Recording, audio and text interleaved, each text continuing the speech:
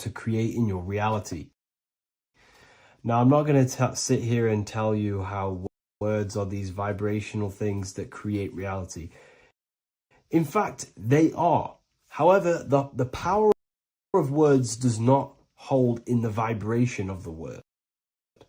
Yes, it has a little effect on plants. Yes, every word is a vibration that speaks to every cell in your body. However, this is not the main power of words.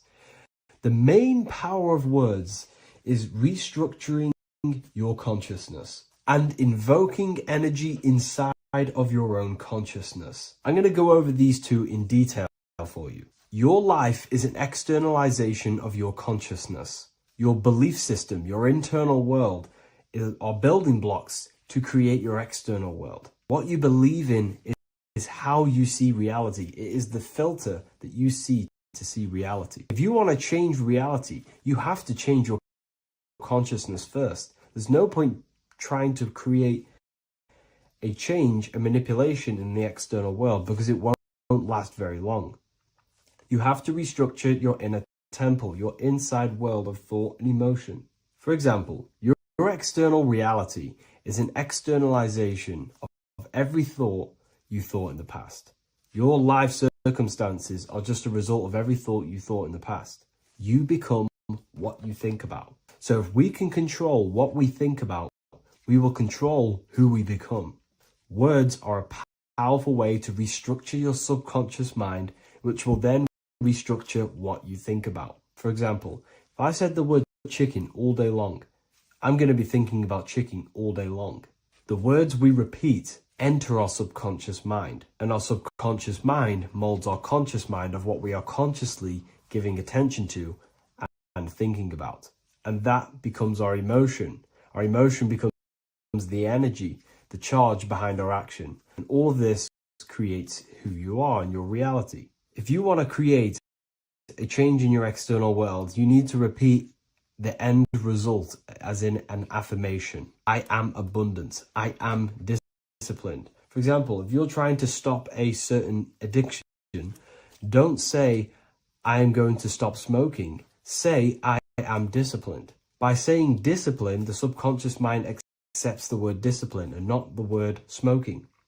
If you repeat smoking, I am not smoking, your subconscious mind will just pick up smoking and then do more smoking. So if you are trying to create discipline in your life and trying to stop something, say, I am disciplined. The reason for this is powerful because you're conditioning your consciousness. You're conditioning your subconscious mind and filling it with the word discipline. And I'm not going to say, do this a certain amount of times a day or do this in the morning. I want you to do this as much as possible. I did this as much as possible. Whenever I had free time, whenever I had a free minute, I would say these words either physically or mentally, just to condition your consciousness. Words are the most powerful way to restructure your belief system and restructure your inner world, which will then mirror in your outer world. Words are also a powerful way to invoke energy. This is why when you see these magic occult rituals, you see people chanting and doing these things. It's because if you slowly chant a word, you can actually invoke the emotion. There are three aspects of creation: thought, emotion, action. Emotion is energy in motion. By repeating a word over and over again, you can actually begin to invoke that energy, that emotion inside your heart. And you can start to feel the reality as if you are already living it. And this is just another powerful way to condition your consciousness to become a certain thing before you have it. This is what magic is. Magic is all to do with reprogramming the subconscious mind, aligning the subconscious with a certain belief or reality, which will then produce an effect in our thoughts, our emotions, and our actions, which will then create that reality. So if you want to create something in your life, literally just repeat, I am something. I am is referring to your consciousness. I am is the highest aspect of you. It is the true self. Whatever you condition in your consciousness will be mirrored in your external reality. I am abundant will condition your consciousness to feel and believe you are abundant. which will then seep into your thinking. And then you will start to act more on this because you are thinking about it, which will then change your external reality. Words are vibration, and vibration is powerful. However, if you truly want to change your reality, you have to change your inner world of consciousness. And words are the best way to invoke feelings to become the reality you want. And words are the best way to condition your consciousness to a certain belief or thought. And by doing this, you're actually creating a root cause. The cause is your consciousness, your mind, and you have to restructure the mind to create that reality. Words are a great way to restructure your consciousness and create reality. If you are struggling with the internal chaos, if you are struggling with emotional chaos, if you are struggling mastering your mind, or if you are isolated from your high intelligence, because intelligent people are not welcomed in our population today. I have created an amazing space, Ethereal University. Check it out. I'll leave all the links below, and I'll see you inside, where you can learn everything you could possibly imagine about occultism, esotericism. I'll see you inside. Mentalism, conscious and subconscious mind. You need to understand that the mind is the root and the cause of all reality. I am mind, you are mind. Every single living creature in this physical plane expresses and manifests mind. We are all the invisible substance of mind. We are all the source, which is God. We are all consciousness, which is mind. Before we manifest something physically, we manifest it within the realm of thought, which is the mind. Thought then manifests into astral imagination. This then gives energy within the etheric plane. Then we manifest it physically within the material effect world. Everything begins in the mind, and this is why the government are called government. The word men comes from the Latin word mans, which is an English translation for mind. We see this word in entertainment, government, mentality. It means mind. Govern means control. They are controlling the mind through information. Information creates perception within our minds, and so do the words that we use and the language that we speak. It all creates perception within the mind. It is our perception that creates reality, and our reality is a level of realization. Your reality is realization. Everything begins in the mind. This is why they are controlling your mind through many different things. Okay? So essentially, they understand how the mind works. So this is why they manifest all things through mentally and not physically. Okay? You have a conscious and a subconscious mind. The conscious mind is what you are consciously aware of. It is the 10% of your mind. It is the mind that keeps you alert. A part of your conscious mind is for survival. A part of it is your visual field. A part of it is your just five senses. It is basically what you are consciously aware of right now. Your subconscious mind is the 90% of your mind.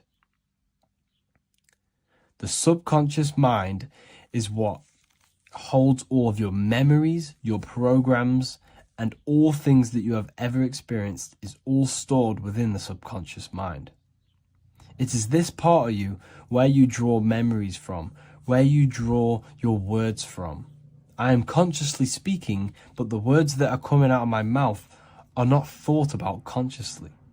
They are coming straight from the subconscious mind, where all programs and memories are stored. It is essentially this part of the mind which is manifesting our daily basis behavior, because the subconscious mind stores the programs which we are operating our life off. For example, if you tie your laces, you do no longer have to consciously do them. Your hands literally just know exactly what to do because you've done it that many times. So essentially, you create these programs within your subconscious mind through repetition and emotion. These are the two main ways your subconscious mind is programmed and installs things that you do on autopilot. The subconscious mind, like I said before, manifests 90% of your daily basis actions and 90% of your daily basis thought patterns. For example, if you were in a car crash 10 years ago and you had a very traumatic event, that car crash and that emotion that you felt in that time impressed your subconscious mind with a program. And even to this day, 10 years later, you are still wary about entering cars because of that program. Even though you may be not thinking about the car crash, you are still wary about entering cars because of that program, because of that emotion impressed upon the subconscious mind. You see, everything you say, everything you think, and everything you feel is telling your subconscious mind, that is what I want. The subconscious mind takes everything literally. Even if you are talking about someone else, your subconscious mind only knows you, and it only knows yes, and it only knows the now, the present moment. So this is why the golden rule back in the ancient days was treat others like you want to be treated. Because the way you treat others is telling your subconscious mind that is how you want to be treated. And this will create subconscious programs within you, affecting you. So, before you go to sleep every single night, what you want to do is to impress your subconscious mind with thinking and feeling of something that you want to become. Become that reality. Think and feel that reality. And by doing this, you are impressing your subconscious mind, and you will wake up in the morning with ideas. Because when you install a program within your subconscious mind, like I said before, it manifests into at least 50% of your thought patterns. So let's say I created a program within my subconscious mind of how to become financially free. Well, I created the program that I am financially free. My conscious mind will start to slowly think about that program and how I can achieve that program, because the conscious mind operates on survival. So if you create a subconscious program of I am financially free, your survival conscious mind will start to operate and think and act on this program subconsciously. You won't even know that you are doing it, but you are. And this is the power of the subconscious mind. You have to reprogram it properly. You have to be careful of the things you think, say, and feel, because all of this is contributing towards molding your subconscious mind, which essentially molds your reality. It draws things to you. So depression doesn't actually exist, and in this video I'm going to show you how depression is actually a choice. And I'm going to give you some solutions on how to deal with it. And this is probably going to change your life forever just by doing this alone. Okay, so the first thing you need to understand about depression is that it exists in your conscious mind. It exists in your thinking mind. So what is inside your thinking mind? You have your body, your name, your reputation, your trauma, your memories, your family, your worries, your interests, your bills, your passion, dislikes, goals, right? Most people identify their lives with this. They identify their lives with their thinking mind. They think they're their name, their job, their reputation, their memories. But this is not who you actually are. Who you actually are is the observer of that. What happens if you stop thinking? What is left? You're left with unconditioned consciousness. You'll leave and what to create in your reality. Now, I'm not going to sit here and tell you how words are these vibrational things that create reality. In fact, they are. However, the power of words does not hold in the vibration of the word. Yes, it has a little effect on plants. Yes, every word is a vibration that speaks to every cell in your body. However, this is not the main power of words. The main power of words is restructuring nurturing your consciousness and invoking energy inside of your own consciousness. I'm going to go over these two in detail for you. Your life is an externalization of your consciousness. Your belief system, your internal world, are building blocks to create your external world. What you believe in is how you see reality. It is the filter that you see to see reality.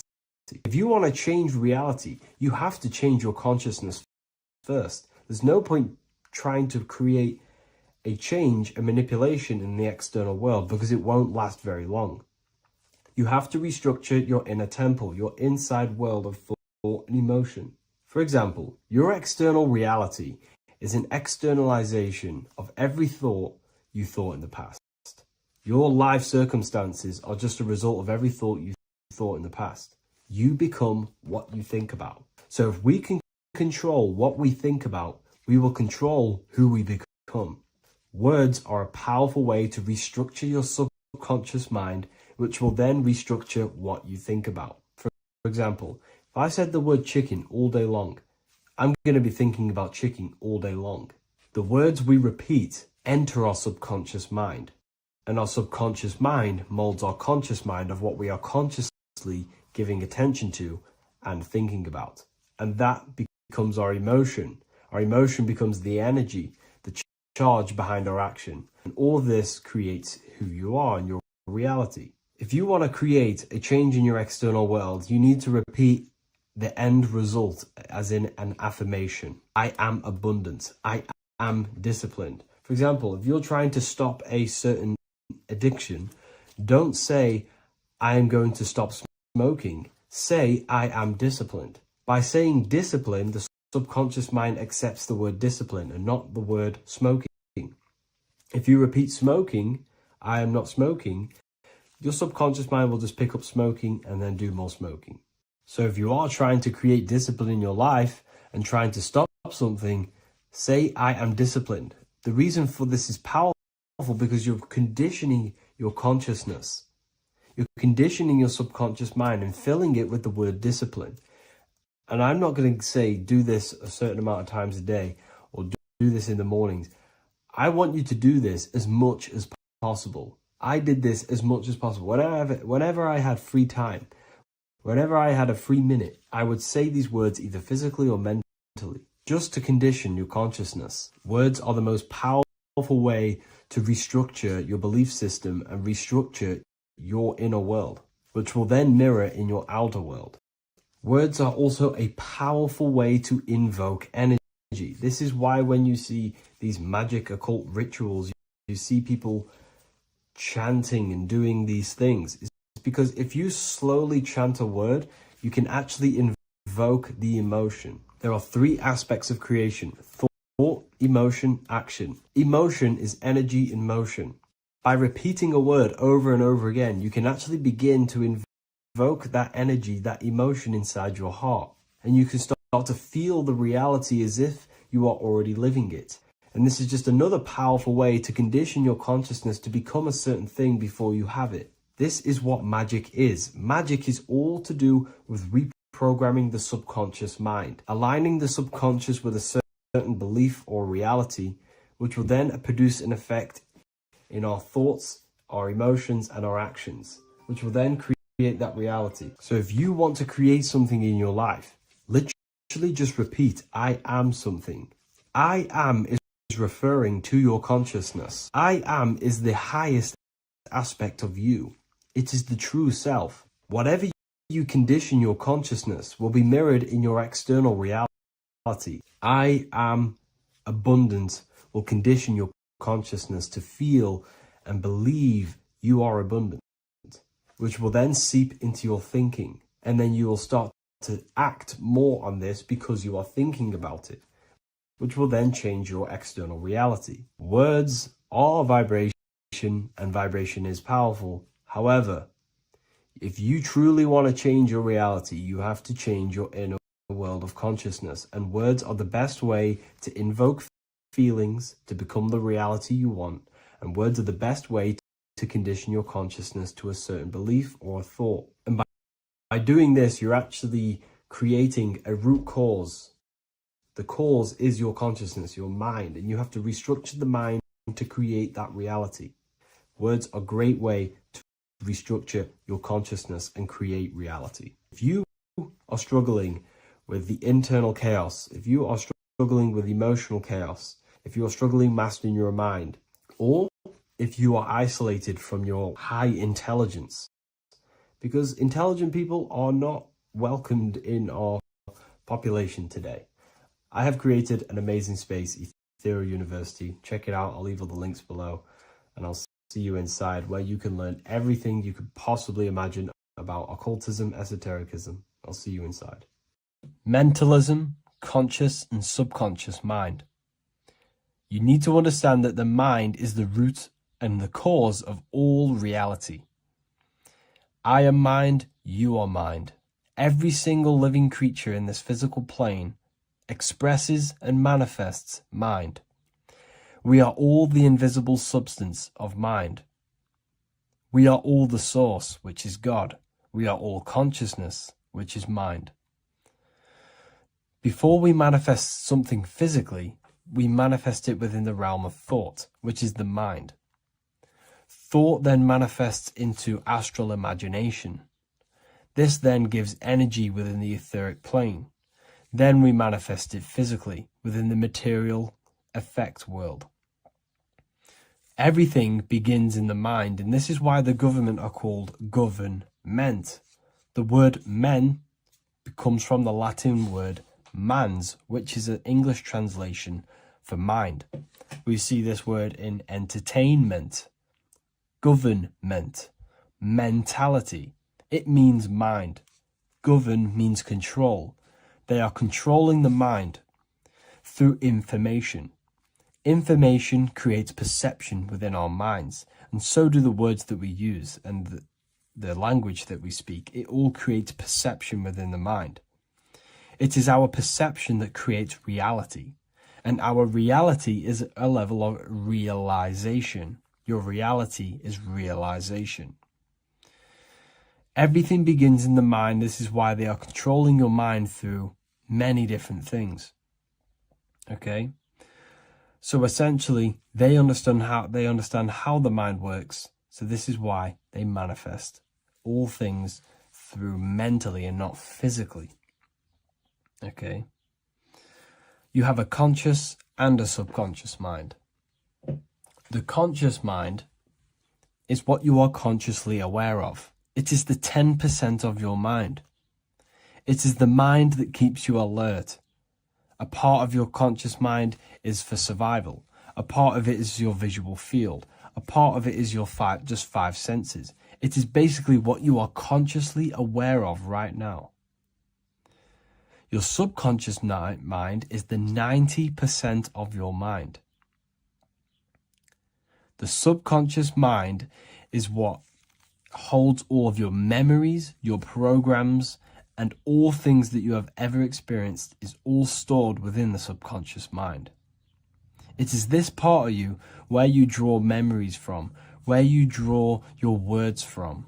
I am consciously speaking, but the words that are coming out of my mouth are not thought about consciously.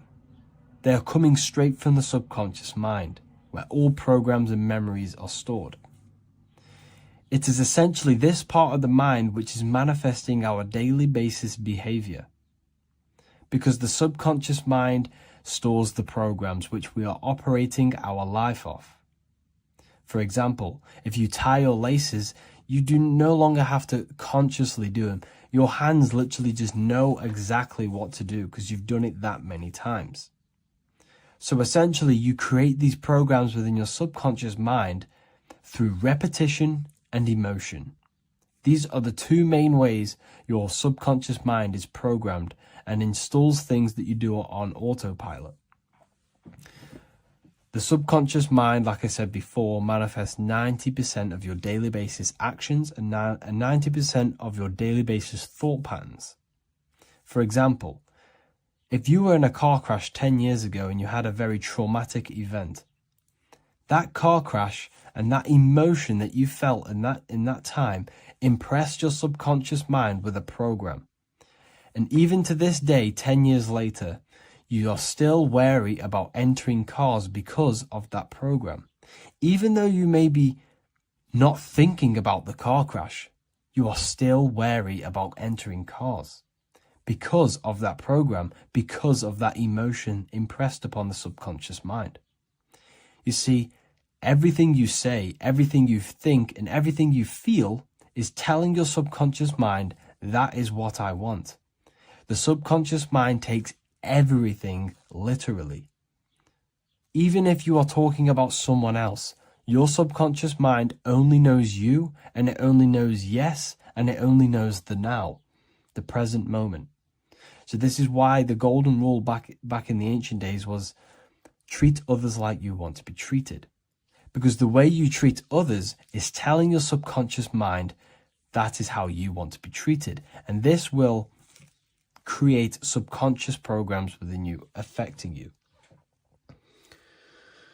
So, before you go to sleep every single night, what you want to do is to impress your subconscious mind with thinking and feeling of something that you want to become.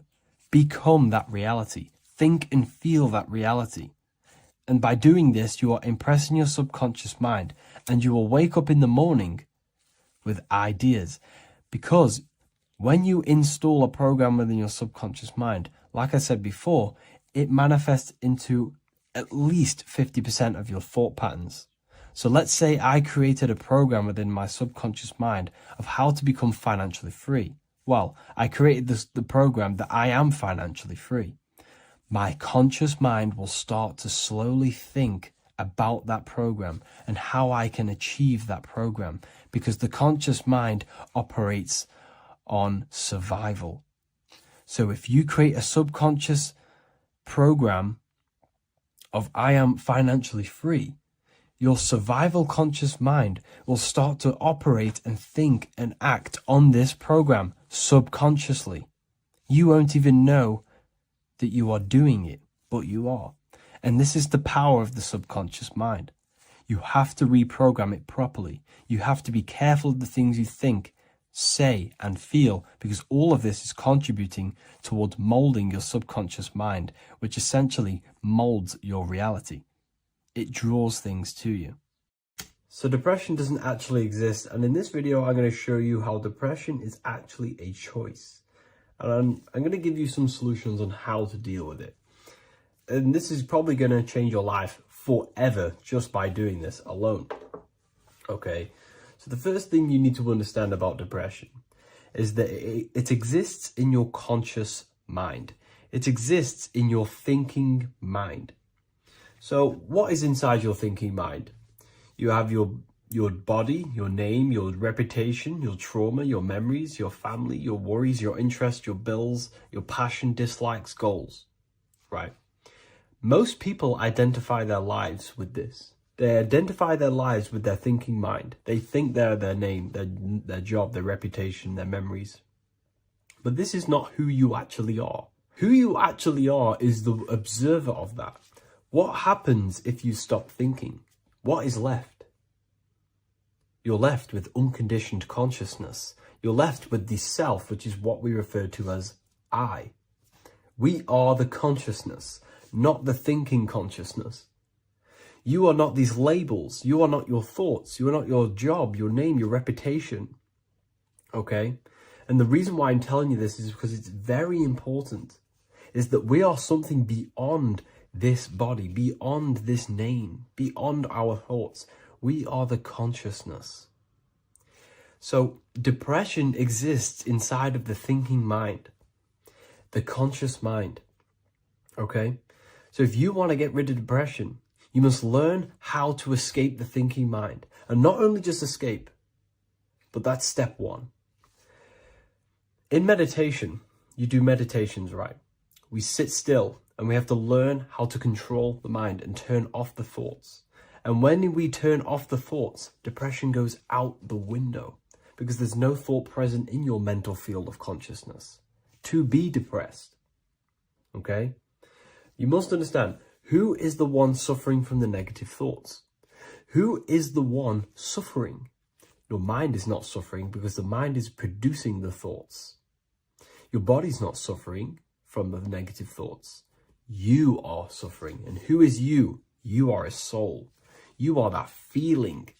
You are that person beyond the thoughts, beyond the feelings, beyond that. You are the one experiencing. You are that. Meditation gives us the ability to turn off the thinking mind.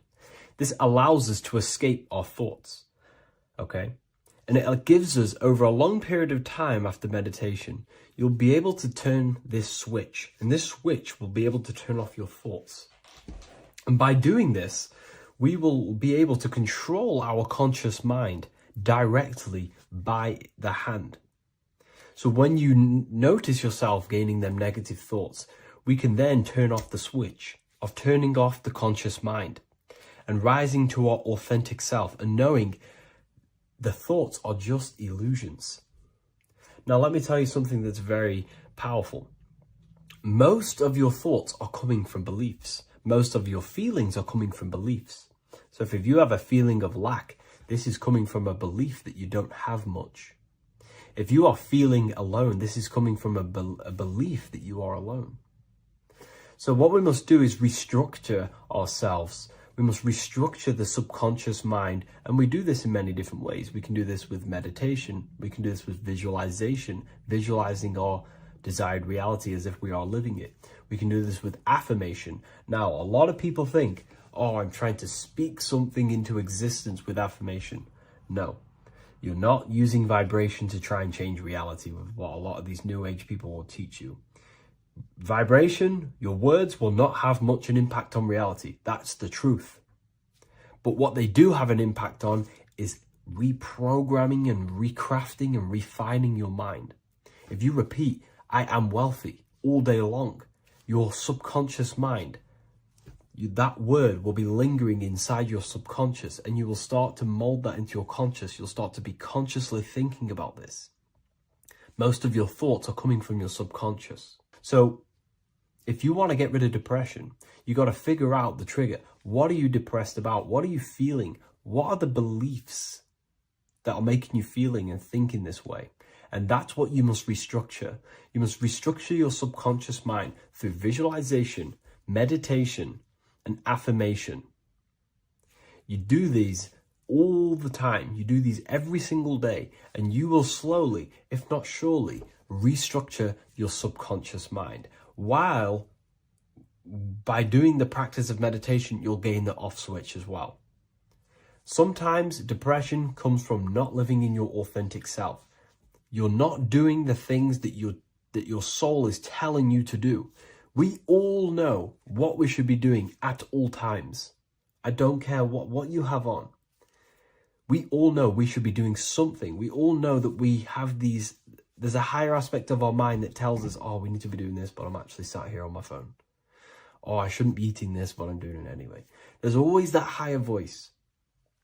And that is the voice that has to be connected to. And when your body's not acting out the voice of the soul, then the soul becomes sadder, and suffers more and more and more.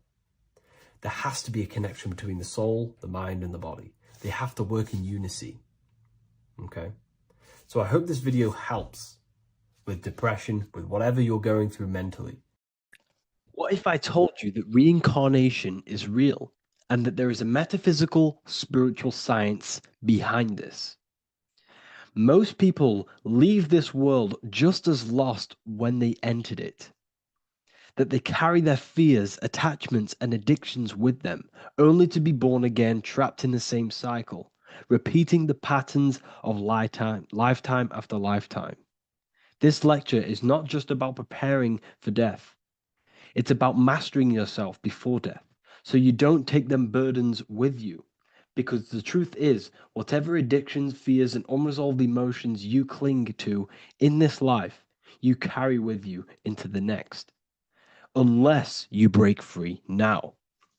You must master yourself before death. Death is not the end. It is the great passage. But how we transition depends on our mastery of the self. This was symbolized by the Ouroboros, the snake biting its tail. Every ending is a new beginning. It's an infinite cycle of consciousness. Now, your human body is basically an antenna tapped in to a stream of consciousness. Just like a radio is tapped into a specific frequency to play that radio. Your body is basically an antenna, a crystal picking up the consciousness of God. You are on an ever-ending journey, a journey of learning and expansion of the mind into new fields of thought. This was symbolized as the Ouroboros. When you die, it is a new beginning. It's a transitioning, not an ending. Everything is eternal in this universe as consciousness is formless and constantly transforms into new forms of life. Let's break down the word death. Death contains the word ether. Now, the ether can be found in the word heart or earth. Ether. Everything in this plane comes from the etheric plane. The etheric plane is the barrier between the physical plane and the spiritual plane, the astral plane. The astral plane is the screen that you have in your mind that allows you to imagine a red apple, for example. This is the imaginative plane where thought forms start to take form. Everything begins as a thought, then the thought form becomes an imagination, then energy, then physical. Everything in the physical plane is a shadow of thought, all objects manifested as thought. You came from the astral. You came from the stars. This is why we say reach for the stars. Or this is why you say you are a star. Cis star, miss star, fraud star, stir is star. And when you become famous, you become a superstar and you gain a star on the Hollywood floor. You are a star. The ether. The ether is the infinite energy source which all things come out of and return back to. This is the cycle of life and death, summer and winter, day and night, sleep and awake.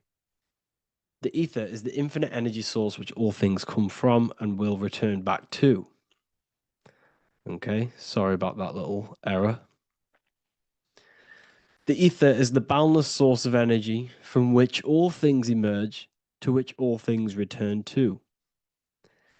We can see this in the cycle of the sun. The sun does this wave of creation. It rises and it falls. We have the day and the night. The daytime represents our conscious mind when we are alert.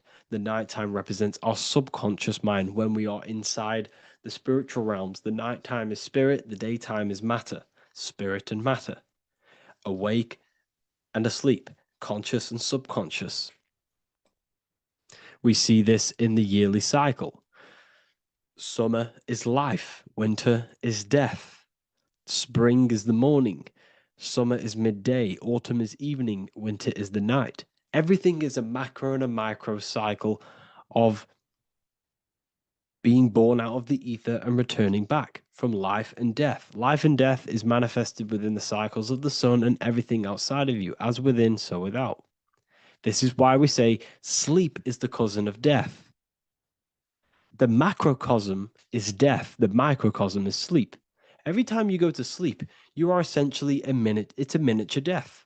You're entering into spirit and then returning back into matter in the morning when the sun rises. Everything is a reflection of the macrocosm cycles. Preparation for death. The first thing we must do in order to prepare for death, for life after death, in order to stop being reincarnated in this cycle of materialism, in order to progress as a soul, because remember, you are a soul in a body. Just like the sun gives power and life to the earth, your soul gives power and life to your body. When you say I, you're referring to the soul. And your soul can be stuck underneath layers of false identifications. Who you believe yourself to be is merely a collection of subconscious programs running within your mind. Now that's very deep. That is very, very deep. Who you think you are is a part of your thinking mind. Your name, your job, your reputation, your family, your friends. These things are not you. They're all aspects of the thinking mind. What happens if you meditate and you turn off the mind? Then all these things do not exist. You're left with the pure soul, the pure awareness, the pure observation. If you turn off the thinking mind, you're no longer your body, you're no longer your reputation, you're no longer your friends, you're no longer your job and your labels. You are the soul. That's the true you, the observation of the mind, not the thinking mind. The ego is the echo. It's an echo of your true self. The ego is your mind's perception of itself, shaped by experiences, trauma, emotions, and beliefs. It is merely an echo of your true soul self. The ego is not you. Your mind is not you. You are the soul. And this is the true self that we must express within our life and we must connect with before we die. Because when we die under the echo, under these false layers of the emotions, the traumas, the experiences, the addictions, the emotional attachments, when we die underneath all of this, when we don't know our true self, the soul is still hidden. The true you is hidden underneath these layers of false identification. We must remove these layers of false identifications. We must remove them. We must destroy the echo. Remember the ego, you never had an ego when you were a child. When you were a child, you were pure. You didn't, you didn't show off things. When you were a child, you were pure. You expressed yourself freely with you didn't hide anything. You didn't hide any aspect of yourself. You didn't suppress any aspect of yourself to fit in as a child, as a baby. Because the ego was not here when you came here. The ego grows with experience. The ego is a false perception of yourself while being incarnated in this material world. It's your mind's perception of itself and it's created through your experience. Remember, you are unconditioned consciousness, and your experiences, thoughts, traumas, emotions, and beliefs have conditioned your consciousness into believing you're only a physical body, but you are the soul. We have to remove these layers. How do we remove these layers? Like I said, the best thing, meditation. Meditation. There is a great meditation that you can do every single morning and every single nighttime. You can sit there and repeat over and over before you meditate. You can repeat that you are not this, you are not that, you are not this. You can label them one by one. Start with, I am not my body, I am not my job, I am not my name, and then detach from absolutely everything until you are left with nothingness. And when you start to meditate, detach from everything. Nothing matters. I am here right now. And what will be left? The only thing that will be left is the language that your mind is using. Now, this is very deep. Not many people will tell you this, but I've lingered in meditation many times. And I can tell you from experience that the only thing left once you detach from everything is the language that your mind is attached to. So whether that's English, Italian, French. Once you detach the language of the mind that that little voice in your head's using, you're left with the soul. Once the mind is switched off, you're left with the soul, and you have detached from all of these external things. You're left with the soul. That's you. That's the power. That's the source of all creation, where everything you've ever done has come from. Every thought, every idea has come from your soul. Number two, that's meant to say number two. Sorry about that. Mental addictions and emotional addictions. Okay. These two are very important. Mental addictions, this could be thought patterns, this could be the labels that we've just been talking about. Then you have emotional attachments, which is maybe you're too attached to an external thing. Maybe you're too attached to your phone. Maybe you're too attached to family. Maybe you're too attached to loved ones. Yes, I'm not saying don't love them, but what I'm saying is do not rely on anything in this world to make you happy, to fulfill your emotional needs. Everything is found within you. You must look within, and if you're looking without, if you're trying to find yourself in the outer world, you'll never find yourself. You'll constantly be looking around in loops. Because nothing, you cannot find yourself in the outer world. Nothing will long term give you long term validation. Seeking validation in the outer world will leave you soulless, leave you feeling empty inside and sad and depressed. You have to find yourself within. You have to detach from everything you are relying on to give you emotional stableness. You have to detach from all. Yes, love your children. Yes, love these people, but do not rely on them.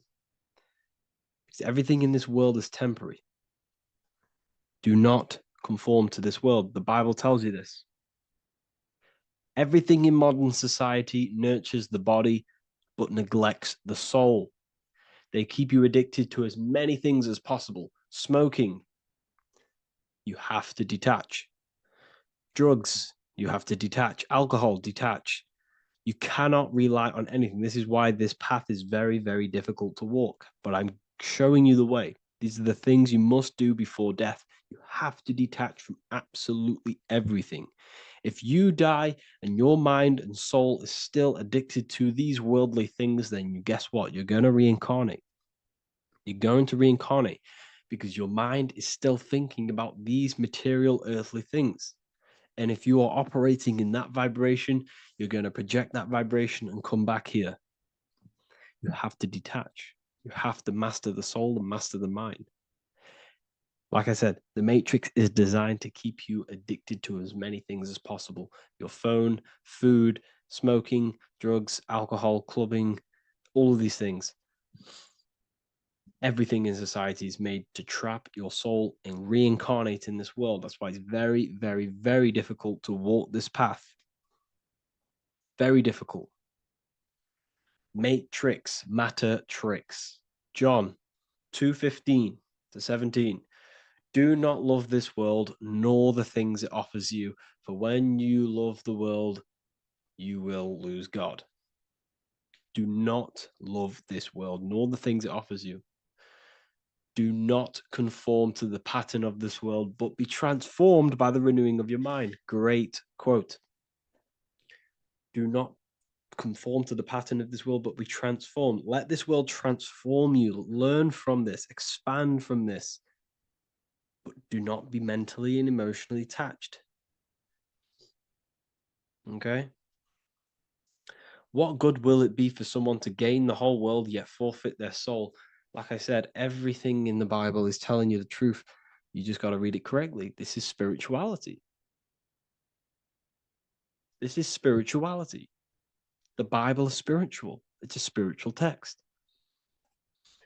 We must disconnect from everything outside of us and connect with the true soul.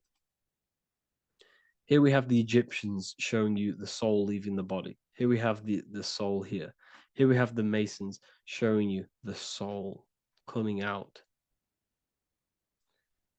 The soul is real. You are the soul. And when you leave this physical plane, you will go into the astral plane. That's where you came from. You came from the astral. You came from the stars.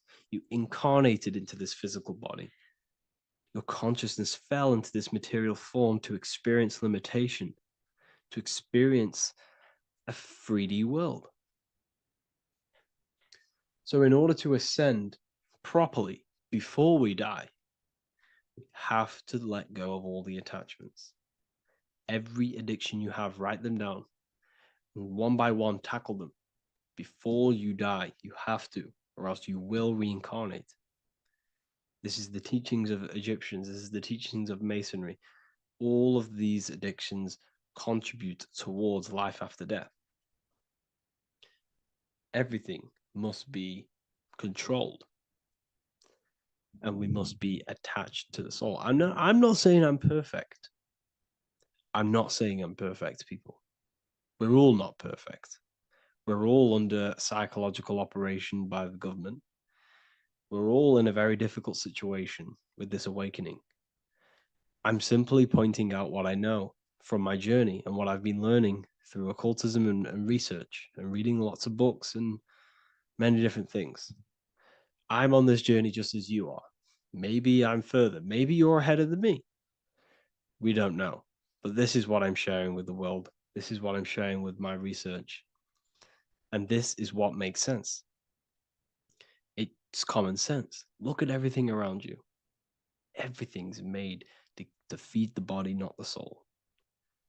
So, my beautiful watchers and fans and supporters, I appreciate every single one of you, and I hope this video has supported your journey.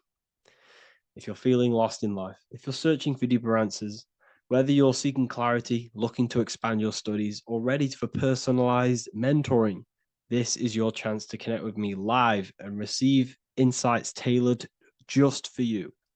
Start your path to self-mastery and enlightenment inside the world's best esoteric school. Your journey starts now. Tap the link in the description if you want to join Ethereal University, or feel free to check out my books. I thank you all, and I really appreciate for 100,000 subscribers on YouTube. I love every single one of you. Make sure to drop a like, a comment, and subscribe to the channel if you're new. Let me know some ideas for, lectures, anything that you want to know. I can make lectures on them. Just drop it in the comments. I appreciate every single one of you. Take care.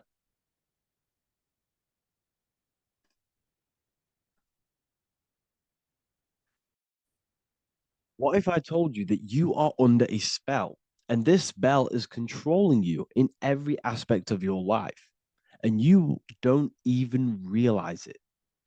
Spells are not what you've been taught. They're not fantasy magic wands that are casted over you. No, no, no.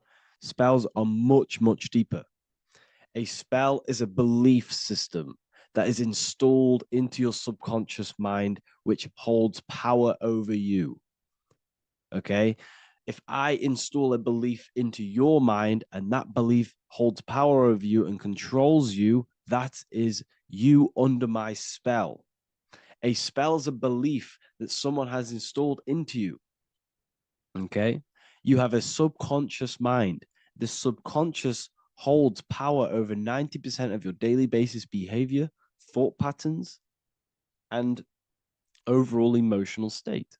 Because the subconscious is the back end of our mind, the mind that we don't really have access to. It's the shadow self where all of our programs, all of our memories, all of our traumas, all of our everything that we've ever experienced is recorded and kept in this vast database called the subconscious. Now, the subconscious is the 90% of our mind. We are only aware of 10% of our mind, which is the conscious mind, which is what you're using now, what you're consciously aware of. But there is a subconscious mind that holds power over your conscious decisions, and you don't even realize it. For example, as a child, you had a very, very traumatic event happen. Let's say as a child, you were not loved enough by your parents. And this feeling of you not being enough for your parents and feeling alone as a child implanted this seed. And this seed was planted by your emotions, a strong emotion. And over time, as you grew older into an adult, this seed grew and grew and grew. And what this seed grew into is you being very needy, you always seeking validation from others. Okay. But you taking this conscious decision 10 years down the line actually stems from this hidden cause within your subconscious mind, within this little feeling, this seed inside your subconscious where you don't feel like you are worthy. So this results in a conscious decision of you seeking validation from others, being very needy from others. Okay. This is what the subconscious is. The subconscious holds power over us. For example, posting on social media. Why are you actually posting on social media? If you take a selfie with your new watch, new car, and you go and post that onto your social media, why are you actually doing that? On the deepest root cause, it's not because you just want to post a picture. No, it's much deeper. It comes from a subconscious belief or a subconscious emotion of you seeking external validation, whether you believe that or not.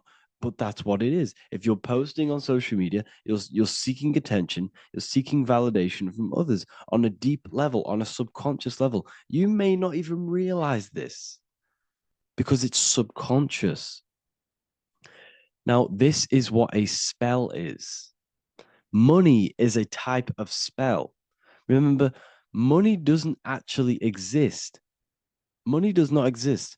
Money is a physical object inside of the material plane. But the physical object has a belief in the mental plane. See, the mind is the highest plane. This is the root cause of reality, the mental plane. Okay? So our belief in our mind has given this piece of paper value and a meaning. But in reality, it's just a piece of paper with a belief behind it. But this subconscious belief behind this piece of paper is controlling your daily basis behavior, is controlling your emotional state and controlling your life without you even realizing it. Without you even realizing that it's all an illusion. Money does not exist. It's the belief that gives the piece of paper a power. And the way we break the spell is by realizing that the money doesn't actually exist. The whole world is under the spell of money, and it's controlling all of us. But the spell is the belief. Once we all wake up and realize money has no value, it doesn't actually exist, it's only a belief.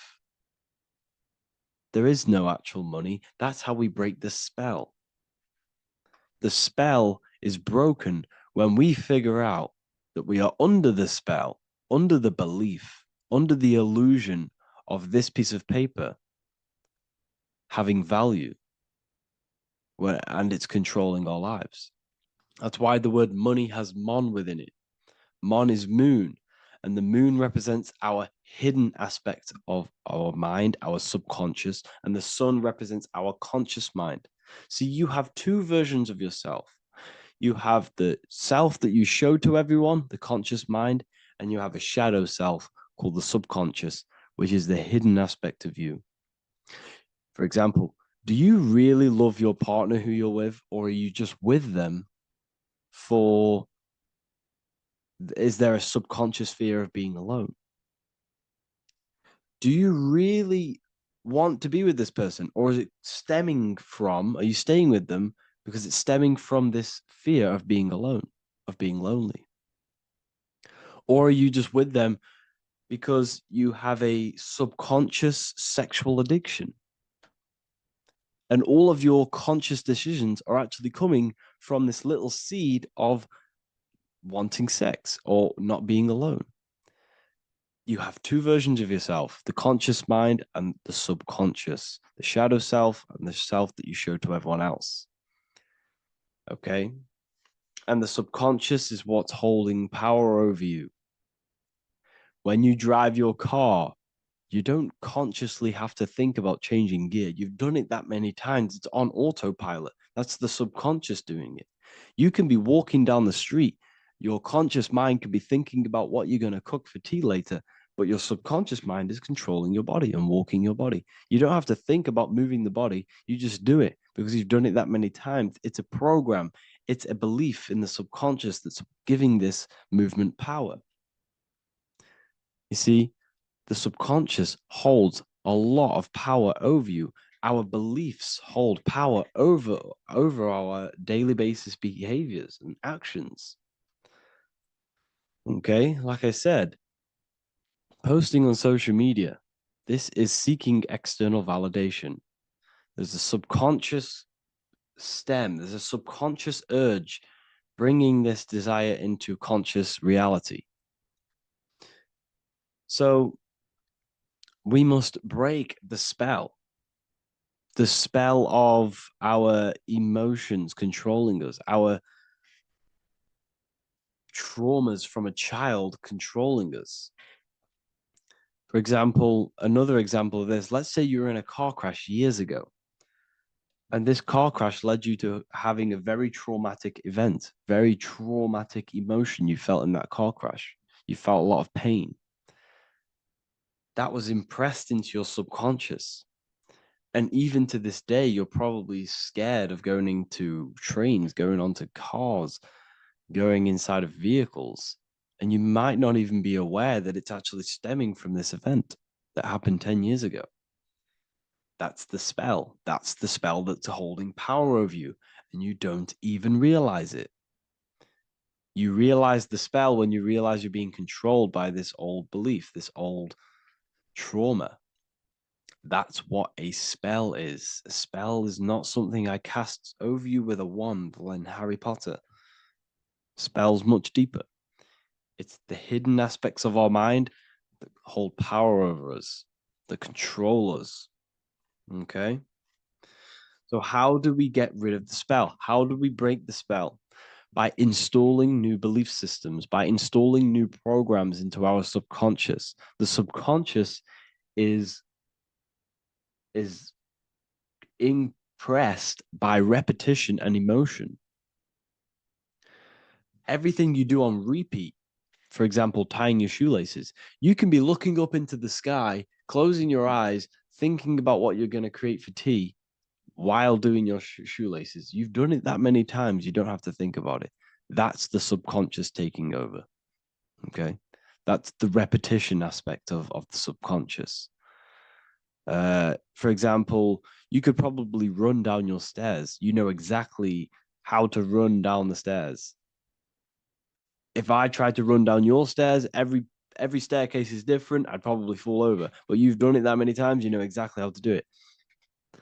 It's what we call ritual. When you have an evening ritual, when you tidy the house, you do your skincare routine, you wash your teeth, that's a ritual. This is what the ancients called ritual. When we do rituals, we're trying to implant something into our subconscious to either remove an old program, an old seed that is controlling us, for a new one that's going to grow into new light, into a new reality. So you can implant messages, implant new programs into our subconscious, which will then grow into a new reality. Okay? Because if I tell you something over and over and over again every single day, for example, if I say, you do what I say every single day I repeat this statement into your ears, about a month or 2 months in, you're going to start to believe in that statement and you're going to start to be under my spell. You're going to start to do everything that I say. So this is what spells are. Spells are subconscious beliefs that hold power over you, and you don't even realize it. So we need to remove these old programs we have that are controlling us for new programs. And we do that through ritual, affirmation, and imagination. Repetition and emotion is key to impressing the subconscious. They are the two ways that spells are created, that programs are created. The subconscious only knows the now, and it only knows you. So every word you say is a spell. So when you call someone else a name, you're calling yourself a name, because your subconscious takes everything you say as truth, because it only knows you. It doesn't know anyone else. So every night we can do affirmation. We affirm the reality we want. This is what we call a ritual. We sit down or we stand up, whatever it is. You affirm the reality you are, I am statements. And then you imagine that reality. And you do this over and over again, every day, twice a day, 3 times a day, however many times. And this will cause repetition. This will install a new belief system into your subconscious, which will then start to show in your external reality. It will start to put you under a spell of the new program. For example, If I install into my subconscious that I believe that I am rich, every single night I affirmate that I am rich, I am wealthy, I am free. And then I do a ritual. I start to imagine this reality. Every single night, I do these two things on repetition, and I start to feel the reality and imagine the reality. Over time, I'm going to start to believe that I am rich, that I am free, and I am wealthy without having the physical reality. And what this will do is that it'll implant a message deep within your subconscious mind. It will plant the seed of this belief. And this belief over time will grow into 90% of my thoughts, 90% of my actions, 90% of my words. My words, my thinking will change due to this new belief. I may not even realize it, but I'm looking for more opportunities to make money. I'm speaking to more people because of this belief that I've installed. This belief has triggered new ways of thinking. My mind, my conscious mind is now only operating to fulfill this belief. And my conscious mind might not even be aware of it. You won't even realize that you're manifesting this belief of being rich. And that's how it happens. You implant the belief within your subconscious. You implant the spell into your subconscious, which will then gain control over you. So we need to make sure we're removing the negative spells, the negative programs that are controlling us for new regenerated ones, for new ones that are going to create new realities, a better life. Okay? You don't want negative traumas, negative seeds controlling you and growing into your life. If you don't cut them off, they will continue to grow and grow and grow. Your anxiety will get bigger and bigger and bigger. Your depression will get bigger and bigger and bigger. But it's all actually stemming from one belief system or one trauma. Okay? So this is important. Everything in this physical plane is an effect of the higher planes. It's a shadow of the mind. Everything we think, all physical objects began as a thought, then an imagination, then energy, then a physical reality. So we must change the mental plane. We must plant seeds into our mind to change down into our physical material life. It's about manipulating this higher plane so we can create change and effect in the physical external material plane. That's what magic is. This is what spellcasting is. This is all what it is. It's not fantasy. This is the manipulation of the higher planes of consciousness, which your mind has access to. You have access to these higher planes. Okay? This is exactly what I teach in my university. I teach different rituals. I teach specific rituals to get rid of certain things, certain belief systems. I teach all different rituals, all different ways for you to create your own reality and live the best reality you want.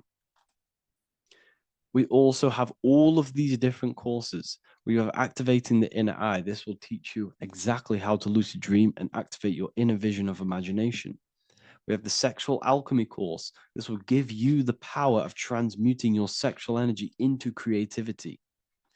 We have electromagnetism studies. We have esoteric exchange, an exclusive live call that we do every single week. And I connect with all of the students. They can ask me questions, can speak with me one-on-one inside of these live calls. We have the real numerology section. We have the health section. We have a lecture section. Look at all of these lectures we have on occultism, symbolism.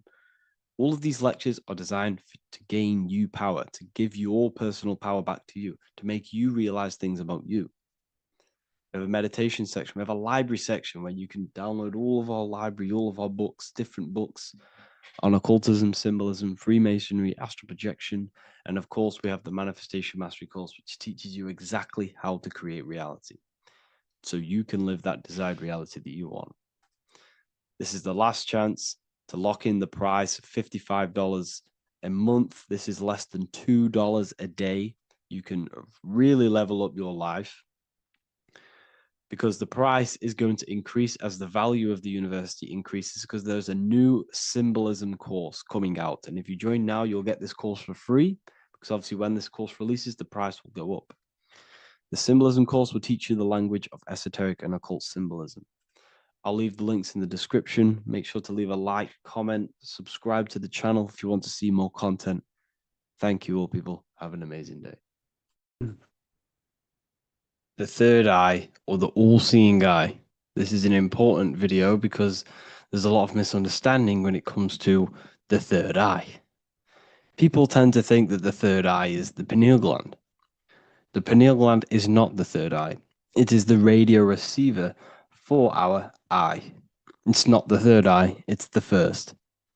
It's the eye where everything begins. So the pineal gland acts as a radio antenna or a radio receiver, because the pineal gland has crystals on it. And crystals are used in your phone, they're used in radios, because they pick up and transmit frequency. So the pineal gland is the radio receiver for the higher consciousness, for the thoughts, for the commands that come from within. Before you move your body, it begins mentally in the eye.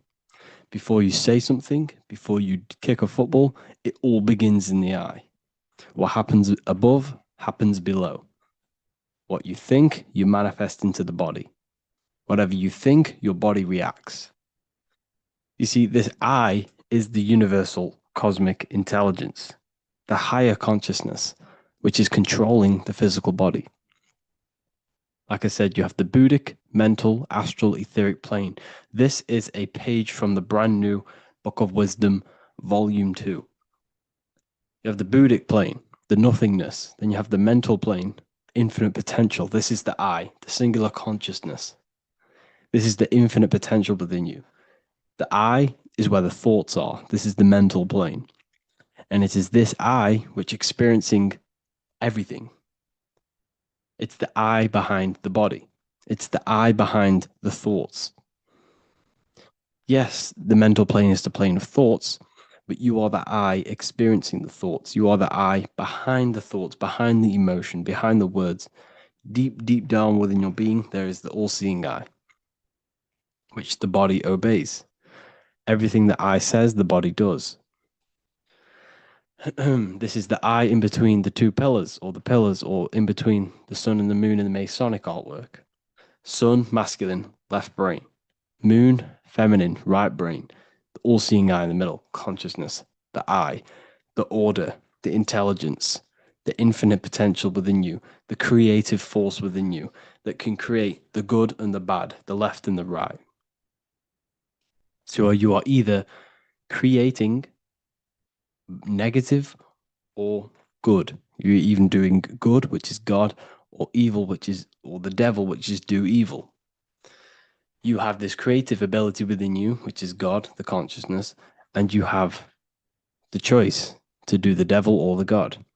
So the third eye is the human mind. It's the mind. It's the infinite awareness, infinite potential within you.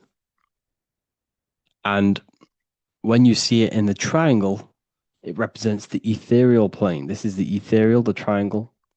This is the eternal. This is the material. Because the physical plane is the box. It's the square. That's why we say think outside of the box. Because you got to think outside of the box to awaken your divinity. You see, humans have been given the tools to awaken to their true divinity. No other animal on this planet, or whatever you think it is, on the earth, has the ability to have self-awareness.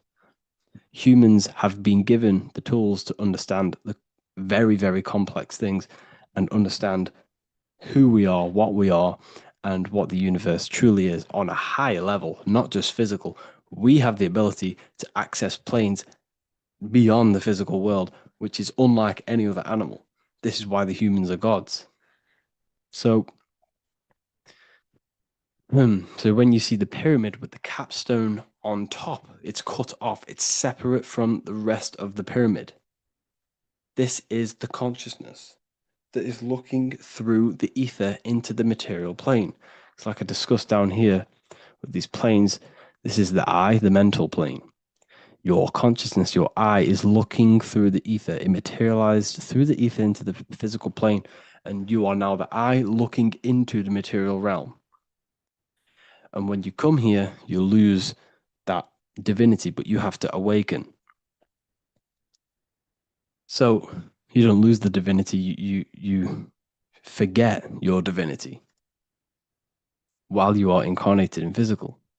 So when you see the triangle with the eye in it, this represents the eye looking through the ether. It's materialized, but it also represents, when you see it's illuminated like this and it's separate, because this is separate from the physical plane. The consciousness within you, the thought within you, that intelligence within you, that voice is separate from this physical world. And everything above manifests below. Everything what happens in this realm of consciousness, of thought, manifests into the physical plane. It's separate.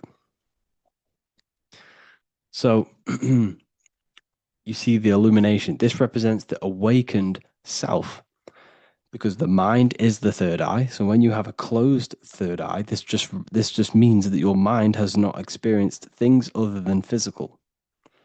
When you expand your mind, expand your consciousness from having an out-of-body experience or a mystical experience where you had experienced a higher plane of consciousness or a higher level of consciousness, this is now an opened third eye, which is an opened mind.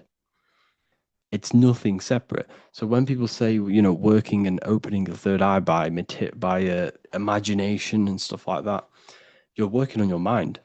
And to open your third eye, you do need to work on imagination, mental discipline, and all of these higher faculties, which we'll go over in another video. So that your mind has higher faculties which you need to work on. Visualization being one of them, imagination, and mental willpower. We'll go over that. But the illuminated eye in a triangle represents the illuminated mind, the awakened mind that has self-consciousness, is conscious of itself, and it's experienced higher planes of consciousness. Like I said, the I and the I.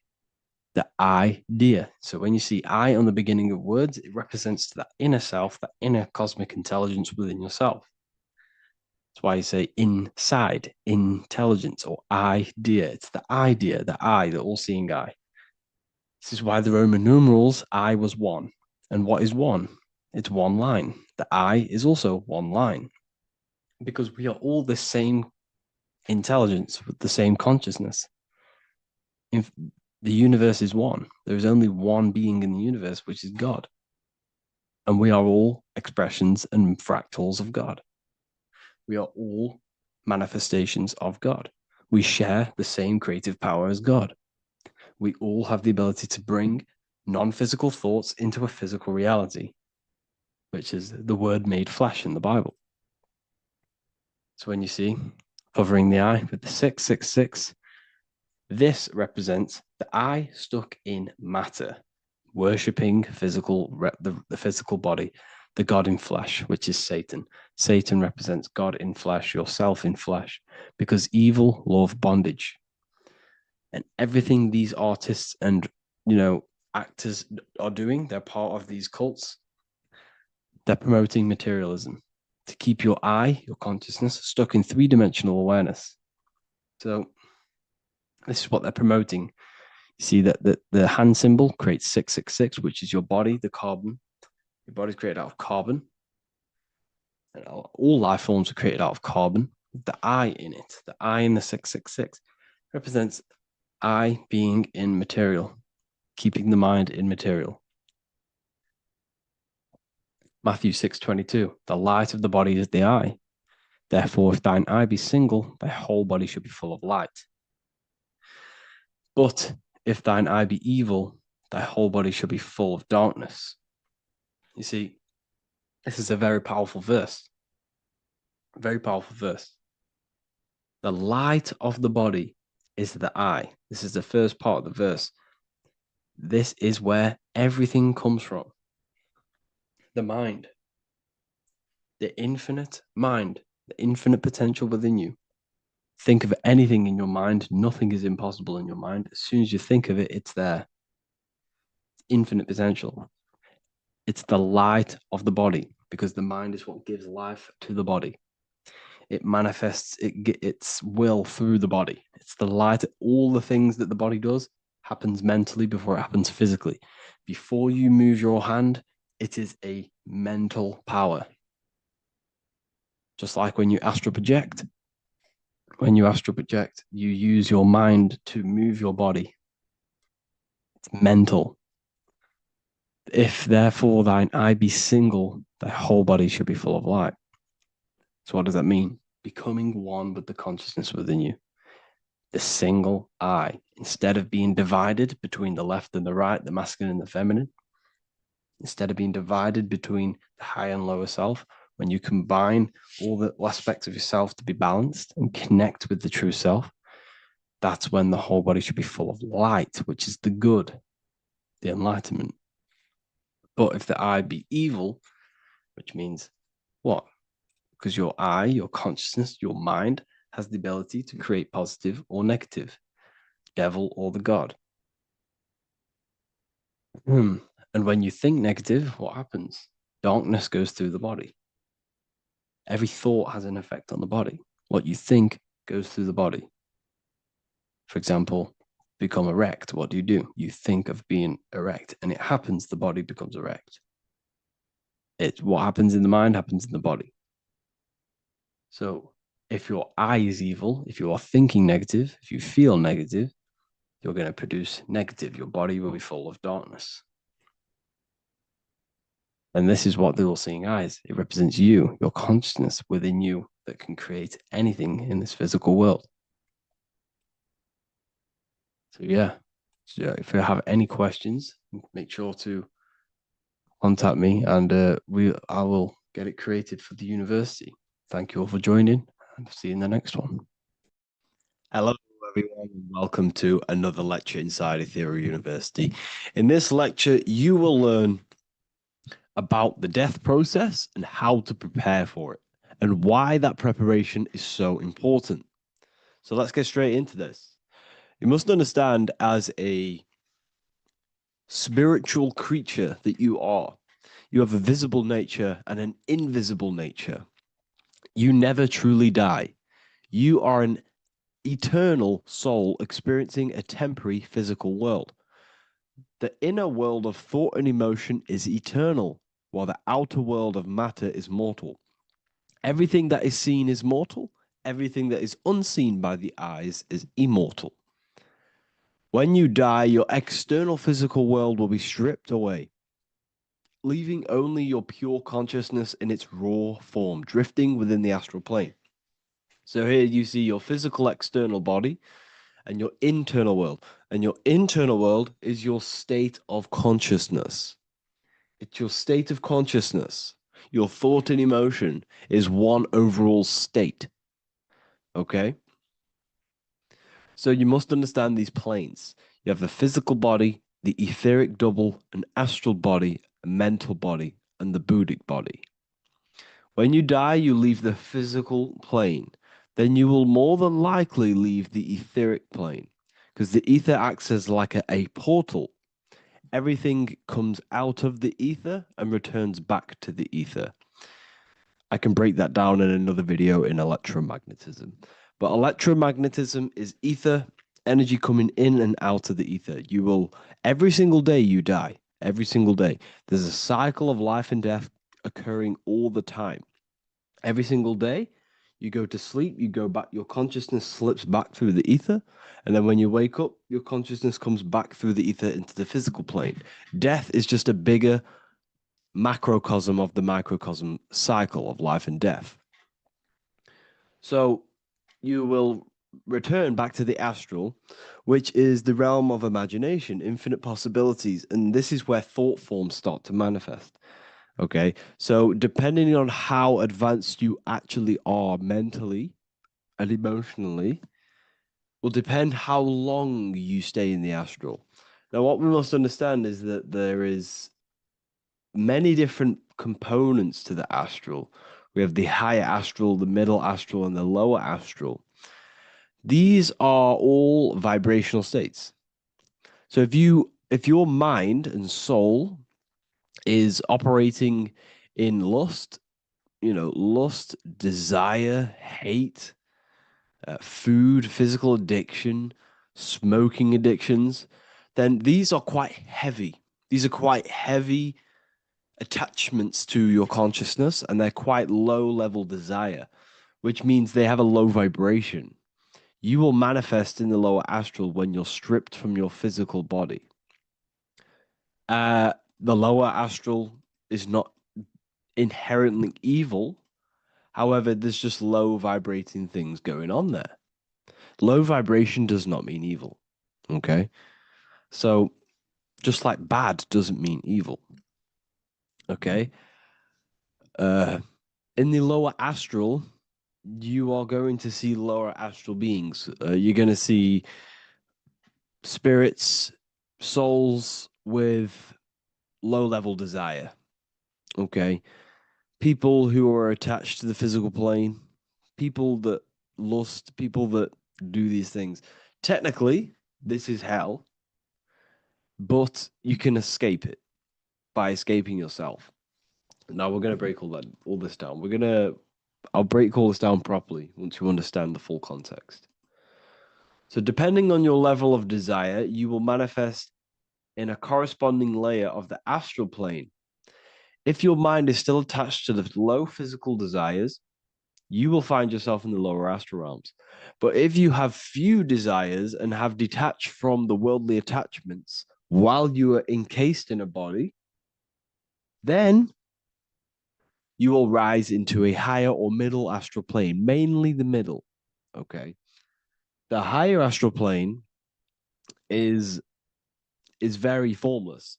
So as I broke down here, this is, well, the physical plane is the lowest dimension. This is the most form, the most matter. It's quite heavy. The higher you go, the lighter it becomes, the more fluid, the more formless it becomes. So you see here it says denser down and lucidic up. So this is more lucidic in these higher realms. This is more dense in the lower realms. So this is why the ancient Egyptians were always talking about, I'll show you this. This is showing you death. So first of all, we have Anubis, which represents death. Here you have the heart, which represents the soul. And here you have a feather. And this is a scale. You see how this is a balanced scale? So what this is symbolizing, this represents death. This represents your heart, and this is a feather. So when you die, your heart must be as light as a feather, which means your emotions, your soul, should have no attachments to the world. It should be light. It should be detached. This is why the word light and light are the same. Light is in heavy and light is in very bright. Because when you're less attached to the things, your soul shines. You're authentic. You're light. You're very bright soul. And you have no attachments. Your light is in not heavy. So you must detach from the worldly desires. We have to detach from the smoking, the food. This is why we should fast. Smoking, this is why we should detox. We should also meditate. We should also be able to sit with ourselves for long periods of times. Okay, I'm going to break all this down properly. But that's why the Egyptians show you the symbolism here. Okay. So you're stripped of your material body. So that state of consciousness you're in right now, your inside world, if you shut your eyes, that state you're in, that is what you're going to experience when you die. Okay. And you're going to be manifested into the astral. In the physical plane, you can mask or hide almost anything. But in the spiritual realm, you cannot. The astral body, your thoughts and emotions directly shape your spiritual body, your astral body, revealing your true inner state. So your desires that you can hide in the physical plane, your emotions, your thoughts, you can't hide any of that in the spiritual plane, in the astral plane. That will directly shape who you are, your color of your astral body, and your astral body as a whole. So here we have Kim Kardashian. If you could see this lady's astral body, you would run so far that you would be horrified for the rest of your life.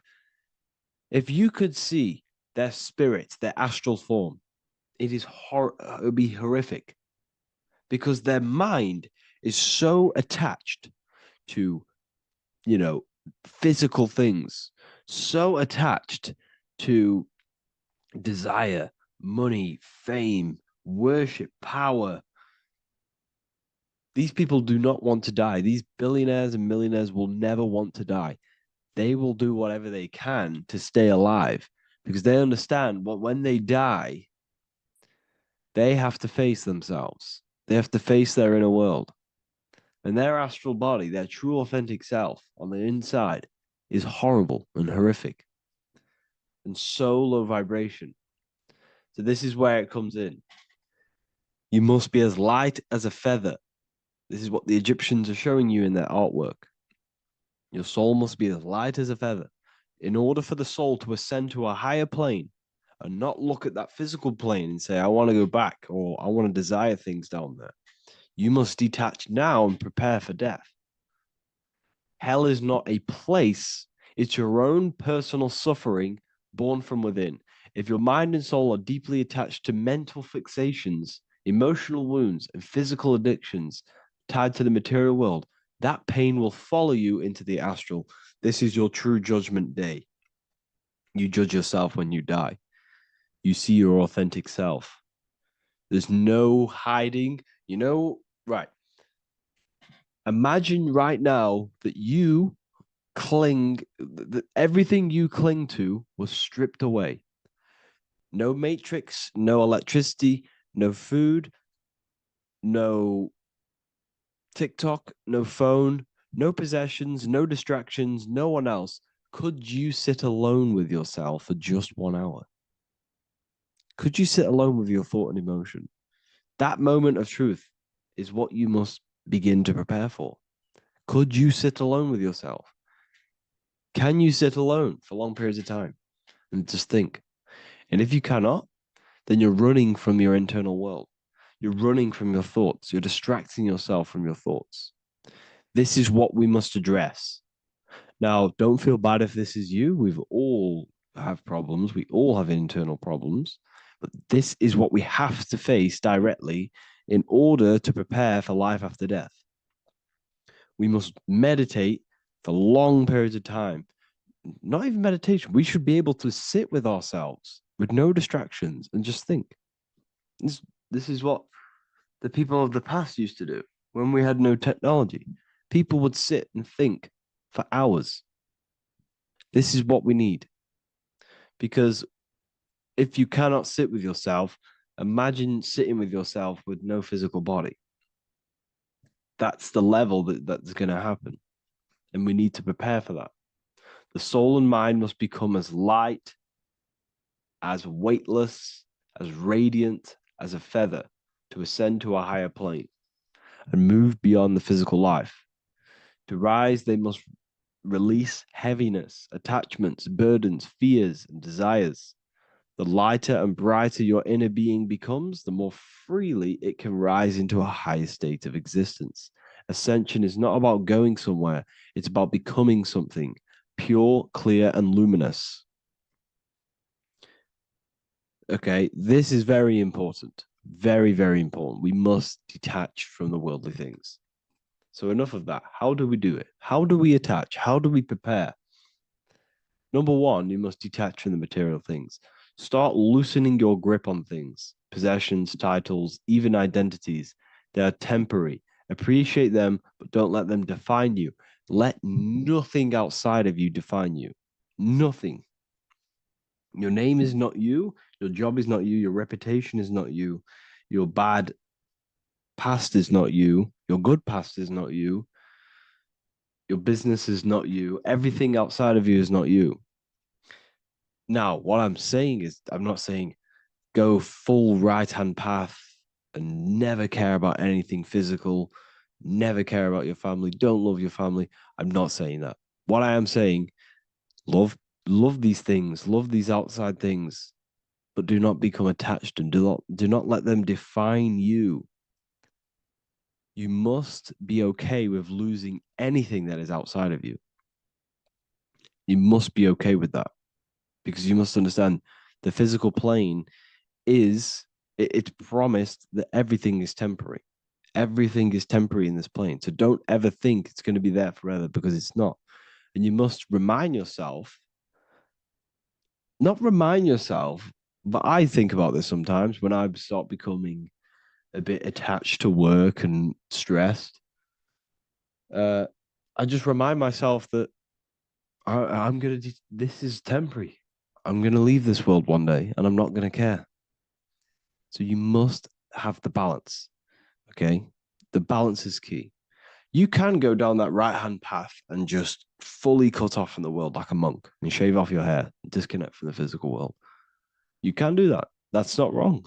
There's different paths in life. You have the left hand path, purely physical. You have the middle path, which is balance between the physical and spiritual. Then you have the right hand path, which is monk mode, where you fully disconnect from the world.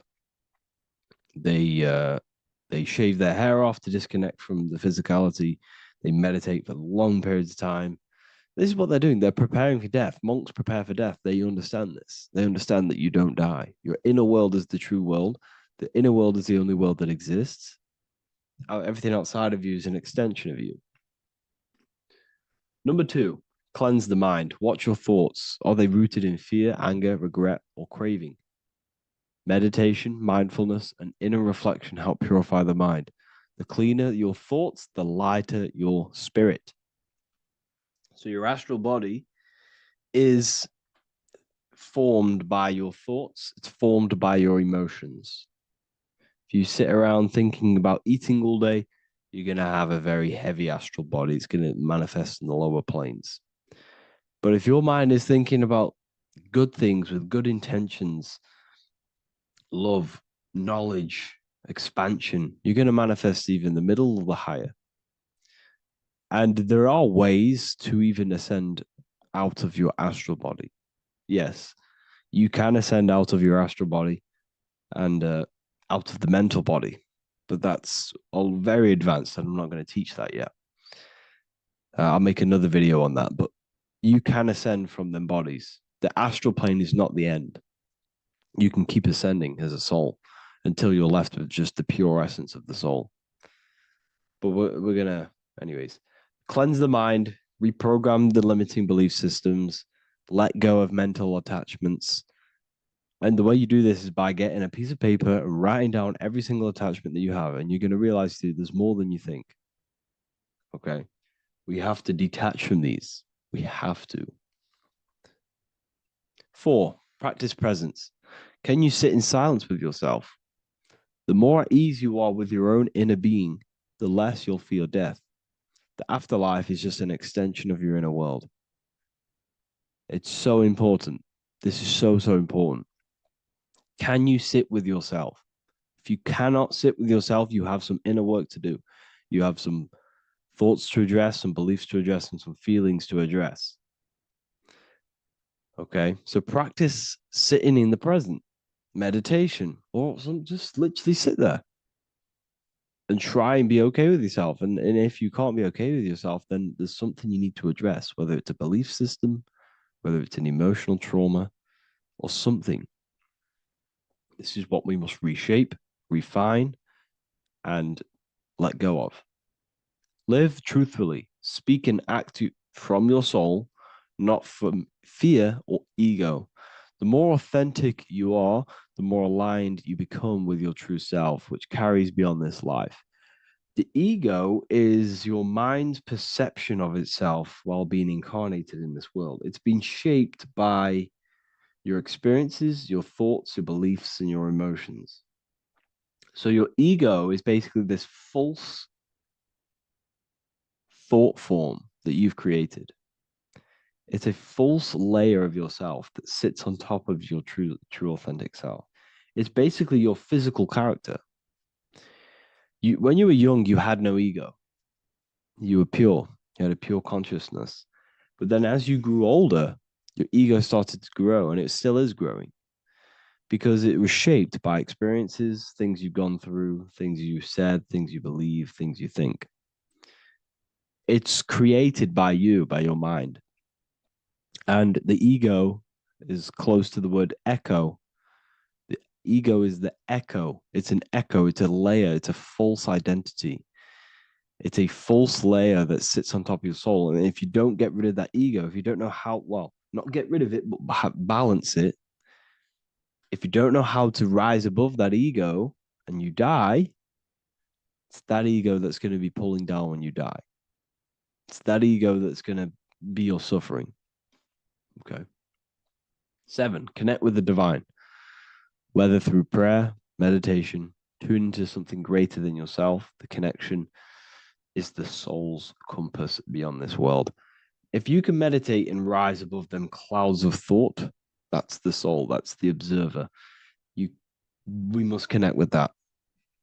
Okay, this will definitely help with just allowing yourself to connect with your true self. Meditation's great because you can just fully detach from the world. And the more you meditate, the more you can prepare for death. A powerful way to cultivate detachment is through daily detachment meditation, done either at night or in the morning or the first breath upon waking. Or do this as many times as possible per day. Start by physically grounding yourself in the present moment. Say out loud, I am here right now, nothing else matters. Let that phrase draw your awareness into the now. Just keep saying it until you're present. Then begin to slowly list everything you identify yourself with, one by one. I am not your body. I am not my body. I am not my name. I am not my possessions. I am not my house. I'm not my children. I'm not my everything. I am not my thoughts. Release each layer gently. Imagine, if you want to, if you have a good imagination, imagine placing these things into a big box. Placing your body, placing your name, placing your possessions, placing your house, your car, your thoughts, your beliefs into a box, and then shut that box. If you have a good imagination, do that. That can help. And you'll be left with yourself. And you're not even that. It goes even deeper. Eventually, you'll reach the mind itself. Detach from the language that the mind is even using. Now, that's very difficult. And not many people have ever thought about that, and they've ever even been there. Detach from the language that the mind is using. Think about that for a second. Your mind is not what you actually think. It goes very deeper. Your mind is not that little voice. It's that voice that the language is using. So even the language is a spell on your mind. Okay, it's an attachment. Eventually, you'll reach the mind itself, detached from the language it uses, the voice in your head, the need to define. What remains is something beyond thought and beyond words. I can't even describe what's left, because words, once the language is gone, it's purely metaphysical. All I can say it is pure awareness, and it's symbolized. This is why symbols are so amazing, because they can symbolize things that are beyond words. A flame, it's just a flame, and you won't be able to understand that until you've been there. It's just a flame. It's pure cause. Words can't describe it. You'd have to experience it. Connect with this essence daily. This is truly who you are. So this is a great way to detach. We can do these detachments every single day during meditation. This will definitely help over long periods of time. Of course, you're not going to be ready tomorrow for death, but just try and prepare for these things. This is the whole reason people used to meditate. It's the whole reason why people do these spiritual practices, because they understood that this plane is temporary and your soul moves on from this plane. And you'll never truly believe in the soul until you experience it. So I can show you these things, but you must go out and experience it. The soul is real, but you won't understand unless you cast off everything else. Okay. So I hope this video helps. It's a very deep video. I'm going to be making more of these stuff, of more self-mastery. And of course, we made the self-mastery section now, so I'm going to start filling up this place with lectures. And I think it's a great time to start this because a lot of people have been asking on how to master yourself, prepare to death. So, hope this video helps. See you in the next one. What if the word Yahweh is proof that God is embedded in our very own being? Stay with me because what I'm about to show you might change the way you see yourself forever. Today's topic is decoding the mystery name of Yahweh, the sacred name of God from the Hebrews. By the end of this video, you'll uncover the true meaning of the word Yahweh and how your connection to it unlocks your own personal power. When we look at the word Yahweh in Hebrew, we flip it on its side. We're actually looking at the human body. These are the legs, this is the torso, here are the arms, and here's the head. So if we actually switch this on its side, we see the human body. The Hebrew name Yahweh often translates to I am. The I am. Now, what is the I am? The I am, when you say I, you're referring to your highest self. Everything with the letter I in the beginning, most of them words are referring to our inner self, inside, intelligence, internal, in. The I represents the inside self, the invisible self. You cannot see the I am because this is the spirit, this is our consciousness. It's the intelligence controlling the human body. When you say I, you're not referring to your name, your job, your reputation, your ego, or your thoughts. You're referring to the observer who is beyond the thoughts, the one who's observing the thoughts. That's the soul. Look at the word Yahweh, Yahweh, the sacred name of God. Yahweh can be observed in the natural rhythm of the human breath. When inhaling, we subtly hear Yah. When exhaling, we hear Way. Do this yourself. Breathe in through your nose, you'll hear Yah. Breathe out, you'll hear Way. And in fact, the letter H, H, when it's pronounced, it carries the soft sound of wind or breath, a gentle exhale that mirrors the very essence of life, giving air. Breath is the spirit of life. It's what connects us with consciousness. If we stop breathing, we lose consciousness. The body shuts down. We're breathing the spirit of breath. We're breathing in the spirit of life. It's the very essence that gives us physical existence, and we're constantly staying connected to this breath at all times. Now let's look at Yahweh. 1, 2, 3, 4. There are 4 letters. The Tetragrammaton is the 4-letter Hebrew name for God. Okay? Tetra, meaning 4. We have 4 gospels of Jesus. Jesus is depicted with a cross with 4 sections. Jesus has the 4 sacred animals around the side of him, always depicted with these 4. A bull or an ox, an eagle, a man, and a lion. These are the 4 fixed signs of the zodiac. Aquarius, the man, Scorpio, the eagle, Leo, the lion, Taurus, the bull or the ox, which are related to the elements.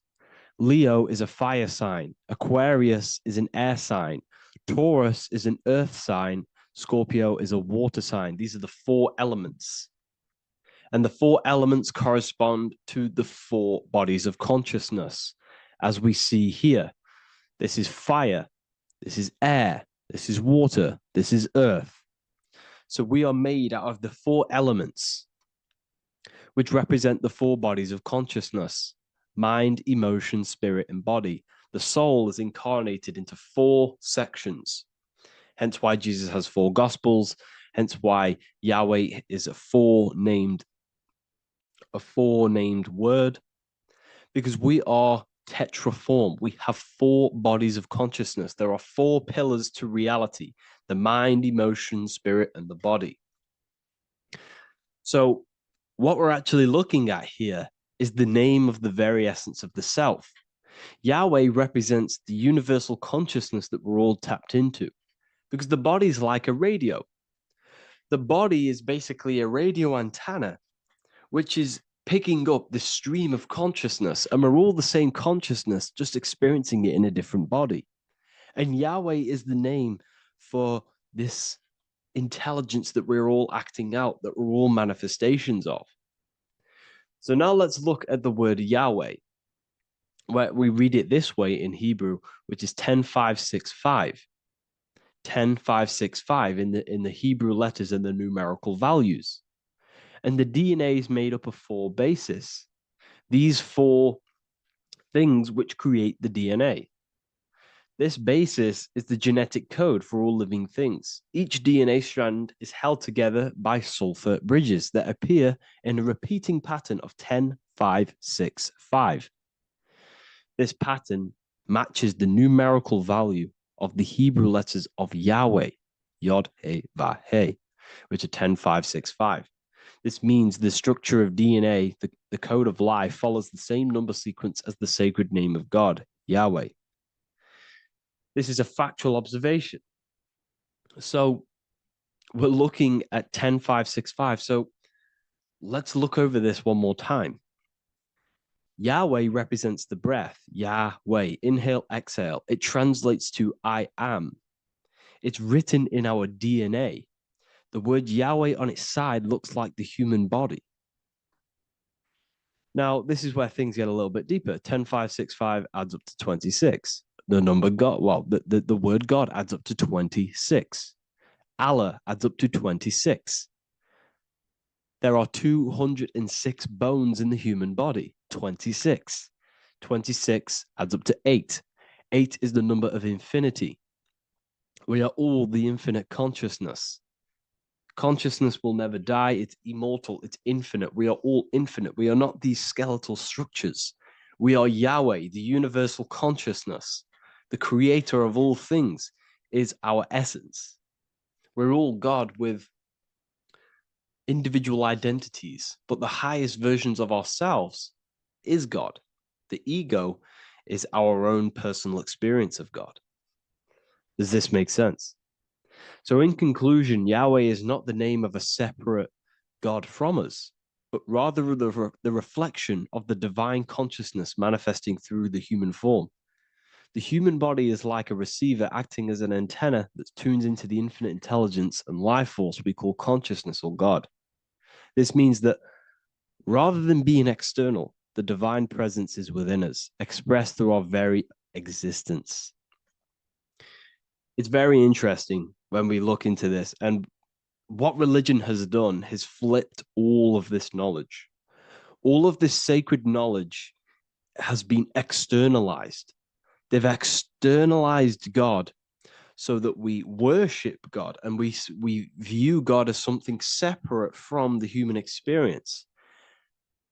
They do this so that we don't find the God within us, so that we don't find that we have the power of creation. The mind is the creative force of God. The body is the will to act out that thought. They don't want us to figure out that we are creators and we're all creating our own earthly experience. We're all projecting this reality. And they don't want us connecting with the divine intelligence within us because they want to be the creators. They want to keep this knowledge. They don't want the masses to wake up to this powerful knowledge. So what they've done is that they've taken the scriptures, they've externalized it so that we start worshiping and giving away our power to these external things. And when God is external, we start to fear God because we start to think that God has power over us. He can send us to hell or heaven. So this is what's going on. They've been externalizing this for thousands of years to keep us in a suppressed state. Okay. Humans are very advanced because we possess self-awareness. We possess the ability to move our awareness and our thoughts outside of the instinctual nature. For example, a cat or a dog. These things can only live in their instinct. They live based on instinct. They smell, they eat. That's pretty much what they do. But humans, we have the ability to rise above that nature and turn to our infinite selves, our higher selves. We can move beyond our instinctual nature and create very advanced things. That's why humans are made in the image of Yahweh. We are literally God in human form. So this is what we all need to realize. And I hope this video has helped. Please leave a like, a comment on inside of the description. I'll have some links to my books and my university. The people who have read them have just absolutely changed their lives. You could probably see that in the comment sections if someone leaves a review of the book. We also have Trustpilot. But yeah, I thank you all. And I'll see you in the next one.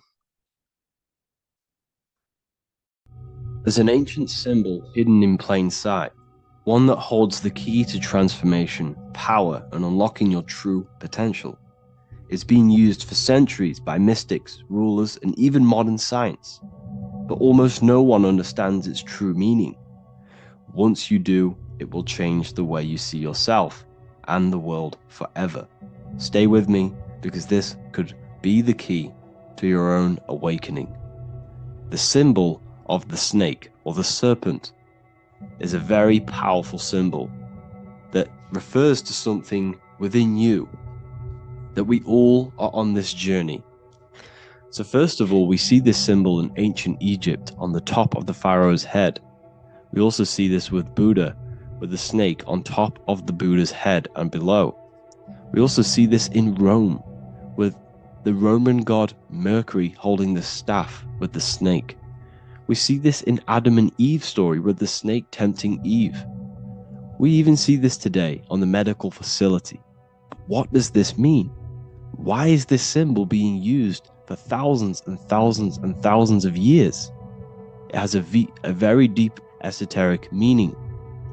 We see this in the Caduceus staff, and we even see the snake representing the Kundalini. What does the snake actually mean? A lot of people think it represents the Kundalini, which it does. However, there's a deeper interpretation of this symbol, and it goes very far beneath the surface of what the snake actually represents. Okay? So first of all, when looking at symbols, we need to observe what the snake does in nature. The serpent sheds its skin. The serpent shedding its skin is a sacred symbol of an inner transformation. It transforms from its old self to a new self. It sheds layers of itself. As the snake discards its old exterior, it mirrors our own journey of realizing outdated beliefs and patterns, paving the way for a renewed, authentic self on the esoteric path of awakening. Essentially, it represents transformation, but not transformation of our physical bodies, transformation of our inner world. Now, this is where things get a little bit tricky and you may become a little bit confused, but I'm going to make this very clear for you. The snake symbol or any symbol can be used for different contexts. For example, the Kundalini. We see the snake representing the Kundalini. We all know that energy can't be destroyed, only transferred. Like I said, this is a transferring of energy. It's a changing, a transforming, shedding its skin. It represents transformation. Sexual energy is energy, and we can transform the sexual energy into a Kundalini awakening to activate dormant brain cells in our brain and to activate the human light body, which is the spirit. We can cultivate, save, and retain our sexual energy, transmute it up the spine to activate the brain. This is a symbol of transformation, of energy in this context. However, when we go to the emergency services, this does not mean the same thing as the Kundalini. The snake in this context represents transformation of health. When we are picked up by the emergency services, we are looking for a transformation. We are unwell and now we need to transform to well-being. This is why they use this symbol. It represents transformation, especially with the pole and the snake climbing. It's climbing, it's transforming from the bottom to the top, shedding its skin, shedding old layers, transformation. We see this in the Bible with the snake tempting Eve to eat the apple of the tree of knowledge of good and evil. Well, what does this mean? Where's the transformation in this? Well, this is a very hidden one. The transformation takes place in Adam and Eve's consciousness and their mind. They go from a pure, whole state of consciousness, from being tempted by the snake, and they eat it and they transform into knowing the good and evil, into the dualistic ways of thinking and the dualistic meaning of this world. Let me rephrase that. They understand the dualism of this world, and they now understand the two good and bad ways of thinking. They know the knowledge of good and evil, of duality. They shifted from a whole state of consciousness into their consciousness being split into good and evil. This represents the journey of every single soul that incarnates into this world, including yourself. When you were a child, you were whole. You had no understanding of good and evil. But as you grew older, you eaten the fruit. You grew to understand the knowledge of good and evil. Your consciousness split from a whole into a separate and divided way of thinking and divided understanding of the world. We suppressed aspects of ourselves to fit in with society norms, and we just limited ourselves with limiting belief systems. We knew the knowledge of good and evil. Our consciousness split from a whole state. This is what Adam and Eve is symbolic of. We see this with the Roman god Mercury, with the snake. Mercury represents intellect, communication. He's always flying in the air, which represents the air, the mind, the intellect. He's holding the snake to represent transformation of the mind. This is what we call mental alchemy, turning base metals into gold, turning the unenlightened aspects of our mind into enlightened ones, turning our negativity into power and control. We see this with Buddha, and Buddha is all to do with transformation of the inner world, transformation of the mind and the soul and the emotions. And it also represents the Kundalini. We see this in ancient Egypt. We always see the snake on the head, representing the place where the third eye is, representing the intellect or the mind, the mind's eye, the third eye, whatever you want to call it. This is the place of the invisible intelligence within us. This is our mind or intellect.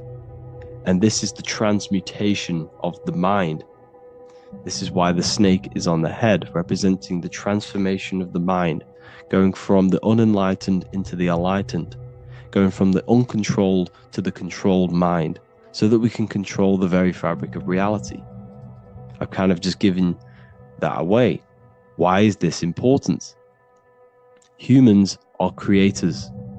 We're the architects of creation, endowed with the divine power to channel the fourth dimension, which is the imagination, into reality.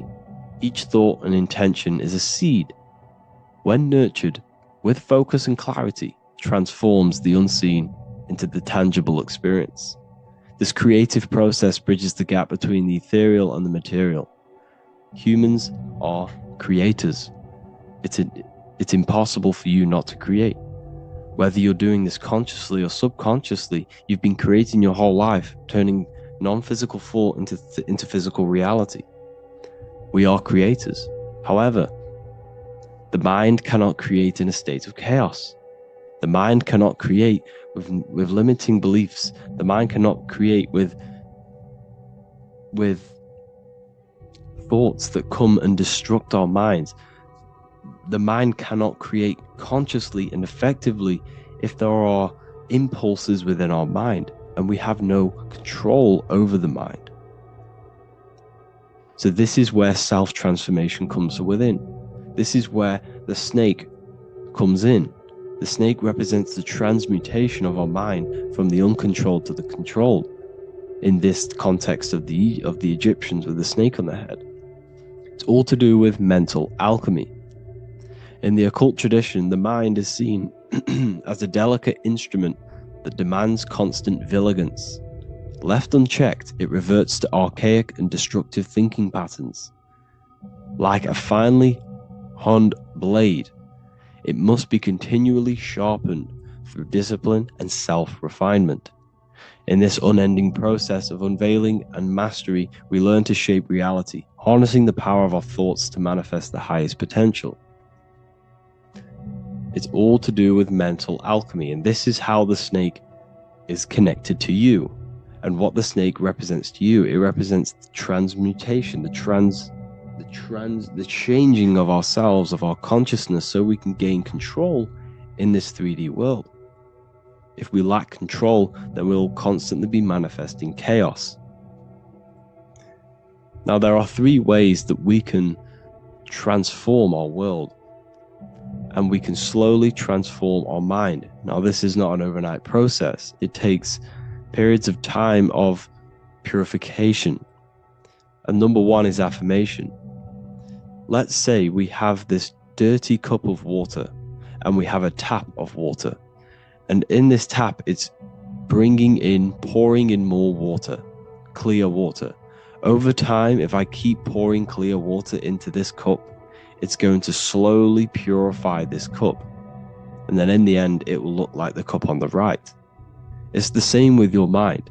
The cup represents the limiting beliefs, the negative thoughts, the negative mind, the uncontrolled mind.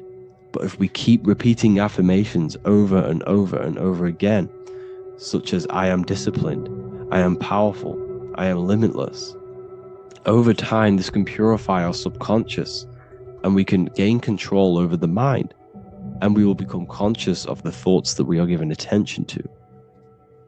The second way is meditation. Meditation allows one to develop an off switch for the mind, providing a sense of control over it. Over time, we gain the ability to filter our thoughts and become more conscious of the ones we choose to engage with. Meditation, over a period of time, will give you this button that allows you to filter out negative thoughts. If you have a negative thought in your mind, you'll be able to become conscious of this and redirect your mind's attention. This is all about self-control, because remember, we become what we think about. The snake represents the transmutation of the self. And another way is visualization. Visualization allows your subconscious mind to experience the reality you desire, accepting it as truth. As the subconscious becomes more immersed in this imagined reality, it works to manifest it into your conscious experience. Your visual eye, visual eye. You're using the mind's eye to see and mold your future. That's what imagination is for, to create in your future. You can become your future now in your imagination. And this can slowly purify your consciousness, slowly purify your mind, which will then, if you do all 3 of these over periods of time, you will see great transformation from the inside out. And your outer world will start to mirror your inner transformation, because it's as within, so without. You change your inner world of consciousness, of thought and emotion, you'll change your external reality and your circumstances. So I hope this lesson has gave you a great understanding of what the snake actually represents. And now that you see it, you will see this everywhere. Every time you see a snake, you know it represents the transformation. So please, if you can, leave a like, comment, and subscribe, and turn on the alerts to make sure you never miss a video. And if you have any video suggestions, feel free to make a comment and I can make a lecture on it. I appreciate you all watching this video today, and I'll see you all inside my university if you're inside, and I'll see you all in my Telegram if you join, and I'll see you in the next video, of course. Thank you and take care. So this is known as the Bag of the Gods. This symbolism is widely known, but no one knows what it truly symbolizes. We see this in ancient Sumerian artwork. We see this in the Mayans' artwork. We always see this bag with the gods. What does this actually represent? Okay, so the bag itself represents carrying. Carrying what? It represents information. It represents knowledge. Your mind is the carrier of the information. So this is why in his left hand, he carries the bag, and the right hand has the pine cone. This represents carrying of information. Why is it a bag? A bag can be passed on to someone else. The information can be taught to someone else. This is the information of activation of the pineal gland or higher consciousness of humans. Because as humans, we all possess an animal nature, the nature that tells us to eat, to steal, to gain material wealth, to survive, to hate. This is our animal self. This is our animal behavior. But we also have a divine nature of consciousness, which we have access to, the higher planes of consciousness, the planes that manipulate this material world and create all things in this material world. The human mind has access to. The animal does not. The animal has no idea he exists. The animal has no inner dialogue, but humans have the inner dialogue. Humans can create infinitely. We can expand our minds infinitely into new realms of thought. So we have this higher divine nature and a lower nature. This bag of the gods is basically just representing the knowledge they possess of higher consciousness, of the higher aspect of life. Okay? Which is the activation of the pineal. The pine cone. The pine cone is in his right hand. The right represents wisdom. The left represents intellect, knowledge. Knowledge and wisdom are two separate things. Wisdom is applied knowledge. It's a feminine aspect. Knowledge is just gained information that you know, which is masculine. So in his right hand, he holds the pine cone. The pine cone can be opened and shut.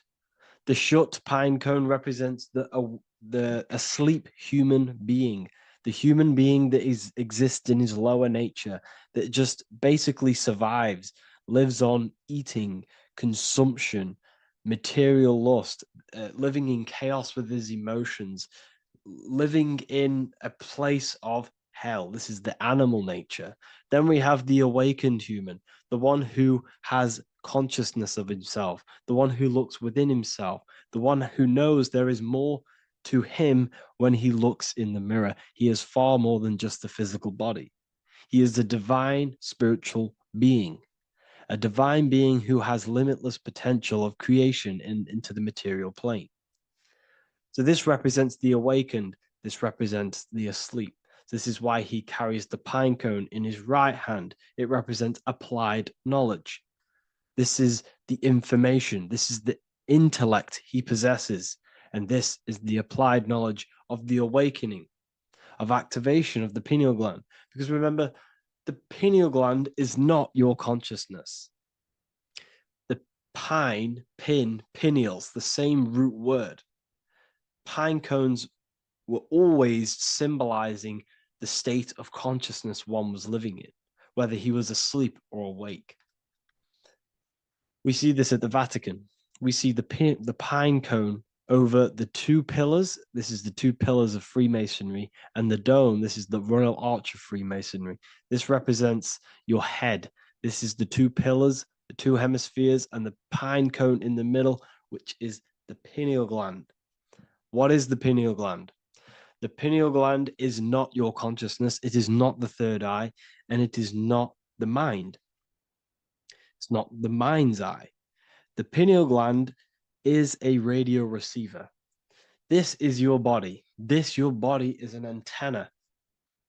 Most people think they are this body. This body is nothing but a receiver and a downloader of consciousness. Your brain does not produce consciousness. You are not this brain in your head. This brain is a downloader of consciousness. Consciousness comes from a way higher divine plane, which is what this image is showing here with the clouds. The mind is light. Consciousness is light. And this light is coming down into the material plane, and your body is basically a crystal antenna which is receiving and downloading this consciousness. So you can experience a three-dimensional reality. So God can experience himself in a divided, separate state. This is what this represents.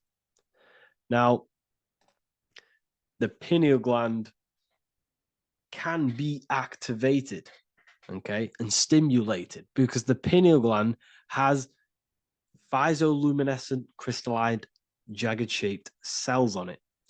And obviously these are crystals. Crystals are on your pineal gland. And what do crystals do?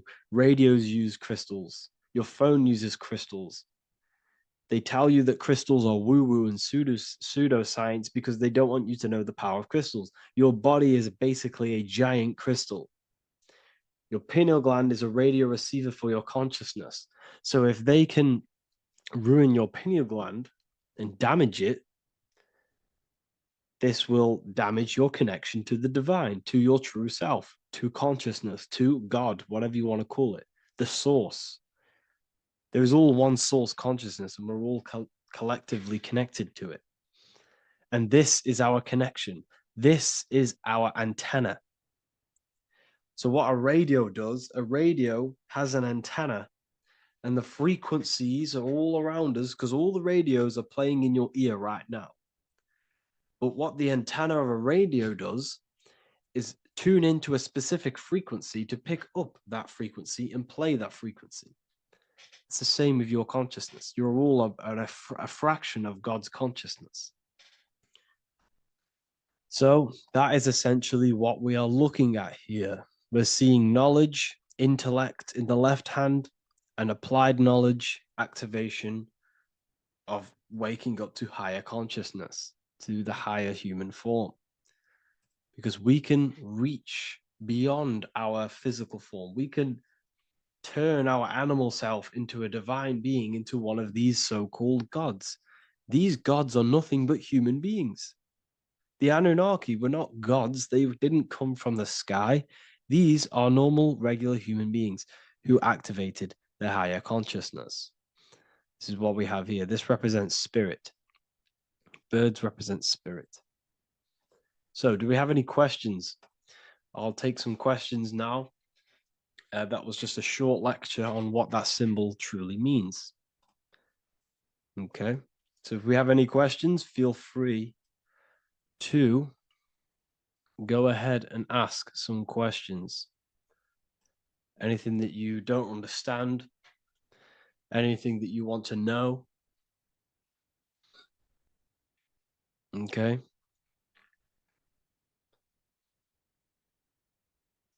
So base reality would be where source resides. Yes, the base reality is your consciousness.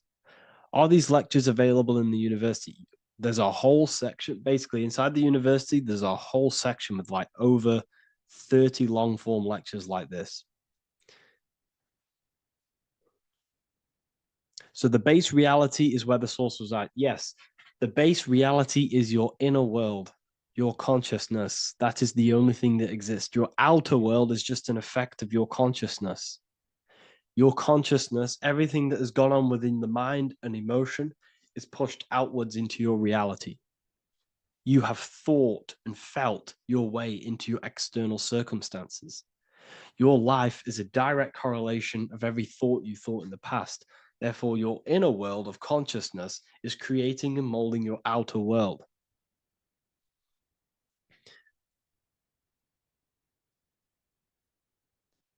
The best way to keep connection consistent, the best way to keep your connection to the divine or the higher planes of consciousness is through meditation and through imagination. Imagination is the fourth dimension. It is the astral plane. That screen that you have in your mind is not a physical screen. That is the divine plane of the astral. And this is essentially where all objects of this material world comes from. The phone that you are holding, the laptop you're watching this on, whatever you're doing, every single object you see in your room that you are in right now began inside of the plane of imagination. This is not a physical plane. This is a metaphysical plane that you have access to. And you have the ability to bring down this plane into physical form. That's what we call manifestation. That's what the ancients called magic. This is what we now call in science metaphysics. It's all the same thing. So yes, you all have access to the divine planes. Unlike animals, this is why humans are so advanced.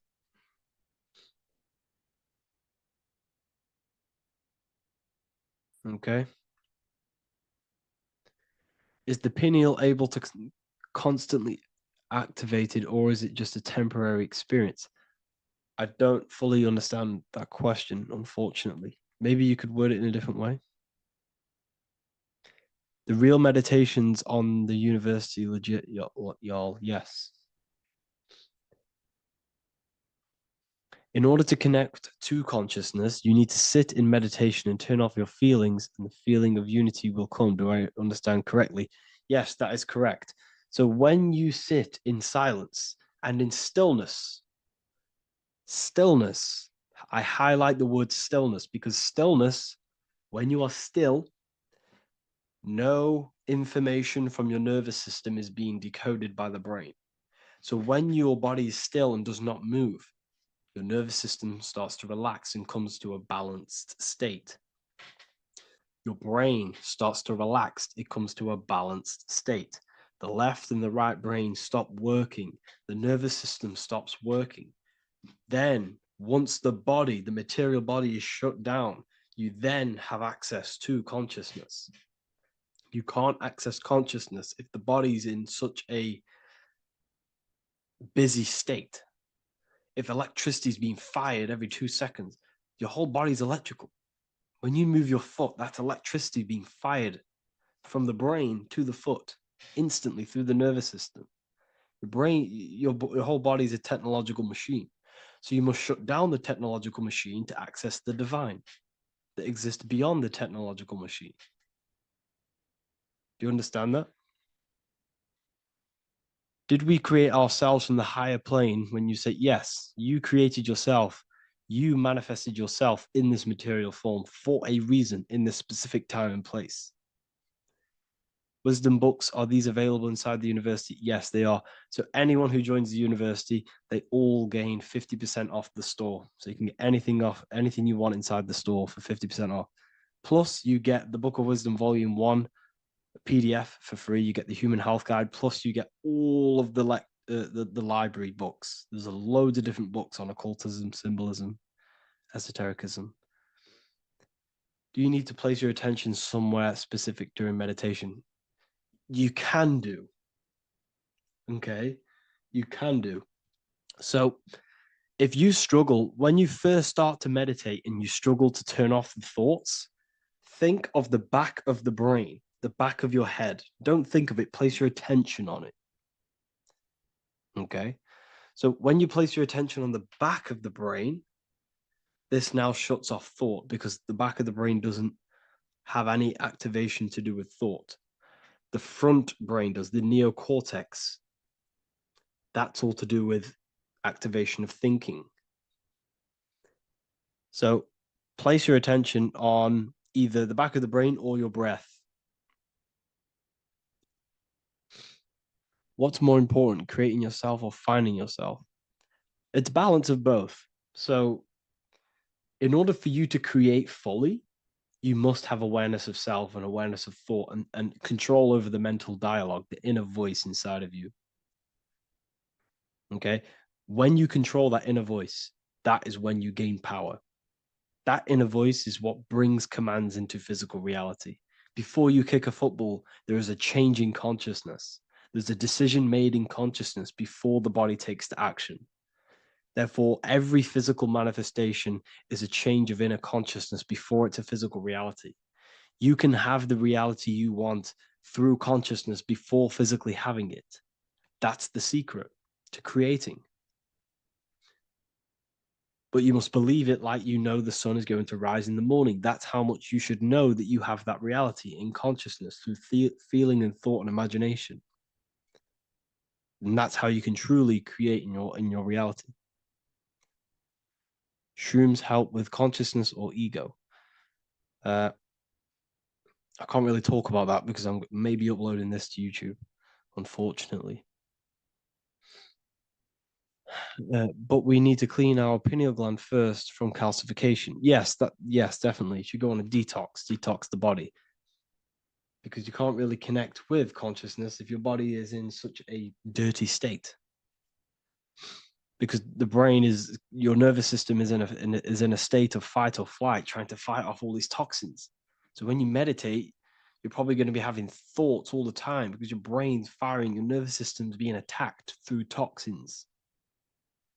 So you must detox to have a true connection with the divine. Your diet plays a big role in your spirituality and mentality. What is the most optimal food for pure consciousness? Fruits and vegetables. They possess consciousness. So when you place them inside of you, they're syncing with your consciousness. How to check the cleanliness of your body, your skin, your teeth, your tongue, your mouth. If your skin has spots, different colors on it, you're not clean, because your skin is a reflection of your inner organs. Coffee's not the best for you. Coffee gives you fake energy. Okay. So what coffee does, that buzz you get off coffee, is actually the toxic effect of the chemicals reacting with your body. If I'm inside the university and wanted to buy your book, you said it would be 50% off because we are your student. Is that automatic or we need to have a code? You will have a code. Yes, I'm going to releasing a code for all the students after this. Caffeine equals neurotoxin. Yes, it fries your brain, it fries your nervous system, it fries your dopamine receptors. Will the Q&A last week about money symbolism be posted? Oh, I didn't post that. That's my bad. I totally forgot. I will post that after this. Thank you for reminding me. How to detox the body. The best way to detox the body is going through a week cleanse of fruit. So only consume fruit, sea moss, and cayenne pepper, and lots of freshly pressed juice. Do that for a week or 2 weeks, depending on how you feel, and then start to fast. You will lose weight, but you're not losing weight. You're losing impurities. It's good to do this every couple months, to just go on a raw fruit diet, cleanse the body, push everything out, and then start to fast while consuming sea moss and having lots of freshly squeezed juices. What is an alternative for coffee? Something with high energy levels. Okay, we're not taught the most simplest thing about the human body. It is an electromagnetic machine. It's electrical. It runs off electricity. The only energy you need is electricity, and that is found in fruits, vegetables. If you want energy, drink pure, fresh, pressed juice. That will give you more energy, more electricity than coffee. Can we cleanse ourselves through oil pulling? Do you recommend it? I do oil pulling every day with coconut oil in my mouth. Celery juice is a good one, very good one. Yes, celery juice.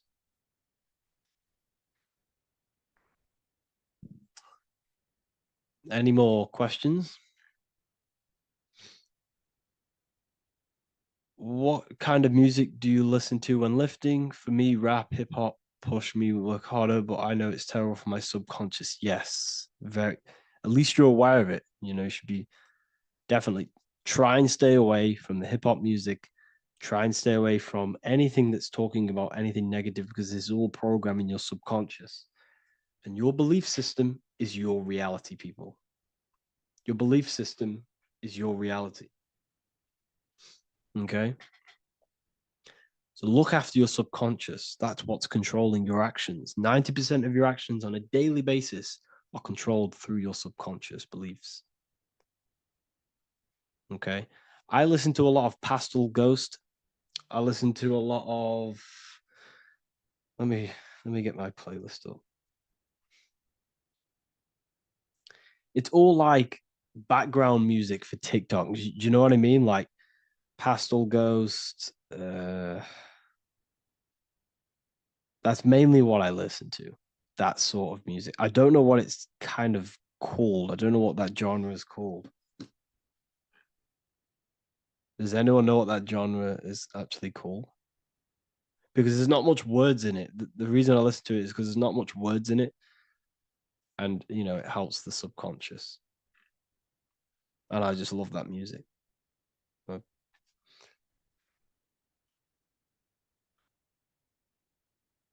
Like lo-fi, yeah, a bit of lo-fi.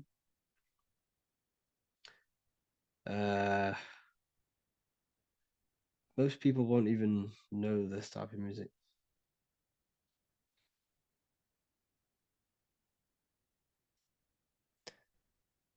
Can you tell us how you use cayenne pepper?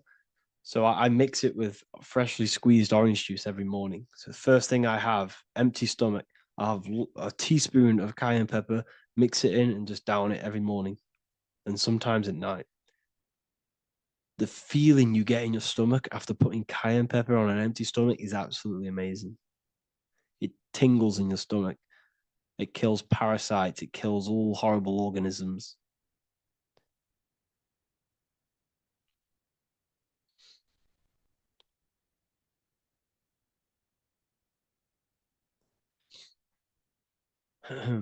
Mix it with hot water. Yes, hot water and key lime water. That I bet that's powerful.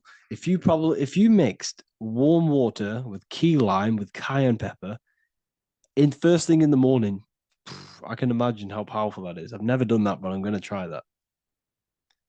Do you use sea salt?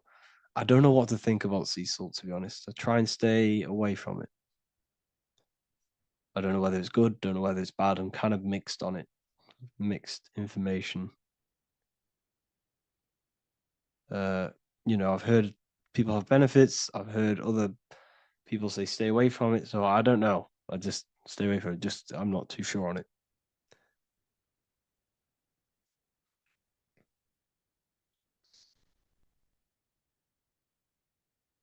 I drink fresh pressed celery juice every morning. Yeah, definitely.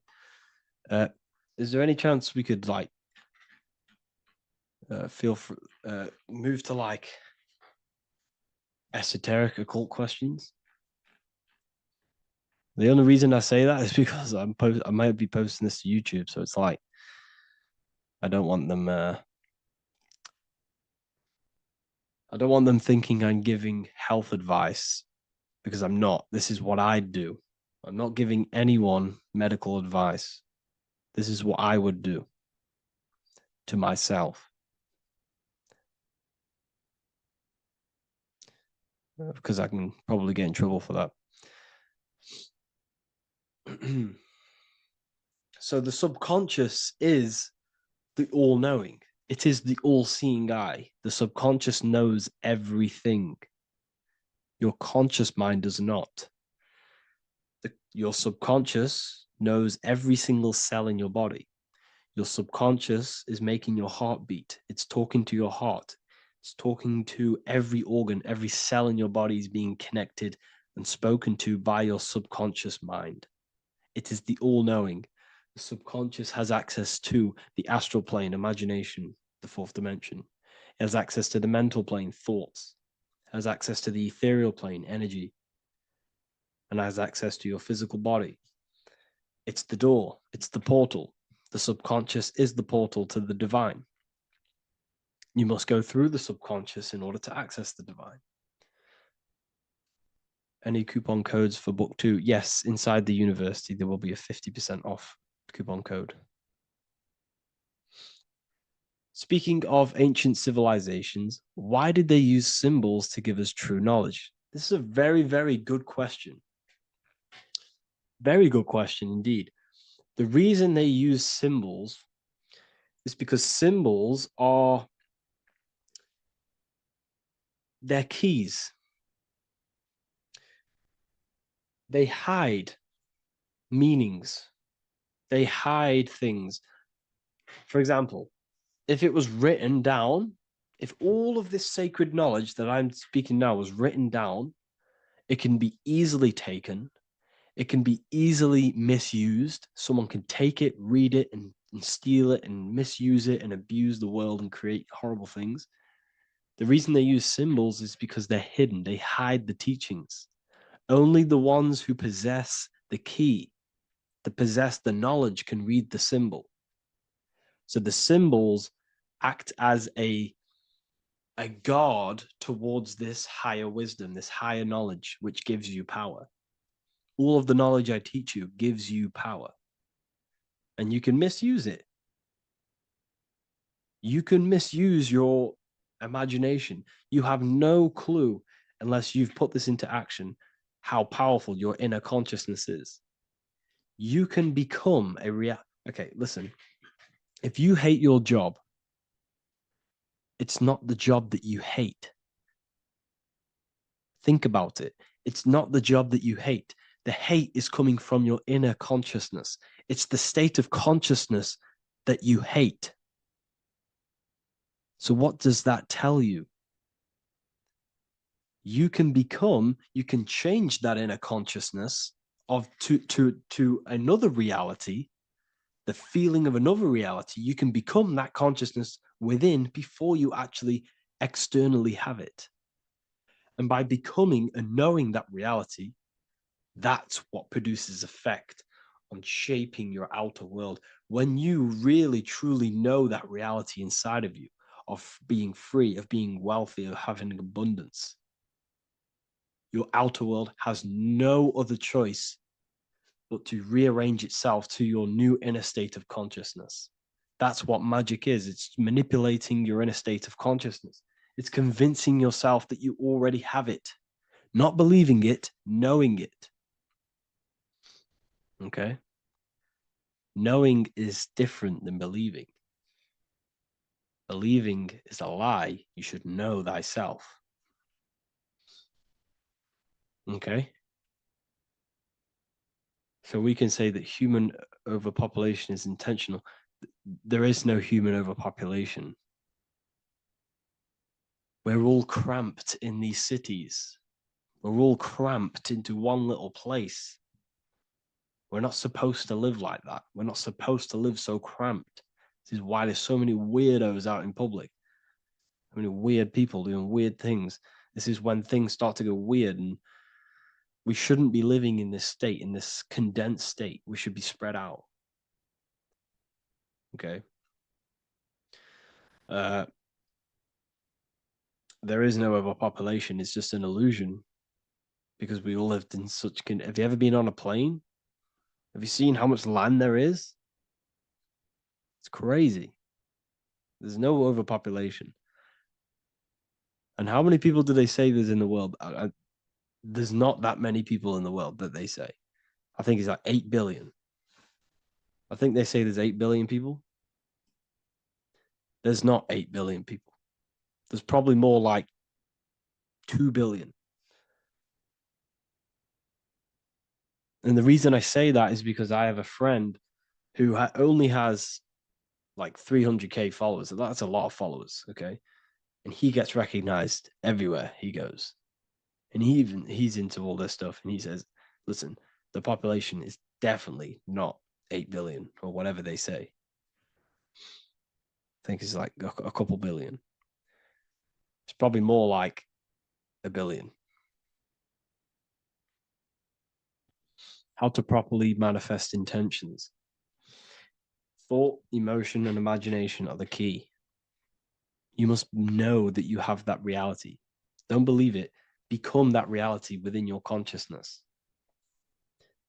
All day long, as much as possible. Feel it. Imagine it. Say it. And have zero doubt. How to have zero doubt. You can't, well, okay, so the doubt, that little voice that will seep into your mind saying, you can't do that. You can't do this. That's your old voice of your subconscious program. Listen, the reason why most people fail in life is because they have trained their subconscious that they will fail. They have told and believed that they will fail. The reason I will succeed for the rest of my life is because I have trained my subconscious to say, I will win, I will succeed, I will solve any problem. That's my belief system. And if my belief system is that, then my external reality, my conscious mind, will seek a way to fulfill that belief. It will seek to control and create that belief in my external world. It will seek to solve any problem. I've trained my subconscious mind to know that I already have the reality, to know that I'm abundant, to know that I have everything that I already need. Therefore, if any problem comes, I can sort it straight away. But most people have a different belief. It's not your fault. We've been kind of manipulated and told this, that they will fail, that they can't do anything, that it's too hard. And that basically casts a spell on the conscious mind, where your conscious mind is just like, no, I can't do that, because of this subconscious belief that you hold. So you must reprogram your subconscious that you can do it, that you will solve any problem, and that you are abundant. That's the reason why successful people succeed. It's because they have a complete different mind state, a complete different belief system in their subconscious.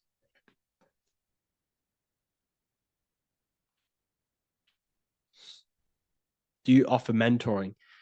Yes, I do offer mentoring, but it's mainly for people who want to grow their online presence, and for the amount of value and transformation that I can place into your life, and the time that, well, the price of my time, it will be a higher price tag, but your life will completely change if you join my mentoring, because I will transmute your life. I will transmute your mind, and I will transmute your whole reality, because I could tell you exactly what you need to do. How to have super genius power pulling information from the source. Okay, so you can do this. I talked about this in Book of Wisdom, Volume 2, if you've read it. This is a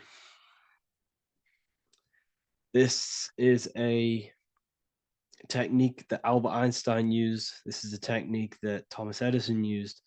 This is a technique that all of the ancient geniuses have used. So you get on a chair, you place metal below you or plates, and you hold a metal ball in your hand, and you fall asleep. And every time you fall asleep on the chair, you're going to drop the ball, because your body will become unconscious, and you will basically drop the ball, and it will wake you up because it's going to hit and make a loud bang on the plate. And every time you go to sleep, basically what this is actually doing is shifting your consciousness from conscious into the subconscious. So from physical into the astral. Your consciousness is shifting between these two planes. And as you do this, you can bring down great ideas from these higher planes. So when you fall asleep, have an intention. And when you fall asleep, you'll drop the ball. And when you wake back up, you'll have an idea, and you just got to write it down.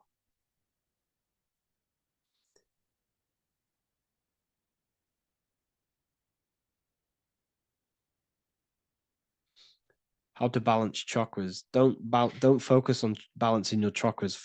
Focus on the mind. The mind is the cause of the chakras being blocked. If you have a blocked throat chakra, this is a problem in your mind, not the chakra. You see, the chakras are a result of the mind.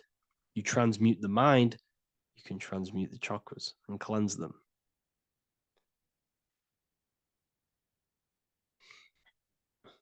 So was Jesus a real man that walked?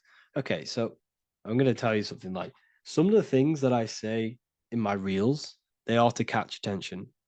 So if I say the first thing on the reel, Jesus never existed, straight away, you see that, it's going to trigger you. It's going to trigger Christians. It's going to trigger people.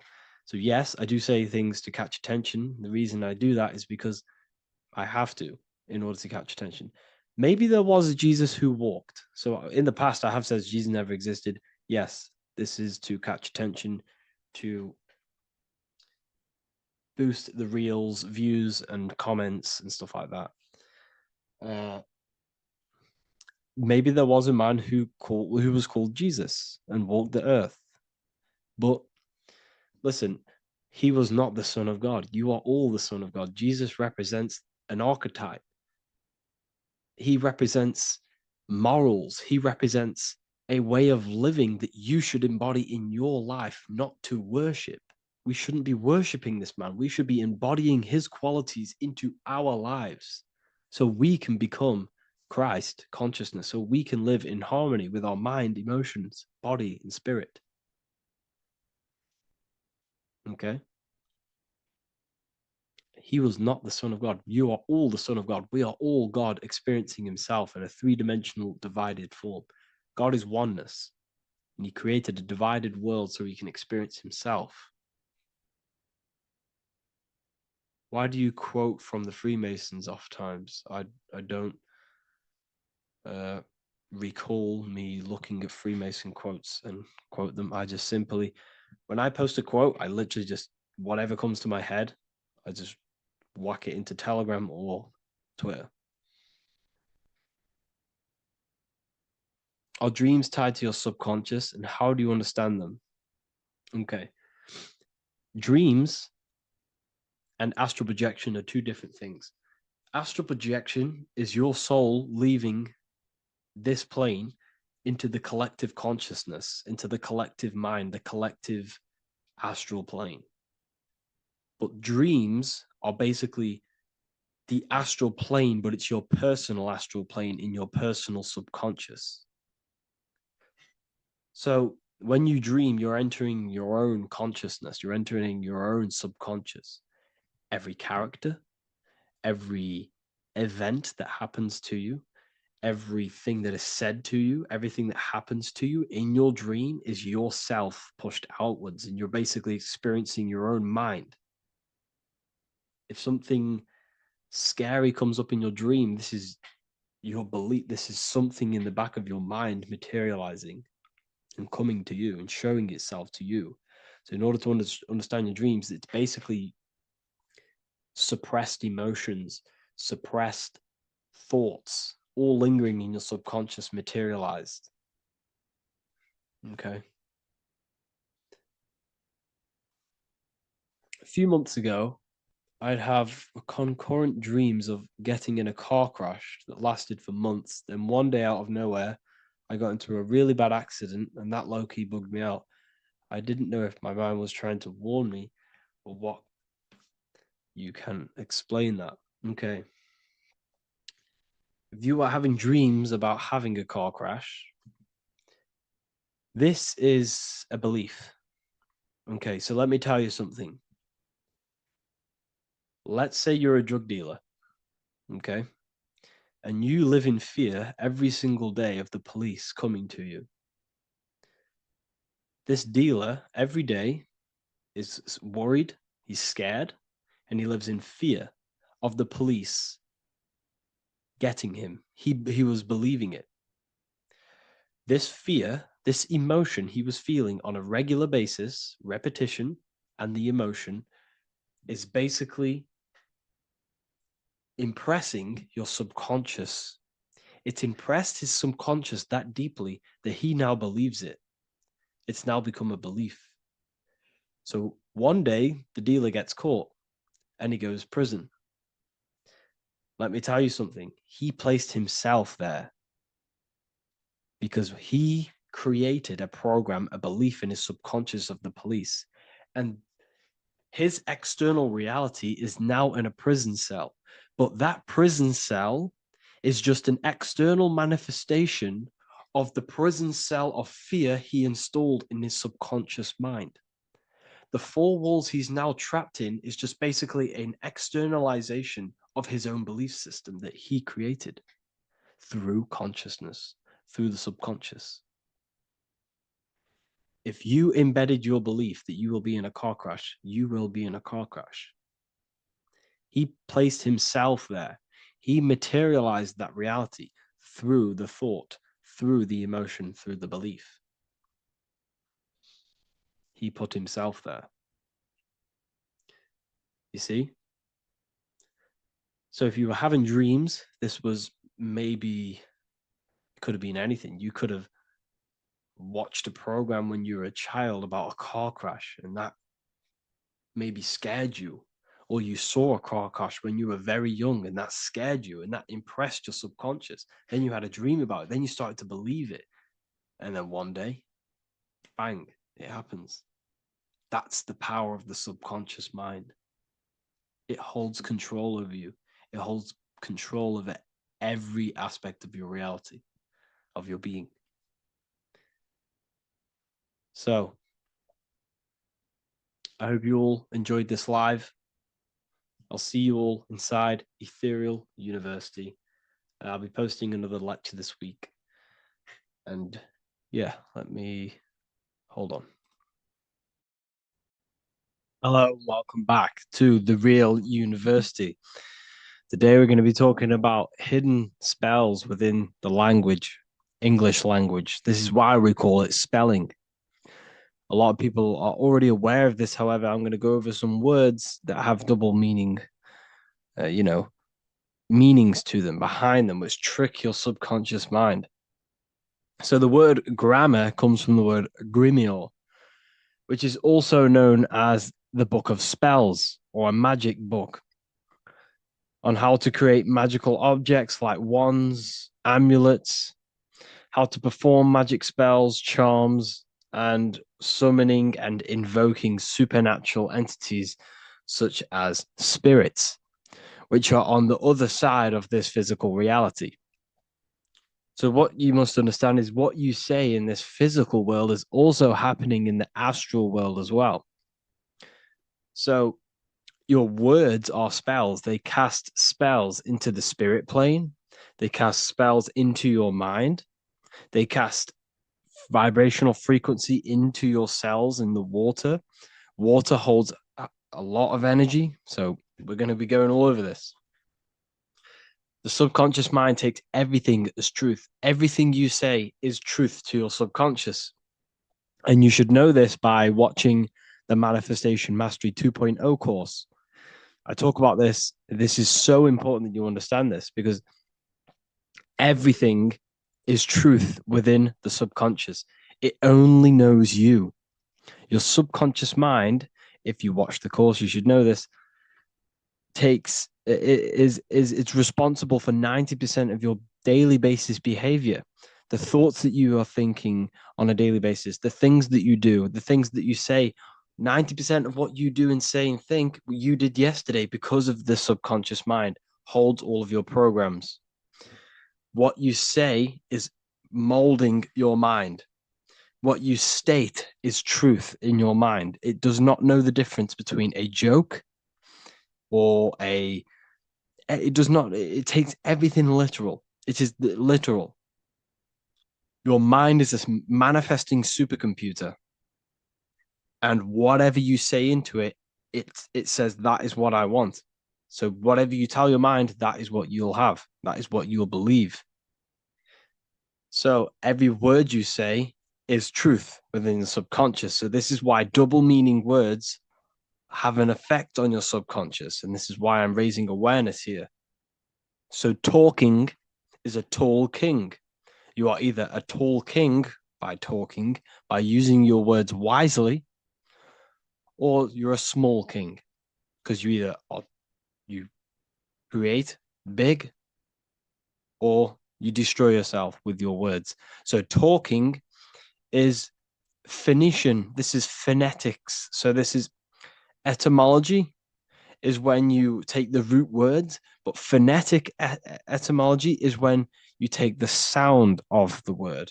So talk and tour are the same because when you talk, you're creating sound waves, which is a form of a light wave. And when light waves expand in all directions, it creates a torus field. And everything is torus fields. So if you affect one torus field, it affects every torus field in creation, as above, so below. So what you say is affecting the torus fields around you in your body. You are made out of these torus fields. This is why talking is torusing. You're creating light waves, sound waves, and you are permeating creation.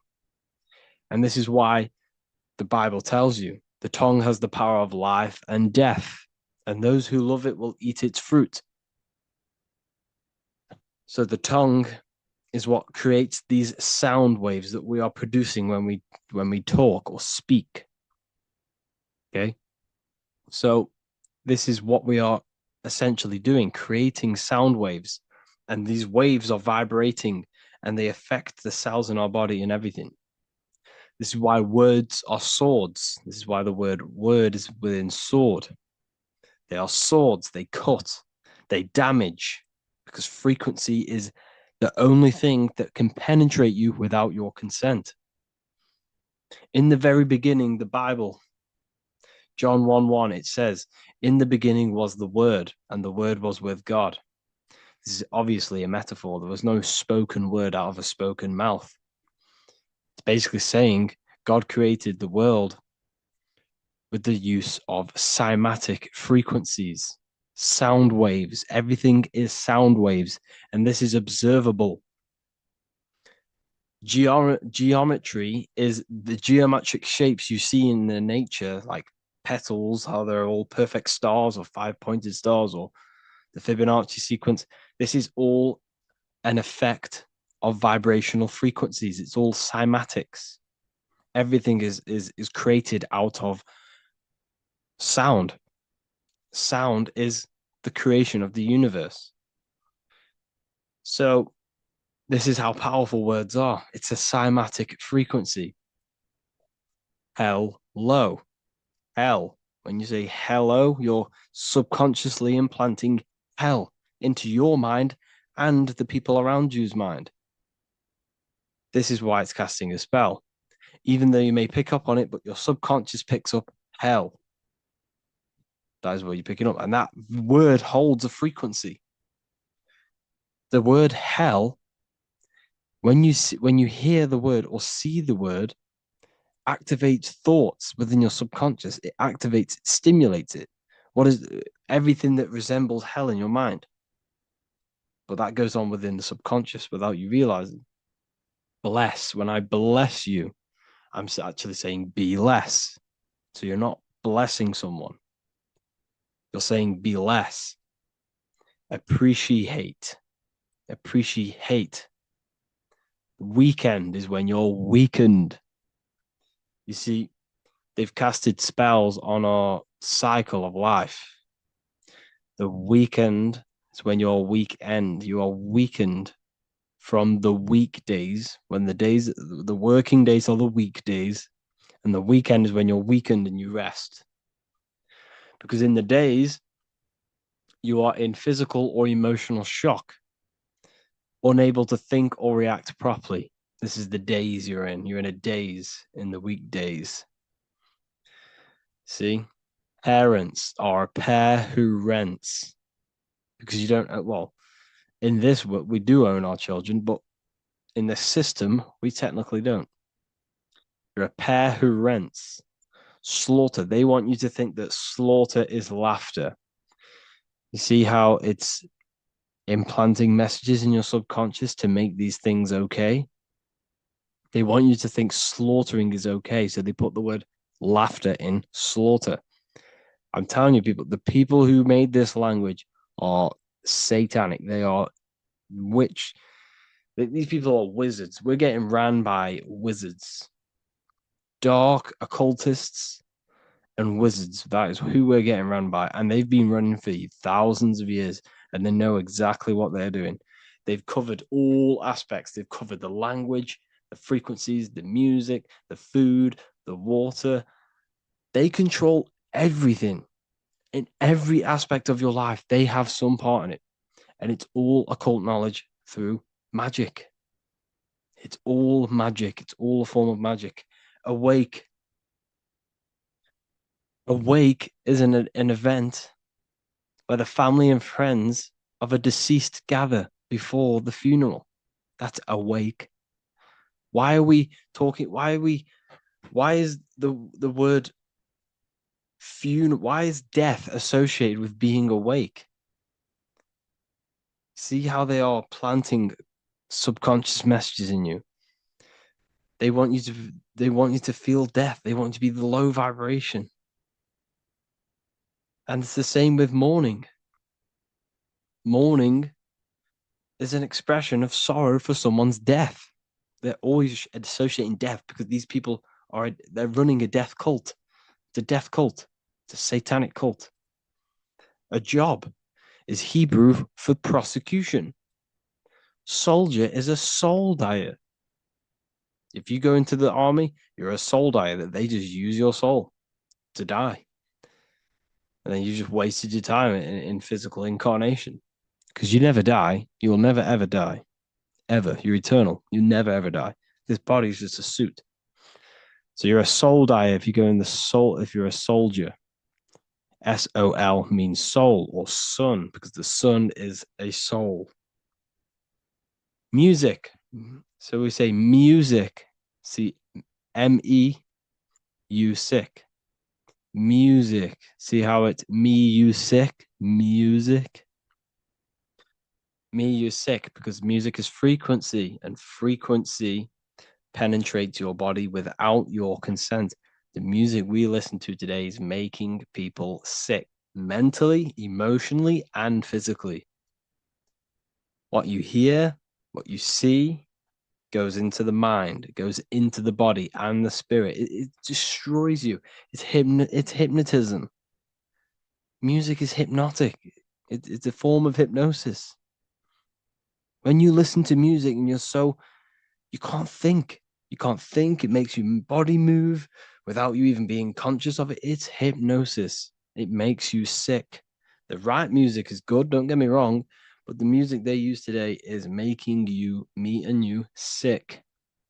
And that's another one. When we say things are sick, oh, that's really good. So we say sick. It's another spell that you're casting.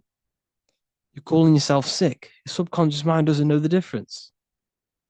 You're calling yourself sick, ill. Spellcasters will often use the word abracadabra when spellcasting. This is because the word abracadabra in magic means I create when I speak. Every word you say is molding your mind in some form of way. Not only is it molding your mind, you're casting frequency, you're producing frequency, light waves, sound waves into the ether around you. Okay. This is another good one. Look at the 5 vowels. A, E, I, O, U. They tell you to speak it in this order as well. They teach you this order, this exact order. A, E, I, O, U. I, O, U. Subconscious spell on yourself without you even realizing it. It's a subliminal message that you will not realize, but your subconscious will pick up. We are taught to speak them in the specific arrangement because the last 3 letters have a double meaning. You were never taught how the history of money, how it works, and how to obtain it, because your role in this system is to remain a slave. So they teach you this, A-E-I-O-U, and they do that when you are very, very, very young, because since the age of 7, so from 0 to 7, that is when your subconscious mind is wide open. So when a baby, why do you think they pick up on everything you do? If you say one thing, the next day they're saying it. It's because their subconscious is wide open to programs. Why? Because they're trying to learn what this world is. So their subconscious mind is wide open, taking in everything that you do, everything you say, your body language, the way you handle yourself, the way you talk to other people. They're taking in every little thing you say and do, and making that a program so they can understand this world and the people around them. And at the age of 7, that is when their programs are written for life, and they will basically go off them for the rest of their lives. This is why it's important to look after what you do in front of your children, not just what you say, your body language, the things you eat. They pick up on everything. They're trying to make a sense of the world. From the age of 0 to 7 in school, you learn this. I, O, U. It belittles you. You owe nothing. No one has right over you. This should not be real. There should be no government. We should not have. No one should be over you. Everyone is equal. Everyone is the I. Everyone is God manifested. So we don't owe anyone anything, but it's a spell in your subconscious. Signature. Sign your nature. Sig is sigil. A sigil is a magic. Is a sorry, excuse me. Is a symbol used for magic. A sigil. Sigil nature. So your signature is your sigil. And when you sign that, it gives mental power over you. Once you have put your sigil into that paper, they now have mental power over you. It's magic. It's all a form of magic and brainwashing. Okay. When we say the word we're saying we're trying to use God to manifest that. Okay. Because the comes from theo in Greek, which means God. So when we say theology, ology means the study of. Theology is the study of God. That's what theology is. Theo, when we say I am we are using God to bring it into existence. God is the I am. The I behind you, the I am, that's God. That's what manifested everything in your life. Everything in your life, that invisible creator inside of you has manifested everything you physically see. You are the invisible architecture, the invisible artist behind your life. The I, that's God. The only one. So when we use the word I am, well, this is how to bring the power to yourself. When we say I am strong, I am wealthy, I am free, I am financially free. When we say this, that I am, this is when we are bringing, we are directing vibrational frequency into our own being, into our own magnetic field, and into our own life. This is how we direct vibrational frequency and direct our word. So when we say I am directing my frequency into myself to manifest something external. Also known as the chi or the prana. It's just basically your magnetic energy.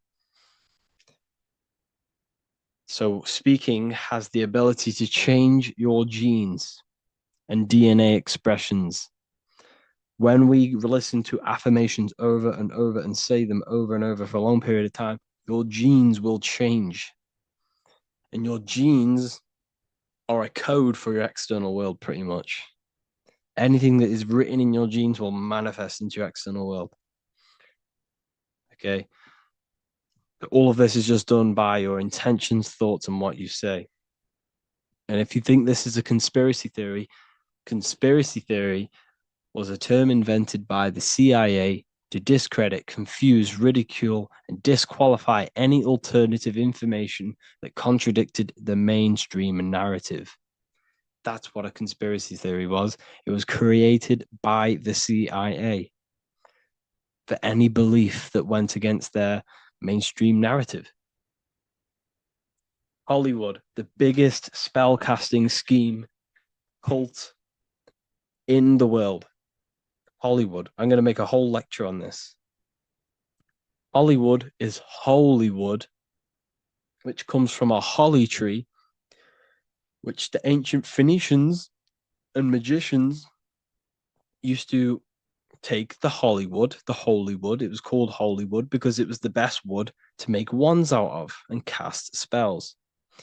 That's why they get their name. And what is the films? All the films, all the music that comes out of Hollywood, it's all a form of magic, subconscious spells to fill your mind with ideology, fill your mind with this narrative. That's what they're doing through the movies and the music. Anyways, I hope you like this lecture. Thank you all for joining the Real University. I hope you're all learning a lot here and looking forward to making some more awareness for you and more knowledge. Have an amazing day, people.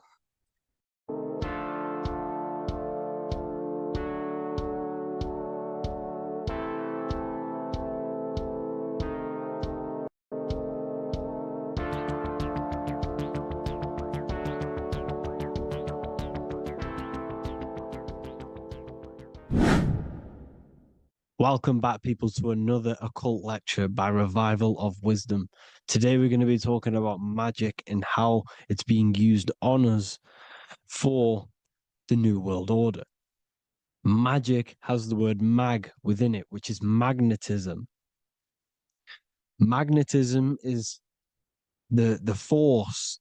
Magic is influencing forces, natural or supernatural forces, and using it for a certain agenda to gain something out of it. Now, magic is not what everyone's being thought. It's not some sort of fantasy thing. It's actually very common, and we all do it, whether you believe it or not. Magic is all to do with the mind. As I said, always say in my lectures, your mind is what creates matter. Your mind is what creates your external world. So it's all about manipulating and planting seeds within the mind, because your mind is a garden, and thoughts and words are seeds which are being planted in that garden.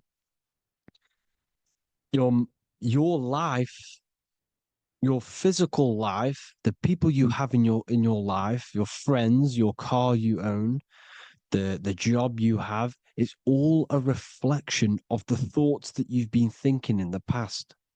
You are where you are in life because of the thoughts that you've been thinking. Therefore, your life is a direct reflection and manifestation of your mind, the Garden of Eden. Okay? The mind is what they are targeting. What you see, say, and hear has a direct effect on your mind. Me talking to you is influencing you. The words I'm saying is planting seeds within your mind. Now it's up to you to consciously act on these thoughts or these words, or to maintain these words. As above, so below. As within, so without. What's inside of me is outside of me. What comes into the storehouse comes out of the storehouse. You have the left, you have the right, you have the up, and you have the down. As above, so below. Whatever is in your mind will be expressed in some sort of way, consciously or subconsciously, spiritually or physically. The mind is what manifests everything.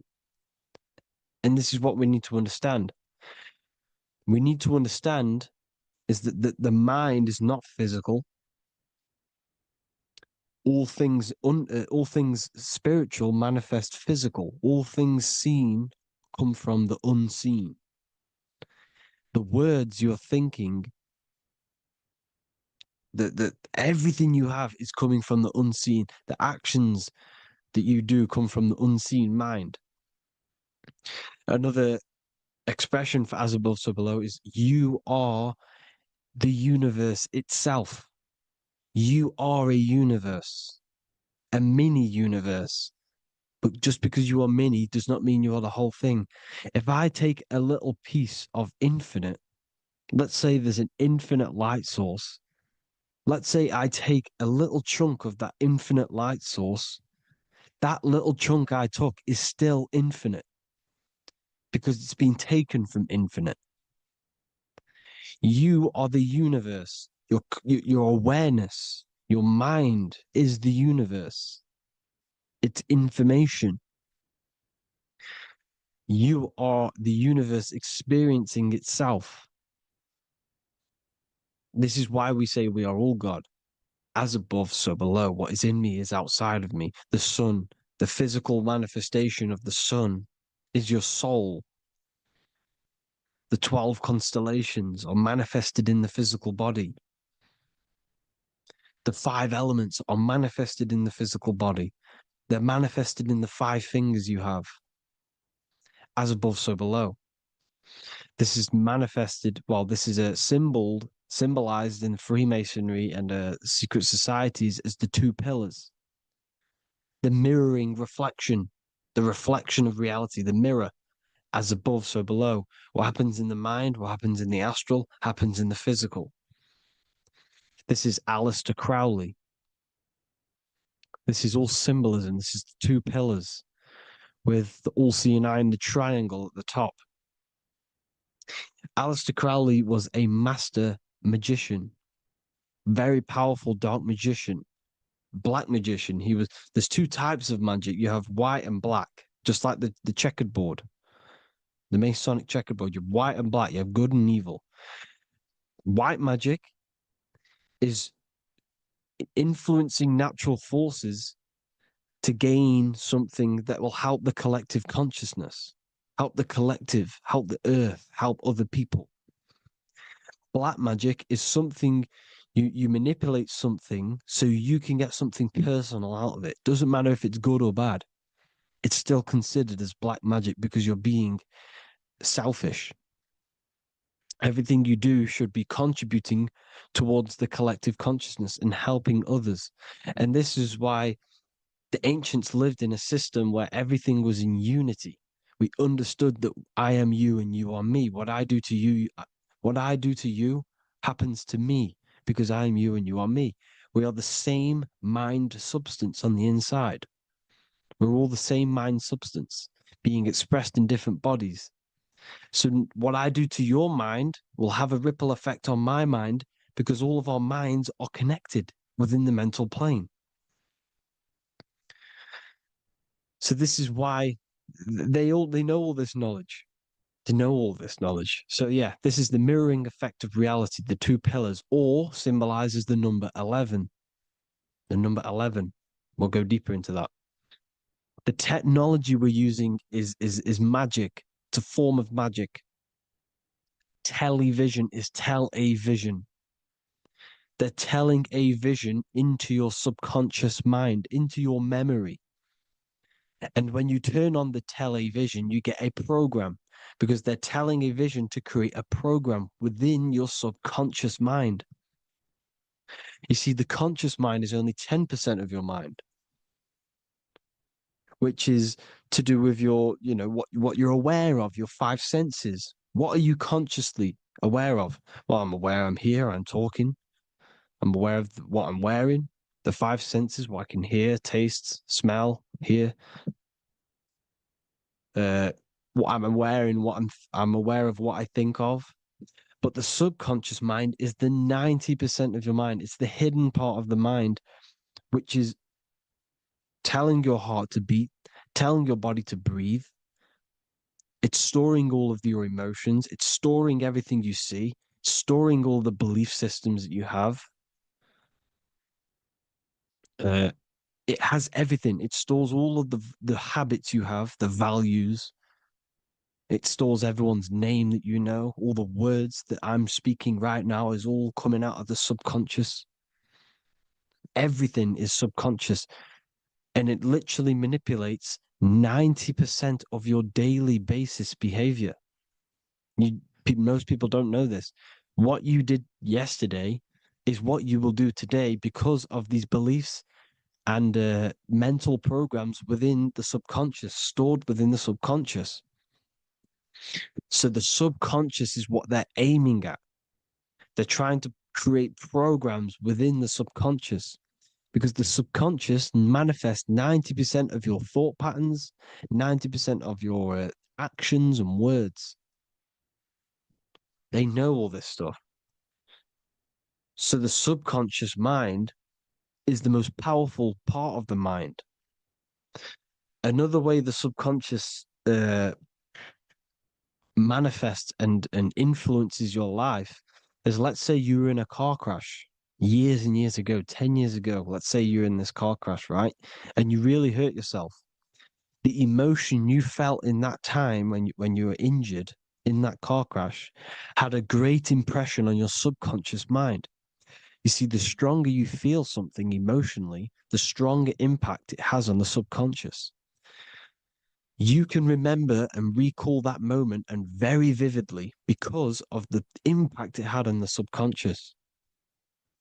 Another, for example, you become that terrified of cars that it manifests into your life today that you are wary to go in certain cars. You don't want to go in cars at all, maybe, because of that moment that is stored within the subconscious. And it will manifest into anxiety. It will manifest into not going into cars. It will manifest into depression, maybe.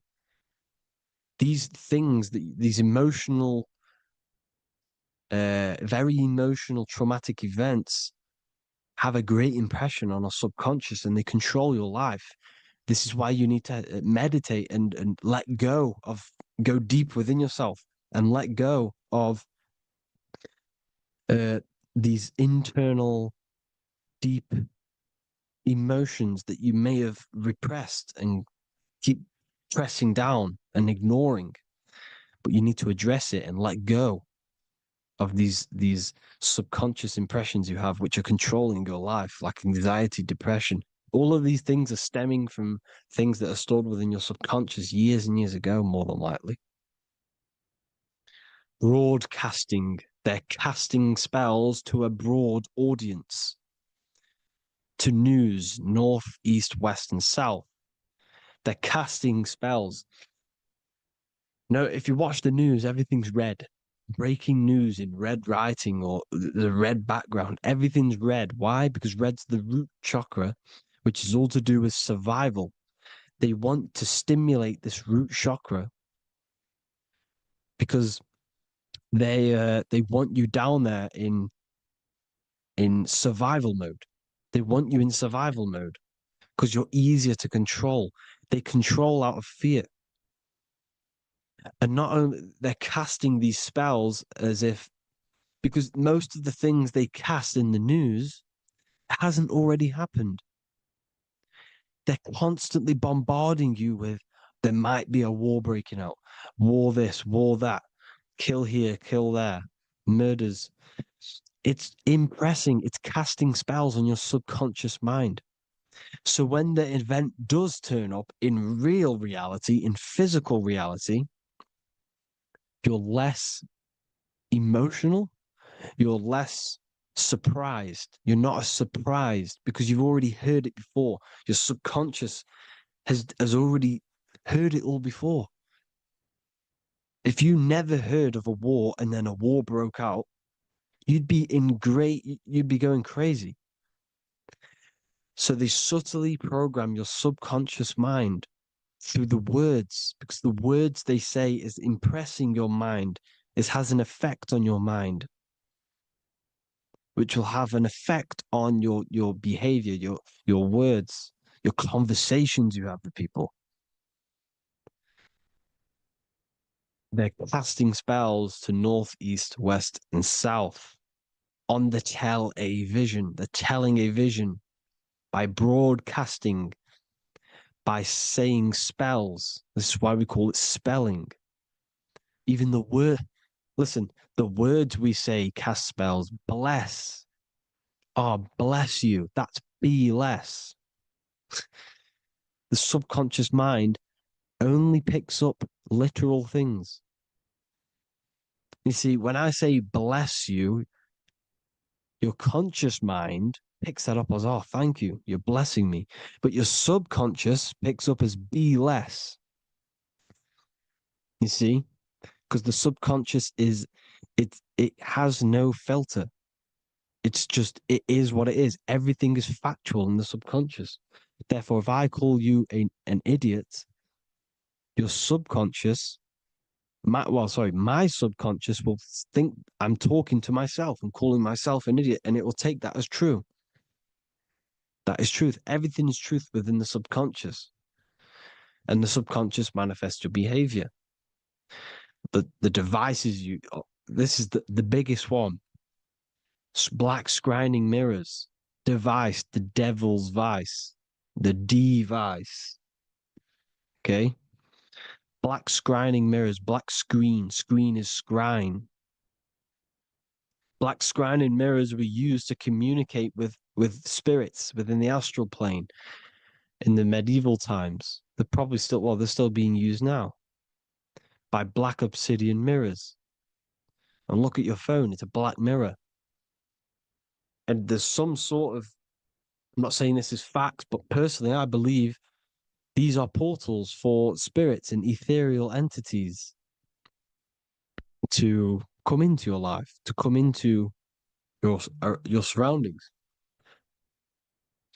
So this is the next big thing. The TVs, your iPhone, your iPod, all black mirrors. And mirrors are very, very powerful. Even just a normal mirror. Mirrors have an effect. Whatever you say into a mirror, what you say is energy. And when you say something into a mirror, you're saying it into yourself. It's an infinite cycle of words of energy because it's being reflected infinite times. When you say something into a mirror, it has a massive effect. You're saying it directly into your eyes, into your mind. So what you say in a mirror should be said with precaution. Never say anything negative into a mirror, because mirrors are very, very powerful ways for you to reprogram your subconscious mind for the good. You can say very positive things into mirrors and it will reprogram your subconscious mind. Okay? Manifesting is all magic. It's all magic. Everything is magic. But consciously doing it is what they're doing. They hid this knowledge. Your phone is magic. It manipulates your mind. The iPhone, okay. See, magic isn't all of this with wands. See, Harry Potter, okay, that was created to give you this perception of a mystical and amazing form of magic with magic wands and all sorts of stuff like that. Yes, that stuff was true when the collective conscious minds were on a higher level and our belief systems believed in these things, because the universal mind, all of our minds contribute to reality. If the masses don't believe in magic, in if the masses don't believe in a certain thing, it's going to have an effect on physical reality. So when the collective minds are higher and have more open minds, things like Harry Potter can come true. See, it's all in the mind. The iPhone, the eye is the symbol for the mind, the invisible intelligence. The triangle is the ethereal plane. Okay. So the eye in the triangle is the eye that sees into the beyond the ethereal planes. The square is the physical plane. So the iPhone, your phone is a black box, just like the Saturn black cube. It's a black mirror. It's taking photos of you every 2 seconds. And it's a it's a it's your mind. Your mind is in that phone. Everything you like, everything you text, everything you type in Google, everything you say to someone, every conversation is all recorded on the phone. Therefore, it is a direct reflection of your mind. Your mind is imprinted into your phone because your mind, everything you think in your mind, you're manifesting into typing, saying, taking pictures into the phone, and it's collecting it and storing it. And what they're doing, and this is for all forms of magic, it's manipulating the mind. It's all manipulating the mind. Reels, Instagram, TikTok, this is all dopamine. It's all controlling the mind. Every like you get, every follow you get, every share that you get is dopamine within your brain. They're literally targeting your brain and mind. It's all manipulating, because what they're pushing through the phones, through the media, through the news, through the televisions is visions and programs. You are the one manifesting the new world order. They're not manifesting the new world order. They're giving you the information so you can manifest the new world order. Everything they say is contributing to your mind. For example, digital money and all the information they put out for you to see is contributing to your enslavement. Your mind is manifesting the new world order. They know this. They don't manifest it. There's billions of us. We could easily run over them physically, but on a mental level, these people have the knowledge and they hide it from us, and they let us manifest reality because we are the collective. They give us the information which manifests their agenda. It's all magic through the phones, the media, the television. So your phone is a manifestation of your mind. It's a record of your mind. Hollywood, holly tree, holy tree. They used to make wands out of holy trees, holy trees, because it was the most holiest wood, the best for casting and transmitting energy. So they used holly trees to cast spells. That's what Hollywood is. And in Hollywood, they have the red tear, the blood drop next to the Hollywood sign, because it's all satanic. They're all black magicians. They use Hollywood to cast the spells through the music, through the films. You see, music is a form of magic. All of this is magic. Everything they do is a form of magic because they want an agenda behind it. But it's not black magic. They're letting us create our prison. This is what you have to see. Yes, they're evil, but they're not doing anything evil, or else they would face the karma. They let us manifest this agenda through giving in the information by telling you what's going to happen in the movies. Everything that happens in a movie, it's all there on purpose to program your subconscious, to plant a seed within your garden, your subconscious, your mind. Because when the mind is already seen something, when it comes up and turns up in physical reality, you will be less shocked and you won't rebel. So they lure you slowly. They make you aware of these things over time. They make you gradually think it's okay. Like the technology, we never used to use these phones. How did we become so addicted and reliant on them?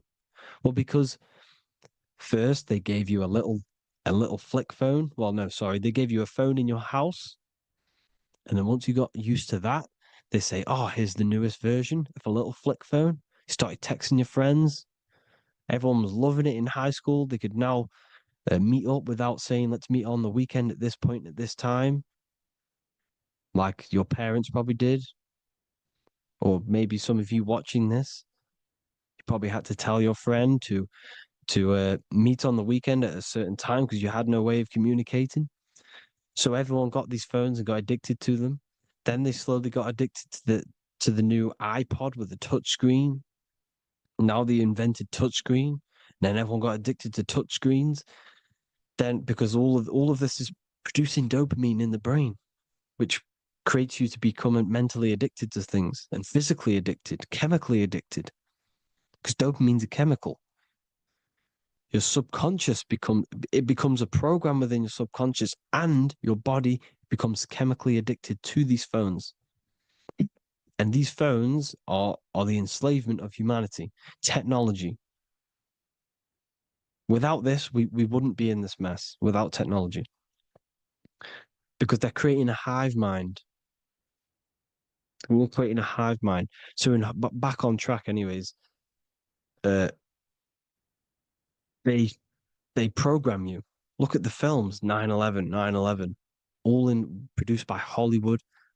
Here's the 11, like I said at the beginning, the two pillars which reflect reality. What happens in the mind happens in the physical. What happens in the astral happens in the physical. Okay, what happens in the physical happens in the mind. It's the two pillars, the mirrors. 9/11. 9 plus 1 plus 1 is 11. Flight 11 was hijacked. New York is the 11th state. New York adds up to 111. This is not a coincidence. It's all a form of magic.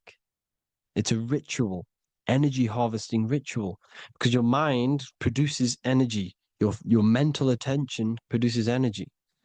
and they're feeding off this energy in the astral plane, these demons. Music is the most powerful. Personally, I think the music is one of the most powerful forms of magic they're using. Okay. Music is hypnosis. It puts your brain in a hypnotic state. It influences your electromagnetic field through vibrational energy. It reprograms your subconscious mind. Why do you think you remember the lyrics? You see, your subconscious stores all of the memories. Remember, the subconscious manifests 90% of your behavior. So therefore, the music you're listening to is manifesting your behavior. You wondered why some people wonder why they have drug addictions and they can't get out of violence and they can't get out of all this negative mind space. It's because the music they're listening to is creating a negative mind space. The words you listen to have plant seeds within your mind. So the reason you remember the lyrics is because that song created a program within your subconscious. Yes, that is what happens. You can use magic to reprogram your mind, but you can use music to reprogram your mind because it's all forms of magic. It's using natural mental energy forces to manipulate the physical reality. You manipulate your mind, you manipulate reality, physical reality. Okay.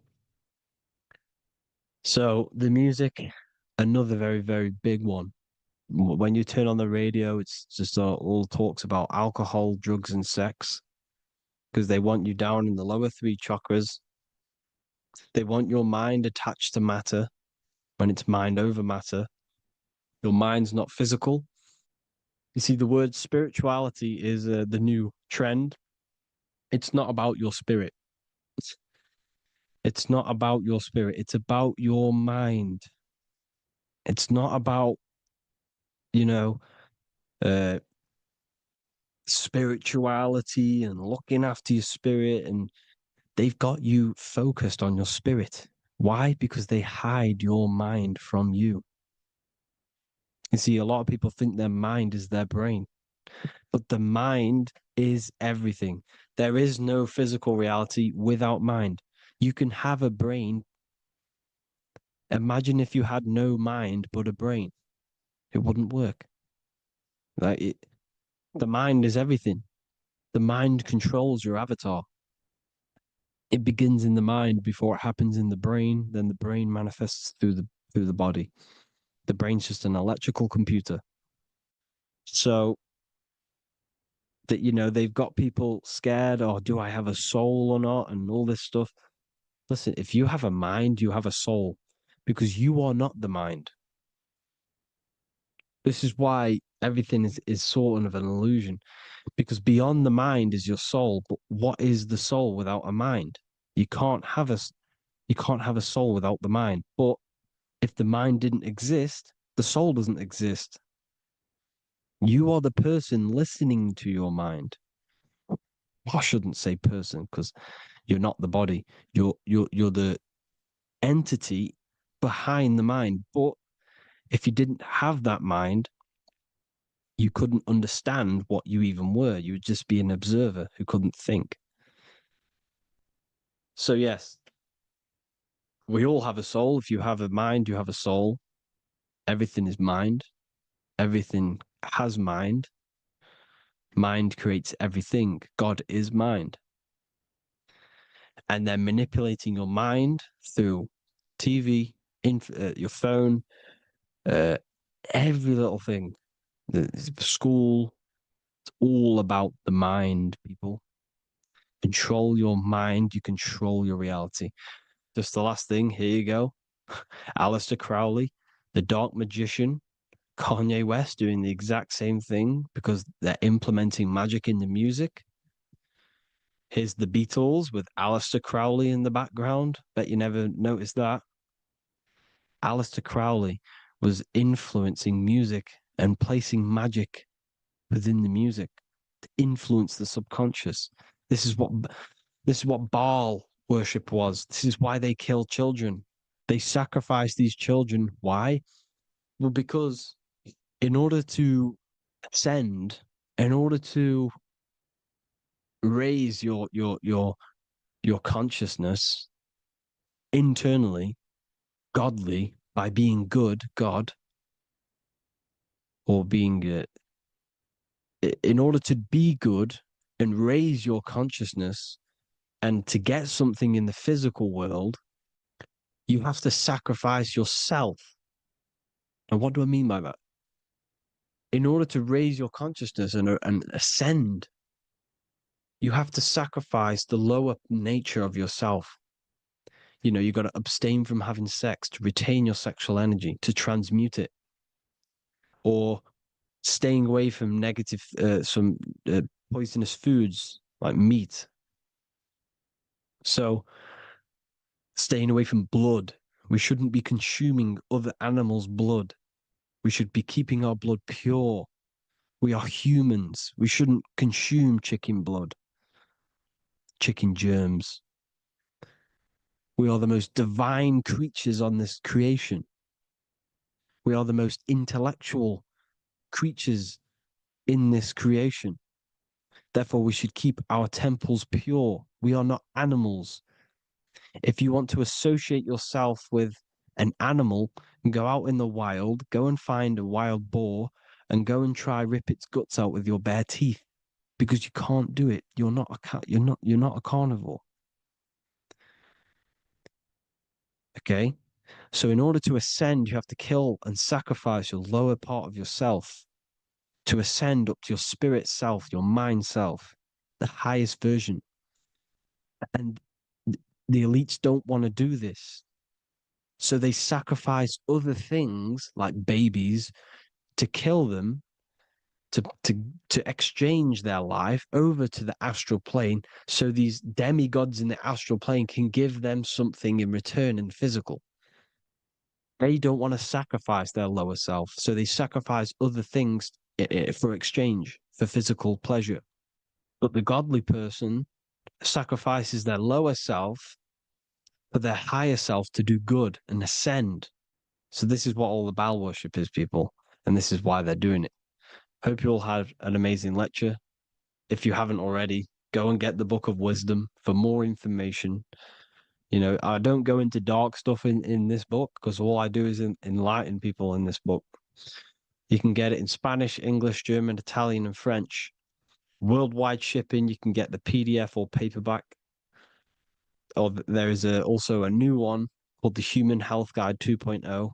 It gives you a list of all the foods, grains, oils, and nuts, you know, everything that's alkaline and positive for the body and not man-made and hybrid. It tells you all the products to stay away from, how to fast, how to improve vision, how to improve everything, literally. So the Human Health Guide has been released. If you want that, I'll pull all the links in the bottom in the description. Hope you all enjoyed the lecture, people. God bless you all.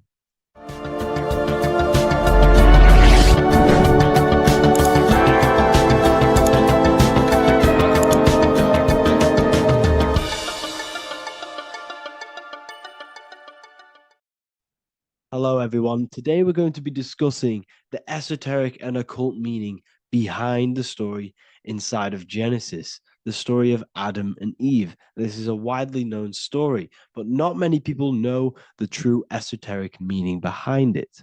Okay. So today we're going to be breaking this symbolism down. Before we get into this, please leave a like and a subscribe on the channel. I would greatly appreciate it.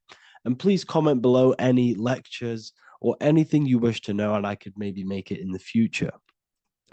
The first thing we must understand about the Bible is that it is an esoteric and occult book.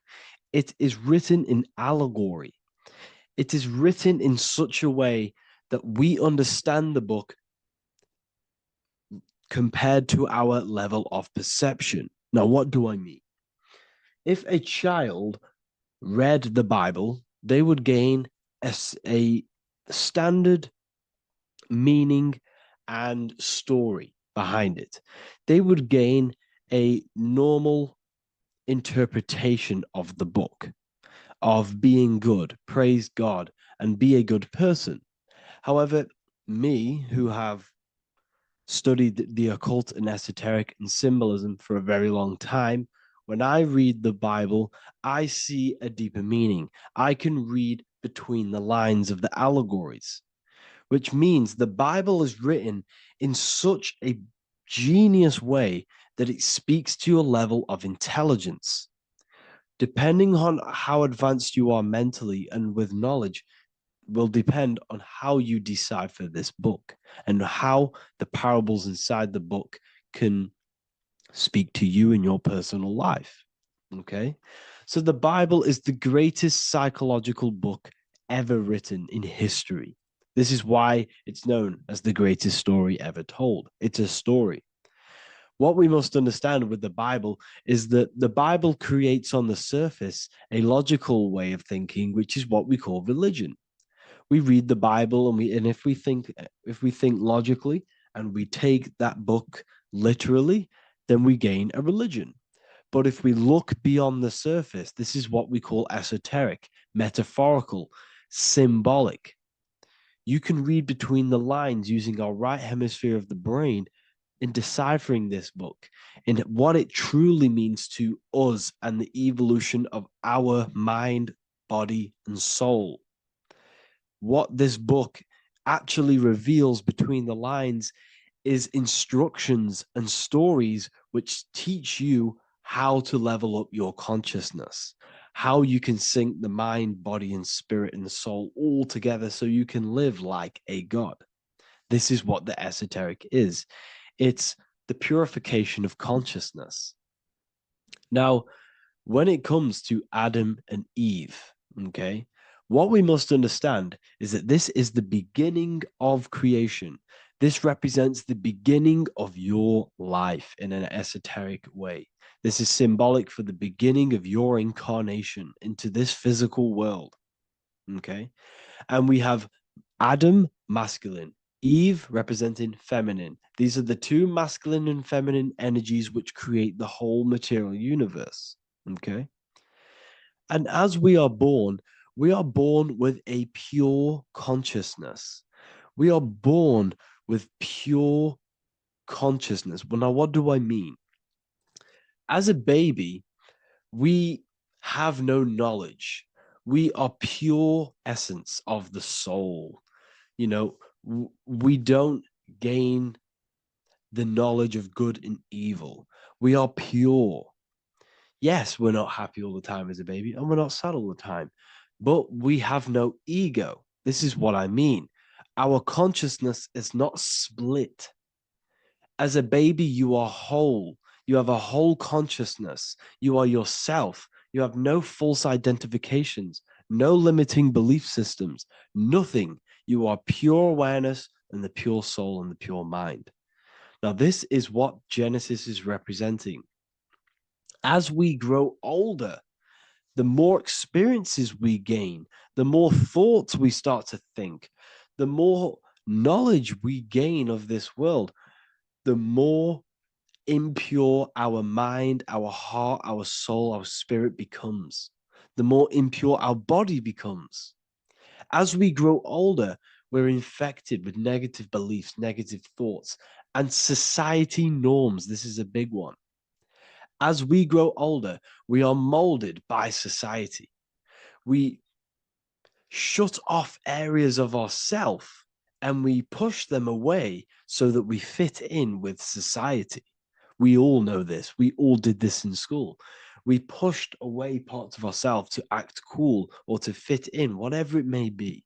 Whatever type of person you were in school, we all went through this because society and culture is programmed. So as we grow older, our consciousness splits. We gain a persona, an ego, and we gain a shadow self, the subconscious, and we gain an ego. Now, the ego is what you show to people. It's that character that you show, that you put on to your culture, to your family, to your friends. This is a false identification. And we also gain a shadow self. The shadow self is gained through experience. This is the subconscious. Our ego is created through experience. and so is the subconscious and the shadow self. Okay, so as we gain age in this material body, we fall from the Garden of Eden. We gain the knowledge of good and evil. This is what the symbolism represents of us leaving the garden, us eating from the fruit. Now, the fruit represents the knowledge, it represents the insight, the experience, which splits our pure consciousness. Our soul splits. Okay? We lose connection with the divine. We lose connection with our pure self through material experiences. We may lose ourselves in material experiences. We may lose ourselves in lust and material gain, wealth, and all of these lovely things that the material world offers. We lose ourselves in this. Okay? And not only that, there's another symbolic thing that we're missing with being a child. There's another symbolic meaning behind this tree in this story of Adam and Eve. And this is sexual energy. Okay? As we are a baby, we have no ability to create another human life. We have no sexual urges. We have no desire for the material things as a baby. Nothing. As we grow older, our sexual energy cultivates around the age of, it's like 10, maybe earlier for some people or later for some people. This is what we call puberty, when our sexual energy activates.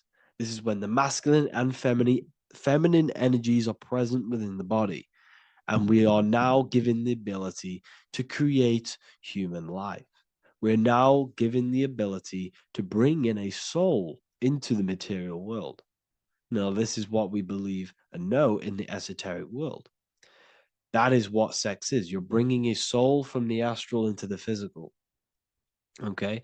So as you grow older, you gain this ability to use the power of creation. You gain this force within you that allows you to open a portal in the astral and bring in a soul to the material. Now, this power can be misused. This power is very powerful and should not be misused. In occult and esoteric teachings, we teach and learn sexual transmutation, how we transmute sexual energy into different areas of our life so we can grow and create. Because sexual energy is creative energy. It creates a whole new human being. So if we retain it, we can transmute it into creativity. So this energy is kind of corrupting us as well. And now I'm not saying growing up is evil, all this thing is evil. This is a natural cycle that we must go through. The soul of us must go through this cycle so that we learn, so that we overcome it, so that we gain mastery over ourselves, so that we expand ourselves. I recommend you watch the Evolution of Consciousness lecture that I did on my YouTube. An amazing lecture. It talks about the evolution of consciousness and how we're on a never-ending cycle of life and death and expansion. So leaving the Garden of Eden is symbolic. You see, Eve represents emotion. She's feminine. Adam represents action. That's why he bit the apple. You see, Eve takes the apple and tempts Adam because she's the emotion. She's the sexual desire. And Adam eats it. He releases. He misuses the power of his creation. He misuses his consciousness because of material illusions and material desires. This is natural. Okay. As we grow older in this life, our soul has to experience sin. We have to experience negativity. We have to experience evil. Okay. And we have to misuse this power within us to learn about it so we can overcome it and gain control over it. Now, this is why the Bible says in Genesis 3:6, "For God doth know that in the day ye eat thereof, then your eyes shall be opened. Ye shall be as gods, knowing good and evil." This is very, very, very symbolic. We come into this world to experience a dualistic way of reality. We come into this world to challenge ourselves so the soul can grow, because the soul comes from pure love from God. But we come into this world so the soul may know what it's like to be evil. You see, we are like a seed. Our soul's like a seed. And when that seed grows, okay, and it's planted, them roots must grow to hell in order for the top of the tree and the roots to grow to heaven. In order for the soul to reach the highest states, it must descend down into the lowest states. Good and evil. This is the story of good and evil, okay? And this is the story, a psychological story of how the human mind has functioned in this life. This is what this story is representing of how our soul and mind is functioning, how our consciousness is splitting and growing up and evoluting. Okay. Like I said, snakes represent sexual energy. They represent, snake, when you've been snaked. This is why we say you've been snaked, because it represents a temptation of sexual energy. This is why the Kundalini is symbolized as a snake. This is the serpent within us that we can rise to activate dormant brain cells in our brain. And that's called the Kundalini awakening. I'm not going to get into that into this video, but this is what it symbolizes, the tree and the knowledge of good and evil, because our body is the tree. Our central nervous system is the tree. The snake is our sexual urges and this false temptation that tempts us to interact with sin, the material world, okay, and go against our higher divine self. This is what it represents. Now, it's very, very symbolic. Not everyone is going to agree with this, but this is my interpretation of Genesis based on my research of occultism, symbolism, metaphors, and me studying the Bible. This is my interpretation, and I hope it resonates with you. It might not resonate with you, but this is what makes sense to me, and this is what has made sense to many other occult researchers who are in this space as well. Okay. So please leave a like, leave a comment, leave a subscribe. I'd greatly appreciate if you could, just give me some support on this channel. We're nearly at 100,000 subscribers, which is insane. I just want to say thank you all. And yeah, I will see you inside the university. If you join, I'll look forward to mentoring you, connecting with you on the live calls. There's a new symbolism course which is going to be available very, very soon. And yeah, if you join the university, you also get a 30% discount on all of my products, astrology readings, one-on-one calls, all of my books. Yeah, so I hope you gain some insight on this video, and I'll see you in the next video, and I'll see you inside the university. Have an amazing day. There is a secret meaning behind the number 666. 666 is 3 sixes. The number 3 in occult and esoteric numerology represents the 3 aspects of human consciousness. We see this symbolism in the all-seeing eye with the light and the triangle. The triangle is the number 3. The eye represents consciousness, observation, and the light represents the light of consciousness, because consciousness is pure light. The 3 aspects of our consciousness is thoughts, emotions, and actions. Every thought creates a feeling, and the feeling creates the action. All physical manifestation is driven from these 3 aspects of our consciousness. All physical manifestation comes from thought. Every object you see around you, this screen, the phone you're on, the laptop you're using, or the iPad, was a thought in the invisible realms of consciousness. Then it was brought into physicality through feeling and action. This is because man is made in the image and likeness of God. We are all mini creators. We are all extensions of God's creative consciousness. Therefore, the number 666 represents 3 sixes. 3 is thoughts, emotions, actions. The number 6 represents the cube because cubes have 6 sides. This material world that we experience, everything has 6 sides. Everything's created by cubes. We can move forward, we can move backwards, we can move left, right, up and down. This is the cube that we are stuck in. Therefore, 666 represents our 3 aspects of our consciousness, thoughts, emotions, actions, all contributing towards our physical self, material world, material pleasures, completely cutting ourselves off from our spiritual, true, divine self, which means 666 is representing a state of consciousness. A state of consciousness where we only operate from a place of material needs and survival things. As humans, we possess a physical material body in the physical material external world, but we also possess an invisible inner world, which is what we call spirit. When we disconnect ourselves from our inner world, we become lost in this materialistic way of thinking and acting, which can lead to no life purpose, a feeling of emptiness and voidness in our hearts. Humans possess the ability to transcend our animal instinctual natures and turn to the divine mind, to the spiritual inner world. It is our inner world that is projecting our outer world. The outer world is just an effect of our inner state of consciousness.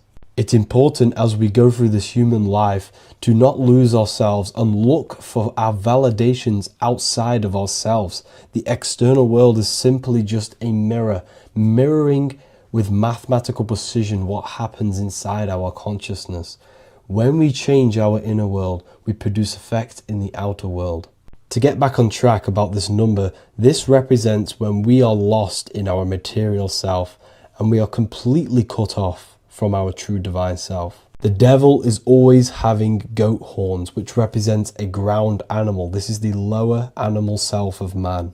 He's always red. The frequency of red is the lowest vibrational color, and it also represents the root chakra. This is all to do with survival mode and our physical needs and physical self. Red represents chaotic and intense emotions like hatred and anger. This is why the devil is always red, because it represents anger and an uncontrolled state of emotion and consciousness. You see, we've been taught in the church and all through religion indoctrinations that the devil is an external deity which influences humans. And in fact, this is nothing but a metaphorical story. The devil is a character which represents an aspect of the human mind, the lower aspect of the human mind, a facet of our own consciousness and psyche. The voice that we have in our head that tells us to do these negative things is not an external deity pushing us to do something bad. This is an aspect of our own mind. Jesus and Satan are just two characters which represent the two voices that we have in our own consciousness. In fact, the word devil was never present in the early Gospels. Instead, what was mentioned was a spirit of evil. A term spirit of evil was not meant to denote a specific deity or being, but rather any force of negativity, whether it manifests as a destructive thought, emotion, or action. The spirit of evil represents the darker sides of our mind, the part that leads us astray and brings forth negativity in our lives. The reason why they want you to believe in a devil is because they don't want you taking responsibility for your creations. They don't want you to realize that the external world is truly a mirror of your inner state of consciousness. Instead, when something bad happens in your life, you blame it on some external devil or Satan who tempted you. Everything is your creation in your life. When you realize this, you take full control and you begin to reshape your external world by changing your inner state of consciousness. Geometry. This is the study of nature, of the codes, the mathematical codes behind physical reality.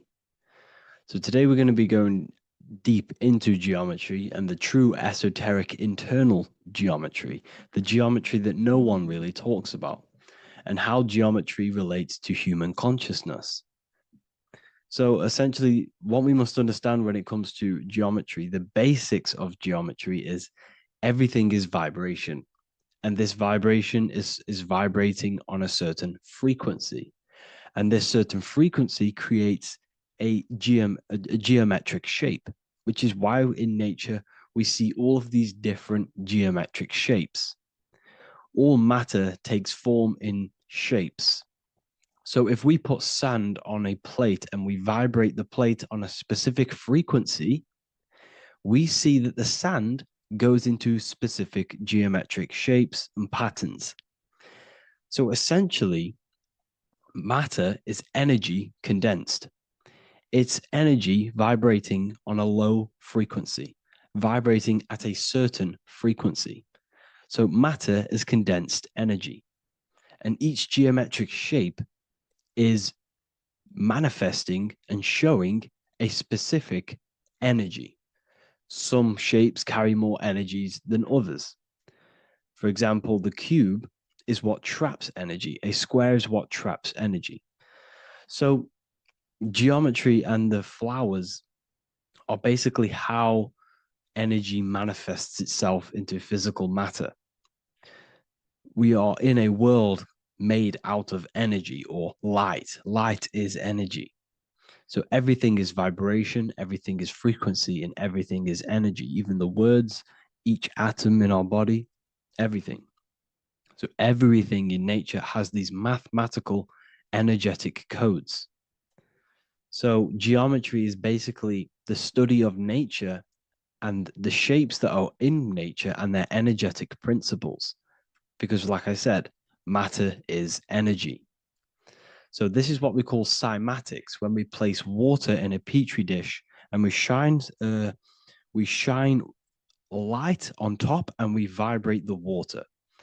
And we can capture, this creates certain patterns. Each frequency, like you see here, has its own pattern. So what we are seeing here in the physical plane is essentially energy condensed into physical reality. We see it in the turtle. We see it in every single form in nature. Now, external geometry and normal geometry, we normally get taught that this is God's way of creating physical reality, which is essentially true. However, it's far more deeper than that. Far, far, far more deeper. Okay, so what geometry truly is, it's not God's codes to reality. What we must understand is what the brain truly is. And what we must understand is that we are not in the world. We are not in the universe. The universe is us ourselves, and the world is produced by our brain itself. Okay? So the way you must understand how the brain works, so what you visually see, so geometry is to do with what we visually see. And what we visually see is heavily connected with our eyes, which are an extension of the brain. The eyes are the brain. And essentially how we see is energy enters the eyes, and each eye goes to the optic nerve. And this energy is transferred into electricity, which travels to the back of the brain, to the visual cortex of our brain. And this is where the image is produced, what we see. Therefore, the world outside of us is truly inside of us. It's a projection from within the brain. The brain is an energy condenser, a decelerator, an energy decelerator. Everything outside of us is basically formless energy. It is formless energy vibrating at a certain frequency. So what the brain is, it's sucking in this energy, this light, and turning that frequency, that code, that light code, into a physical reality. It's condensing the energy and turning it into a visual image inside of the brain. Therefore, everything outside of you is not what it looks like. Everything outside of you is basically energy, infinite energy. And our brain is condensing this into a physical reality and projecting it outwardly, which you experience your visual field. Okay? And the ancients knew this. So this is basically called the sigil of Lucifer. Lucifer is known as the light bringer. Lucifer in Latin means to bring the light. This is the sigil of Lucifer, which shows the visual field and the brain. We also see this in the Google Play symbol. It's a powerful symbol showing you the visual field, which is basically a symbol that tells you that reality is inside of the brain. The brain is what produces reality, but consciousness is not produced in the brain. The brain is essentially a consciousness downloader. It's a computer and it's a reality simulator. The body is a simulation of physical reality. You are inside of the body experiencing the body simulation. The body produces this reality. It's a piece of technology. So Lucifer is to bring the light. Lucifer is the light being produced in our brains. Okay. So this is why they say Lucifer can tempt you. Lucifer can be the devil because it represents physicality. It represents the false light. Lucifer can trick you because it represents the physical world can trick who you truly are. So now that you understand how the brain is basically an energy decelerator and it creates and simulates a reality to your consciousness, you are no longer a person in a universe. You are the universe itself experiencing itself.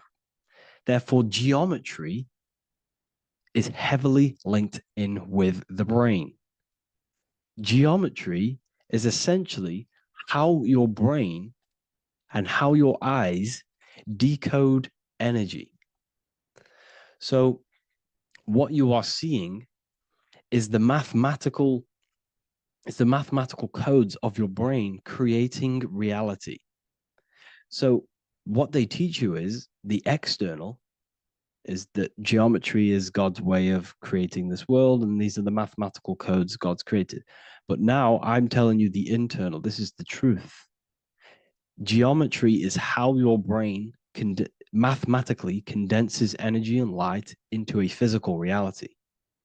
So therefore, your brain is a computer program. So now geometry is nothing outside of you. Geometry is not something created by something else. It's created by your brain. Your brain produces these patterns through mathematical codes by breaking down energy into physical reality. And this is why you see geometry in everything around you. This completely changes your view on geometry.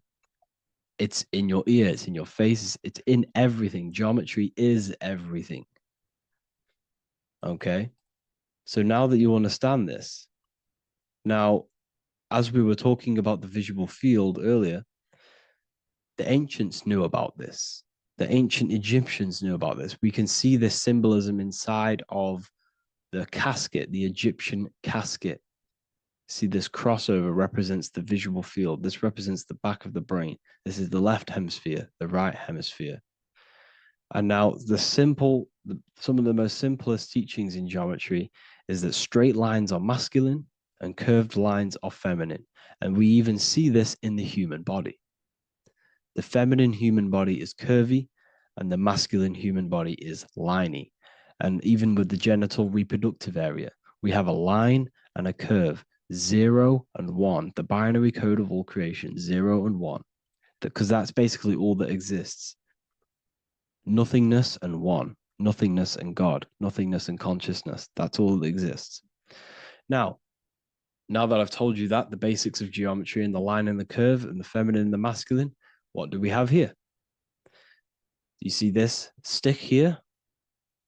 This is a curve. And what's the right hemisphere? The right hemisphere is the feminine, the feminine energy, the feminine aspect of our brain.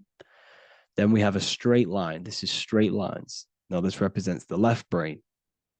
So the Egyptians are showing you the left masculine brain and the right feminine brain because of the curve and the straight line. And this is the visual field, the crossover. So there's a crossover in the brain. The left eye is connected to the right brain. The right eye is connected to the left brain. Okay, so the left eye is connected to the right brain. The right eye is connected to the left brain. The solar and the lunar. So, like I said, everything outside of you is basically energy. Your body is basically a holographic avatar, condensed energy produced by your brain. There's nothing actually outside of you.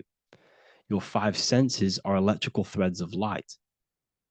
And when you touch something, this is basically electrical signals in your nervous system, which are reporting back to the brain. Therefore, what you touch is actually, you're not touching. The feeling that you feel when you touch something is not the true feeling. That's your nervous system you're feeling. You're feeling your nervous system in the brain. It's electrical signals to your brain. So the five senses do not decode, well, what you're experiencing as the five senses is not outside of you. This is your brain interpreting electrical signals. You don't experience the world, you experience your nervous system and your brain. The nervous system is an extension of the brain. So this is the truth. This is not woo-woo spirituality. This is true consciousness science that I'm teaching you here. Okay? So nothing is truly outside of you. It is a universe. You yourself are the universe, the fabric of the universe itself. The only thing that exists outside of you is essentially energy. That is it. And your body and your brain condenses this energy into reality. So when we look into architecture, why is architecture, the ancient architecture, so important? Because what did I tell you at the beginning? Shapes and physical matter is condensed energy. Each shape holds specific energy. Some shapes hold more energy, emit more energy. Some shapes condense energy. Some shapes transfer energy. Each shape, each geometric shape has an energetic principle because matter is essentially energy. So when we look into cathedrals and the ancient buildings, they were filled with geometric patterns, geometric shapes, because they understood the energy principle.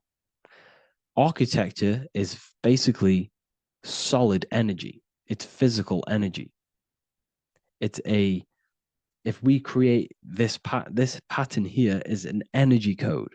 And if you stand next to it, you're going to gain that energy. It's going to be imprinted on your body. So essentially, they filled their buildings with high energy geometric shapes. Points, triangles, pyramids are very, very energetic.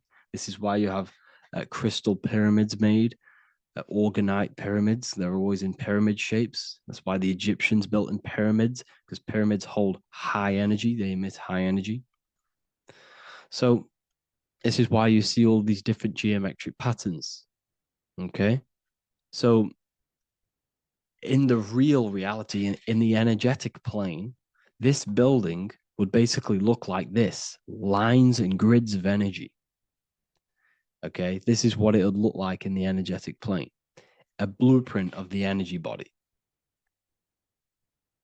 So as you see here, these are the different frequencies in a petri dish, of water in a petri dish. And you can see they are specifically aligned up with these specific patterns. You can see geometry even within geometry. It's fractal. So essentially, when you would stand inside of these buildings, they would imprint the energy of the building in your body, because your body is healed through energy. You have an electromagnetic field around your body. So by creating buildings with geometric patterns, we are essentially increasing the energy of the building, because the building itself is energy. Okay. So when we fill it with geometric patterns, we're increasing the energy. We're giving it a certain energetic imprint. So when you stand inside of that building, you're being imprinted with that energy. Okay. So especially with these windows, these stained glass windows. Well, why are they stained glass? Well, color is frequency. So when you have all of these different colors, and not only were they just painted, some of these colors are specific gemstones, crystals, natural stones, which all hold energetic principles. Each crystal is vibrating on a certain frequency. Wood has its own frequency. Metal has its own frequency. What you must understand is that everything in nature is not just a piece of matter. It's vibrating. The atoms of wood are vibrating on a certain level, which give it a certain energetic principle.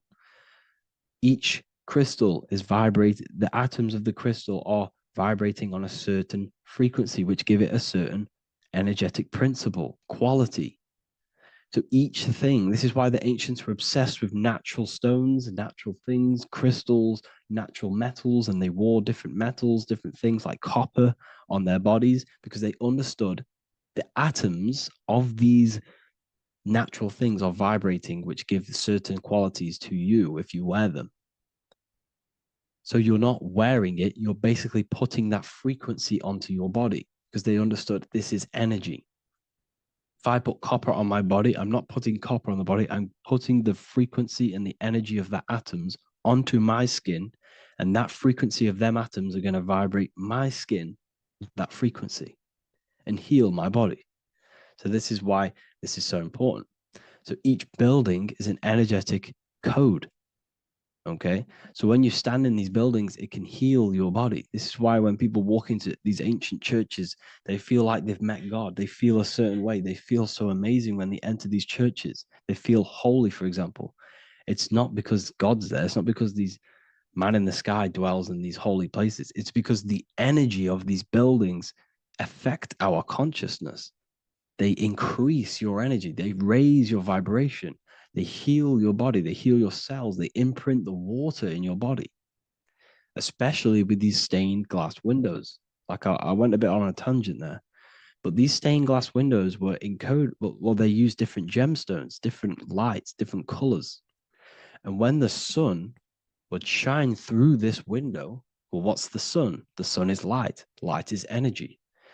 The sun's light would go through this filter of the window of the crystals and the different gemstones and the different colors, and the sun's light would be encoded, imprinted with these crystals, with these colors and these natural glasses, which have healing energetic principles.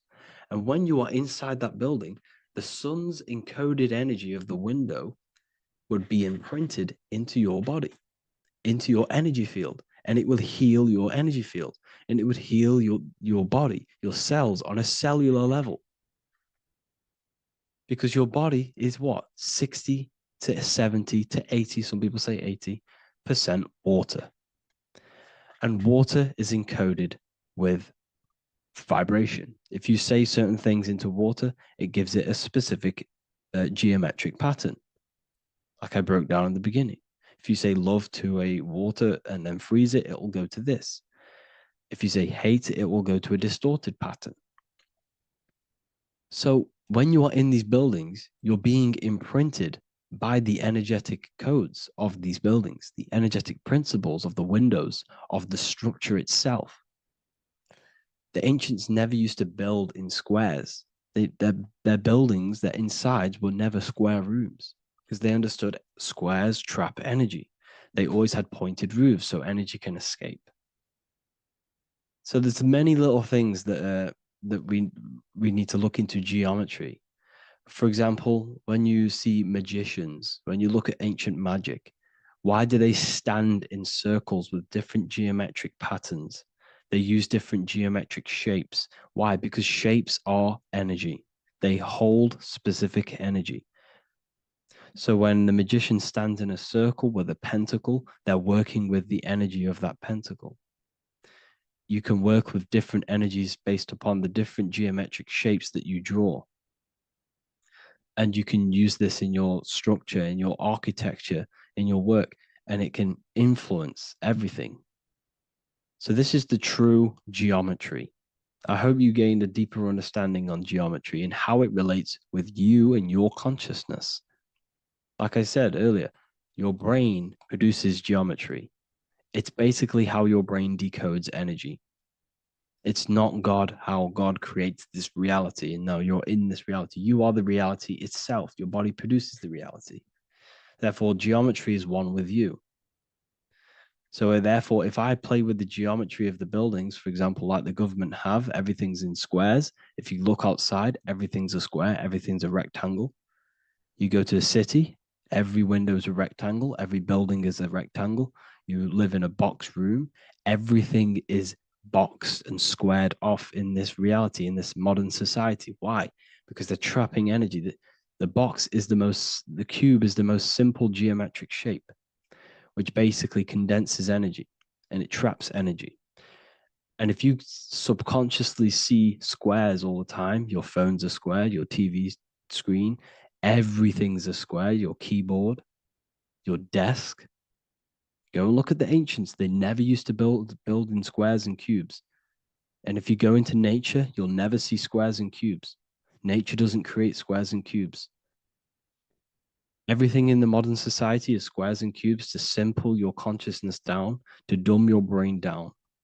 So the ancients built very, very complex structures. Why? Because they understood what we see affects our brains, because our brains decodes reality and creates reality. If you see a sophisticated building, this is going to give you a sophisticated mind and raise your IQ levels over time, subconsciously.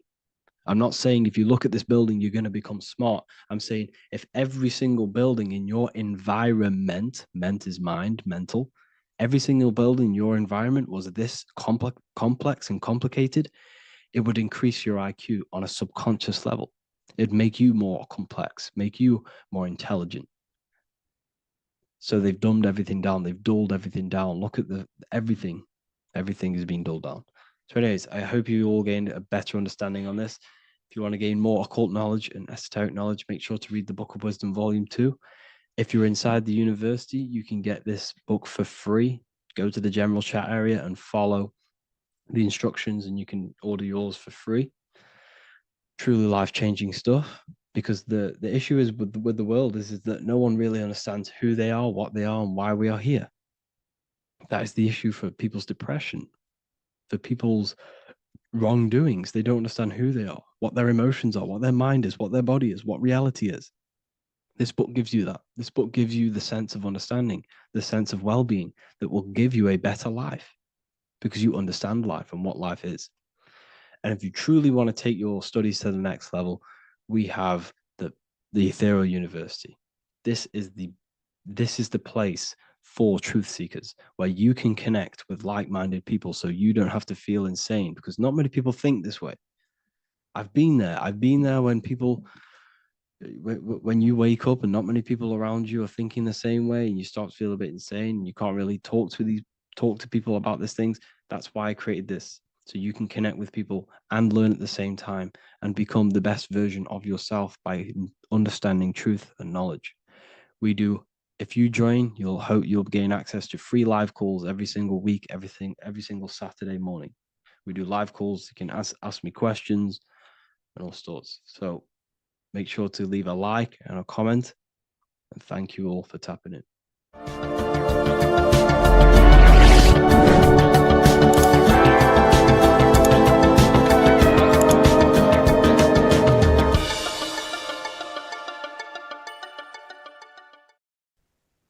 As above, so below. This is one of the most crucial teachings within esotericism, occultism, or what we like to call it today, spirituality. I don't like calling it spirituality because it's not spirituality. I teach human consciousness. I teach the science of you and your consciousness alone and your being. And in order to fully understand you and this world around you, you must understand this number one principle of as above, so below. There is many misconceptions of this, and there is many simple teachings of this, but I'm going to break it down today from the most simplest to the most complex, and you will see the connections between all things. This is the most important lesson you could ever learn, and I'm going to teach it you today. So what you must understand is with the term as above, so below, it applies with everything you see in this world and about yourself. We have something called the macro, which means the bigger scale. On the bigger scale, we have the whole earth. If we look down from the sky on top of rivers, this is what we see. We see this tree pattern. Then on a smaller scale, we see trees. have the same pattern. Then we look even closer. We're going smaller and smaller into the leaves of the tree. We see the same pattern. Then we go even more micro into the human brain and look at the human brain cells, and we see the same pattern. This is proof this is a fractal universe, and everything is in the micro is reflected in the macro. As above, so below. As within, so without. On the macro is a reflection of the micro. So now that you understand this, we can go a bit further. A yearly cycle of spring, summer, fall, winter is a macro. A micro is a daily cycle. So a day is a mini year. The summer is the midday. Autumn is the evening. Night is the winter. And spring is the morning. This is a macro, a reflection. We have a miniature cycle of the zodiac every single day. And this cycle is also reflecting the cycle of life and death. We live, we are born, which is the spring. We live, which is the summer. We then age, which is the autumn. And then we die, which is the winter. And then we are reborn again. This is the cycle of life and death. And you do this every single day. You see, death is a macrocosm of sleep. This is why we say sleep is the cousin of death. Because you die every single night. You do this process of life and death every single day. As above, so below. What's in the micro is in the macro. So when you go to sleep, you are essentially dying. And then in the morning when you wake up, you are then born again. This is a fractal cycle that we live in. Everything in this whole world is fractal. Everything applies to as above, so below. We have the sun, we have the moon, we have the day, we have the night. We have the life, we have the death. We have the conscious, we have sleep. As above, so below. We have the conscious mind, because now we're diving into as within, so without. As above, so below more refers to the external world. As within, so without is referring to your inner world and the outer world. What you must understand is about yourself. You exist in two realms. You're an individual. The dual nature of you. You exist in two realms at once. You have an inner world of your thought, emotion. This is the inner world that no one else can see but yourself. And you have an outer world with a physical body which everyone can see. So you exist in two worlds. You have the inner voice, you have the outer physical voice, which I'm speaking to you with now. But I also have an inner voice, which no one can hear, only but me. So you exist in the light and you exist in the darkness. The sun represents your external self, your physical, conscious mind. The moon represents your shadow self, the inner self, the psyche self, the spirit self. There is an as above, so below. The sun is within you. The moon is within you. Everything is within you. Now that you understand as above, so below, what is your body? Your body is a miniature earth. Let me repeat, your body is an earth. Your body is the earth. Okay? Because like I say many times in all of my videos, you are not in the world. The world is you. You are the universe. Your brain is a computer creating this reality. What you see with your eyes is produced in the back of the brain called the visual cortex. You don't look into the world, the brain produces the world. The body produces the world. When you touch something, you're not actually touching something. This is the electrical nervous system. When you touch something, what you feel is actually electrical signals on your nervous system reporting back to your brain. Therefore, when this body dies, you leave the earth, because this body is the earth. Okay? As above, so below. You have the mental plane, the astral plane, the etheric plane, and the physical plane. This is essential for understanding reality and the teaching of as above, so below. Everything in this material plane began in the thinking mind. For example, the microphone I'm speaking into, the phone you're watching this video off, or the laptop or iPad. Where did this begin? It didn't begin in the factory. The first ever place this item begun was in the mind of an individual. The invisible realms of mind is where all physical things and physical items begun. Essentially, this physical plane is the effect of the thinking mind. This world is the world of effect. It's the world of outcomes. When you see something, it is already manifest. It is already being manifested. It is an effect. And in the effect of the cause, which is the thinking mind. Therefore, the mind creates thoughts, which is the mental plane. Then after thoughts creates imagination, which is the astral plane. These two are spiritual. They are non-physical. So spirit kind of means non-physical. Then you have the physical planes, the etheric and the physical plane. As above, so below. What happens in the mind is manifest on the physical plane. Like I said, the phone that you are holding, it was a thought, and then it brought down into a physical reality. As above, so below. You change the mind, you change your reality. Your environment, the word environment has ment in it because your environment is mental.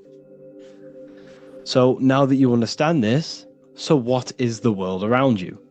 The world around you was created by the mind of God. It was manifested through God's thought. So you are living in the mind of God. You are a thought in the mind of God. God thought you into existence. But like I said, we are all fractals. Everything is fractal. If God exists, this means that you are God, as above, so below. God created you through the thinking mind, and he gave you a thinking mind.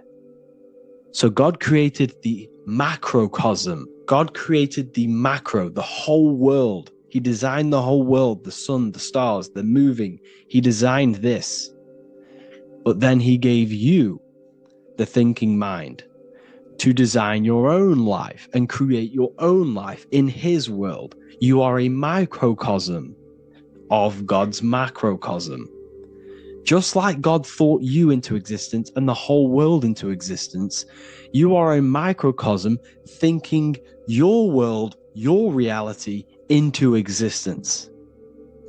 You see this now? Everything is a reflection. Everything is a mirror. Everything is fractal. So in order for you to change your reality, you must change these higher planes. Your thought and imagination are the two key aspects of creating physical reality. Every object you see around you was begun in these higher planes of the non-physical, and they were brought out of spirit into physical matter through the thinking mind and physical action. So now we're going to get a bit deeper. The brain is not the mind. Now that you understand, we have spirit and matter. As above, so below. You have a non-physical side of reality and a physical side of reality. The mind is the spiritual brain. The brain is a physical manifestation, a physical effect of the mind. The mind uses the brain to operate in the physical world, and it's the same with the heart. The soul manifests itself physically through the heart. The heart is a physical manifestation of the soul, of the emotion, thought and emotion, the mind and the soul, the brain and the heart, heaven and earth. So you have the inner world and the outer world, the spiritual, non-physical, and the physical. So we are all on this process of awakening, an expansion of our minds into new fields of thought, into new fields of awakening ourselves. Because essentially we are born into this world. But you are born many, many times. You can be born physically and you can be born spiritually. Like I said, everything is fractal. So just like when the baby finds out that there is a world outside of its mother, what does the baby do? The baby seeks a way out of its mother, and then the baby is now born into a new world, a world outside of its mother's womb. It's the same with you and your spiritual process. As your mind becomes aware that there are other realities beyond your physical body, it then seeks a way out. And this is why you are probably watching my YouTube, because you are now on the path. Something within you has guided you to this path of knowledge, truth, enlightenment, and expanding your consciousness. And it is your soul who brought you here. Your soul speaks through emotion, like guidance. Emotion is the language of the soul. When you feel very bad, this is your soul telling you you're not in the right place. You're doing the wrong things. Because the soul is always unfolding its purpose, which is expansion and learning. That is it.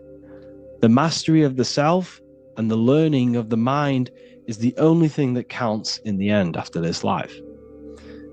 So you are on a journey of expansion, of learning, creating, and spiritual rebirth. As above, so below. What does this body tell you? When I see someone overweight, I don't see the overweight. I don't see the body. I see the mind. I see an undisciplined mind. I see a mind that lacks self-control. I see a mind that seeks external validation. That's what I see when I see an overweight person. I don't see his body. I see the result of his mind. Because what does the Bible tell you? You shall know them by their fruits. It's the same saying as above, so below. You shall know them by their fruit. The fruit is their manifestation. Your body is a direct correlation and manifestation of your mind. Your inner world projects your outer world. As within, so without. As above, so below. Now, what do you see when you see this man's body? I see discipline. I see strength, mental strength, not physical strength. I see mental resilience of pain. Because all of this man's mental energy has been manifested physically within his muscle. This body is a direct manifestation of this man's mind's pain and suffering. And it shows discipline. This is why people instantly respect you if you are in shape. You walk into a room and you are in shape, people will instantly give you respect because they know that you are mentally disciplined. The body is a reflection of your inner world, and it's the same with your friends, your family, your connections with people.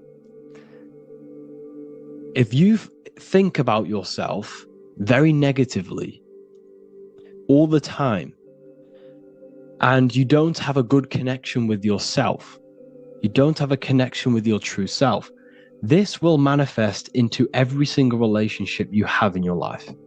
If you don't have a good relationship with your inner self, you don't have a good relationship with the people and the friends around you. Because as within, so without. If you think negative about yourself, you will only pick up the negative in other people. If I think very highly of myself and I think very happy and good things about myself, I will then see the good things in other people. Because it's as above, so below. As the inner world is, so is the outer world. It's the same with your life circumstances.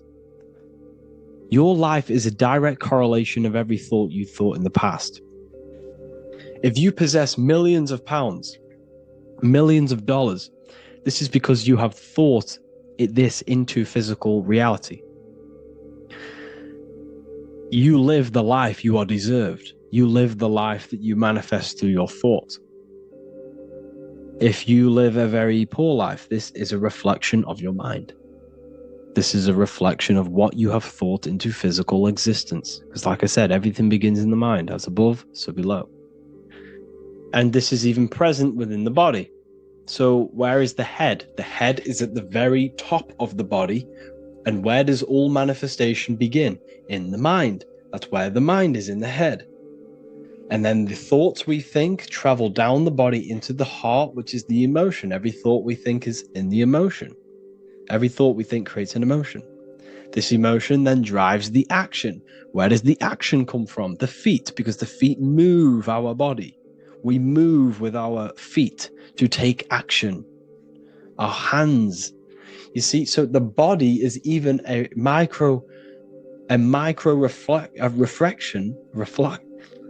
I can't even say it. Reflection of the order of manifestation. This blew my mind when I figured this out. You see, the head, the thoughts begin here. This is the beginning of all manifestation. Then it comes down to the heart. This is the emotion. Then you take the action. The thought and emotion then sparks the action, which is taken with the hands and the feet. And where's the lowest point on the body? The feet, and that's touching the physical earth. So the head is where the thought is, the non-physical, and the lowest point on the body, which is touching the physical earth. So the head represents spirit, the feet represent matter, spirit and matter. Your room, if I walk into your room and I see a messy room, I don't see the room, I see a messy mind. The room is a reflection of the mind. If you have a messy room, this is your mind. It's an externalization of your unsorted mind, undisciplined mind. So like I said, we are all God, and we must find the God self within us. And I teach all of this inside the Book of Wisdom, Volume 2. This is not just a book, this is a revolution. This is the beginning of a new age with this book. If you have read it, I congratulate you. You should feel very proud of yourself if you have an open mind. You should feel proud of yourself for watching these videos, because not many people have an open mind. Remember this, people. You are special if you're watching these videos. You have the mind. You have the ability to see through the illusion. And I take my hat off to you. You want to take this to the next step? Read the book. Or if you want to take it to the serious levels, join the university. The university, you gain access to every piece of my material that I've ever done, all of my books, all of my lectures that are hidden from YouTube, that are hidden from everywhere else, the lectures that give you real power. And if you feel alone on this journey, we have a conscious community where you can connect with like-minded individuals, because I've been there. I've been there when you feel lonely, because you feel like no one else is thinking the way you are feeling. You can't talk to people about these things because people just think you're crazy. That's why I put together this, so we can connect, so we can unite, so you can connect with people, so you don't feel crazy about thinking about this stuff, learning about this stuff. And if you truly want to level up your life, people, and take your studies serious, this is for you. We do live calls, we do lectures. There's a whole library filled with books you can read. It's the perfect place for the truth seeker. I thank you all for joining. Please leave a like, a comment, a subscribe. Let me know any future videos you want me to make in the comments. Thank you all. Have an amazing day.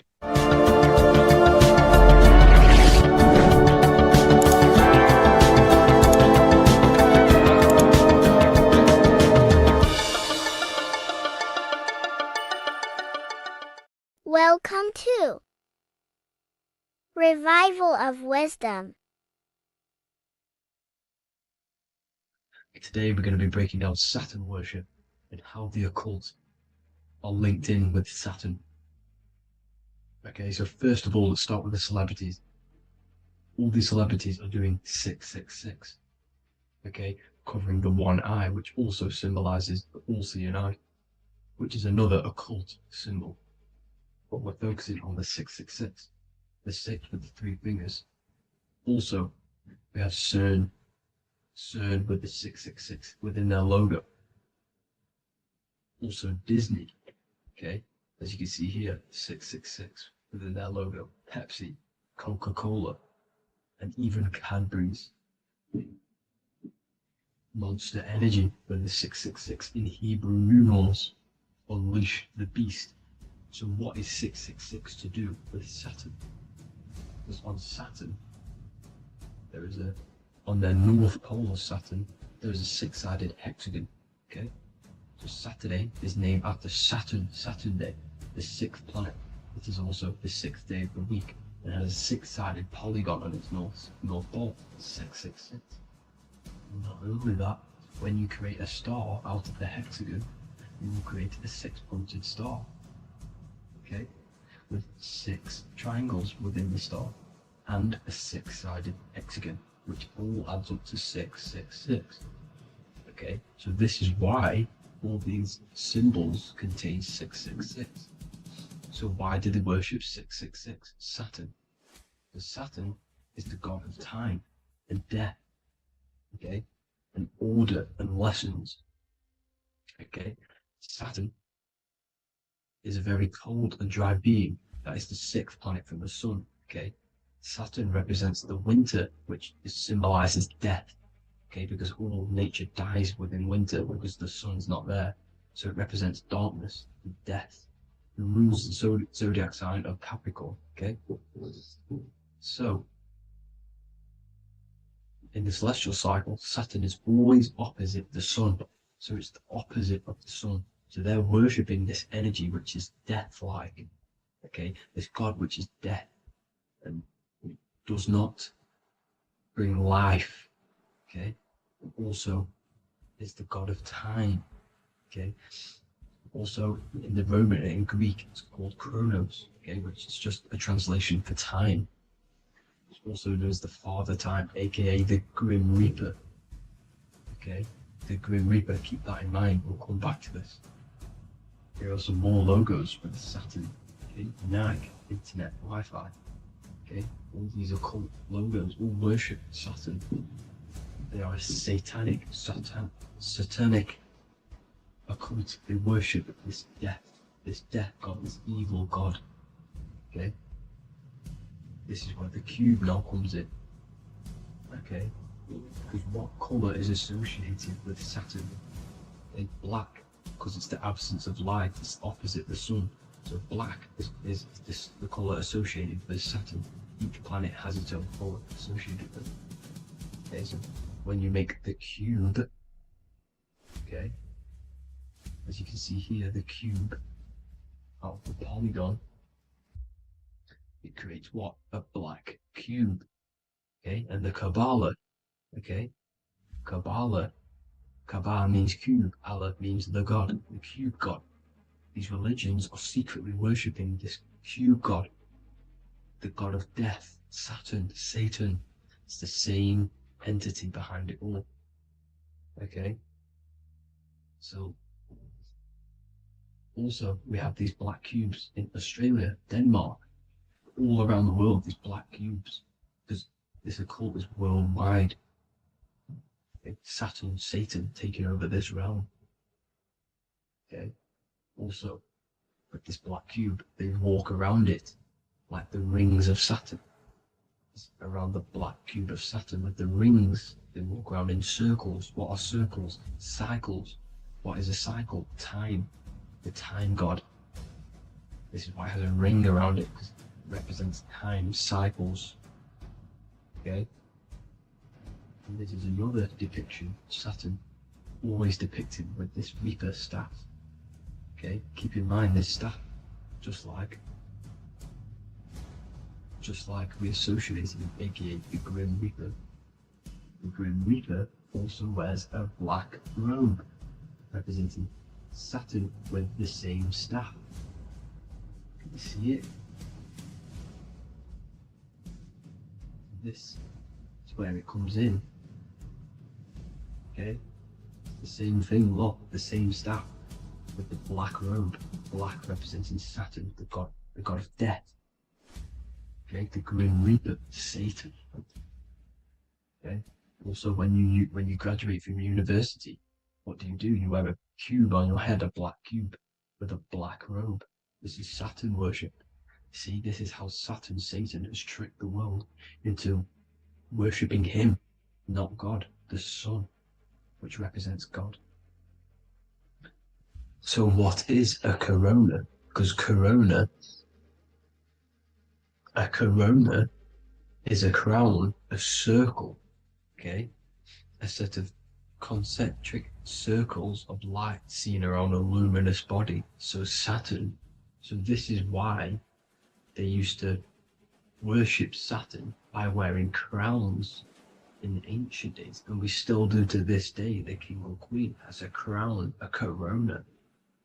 Also, corona, the drink. Corona adds up to 666, just like Saturn is 666. But like you see in the corona, you see the staff. You see this staff, just like the staff of Saturn, the Saturn god, like the Grim Reaper, with the black robe and the staff, just like the Saturn god. What is the Grim Reaper?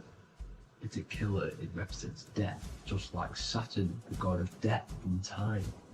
So all these occults and secret societies all worship the 666 god, which is Saturn, Satan. All of our energy is being put into Saturn. Okay, and Saturn, Satan, is harnessing all of this energy. So gradually, this is what the mark of the beast is. Like it says in the Bible, the mark of the beast, or the name of the beast. Here is wisdom. Let him know that you have to understand and count the number of the beast, for it is 6. It is the number 6 of a man, and is 600, 3 score is 6, 666.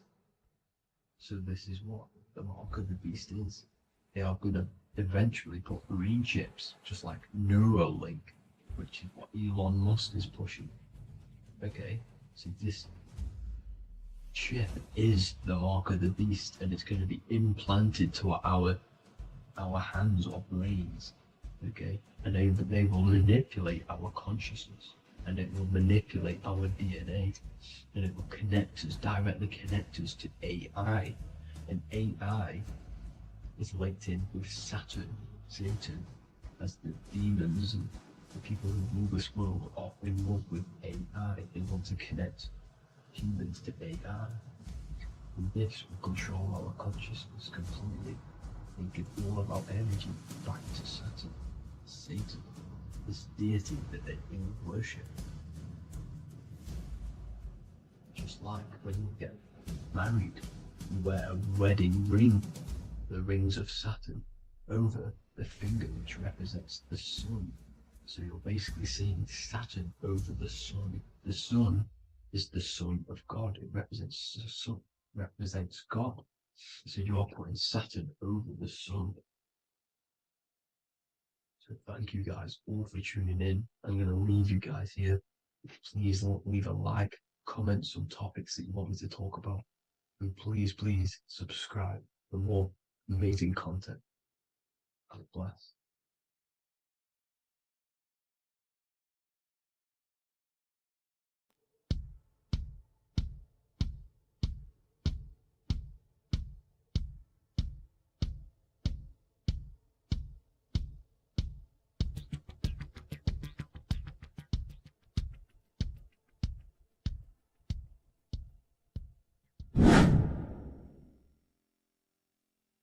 What is good, people? How are we all doing? Today we're going to be talking about the different planes of existence, the occult side of the world, the things they don't teach you in school. And of course, you can only find that on this channel, so welcome. So you need to understand is that your consciousness moves through these different planes of existence, these different states of consciousness, which make up all of you. Okay? They are all interlocked planes. They are all interpenetrated into each other. They are all one. They melt into the plane above and below. You see, each plane is a product of each plane. As above, so below. Now, the higher you go, the more fluid, the more dreamy, the less dense it becomes. The lower you go, the more denser it becomes, the more solid it becomes. The lowest plane is the physical plane, which you are obviously aware of. You are inside of the physical plane now. But while you are in this inside of this physical plane, you are indeed inside of all these other bodies which you have not awakened yet. You have to awaken these different bodies. You have these bodies. Okay? It's like a ripple effect. And the center is the most dense, the most solid. This is earth, heart, the heart of the ripple. And the lower you, the further you go out from the center, the more dreamy, the less fluid, the more fluid, the more less dense it gets until you're one with the all. You see? And this is what it's like. This is what this system is. It's like a ripple effect. Now, let's jump straight into the planes. First, you have the physical plane, made out of 4 elements. Five elements. The ether is the mother of the elements. It's the womb of the elements. It's the 5th element.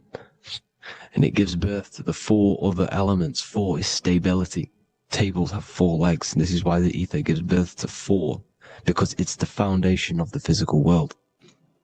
Fire, earth, water, air. They are not pure. Each one of the elements melts into the other one. For example, earth and water both share cold. Water and air both share wet. You see, they compose of each other. They melt, they mold into each other based off the vibrational state of the ether. That's what it is. The 4 elements are the vibrational states of the ether. Okay?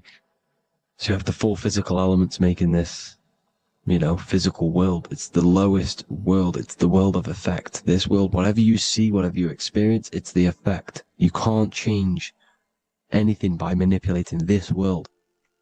You got to manipulate the higher worlds to affect this world, you see? As above, so below. This is the lowest plane. It has 3-dimensional. It's the 3rd dimension. Space, height, and thickness. That's all it is. Front, backwards, upwards. You see, it's 3-dimensional. We cannot perceive the hidden side, which is the interior of this existence. We cannot perceive the interior from our exterior view. We are looking into this world. Okay? This is the exterior view. We can't see what's inside of that. That's the 4th dimension, which is the next one. It's the most gross and dense plane. 4 states of matter, the most slowest vibrational molecules exist in this plane. Above this plane, you have the ether. Okay? The word ether and either are the same thing, because either connects 2 scenarios in languages. I either support Manchester United or Liverpool. Either is connecting them 2 scenarios. The ether is doing the exact same, as you can see here on the planes of existence. It connects the astral world, which is very important, to the physical world. It's connecting these 2 worlds. So it's the ether. It's the ether. The ether is pure potential. Energy flows through the ether.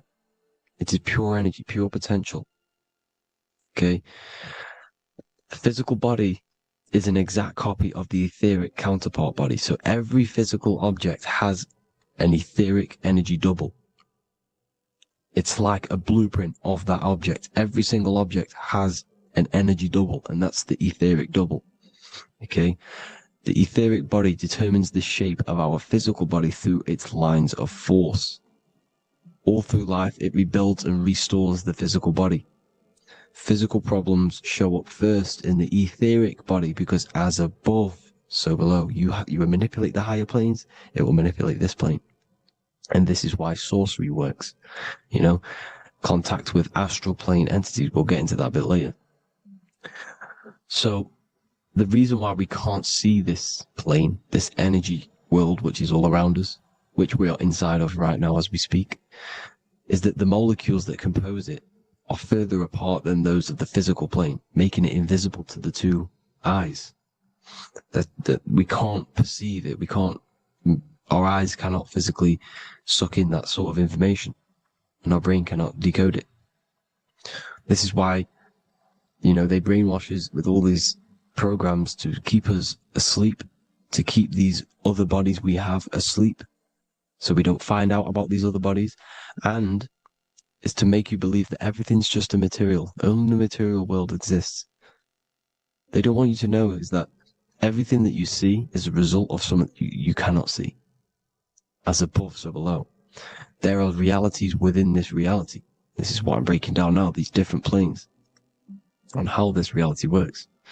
So your etheric double is your energy body. You can see here the physical, etheric, astral. Astral is your spirit. The ether is a part of the physical plane. It's like just above the physical plane, but it's still part. But then the astral plane is completely separate. It's another plane, but they're all interlocked. Don't think they're apart. They're all interlocked. They're all one. They all melt into each other.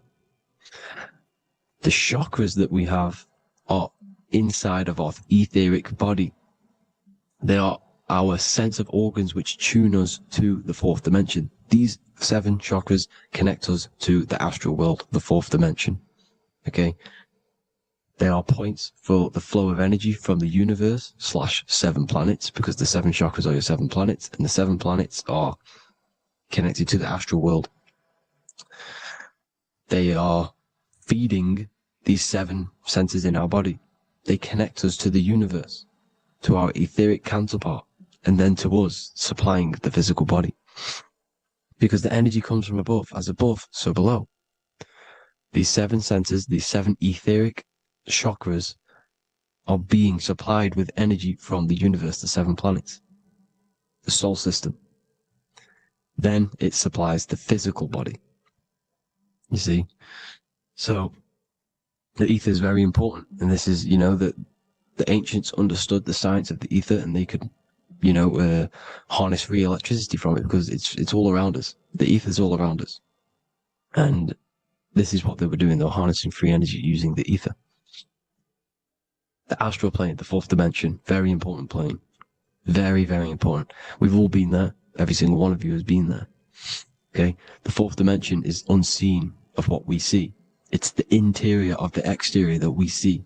We see the third dimension, but we cannot see beyond what's making this third dimension. This is the fourth dimension. Okay? It's the dream world. This is where you go when you dream. Okay? This is where you go when you dream. It's the place of disembodied spirits or ghosts, entities, whatever you want to call them. When you hear ringing in your ears, that is not tinnitus. That is an entity around you. Okay? That is an entity around you.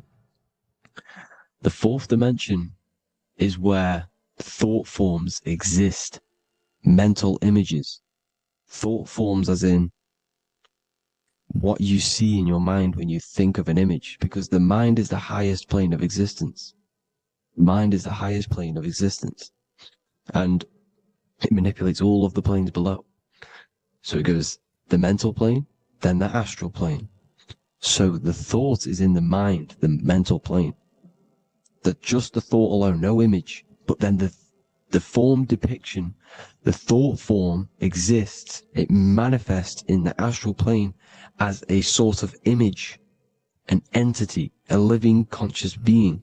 So this is why thoughts are things. You see, thought forms exist within the fourth dimension. So when you imagine something, when you are, for example, right now, look into your hand and imagine there's an apple in your hand. If you can see that, you are seeing into this fourth dimension. You can only see into this fourth dimension using the mind's eye, not the 2 eyes, the mind's eye. When you shut off the 2 eyes into darkness, the third eye opens. The mind's eye is open. And you can see, you know, this is astral travel. You got to work on astral travel. And you will see this astral plane, this fourth dimension. And there are 3 different sections to this astral plane. Higher, middle, or lower. So yes, there is a kind of a heaven and hell. And a middle, mid-God.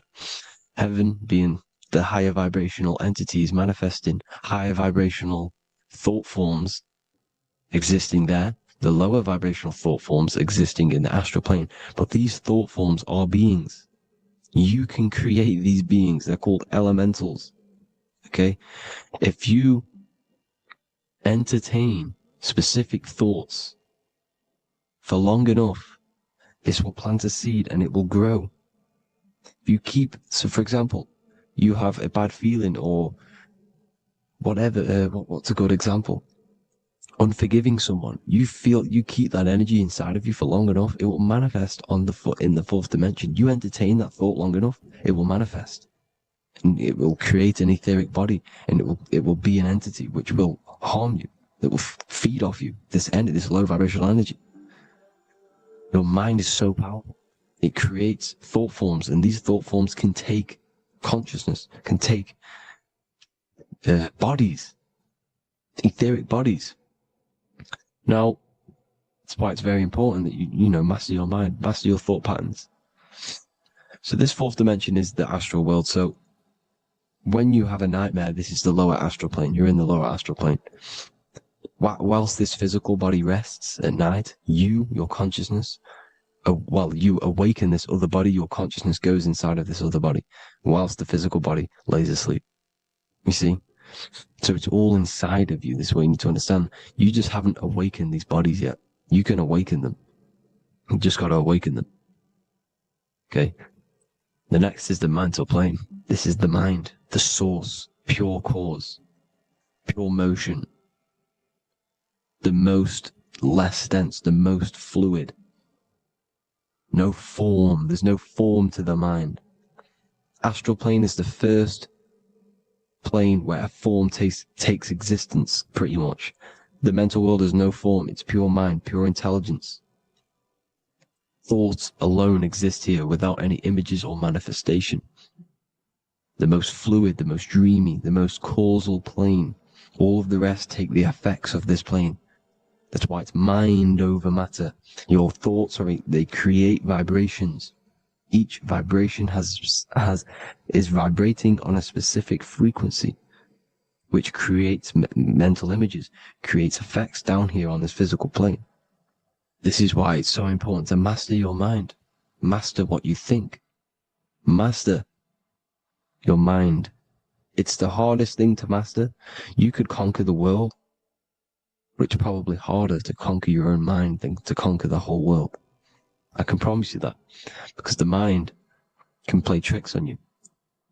You got to listen to that inner guide within you that will constantly manifest the good things. So anyways, people, hope you learned a lot from this.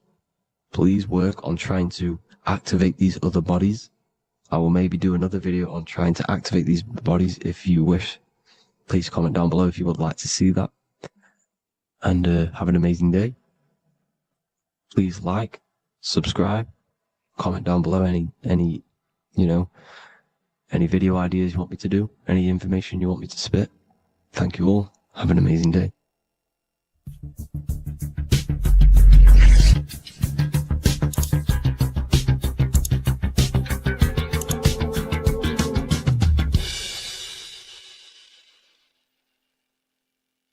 Neo is plugged in on the back of the neck, which is the reptilian brainstem. The reptilian brain is all to do with survival mode, survival state. It's always scanning the environment for safety, whether that's physically, emotionally, or mentally. It does not think. It is instant. For example, do I smack the guy or run off? If something happens to you, like a car's coming really quick to you, you do not think about this. The reptilian brain is the animal instinct that will instantly move your body on the instant reactions. Hence why it's the closest brain to the rest of the body. It has instant access to the electrical nervous system to control the body at instant reactions. Now, Neo is plugged in on the back of the neck, which is the reptilian brain. Therefore, the matrix is the body itself. It is the lowest state of consciousness. This is what it represents. The word matrix means womb. It translates to womb because your body is a womb.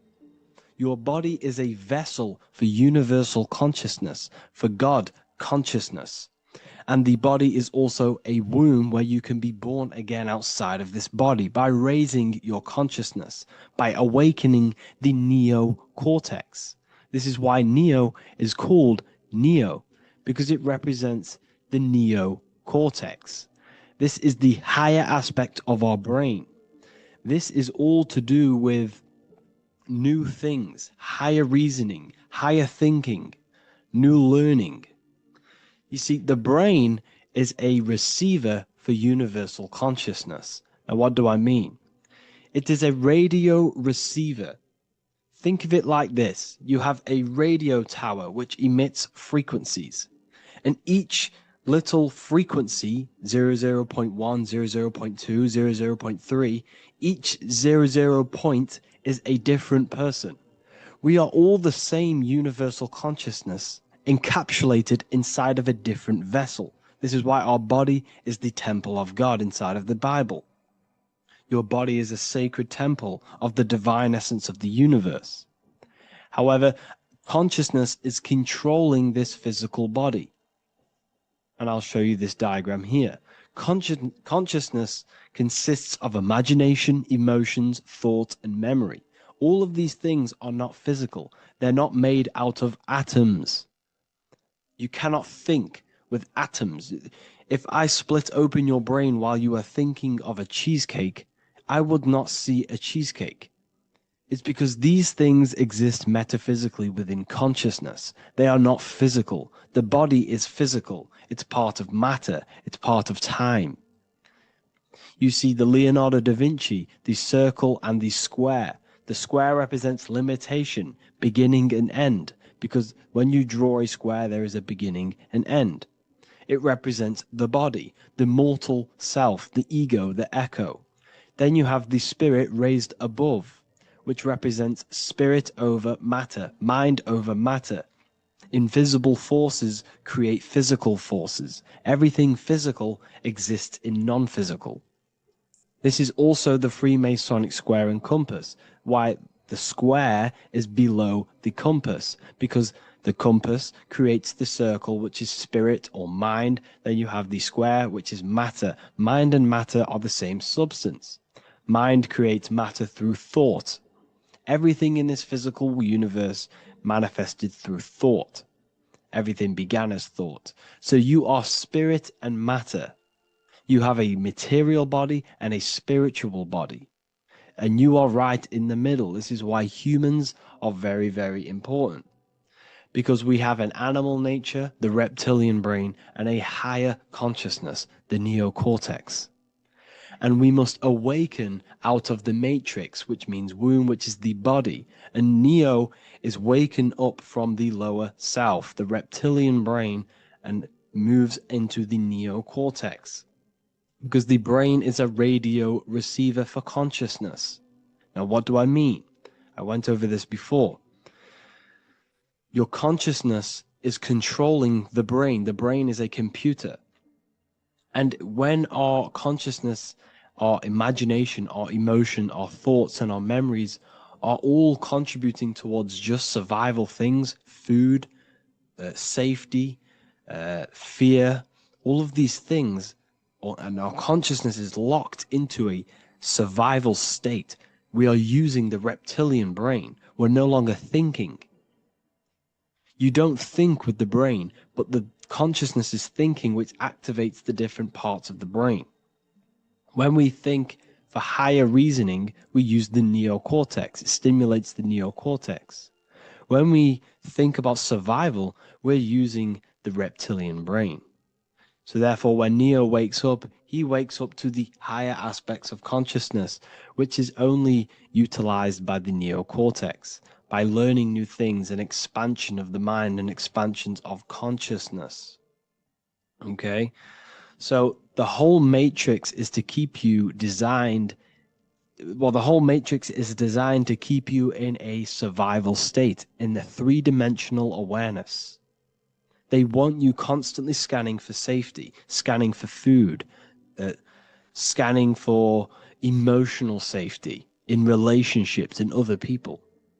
You see, they do not want you to think.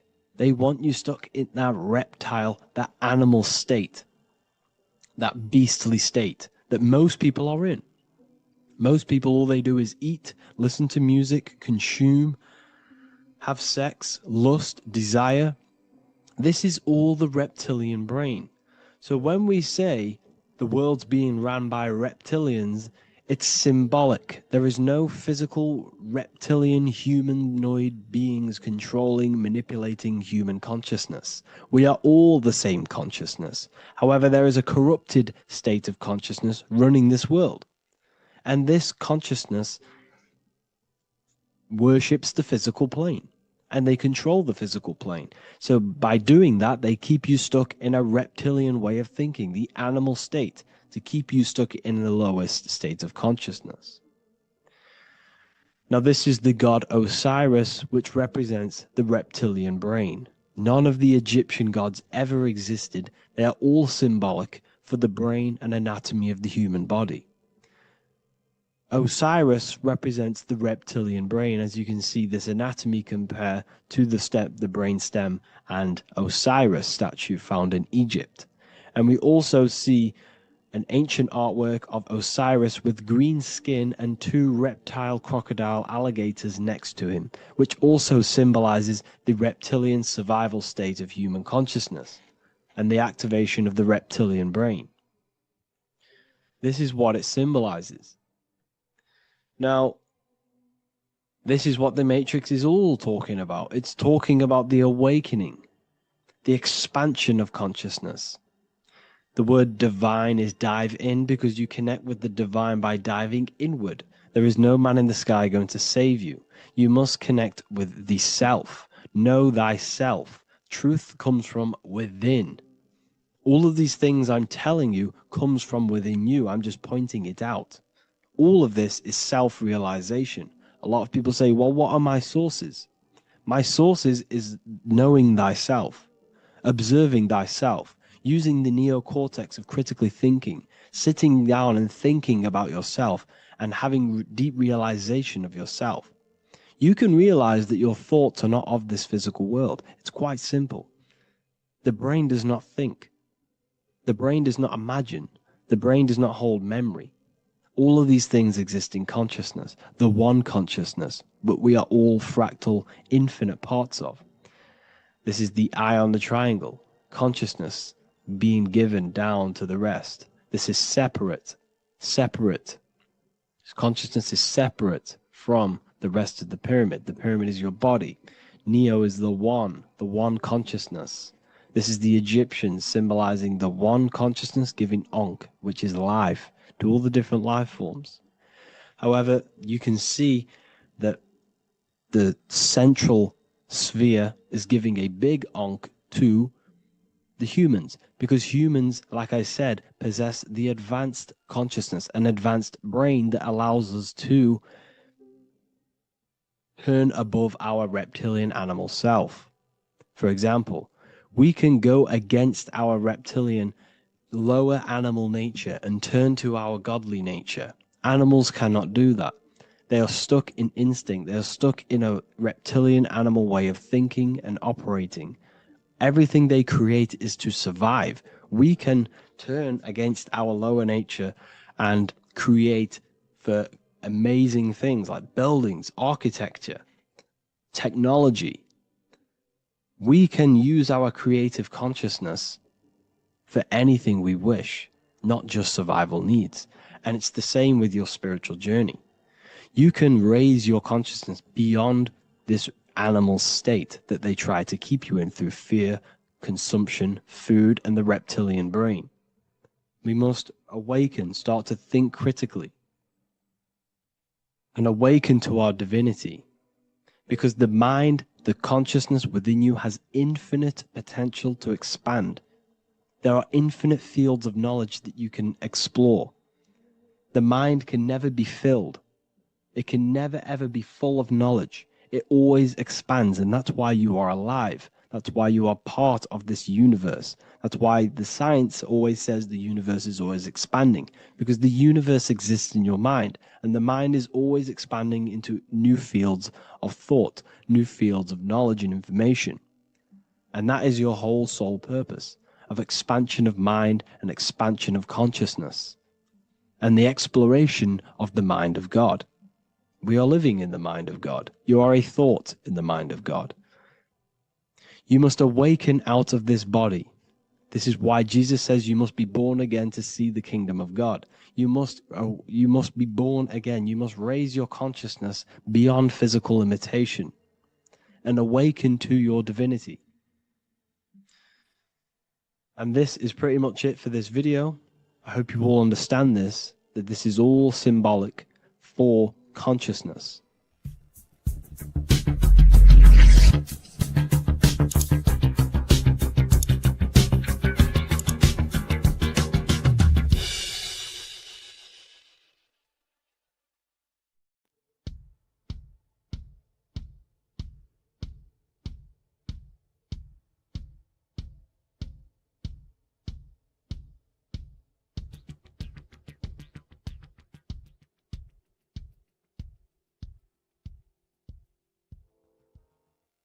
Welcome people, we're back with another video. I will now be keeping track of my YouTube and trying to upload every week. In this video we'll be talking about the chakras. The chakras are the 7 attributes of God, and they are the 7 planets. These are literally vortex portals within us that connect us to these vices and characteristics of God. Each one of these energy centers are a spinning wheel of energy which controls the cells and organs in that particular area of the body. For example, it's literally a mini brain for that area of the body. Each chakra has a vice which you need to turn to a virtue in order to climb up through the system. They work like a stairway system. You have to go through each chakra in order to unlock the one above. This process is turning matter into spirit, as you descended from spirit to matter. Saturn is Satan, that's why it's the lowest chakra, and that's why the devil is red, because red is the lowest vibrational color. When you are in these lower states of consciousness, you are in your animal nature. This is your physical side of your nature, and you are mainly being driven by your animal instincts, or your ego. Moving back to your higher self or your spirit self is not an easy process, it takes a while. However, with discipline, consistency, and motivation, you can achieve this, and this is what the ancients called Christ consciousness. Once you have achieved this, it is basically a state of mastery of the mind. You no longer lust for the lower animal nature things. Now let's start with the root chakra. This is located at the base of your spine, and you can feel this chakra by tensing your anus. This energy center is in control of your survival needs, your vitality, stability and security. Now, if this chakra is unbalanced, you will feel insecure, fear, anxiety, unstable, low self-esteem, anemia, over or underweight, and constipation. In order to balance this chakra, you need to feel grounded, embodied, stable, calm, centered, a sense of safety and trust in yourself and the world around you. The next chakra is the sacral chakra, which is located around the belly button area.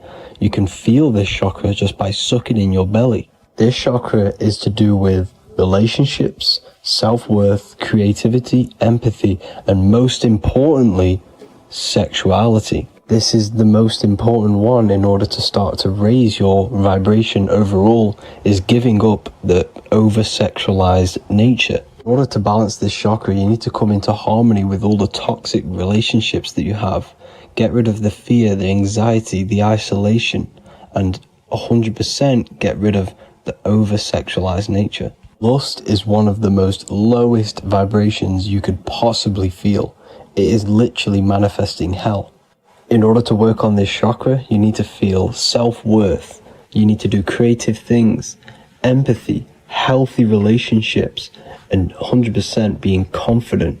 The next chakra is the solar plexus. This is to do with personal power, will, metabolism, eating, happiness, and your self-esteem and self-identification.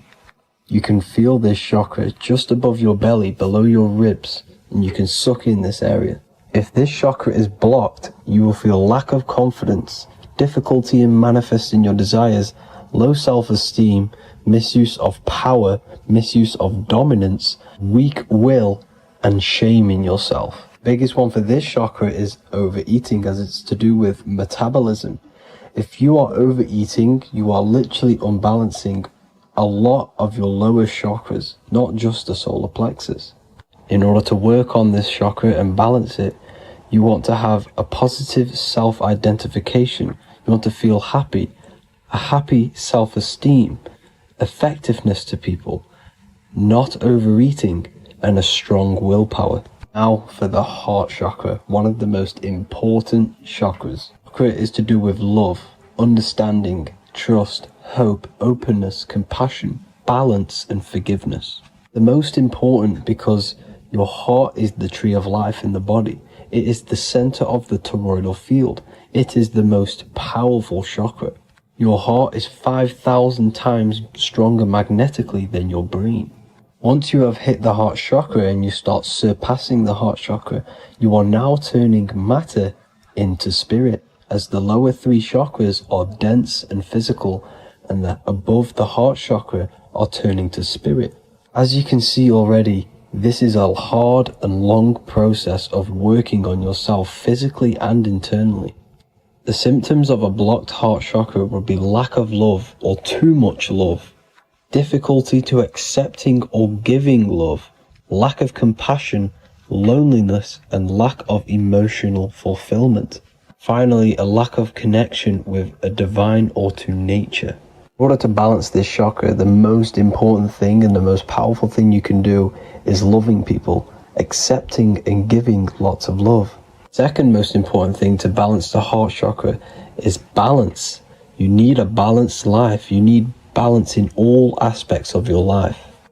Now for the throat chakra. This is a very important chakra as it's to do with communication. A symptom of this being unbalanced is a lack of self-expression and putting on a front all the time, acting with the ego. In order to balance this chakra, you need to constantly self-express yourself. You can't be putting on a front. That voice inside your head, you have to let it come outward. Don't just block it off with a wall. Self-expression will lead to you gaining friends who actually like you for being you, and not these fake friends that you have to put on an ego for. In order to balance this chakra, you need to express yourself, express the word that's within you. Don't be lying to people, don't deceive or be deceptive. The next chakra is the third eye chakra. This is starting to get very advanced and you are coming very close to spirit.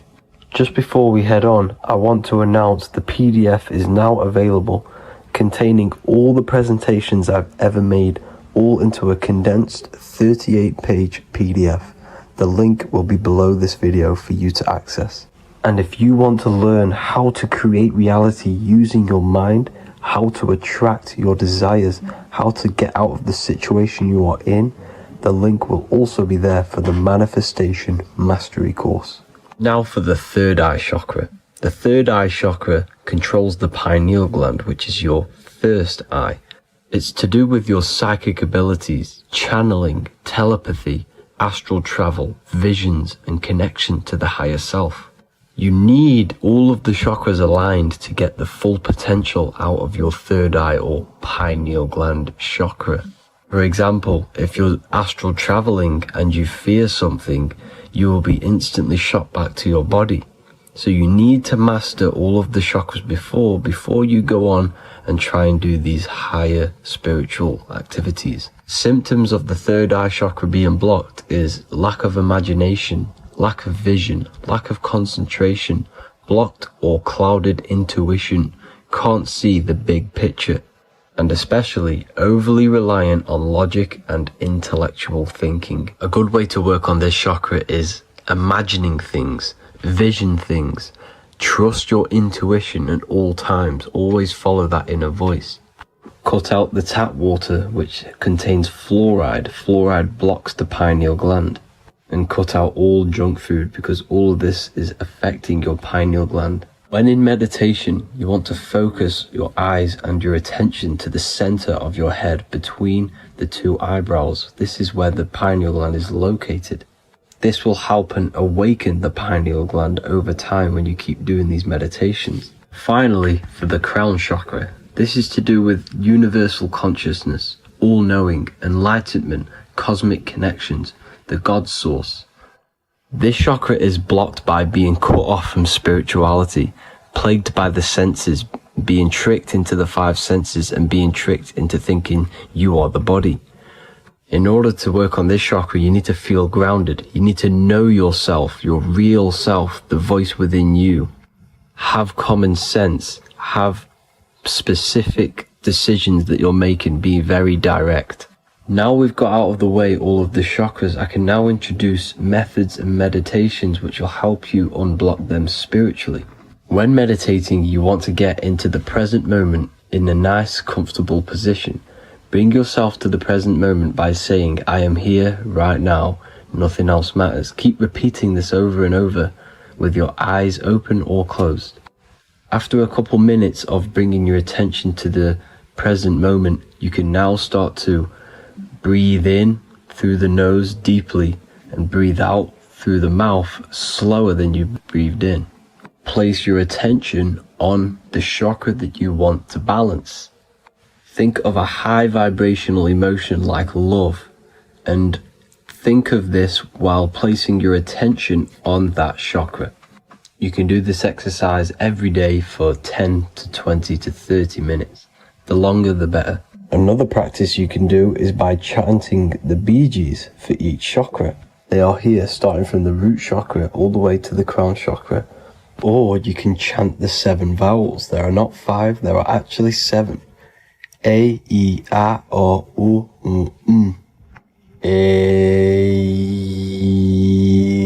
I, O.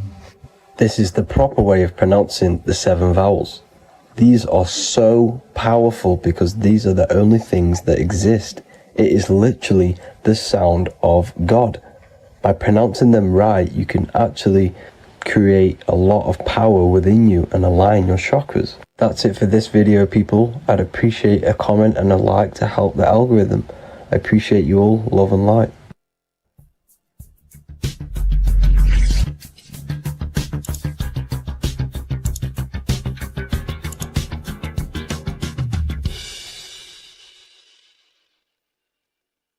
Welcome to Revival of Wisdom. Welcome people. We're back with another video. Please make sure to hit that like button, subscribe, and turn on notifications to never miss a video. The Earth is a giant torus field consisting of a positive and a negative pole. The Sun being the cathode with a positive charge and the Moon being the anode with a negative charge. This is why the Sun rules over the day, giving you lots of energy, and the Moon taking your energy from you, making you go to sleep. Now, the plane that we live on is called the plane of inertia, and at the center of this plane of inertia is the North Pole. This is where the two electromagnetical energies meet. Now, this is where the most electromagnetic energy is stored. This is why all compasses will point north, because it's the most magnetic place in this reality.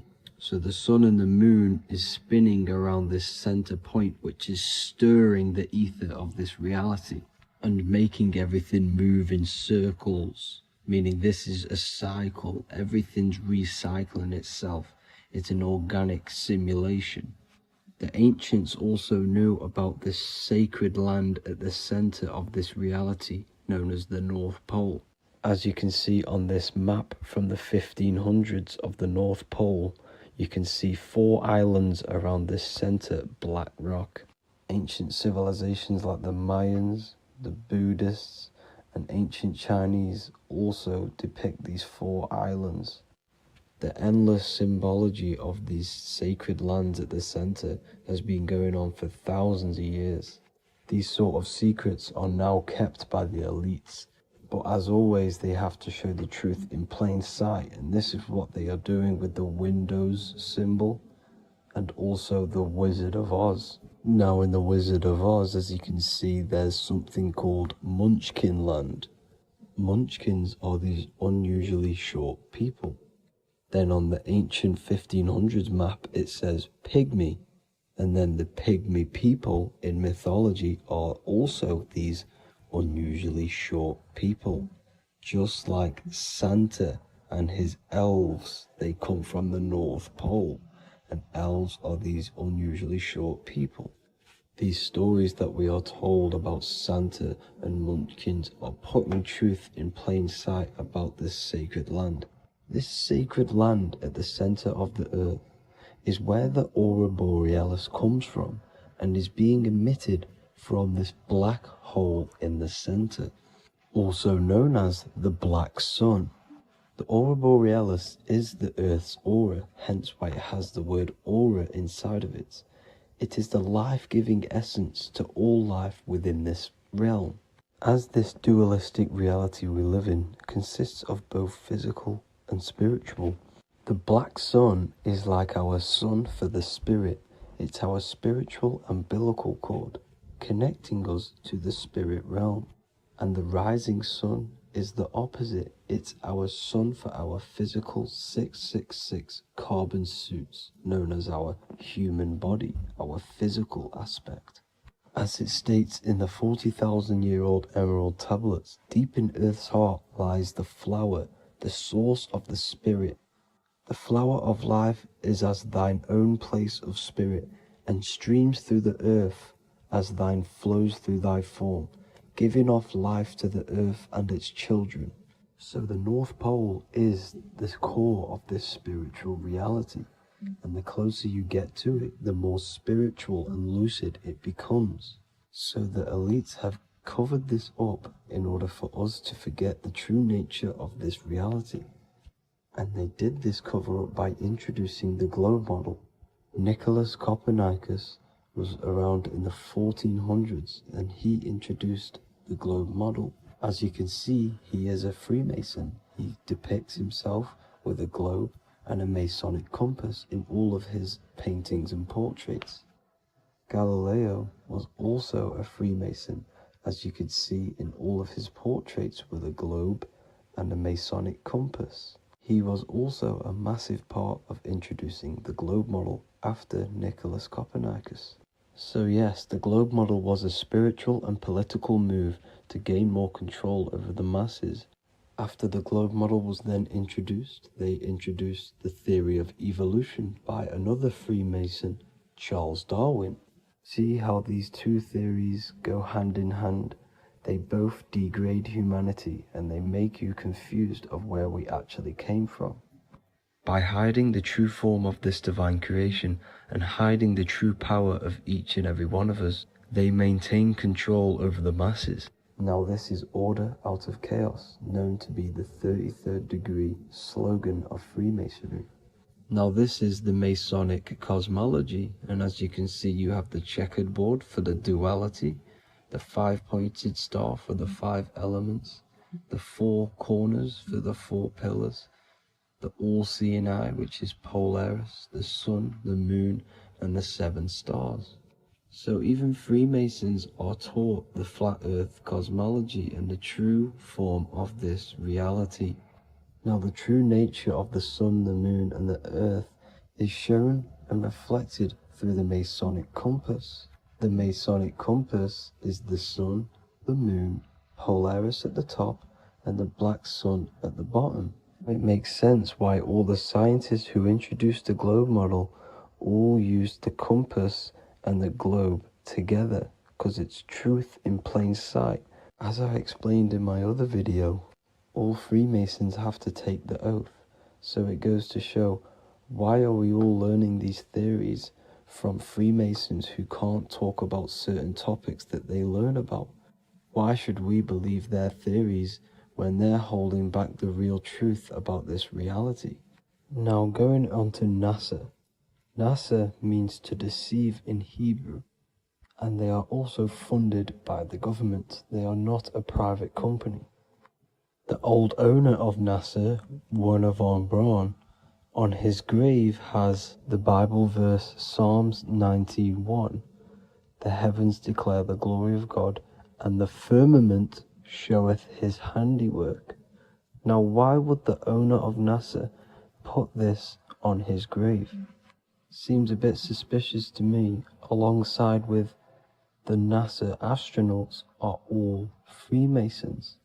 and not to mention the countless mistakes they've made on their live videos in space stations, the moon landing, and the CGI footage of the Earth, which is obviously photoshopped. Just by tricking the masses that they live on a spinning ball, the elites gain the perception of the masses. Not only does it hide the divine creation we're inside of, it hides the divine spark within you. It hides the creator, the source. And by believing in space and we live on a spinning ball, it makes people come to the interpretation of that we are a coincidence and we do not have any purpose. And of course this is false. When you come to realization that we are all a divine creation and we can create our own divine life in this reality, life becomes more sacred and you start to enjoy little things. The elites want you to believe everything exists only in the five senses. They want you constantly looking outside of yourself because they know that will keep you on lower states of consciousness. Now this brings me to our next point. By tricking the masses into the heliocentric model, the elites started to advertise aliens in the movies, in cartoons and magazines in the late 1940s. Now this is subconsciously programming us about aliens and extraterrestrial threats, which then they can use to their advantage. And this is something called Project Bluebeam. They are more than likely going to fake an alien invasion to push this 2040 agenda, which is for one government and one ruling currency.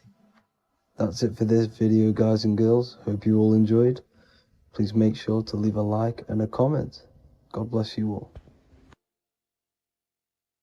Welcome to Revival of Wisdom. Welcome people. We're back with another video. In this video, we're talking about how Jesus Christ and Christianity is all sun worship. The Holy Bible of Christianity is not meant to be taken literal for history. It is a story and has lots of metaphors. Starting with the symbol of the cross of Jesus. This cross originates from this ancient cross of the sun. This symbol has been used for thousands of years, way before Jesus was a thing, in Europe, America, Asia, and all around the world. In fact, this symbol is still being used by Christians today, not knowing it represents the sun. This is a 4,500-year-old artifact, a golden plate with an equal-armed cross found in England. The gold to symbolize the sun, and the equal-armed cross for the 4 equal seasons of the year. So this is why in the Bible you have Matthew, Mark, Luke, and John, symbolizing the yearly cycle of the sun and the 4 equal seasons. Also in the Bible, Jesus is referred to as the light of the world. So yes, Jesus represents the sun. He is a metaphor for the sun.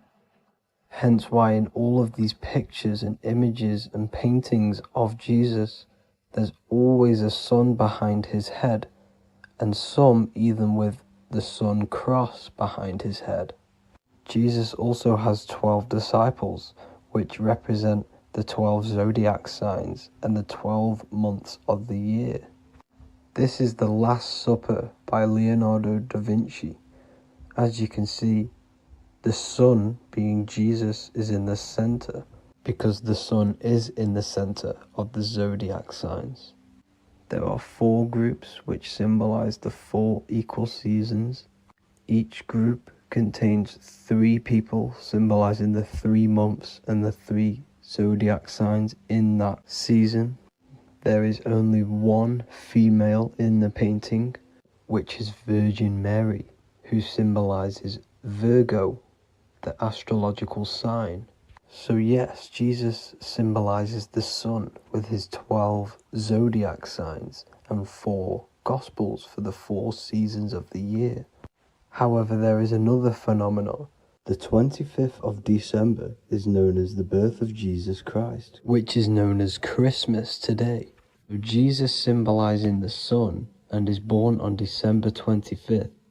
This is the day the sun moves 1 degree northward, bringing back the warmth, the growth of crops, the life and light back to the northern hemisphere.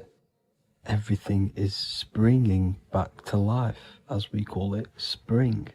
So it is said that the sun is born again on the 25th of December, and Jesus is known as the risen Saviour, because the sun is our risen Saviour, because it gives life to the whole of this realm, the warmth, the crops, and without the sun rising in the morning, we'd all die in about 2 weeks. And we all know how Jesus died on a cross. The sun also dies on a cross in the southern hemisphere. It dies on the Southern Crux constellation. And on December the 22nd, 23rd, and 24th, the sun remains in the same position. So the sun dies for 3 days, and it is born again on December 25th, when it moves 1 degree northward. And this is when the sun is born again, or resurrected, just like Jesus. Constellation Virgo is prominent in the spring sky in the northern hemisphere. So therefore, the sun is born a virgin, Virgo. And as you see in this image, you see Virgin Mary holding the sun. Us as humans do not own the sun, so therefore God owns the sun.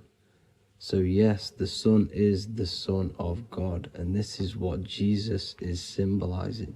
And just how Jesus sacrifices himself for humanity, that's what the sun does. The sun gives out all of its energy so we can live. There are many other Bible verses which represent Jesus as the sun. Now in Matthew 8:23-27, his disciples are in a boat and there is a massive storm. Jesus is asleep, meaning the sun has not arose. And the disciples say, "Save us, Lord, we are perishing." Quote, "Then he rose and rebuked the winds and the sea, and there was a great calm." End quote. Now this is a metaphor for the sun rising and calming the storm, because in the ocean, when the sun is down, that's when there are great storms. The worship of celestial bodies go back thousands of years, and it's called astrotheology, and it can pretty much be traced back to all ancient civilizations. Now going back to the ancient Egyptians, the god Horus, the god of war, and he symbolized the sun in the morning. Ancients used to say that he walked over the sky in 12 steps. Yes, this could symbolize the 12 zodiac signs. It also symbolizes the 12 hours of daylight. So we have 12 hours of Horus, but now they've rearranged the word to hours. Horus and hours. And when the sun rises, Horus rises, we say horizon, which is Horus is rising. That's the etymology of horizon. Another Egyptian god called Amun-Ra was known as the god of all creation. He was the first god of them all. Amun was also a sun god. Therefore, after every Christian's prayer, they say Amen, sending their prayer through the sun to God. So this all goes back to the worshipping of the sun. Sun worship was around way before the Romans. However, in the Roman times, their sun god was called Mithra. Mithraism was the main religion before Christianity came into play. Mithra was the son of God. He died on a cross, and he was dead for 3 days and resurrected, just like Jesus. So the Catholic Church was not made in heaven. It was made by the Roman Empire. They mixed all the sun religions of Judaism, Mithraism, and other Arabic religions, and combined it into one. So Caesar, the Roman emperor, could gain his own religion. So yes, Christianity was a political move to gain more control over the masses, because it was a worldwide government at this point in time. So here is a Sumerian helmet with the rising sun symbol. And then the Romans also used this rising sun symbol on their armor. So sun worship has been going on for thousands of years, and it still goes on today. However, with all the programming and the low IQs, today we do not get the full interpretation of the Bible and these stories from the past. And Christians and other religions are all brainwashed to not question their religion and not realize their true origins and where they come from. I do advise you all to do your own research and come to your own conclusions. However, I'm just pointing out the facts and connecting dots for you all to see. That's it for this video, guys and girls. Thank you all for tapping in. God bless.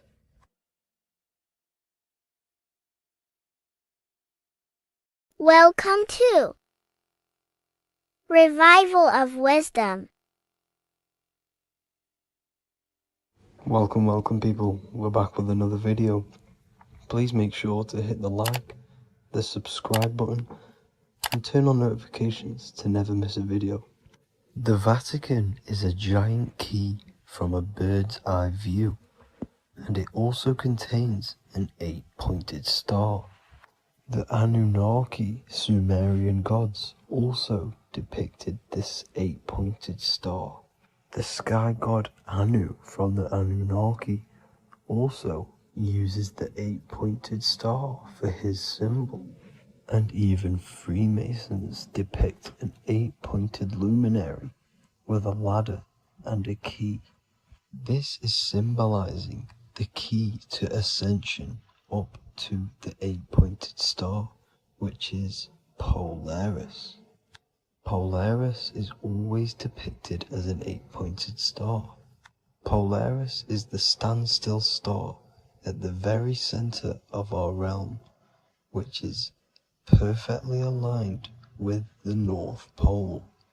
The Earth is a giant torus field, and at the center is where the most electromagnetic energy is stored. This is why all compasses point to the north. Hence why a compass is an 8-pointed star, because it points you to Polaris, which is the North Pole, the center of this realm. The 8 points of the 8-pointed star symbolize the 8 points in space and time. So yes, Polaris is the portal which you ascend through if you outgrow this consciousness by aligning your chakras.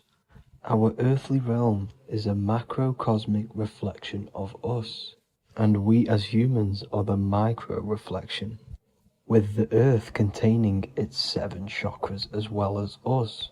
The North Pole is the 7th chakra, which is the crown chakra. So the key to ascension is held by the Vatican, hence why it's a giant key, because they mislead the masses through their religions, which teaches the masses to look outside of themselves. As stated in the 20,000-year-old emerald tablets, written by the Egyptian god Thoth. On Earth, man is in bondage, bound by space and time to the Earth plane. Encircling each planet, a wave of vibration binds him to his plane of unfoldment. Yet within man is the key to releasement.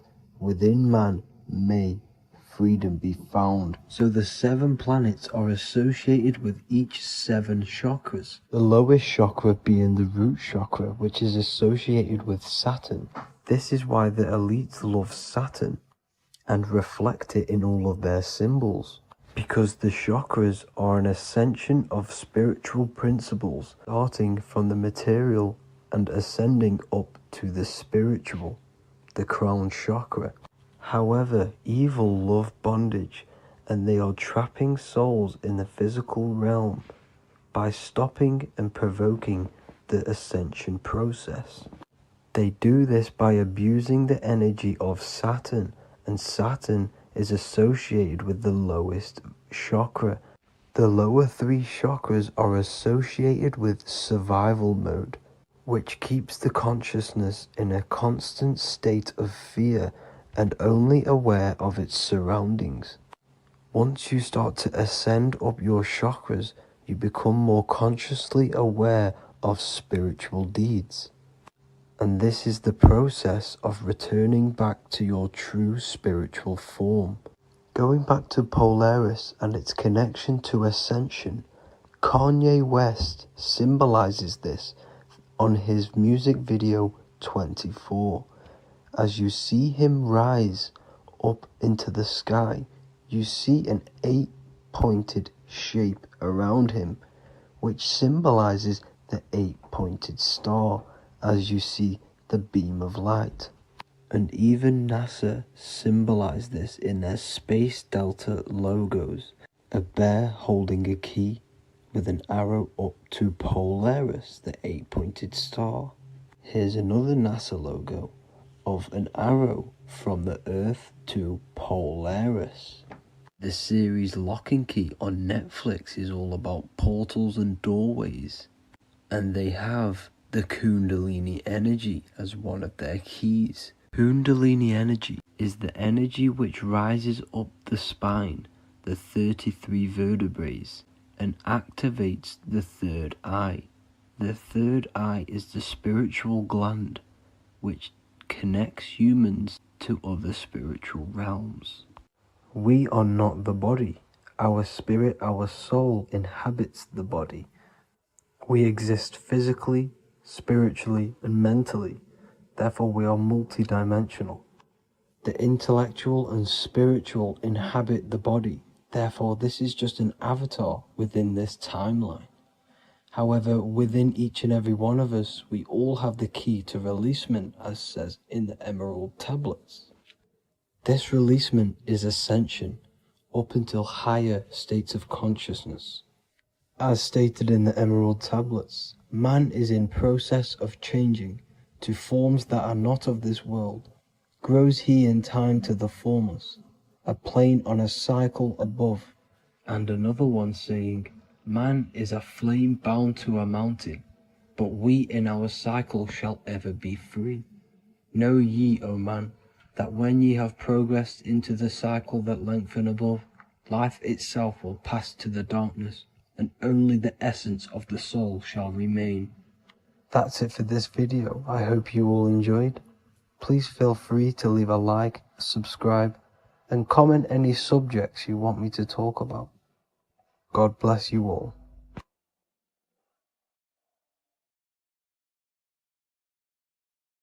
Welcome to Revival of Wisdom. Welcome people. We're back with another video. And this video is about Freemasonry and the connection to the Illuminati. Please, as always, to make sure to hit that like and the subscribe button and turn on the notifications to never miss a video.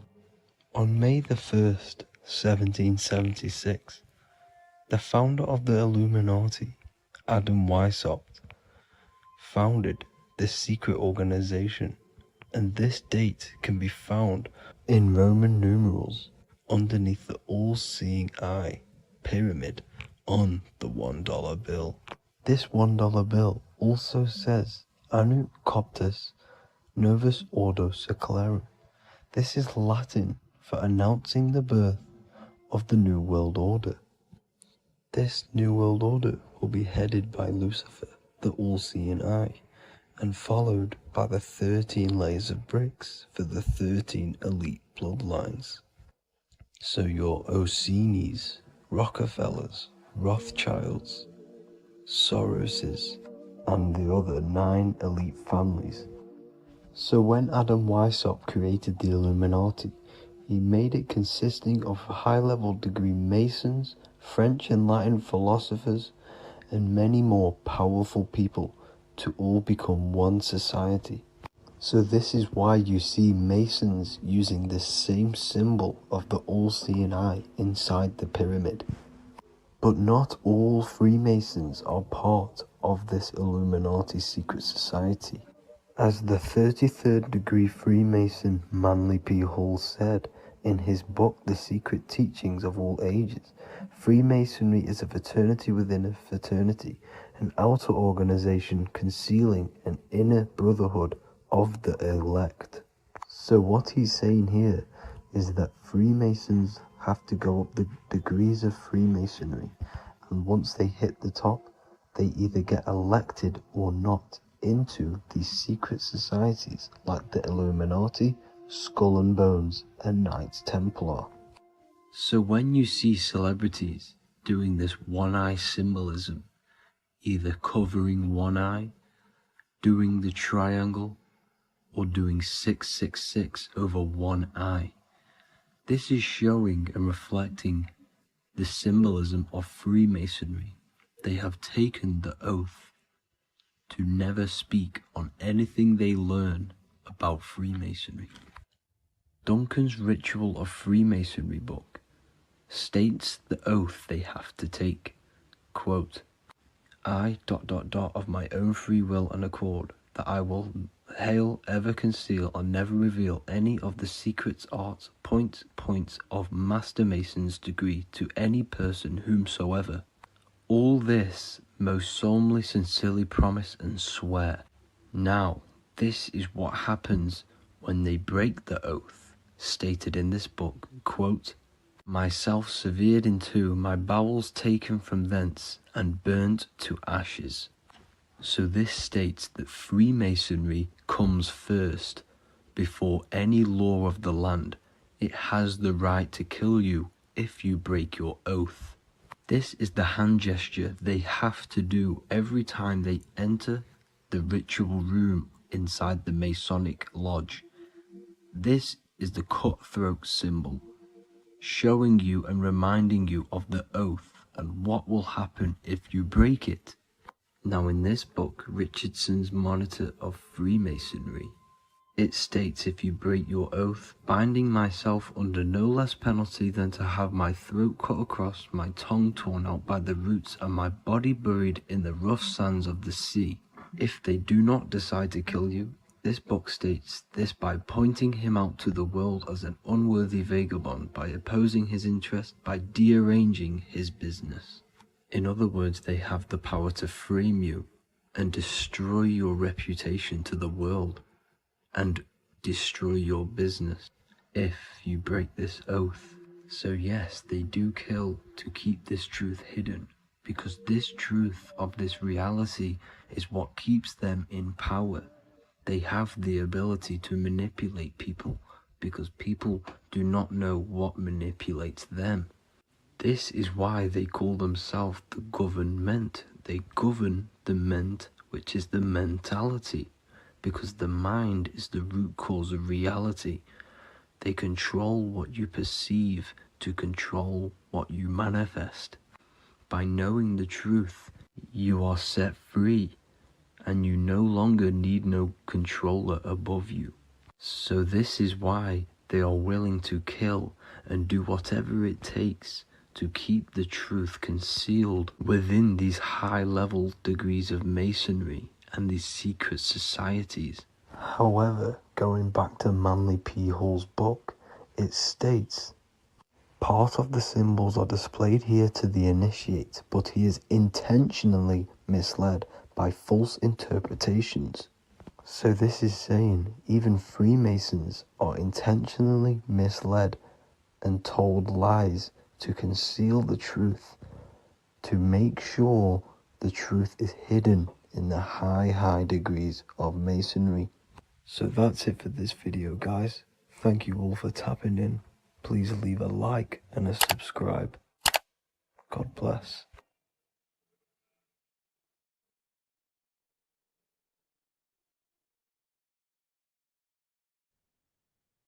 You don't just have a physical body.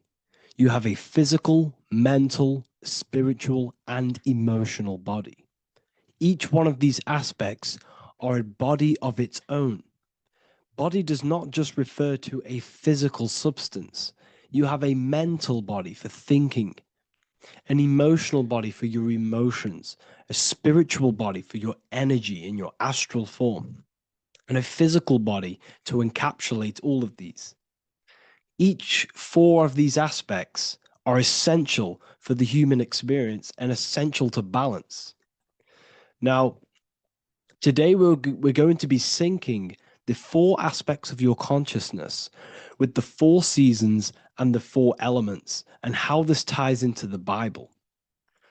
So we have four physical elements. We have 5 elements in total, spirit being the most important, but spirit is pure invisible. We have 4 physical elements. We have air, fire, earth, water. Air and earth, earth and water are feminine. Air and fire are masculine. Air and fire are active. Water and earth are passive. The air corresponds with the mental body of consciousness. This is where your intellect, this is where your communication, this is where your thoughts, intuition all comes from. This is the mental body of consciousness that allows you to think, allows you to process, figure things out, and have intellect and gain knowledge. This is your intellectual aspect of your consciousness, located in the head region.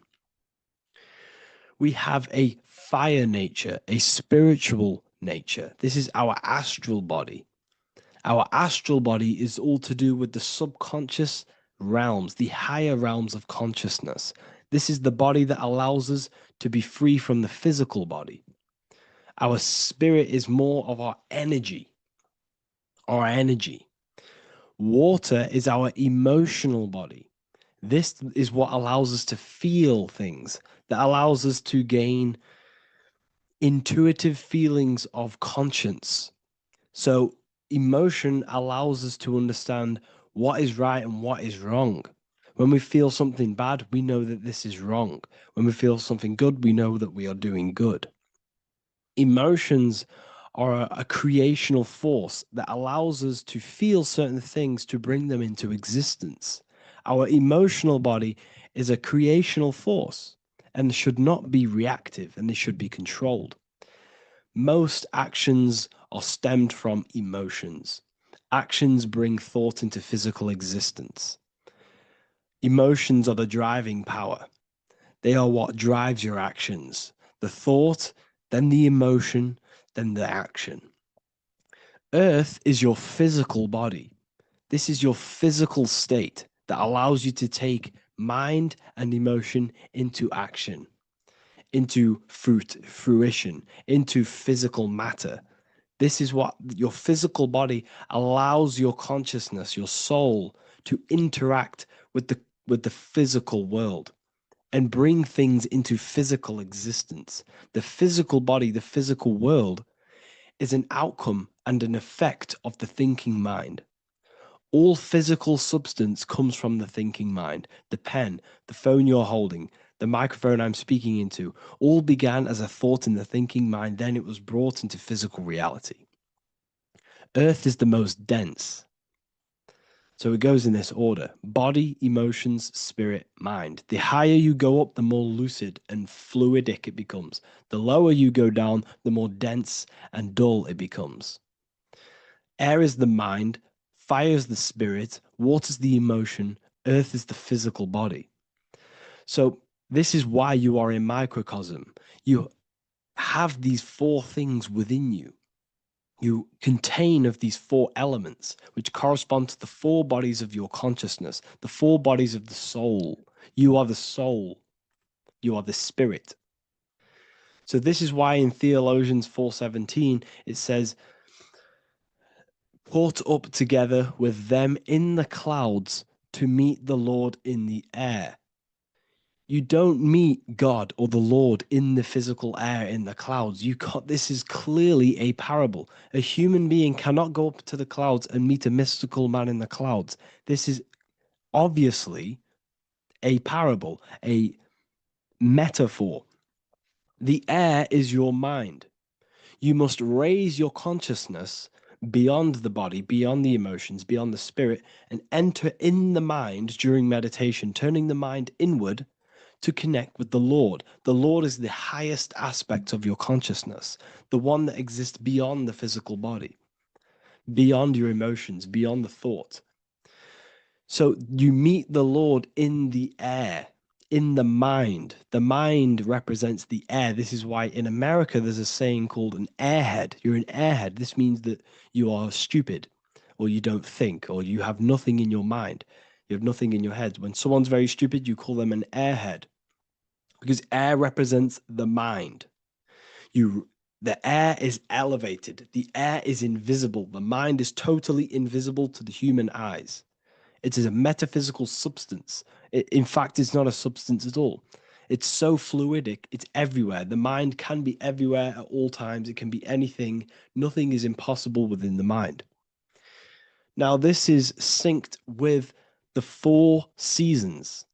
The 4 seasons represent the 4 aspects of human consciousness, the 4 bodies of your consciousness, the 4 bodies of your soul. The sun is your soul, okay? And the sun travels around 4 seasons. Summer, when the sun is the most hottest point. Autumn, when the sun starts to move away from the hottest point. Things start to die.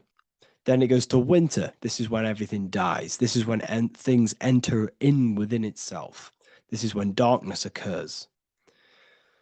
Then spring. This is the reignition of the sun. This is when the sun starts to bring back the warmth back to the summer.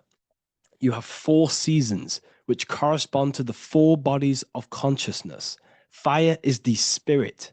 This is when you are passionate. This is when you are taking action. This is when you are fiery. The sun is blazing. You're taking action. You're very passionate. You're very spirit. You're in the spirit. Autumn is water, emotion. This is when you start to become very reflecting. This is when you start to feel emotional. Because in autumn, there's lots of water. This represents the emotional body of consciousness. Winter is the mind. This is air.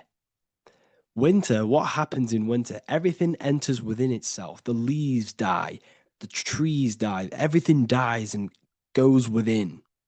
This is the mind. The mind is the darkness, remember. You close your eyes to enter within the mind. The winter represents meditation. In the winter, what do people do? They stay inside of their house. They research more. They read more books. They become more intellectual. They think more in the winter because we are so we're stuck inside. So we're more reflective, we're thinking more, we're more communicative, we're more intellectual. In the spring, this represents the earth, the body.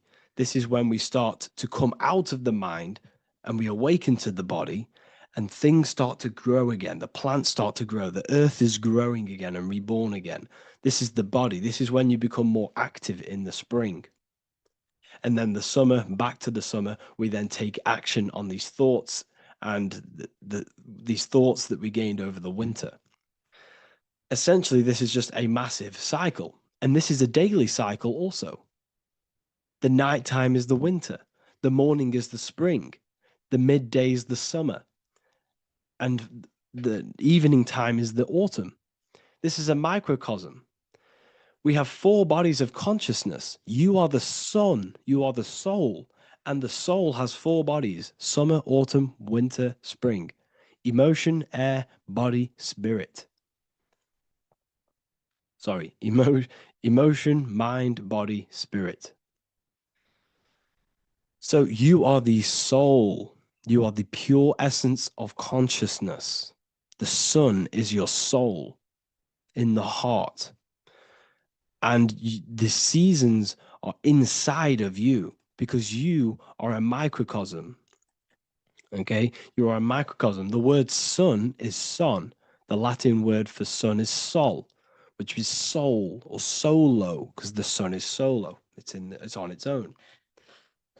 You are the soul, and the soul has the 4 different bodies of consciousness.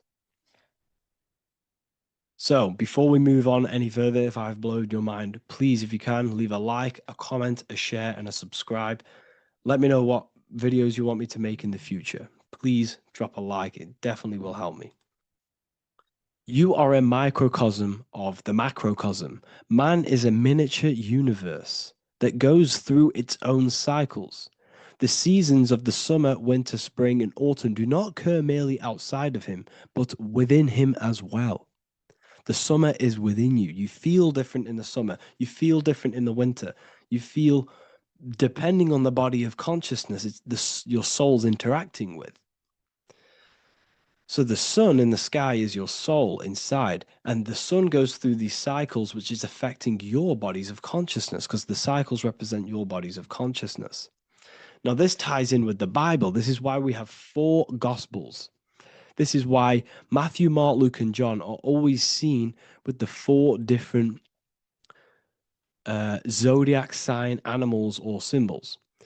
So you always see each one of the Gospels. If you just type in on Google Matthew, Mark, Luke, and John, type in ancient pictures, paintings or pictures of them, and you will find these 4 zodiac signs are always standing with each one. Taurus, the bull; Leo, the lion; Scorpio, the eagle. An old symbol for Scorpio was the eagle. And a man for Aquarius. Here you see very, very ancient paintings and artwork. Here we see Matthew, the man, Aquarius. Here we see John, the Scorpio. The same here. We also see it on the tarot cards, on the world card. We see the 4 fixed zodiac signs. Here we see it as well. These are called the 4 fixed zodiac signs. Now, when we look at the zodiac, we're no longer looking at the sky, because what you must understand is as above, so below. What is above you is inside of you. What is above is what is below. What is outside of you is within you. The zodiac is inside of you. The zodiac revolves around the sun. The sun is your soul. These are different energies of your soul.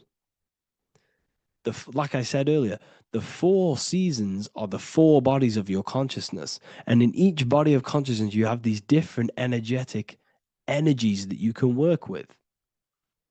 Okay, so this is the true astrology.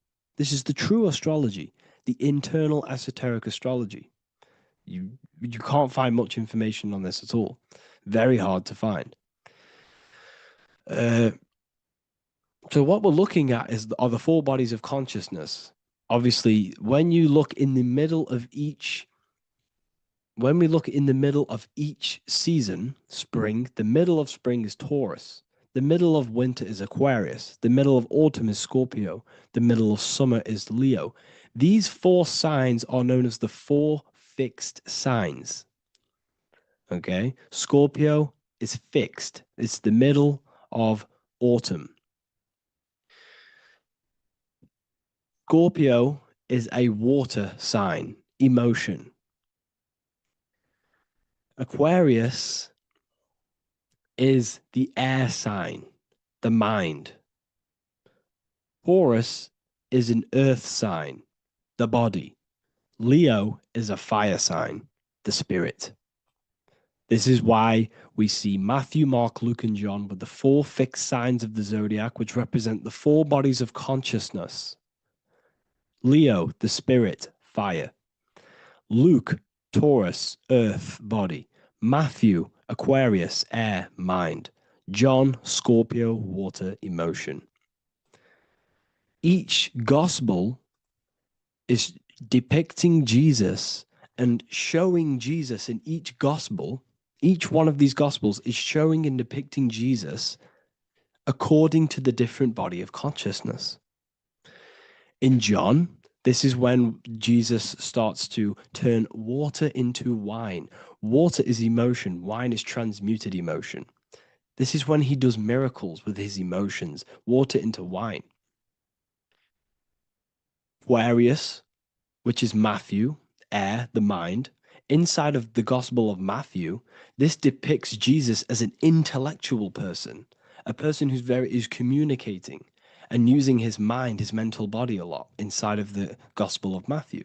Go and read it, and you will see this.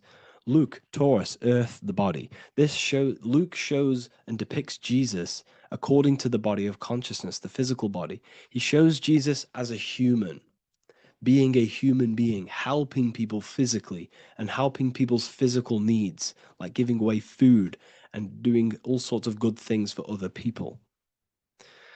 Leo, Mark, inside of the Gospel of Mark, this shows Jesus as a spiritual teacher, a passionate person who is taking action.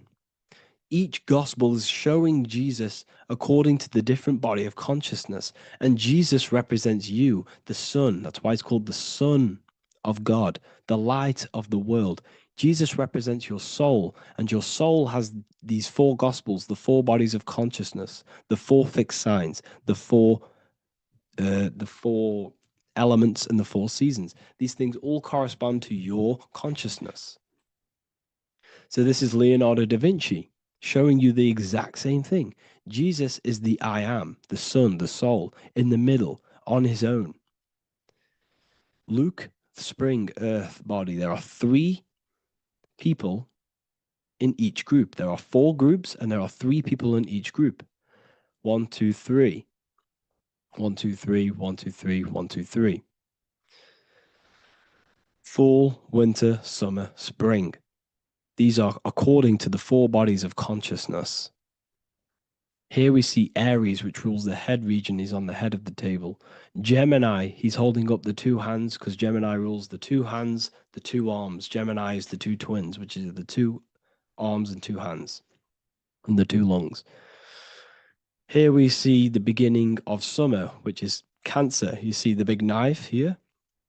Cancer, him here, this gray-haired guy, holding a knife for the crab. Cancer, they pinch. You have a knife, symbolizing the crab. Leo, the middle of summer, showing dominance. The sun is very dominant. He's got his elbow on the table, showing dominance. Virgo has no Adam's apple. Cancer here is pointing at this woman's neck, saying there's no Adam's apple. This is Virgo, the virgin, the only woman. Jesus, the sun. This is Libra, the balancing. He's holding his arms out, balanced, showing the balancing of the sun. Because when the sun enters Libra, the sun is balanced between winter and summer. So it's balanced. This is all astrology, but this is internal. Okay. This is Ezekiel's vision. Ezekiel had a vision in the Bible, and he saw the face of a man, the face of a lion, the face of an ox, and the face of an eagle. The eagle, Scorpio, the ox is Taurus, the lion is Leo, and the man is Aquarius. He saw the throne of God, and he saw the different bodies of consciousness. This is all symbolic for the different bodies of your soul. So when we look at the zodiac, we are actually looking at a map and the energies of our soul, and the energies of our bodies, and the energies of our consciousness. This is what we are looking at. Each zodiac is an aspect of our consciousness and an energy that we can work with and that we must purify. Balance and purification is essential. Imagine playing a brand new video game. Let's say a brand new video game came out and you had to play it. What happens when you play that game? You don't know the controls. You cause chaos in that game. You can't really run properly. You can't do anything properly. You're getting destroyed by other people who are playing that game. It's the same with your physical body. When you are born, you must learn how to play the game. You must learn how to balance the mind, learn how to balance the spirit, the emotions, and the physical body. We must balance and purify each body of our consciousness, which we must look after our physical body with our physical health by eating physical, electrical food like fruits and veg. We must look after our minds by being conscious of what enters our eyes, enters our ears, enters everything. Whatever enters our five senses is affecting our mind, our mental health, our environment, mental. We need to look after our thoughts. control our thoughts by purifying our thoughts, only positive thoughts. Then we must purify our emotions, feeling only gratitude and love and not feeling these negative, dull emotions. Then we must look after our spiritual body through meditation and looking after our spirit. But remember, when we look after our mind, it all begins in the mind. Each body of consciousness is interlocked with the other.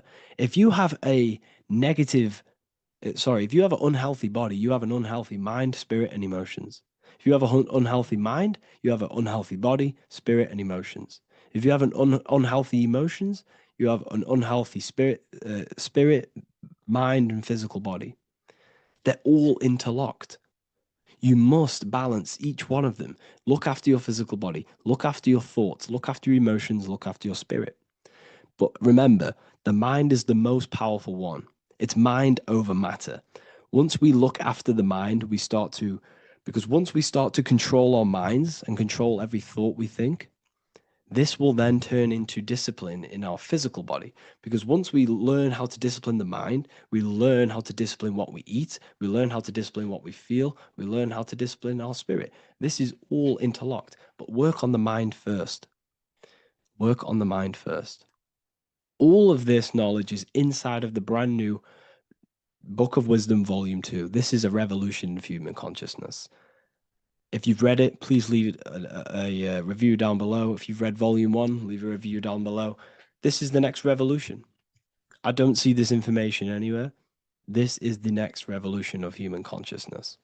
And of course, if you are serious about this and you truly want to gain enlightenment and join an amazing community where you can connect with me on live calls, lectures, the Manifestation Mastery course, you can gain access to my library with over 45 PDFs plus my books.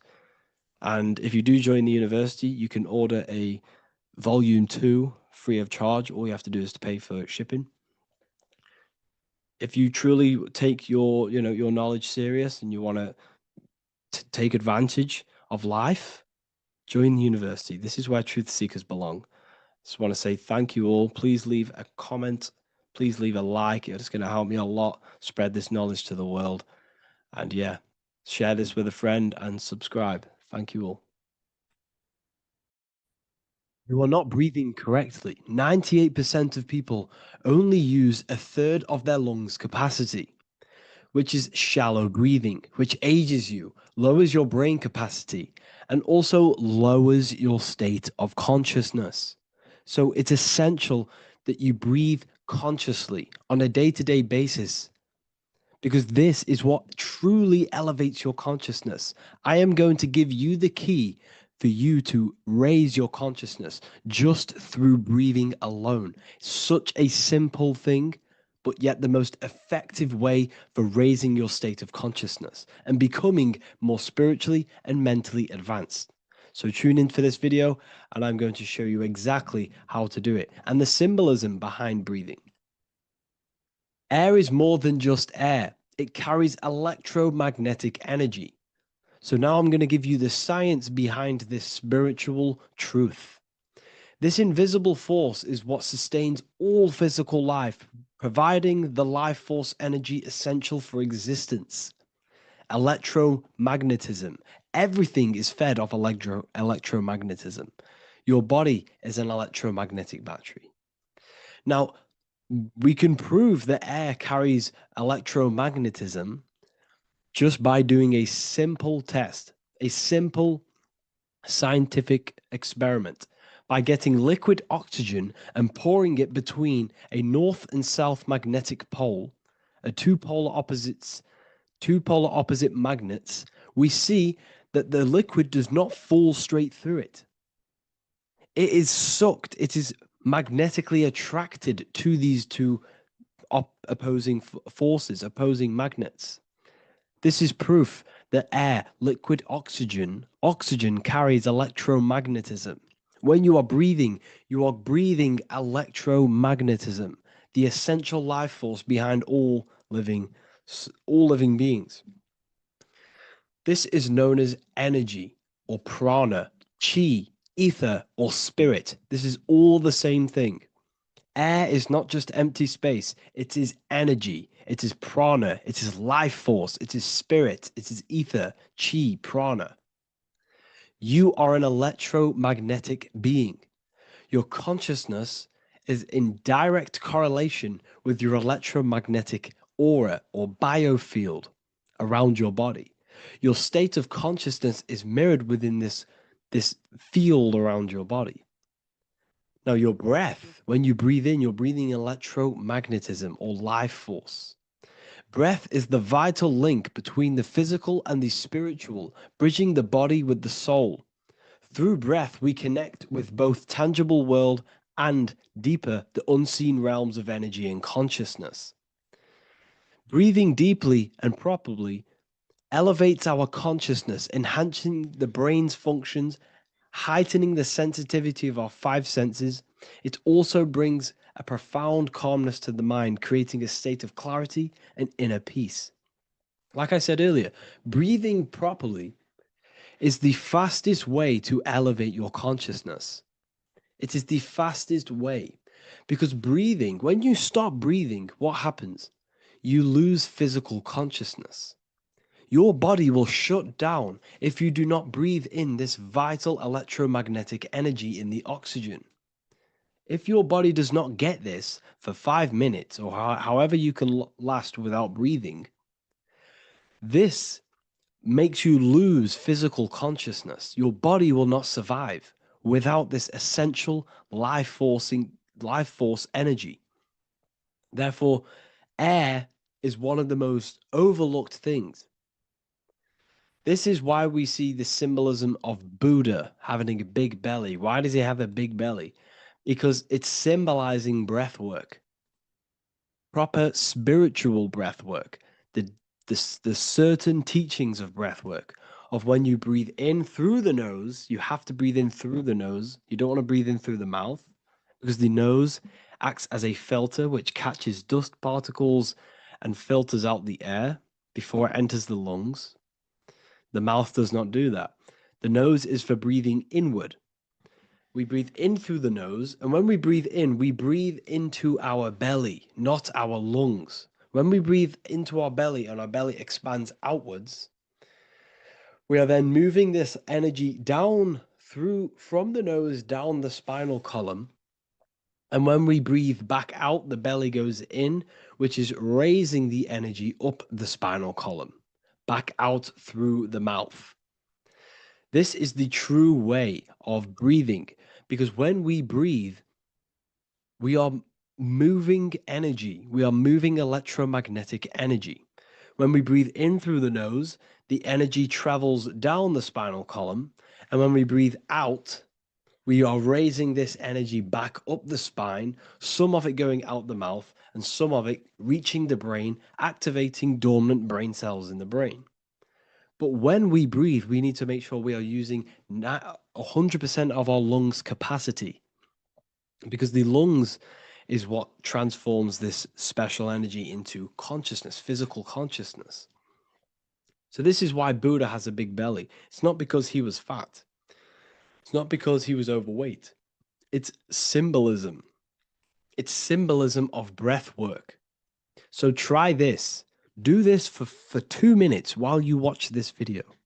Breathe in through the mouth as hard as you can until you no longer can fill any more air into your lungs and belly. Breathe it into your belly, not your lungs. And breathe out through the mouth. Do this for 5 minutes or 2 minutes, however long. I promise you, breath affects your consciousness. You will notice the difference. If you do it quicker, the quicker it'll affect your consciousness, and you might go lightheaded. But that lightheaded is you activating your spirit, your energy body. So try this just when watching this video.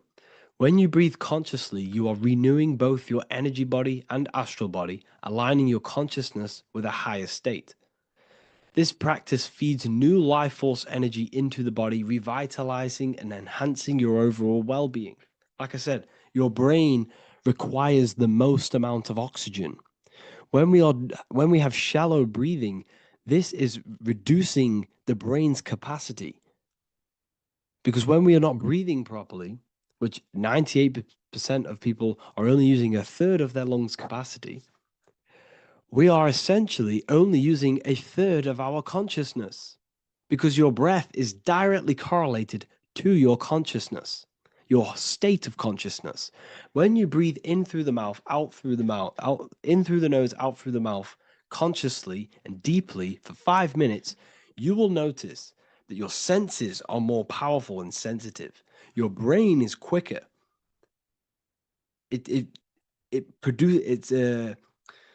What's the word? It processes information quicker.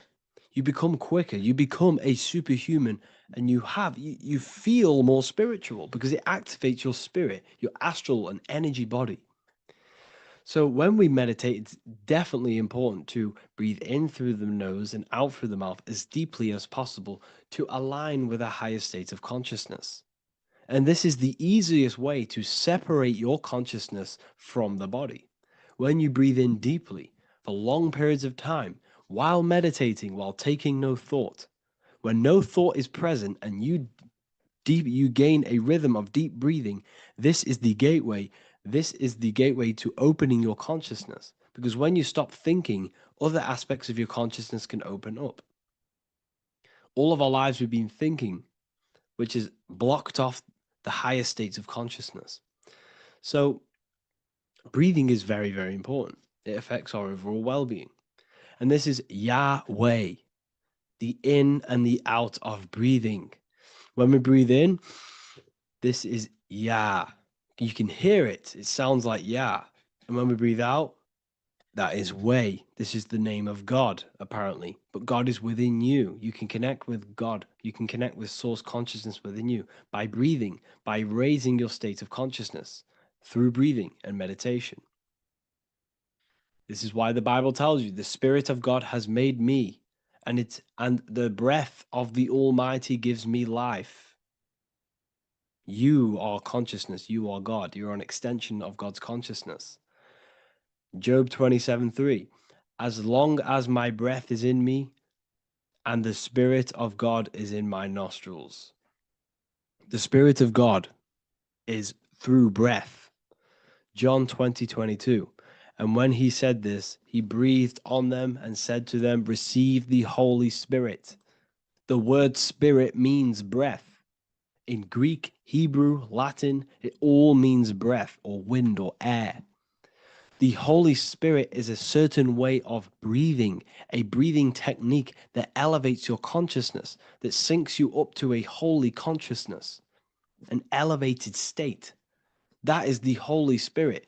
That's why it tells you in the Bible, when he said this, he breathed onto them. He breathed onto them and said, receive the Holy Spirit. You must breathe to receive the Holy Spirit. When you breathe, you are renewing the body's energy. You're taking in new life force, which is regenerating your cells, regenerating your brain, nervous system, and also connecting with consciousness, pure consciousness. This is not something that we should be doing during meditation. Yes, it is. We should be doing it during meditation, but this is something that we need to apply all of the time. This is the fastest way you can raise your consciousness. I just want to say, all of this knowledge is inside of the Book of Wisdom, Volume 2. Make sure to give a like and a comment on this video to help the algorithm. And let me know what you think about the last book or this book if you have read them, to let the new people know what they're looking at with this book. This is truly life-changing, the Volume 2 and Volume 1 is truly life-changing. You can get them in a bundle also.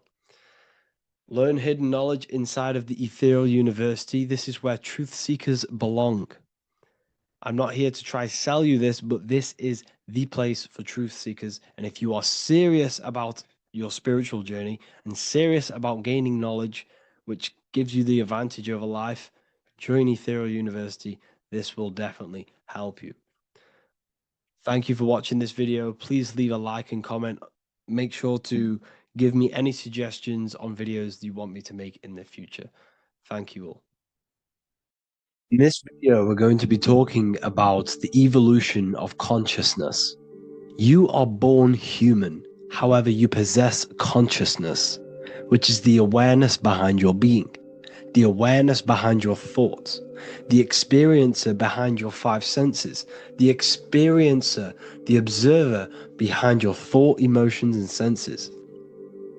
You are an eye, an invisible consciousness looking through a lens, which is your body. Your body produces this physical world that you experience. Your brain produces this world. Your brain and body is a technological computer. However, you are an infinite, ever-expanding consciousness behind this physical body. And there is an evolution of consciousness, a cosmic journey of expansion. And this is why we see so much pyramid symbolism in the occult and esoteric world, and especially within Freemasonry. Because the pyramid represents climbing, an evolution, a raising state of consciousness, a journey. Steps symbolize a journey upwards. This is the raising and the evolution of consciousness, our inner world, the transmutation of our inner selves, of our souls and consciousness and our minds. So when we see this pyramid, we're seeing a evolution, a way up to source consciousness. And the eye in the pyramid represents your source consciousness. It represents illumination. It represents divine guidance through this evolution of consciousness. This is why we see the ladder. Consciousness is ever expanding on an infinite journey of evolution. Each individual is a part of this cosmic process, contributing towards the ongoing expansion of both mind and awareness. As we evolve, we collectively explore deeper levels of existence, expanding the boundaries of thought and consciousness. The mind has the ability to expand infinitely into new realms of thought, into new dimensions of mind. The mind cannot be filled up. It is not a physical substance. The body can be filled up because it is a physical thing, but you cannot fill the mind. Therefore, the mind is constantly expanding, ever expanding into new fields of thought. So what we see in Freemasonry, the ladder, is again a journey, an elevation of consciousness. When we are born with an infant consciousness, and as we gain older, we gain an adult consciousness. Our inner world, our inner mind, and our emotional intellect changes and evolves. We are significantly different from when we were very young as an infant. It's because our consciousness evolutes, it changes, it alters like water. So just like this evolution of your own consciousness as growing up, there is consciousness of beings existing in cycles beyond our own. And their consciousness is unimaginably different from ours. They operate on a higher level of understanding and knowing, experiencing reality in ways that transcend our current comprehension. Our minds right now cannot comprehend the highest states of consciousness. There are entities, there are beings beyond our own, existing in higher dimensions of consciousness that we cannot comprehend because they have expanded. They are on a further way up the ladder of consciousness. However, we are all on the same journey. None of us can take the same journey. There is one ultimate goal, reaching source consciousness. However, this is always ever expanding.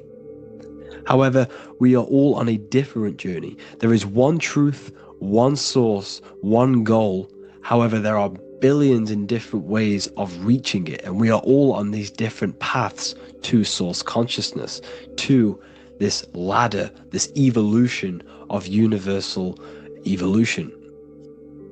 Okay? Their awareness is attuned to new dimensions of existence, reflecting a more advanced stage in the cosmic journey of consciousness evolution. So when you take DMT, you are shot into these higher realms of consciousness where you meet these beings who look similar to these images. They are not speaking to you physically. They don't speak to you three-dimensionally through vibration and words. They speak to you mentally. If you have done DMT, then you know this. And if you have met these beings, then you know this. You might have even met some of these types of beings on mushrooms or any psychedelic drugs. Because ultimately, when you take these mind-altering substances, it's altering your consciousness. It's merging your consciousness with the spirit of that substance. And you are essentially attuning your mind to higher dimensions of consciousness. That's why we say we're getting high when we take these substances. Therefore, when you meet these beings on DMT, you are essentially meeting beings who are attuned to higher dimensions of consciousness, and they speak to you mentally. They speak to you telepathically through thought, because the universe is mental. Everything exists within the mind. The way you are now, your physical existence, is a state of mind. Mind, thought creates matter. Spirit and matter are two opposing ways of thinking. If we have a very spiritual mind, we have an expanded mind, we are a spiritual person through the mind. However, if we have a very low state of consciousness where we think about food, sex, lust, and all physical things, then we have a physical consciousness. Matter and spirit are two opposing forces, two ways of thinking. The mind attunes itself to different levels of understanding in different dimensions. So, essentially, this is what we're looking at. The body is a vessel for the fluidic, formless consciousness, a temple that houses the essence of our awareness. While the five senses are limited to perceiving only the physical plane, the mind transcends these limitations, capable of perceiving the full scope of reality. It is through the mind that we access deeper truths beyond the material, tapping into boundless nature of existence. Physical existence is a thin band, a thin layer of reality. It's like 0.001% of reality. And your five senses are only tuned into this layer of reality. But the five senses are, by design, only allowed to perceive physicality. But the mind has the power to expand beyond this physical five sense state. The mind has the power to expand and evolute. It is a conscious decision whether you want to take this path or not. You can stay in a three-dimensional way of thinking, or you can expand your consciousness from within. It's not an external journey. There is no God going to save you. You must save yourself. Therefore, behind every single one of these eyes is the same source consciousness. However, we are all different cells in a different journey. The organs in your body, the cells in your body are all alive. They all possess same consciousness, universal consciousness. However, we are all on a different journey of evolution. As above, so below. As the baby is in the mother's womb, when the baby becomes conscious, there is a world outside of its mother. What does it do? It presses and seeks a way out to be born in the other world outside of its mother. It is the same with your consciousness, your mind. When your mind becomes aware that there is realities beyond the immediate surroundings, it seeks a way out. And this is exactly what I'm doing to you now. I am now expanding your mind and telling you there is other ways of reality. There is other dimensions of consciousness which you can access through inner transmutation, through different ways of thinking, spiritualism, and meditating and connecting with yourself and detaching from external things.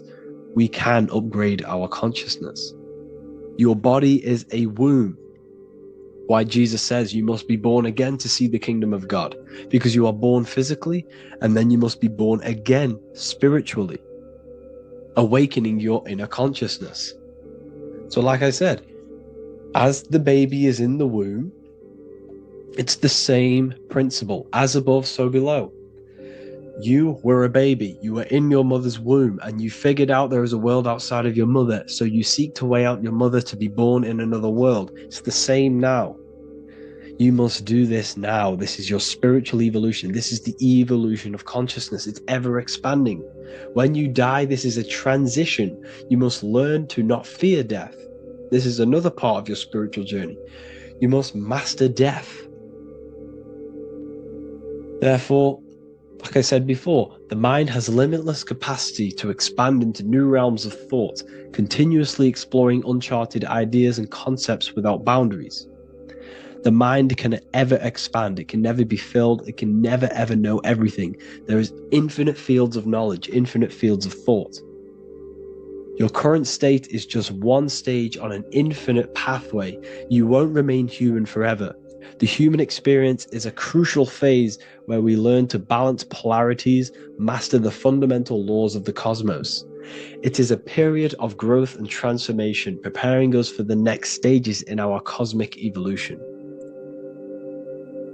The goal is to strive for perfection, yet the true perfection is unattainable. It's like a tunnel, and there is a light at the end of the tunnel. And as you walk through this tunnel, the light is ever moving backwards. You should forever seek to meet that light, but you will never meet that light because consciousness is ever expanding. You should strive for perfection, yet knowing that perfection is forever unattainable. The journey is endless, with each step revealing deeper layers of understanding and experience. The pursuit of growth and expansion is itself the essence of our evolution.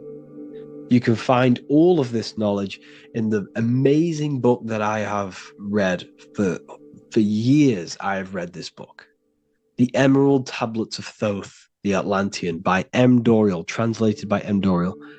I'm telling you now, this book, now that I've told you this, you have some context on the book. The whole book is about evolution of consciousness. He's talking about higher dimensions beings. He's talking about how you can transcend this physical plane. It is truly the most amazing book you will probably read. One of the best spiritual texts you'll see. It's hard to understand, so you must read it over and over again. And the more your mind progresses, like for me, I read this every couple months. And the more I learn about consciousness, the more I expand my own consciousness. And every time I read this book, I pick out something new that just completely blows my mind. Because you can only understand this book to your level of consciousness, to your level of understanding. So now that I've told you all this information, go and read this book and it will absolutely blow your mind. And so will the Book of Wisdom Volume 2, which is now available. I released it the other day. I'm just going to read a page out now. This page is called Spirit and Matter. The Earth is not merely a dense, lifeless rock drifting through space. It possesses spirit, a living essence that animates its form. But what do we mean by spirit? Spirit in esoteric terms refers to the energy, the life force, animating the principles infused in matter. So essentially, what this page is talking about is how everything has spirit, consciousness within it. You are the middle, you are spirit and matter. You have the ability to expand your mind to the God self and raise above our animal instinct, our material self, and know the divine and expand. Animals cannot do this. Animals are not self-aware. Humans possess self-awareness. We can observe our consciousness. We can say, why do I exist? We can look in the mirror and know that we need growth. And this is what Anunnaki means. Anu means above. Anu was the supreme god of the sky, which is a metaphor. He represents spirit above, heaven. Anu came down to earth and married Ki, the goddess of the earth, which represents matter. It's a myth, it's an allegory. Anu married Ki and gave birth to the Anunnaki. Spirit came down and infused with matter and gave birth to the human, which is you. You are spirit infused in matter, Anu and Ki, Anunnaki. You are the Anunnaki. And this is just one of the teachings in my book. Honestly, this book is absolutely amazing. if you truly, truly want to expand your consciousness, give this book a read. And obviously, if you're inside the university, I give you this book for free, a paperback version. If you join the university, follow the steps inside of the general chat, you'll be able to download this book, or sorry, not download it, order a paperback for free. All you have to do is pay for the shipping. You'll also gain amazing knowledge inside of my library, where your mind will just be overblown with the amount of esoteric books. There's over 45 rare occult books, plus you get a PDF of the Volume 1 and Human Health Guide. You get reoccurring updates where I expand on symbolism, occultism, where you will just feel absolutely amazing once you understand esotericism in yourself. You'll also learn how to create the dream reality that you want with the Manifestation Mastery course, where I teach you how your consciousness creates reality. You'll have a real lectures where I post lectures on symbolism, occultism, esotericism. There's a conscious community and live calls and Q&A where you can ask me questions and I'll answer your questions. I just want to say thank you to everyone who has joined the university. Thank you for even liking and watching this video. Any support I just appreciate every single one of you. Please, if you can, leave a comment and a like on this video and let me know any videos you want me to make in the future. And I will start uploading a lot more to the YouTube. So yeah, thank you all for tuning in today. Have an amazing day. Matthew 21:1, Jesus went into the temple of God. Corinthians 3:16, do you not know that you are the temple of God? Now what is this telling you? That God is within you. Hence why in Luke 21:12 it tells you the kingdom of God is within you. And the side of your head region is called a temple for a reason. Because the brain encapsulates the mind. The brain is a physical manifestation of the mind. The heart is a physical manifestation of emotion. So we have these different layers of our consciousness. We have an intellectual, communicative aspect of our consciousness, which we would call the mind. We have an emotional aspect of our consciousness, which is the heart. And to communicate with the divine, it's all to do with the mind. Hence why the ancients always symbolize the mind being God. This is why Michelangelo always placed God inside of the brain on top of Sistine Chapel in the middle of the Vatican. He understood that God is in the brain. God is within you, not outside of you. The church tells you that God is in the sky because they are creating a externalization of the truth to create a business and a distraction so that you don't find the divinity within you, so that you don't find your power. Now you have Adam, the physical man, the physical body, the ego, the lower self. And he is resting. He's not trying to reach to God, but God is reaching because the higher consciousness within you is always trying to communicate with you. It's always trying to wake you up to your divinity. But the lower mind, the lower self, Adam, the physical self, is always in ignorance of truth, always in ignorance, and stays in a materialistic way of thinking, which is the lower animal self. And this is what we call a sleep or an NPC. This is the lower mind of man. But all you have to do is to move your finger to touch God. You have to look within yourself, within the brain, meditate, and you can find God.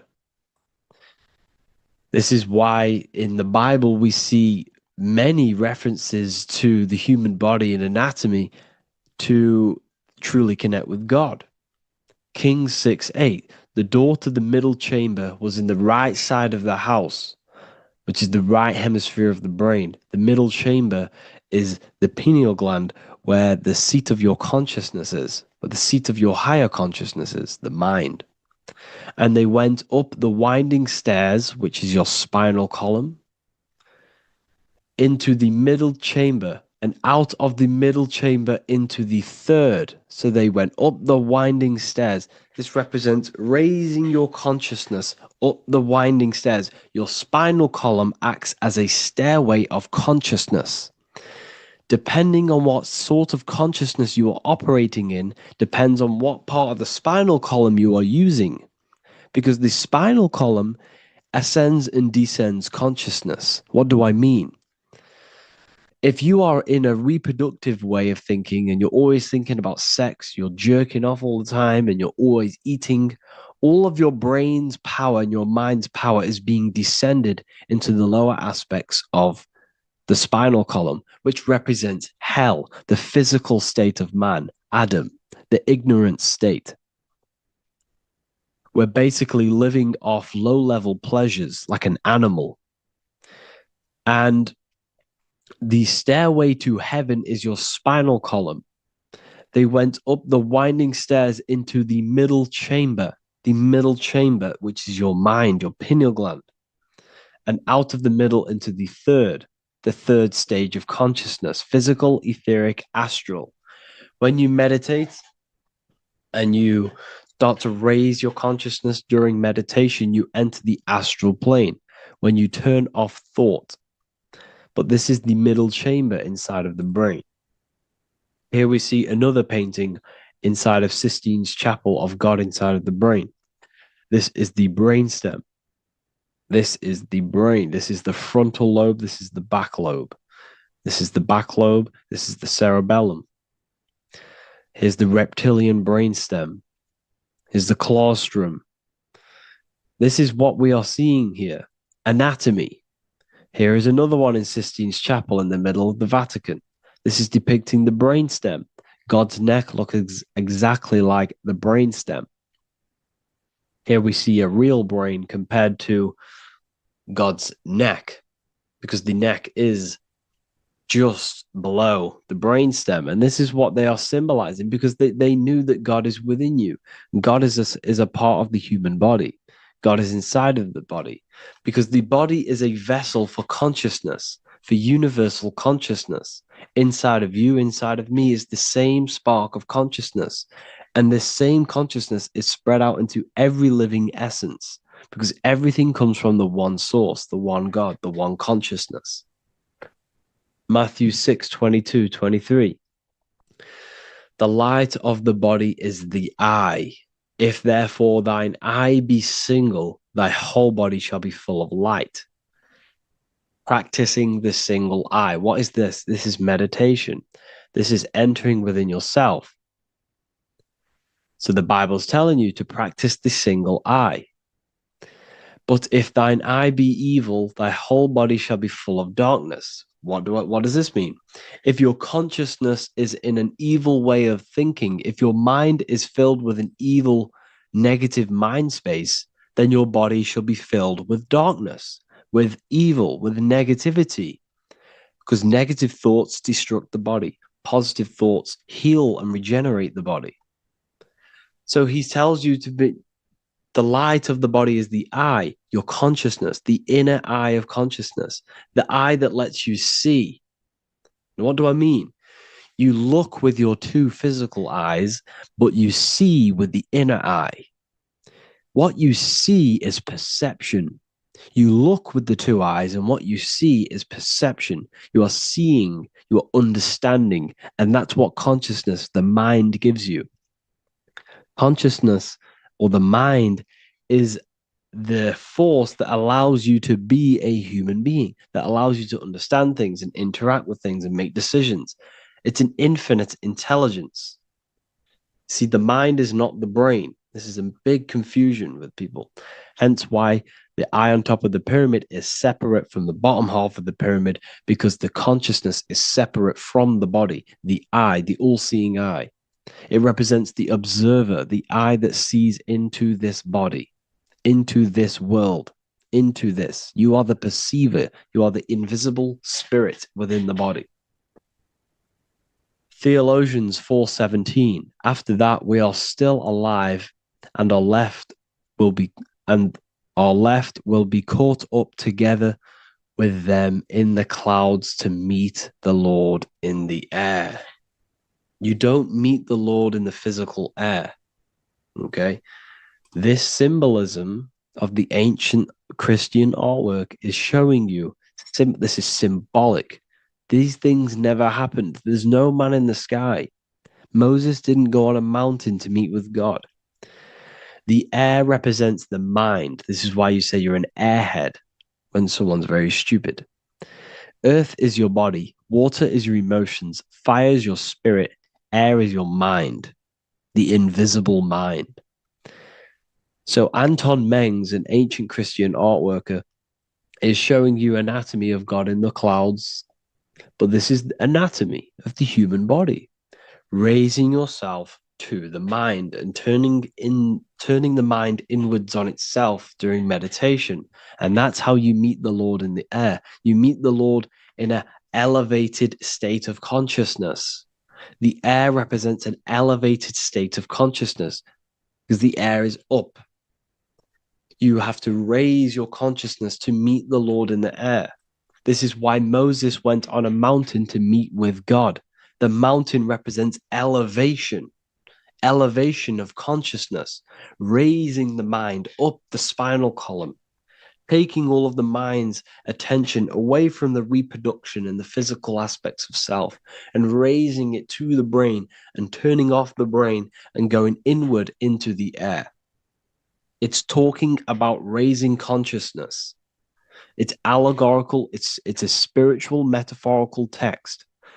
The side of your head's called a temple because inside that where that temple is, right in the middle of where you call the temple, is the inner chamber, the open room, the holies of holies in the Bible, or the land flowing with milk and honey, or Mount Zion. There's so many different names for the brain, or the upper room where Jesus meets his 12 disciples, the 12 cranial nerves in your brain. This is the temple of God. Your body is a temple of consciousness. It encapsulates the consciousness. It encapsulates the mind and soul. John 10:30, Jesus states, I and the Father are one. Psalms 46:10, be still and know that I am God. He's talking about the I am within you, not within Jesus. Everyone refers to ourselves as I. I am God. When you say I, you're referring to the highest aspect of yourself, the aspect that is above all thought, above all emotion, and above all things. When you say I, you're referring to your pure awareness, your pure consciousness, the highest aspect of yourself. And anything after I is egotistical. I is God. The letter I is the Roman numerals for one, because there is one God, one consciousness. The letter I is one line, just like the number one.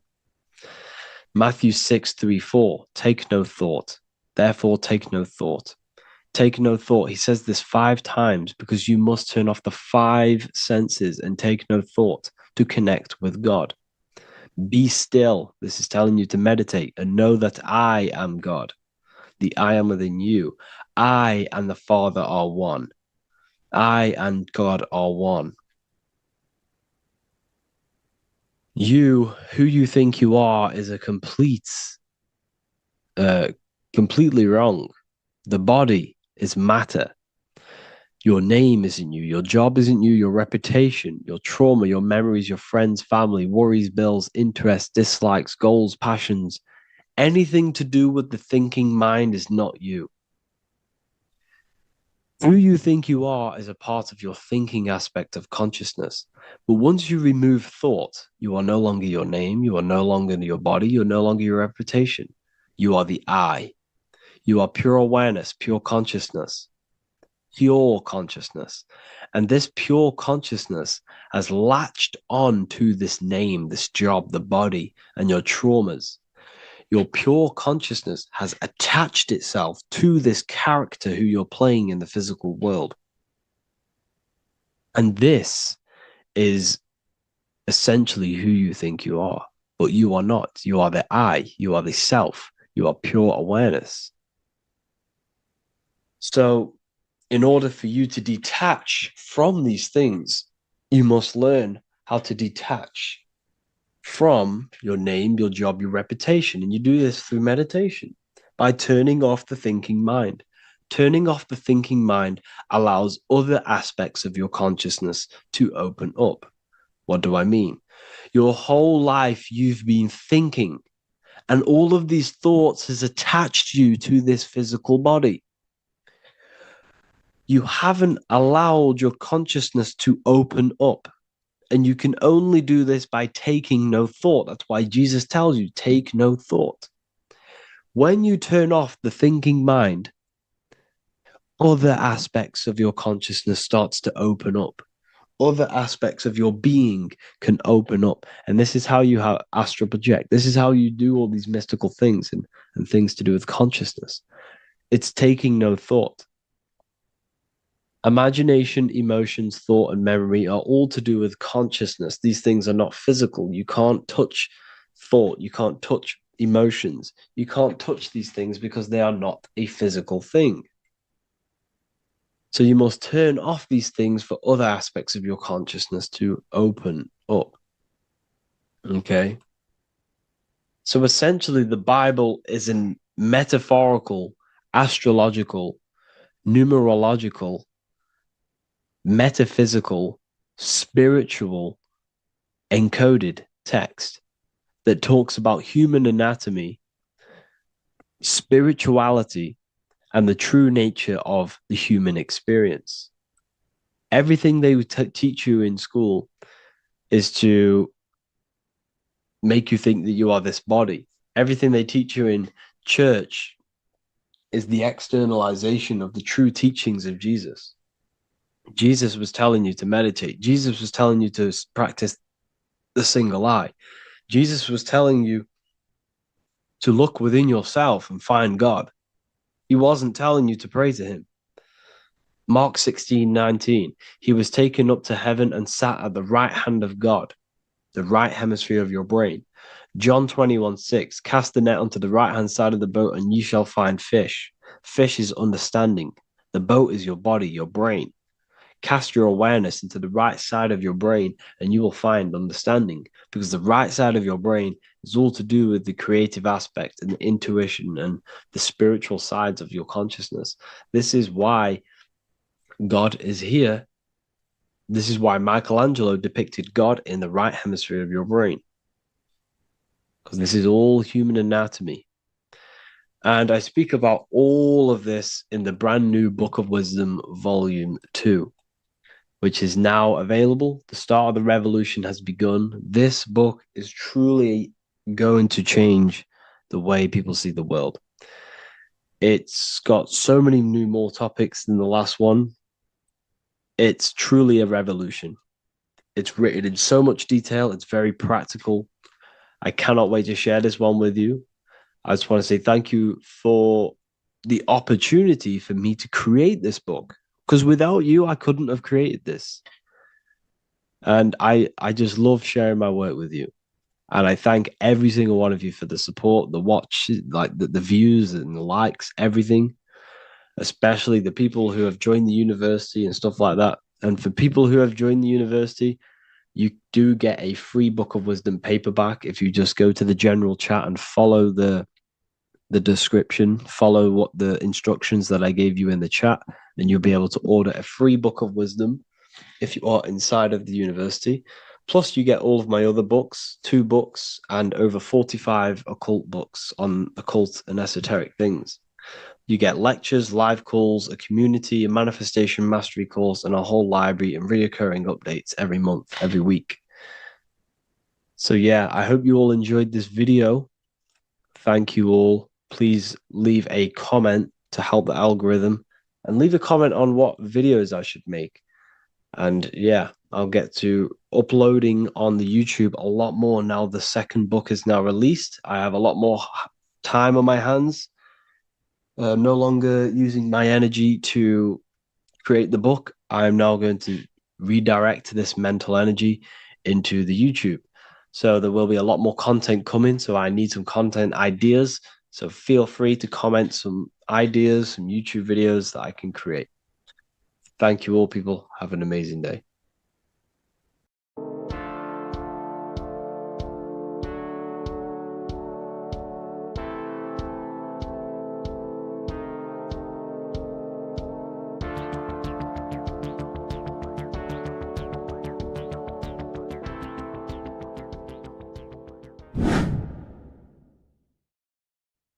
What is up, people? How are we all doing? Today, we're talking about the flat earth cosmology. So let's jump straight into this. Please drop a follow and leave a like to help the algorithm. So we live in a torus field. Everything's made out of torus fields. And every torus field has motion. It's what it is. It's the motion of energy. And every torus field has a center, which is the black hole. It's a womb of creation. It's counter space. Now, this is why the North Pole is magnetic, because the center of this torus field is the most magnetic part, the strongest part of the field. So this is why all compasses will point you to the center. And the Earth's magnetic field is spread across the whole of the Earth. And it's spinning, as you can see here, it's like a tornado at the center. And this tornado is the force which is spinning the sun and the moon around us. You got the sun, the moon, Polaris, just like in the Masonic cosmos here. The sun, the moon, Polaris, the all-seeing eye. Now we'll get into Polaris a bit later, but the sun is the magnetic force. Sorry, is the electric force, because every field is electromagnetic. Now, the sun is electric. It's positively charged. It's gonna give you energy. It's feeding energy. The moon is more magnetic energy, which is taking your energy away from you. And this is why you become sleepy when the moon comes out. Because it's taking away your energy. So these two forces is the balance. It's the yin and yang.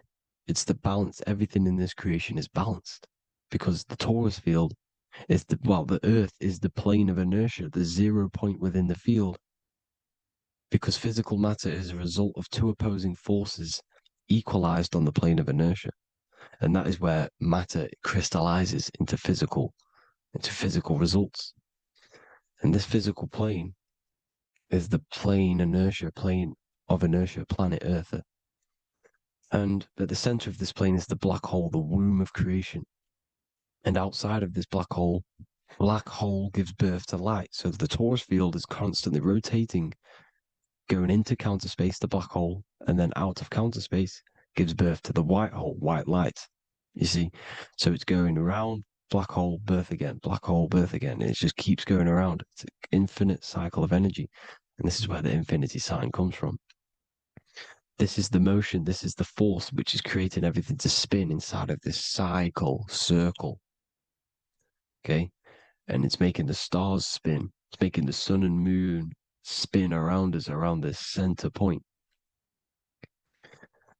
Now here you see Horus and Set putting their feet inside of this dome. This is the royal arch, the arch of the dome above us, which like you see in the Masonic cosmos, the royal arch of Freemasonry.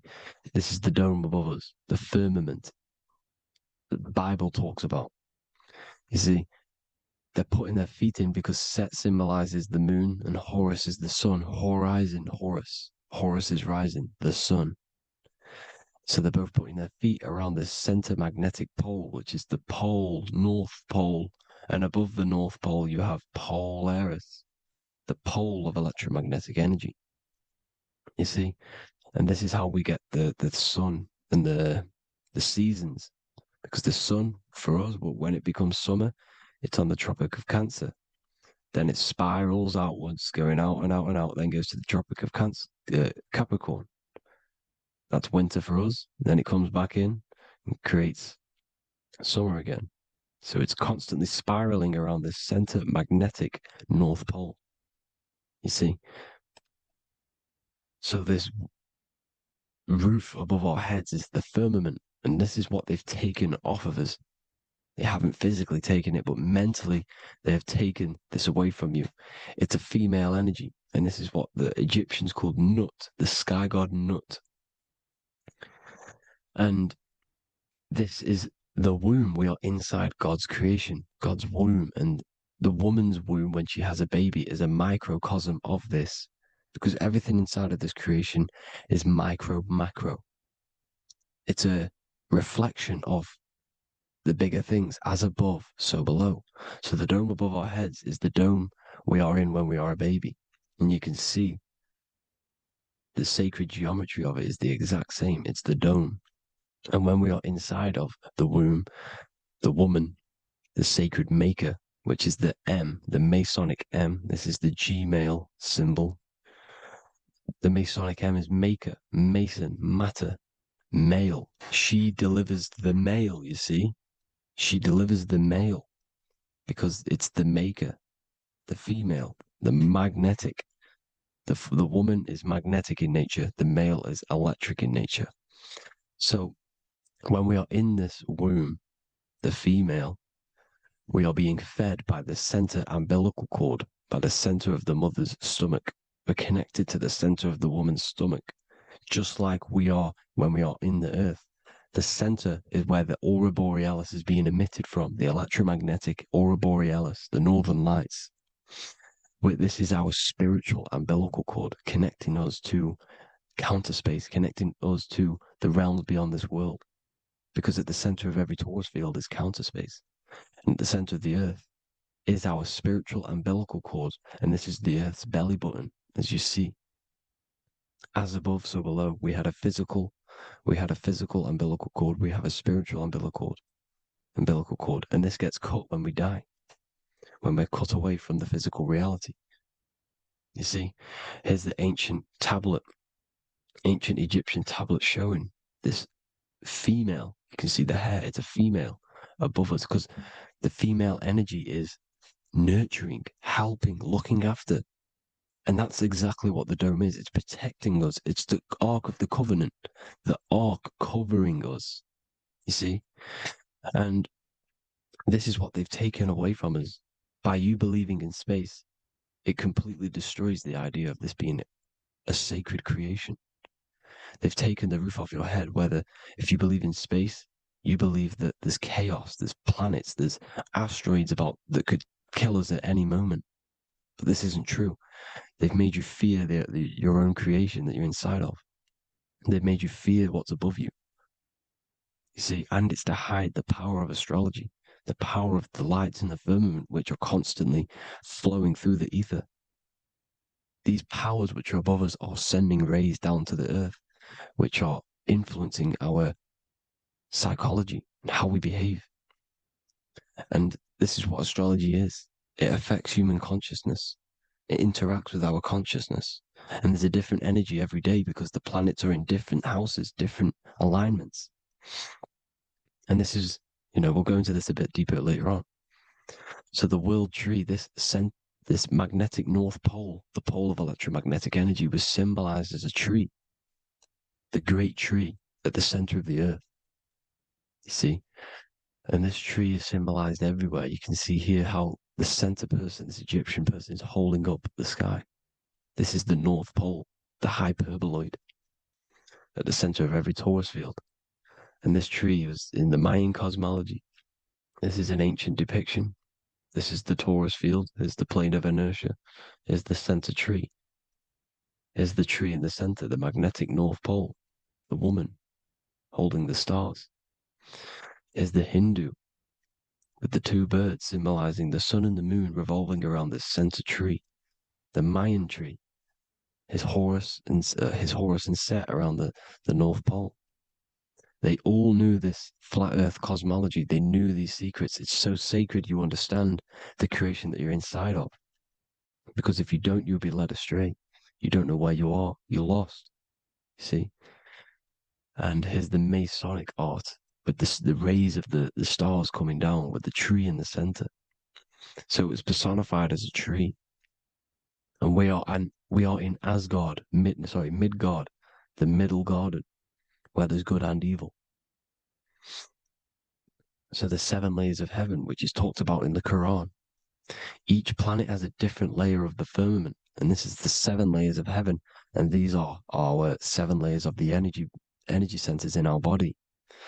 So we start in the stars, so we are stars in a physical body.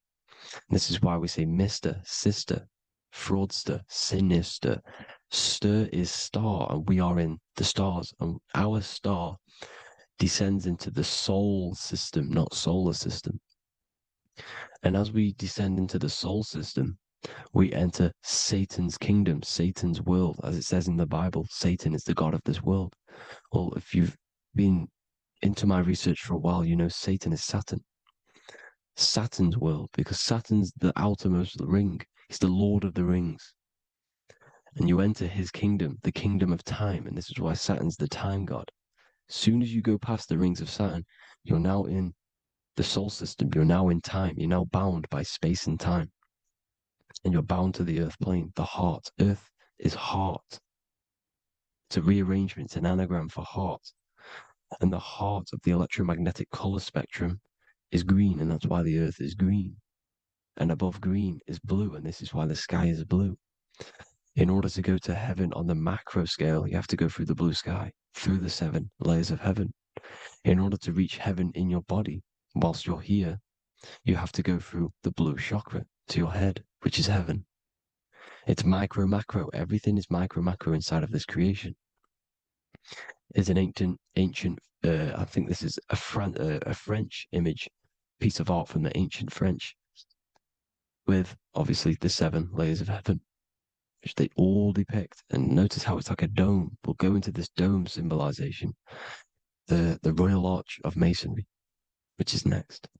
But these 7 layers of heaven give us the 7 metals, the 7 days of the week, the 7 diatonic tones, the 7 chakras, the 7 everything. It's God's favorite number. And this is why the Masons use the G inside of the compass, because the G is the 7th letter and God starts with G. You see? So it's 7. God is 7. Here's another depiction of the heart, the soul system, the 7 layers of heaven. La fermente.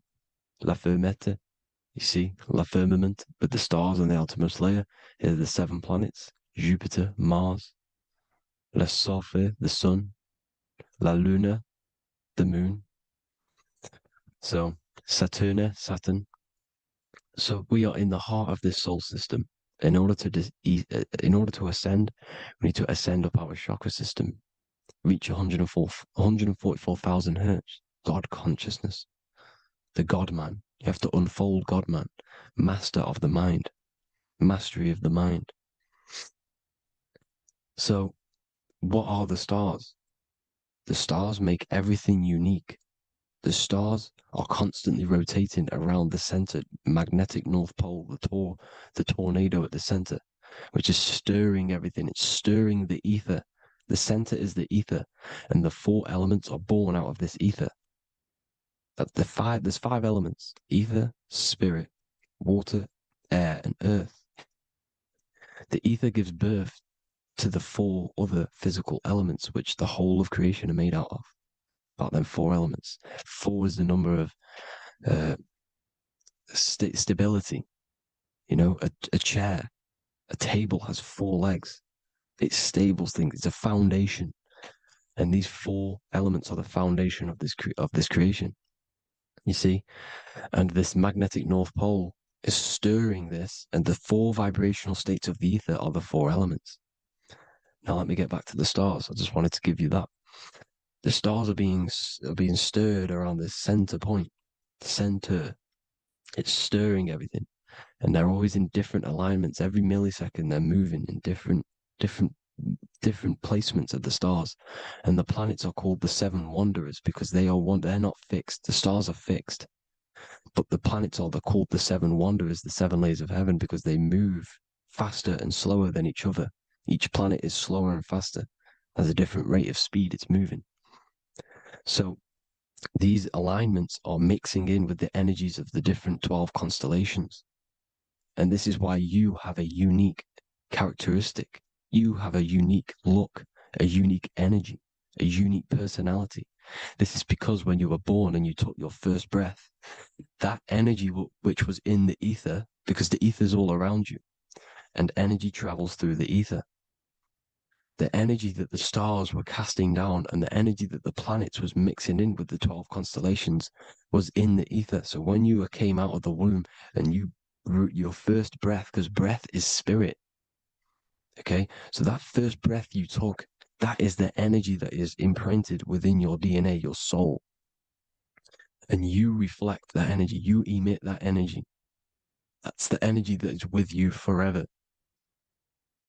until you die, till this physical body dies off. And that's what the stars are. The stars are giving a unique energy, characteristic, personality to every living thing. Every dog, every cat, every animal has a unique personality because it was born at a different time and place in the sky.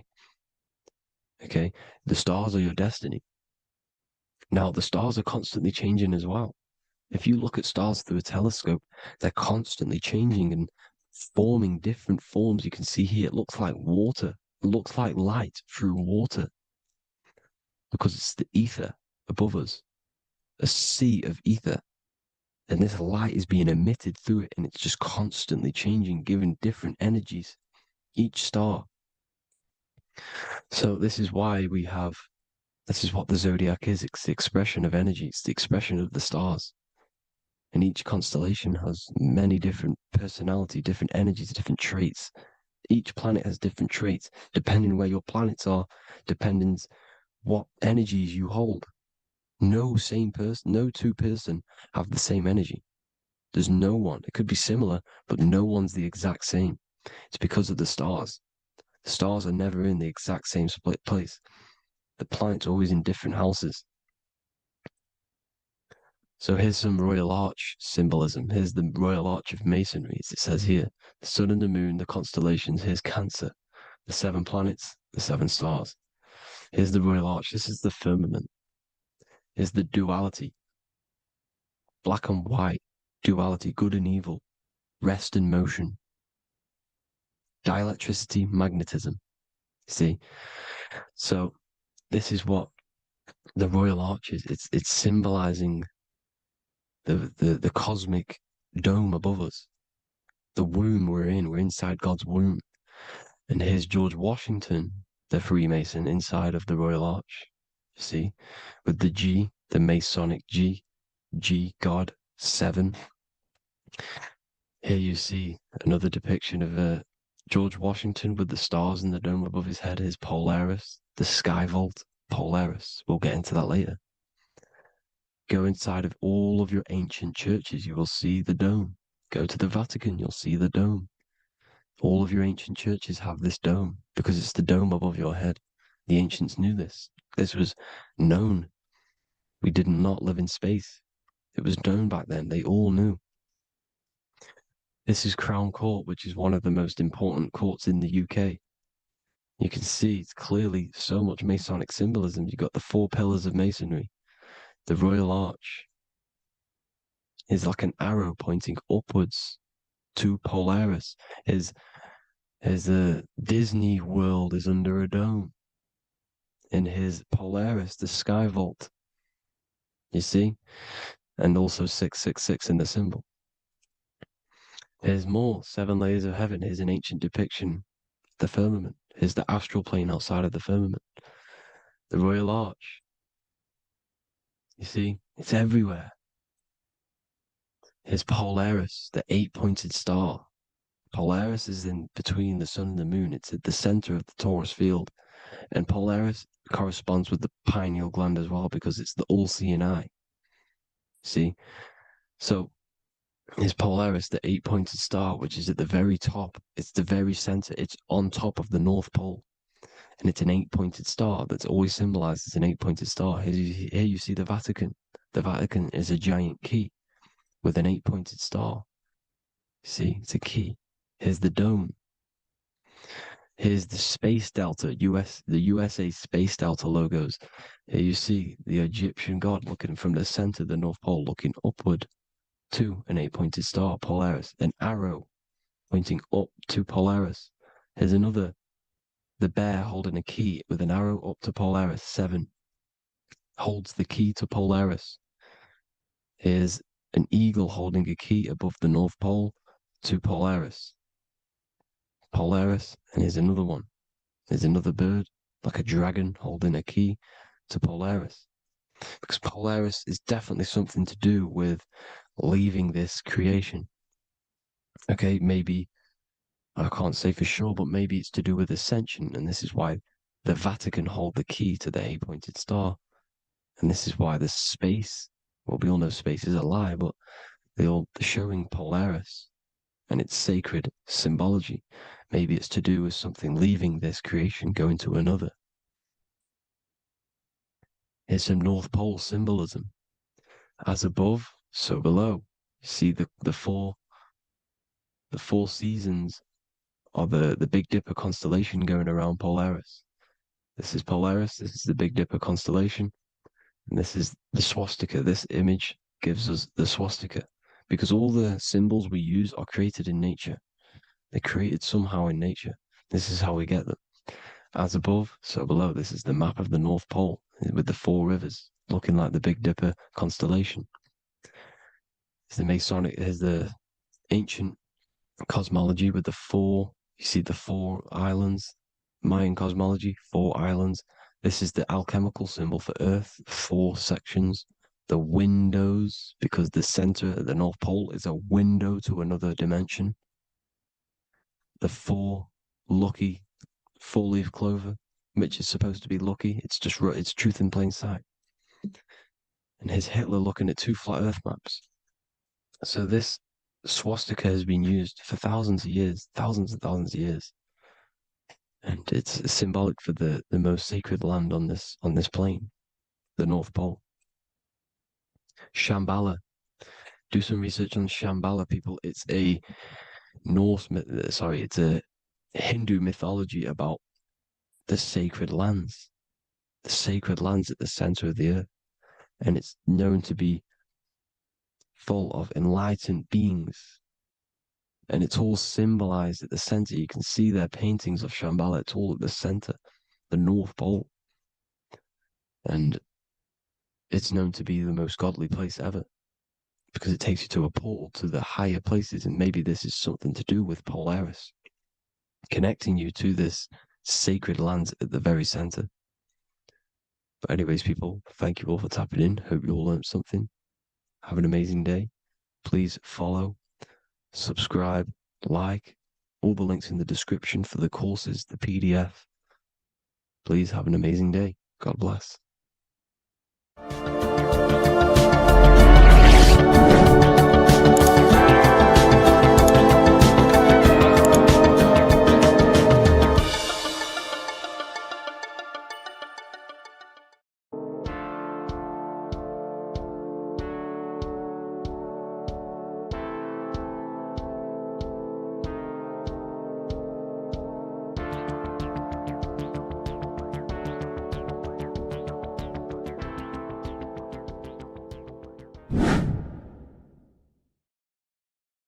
How are we all doing today, people? It's Revival of Wisdom, and today we're going to get real deep.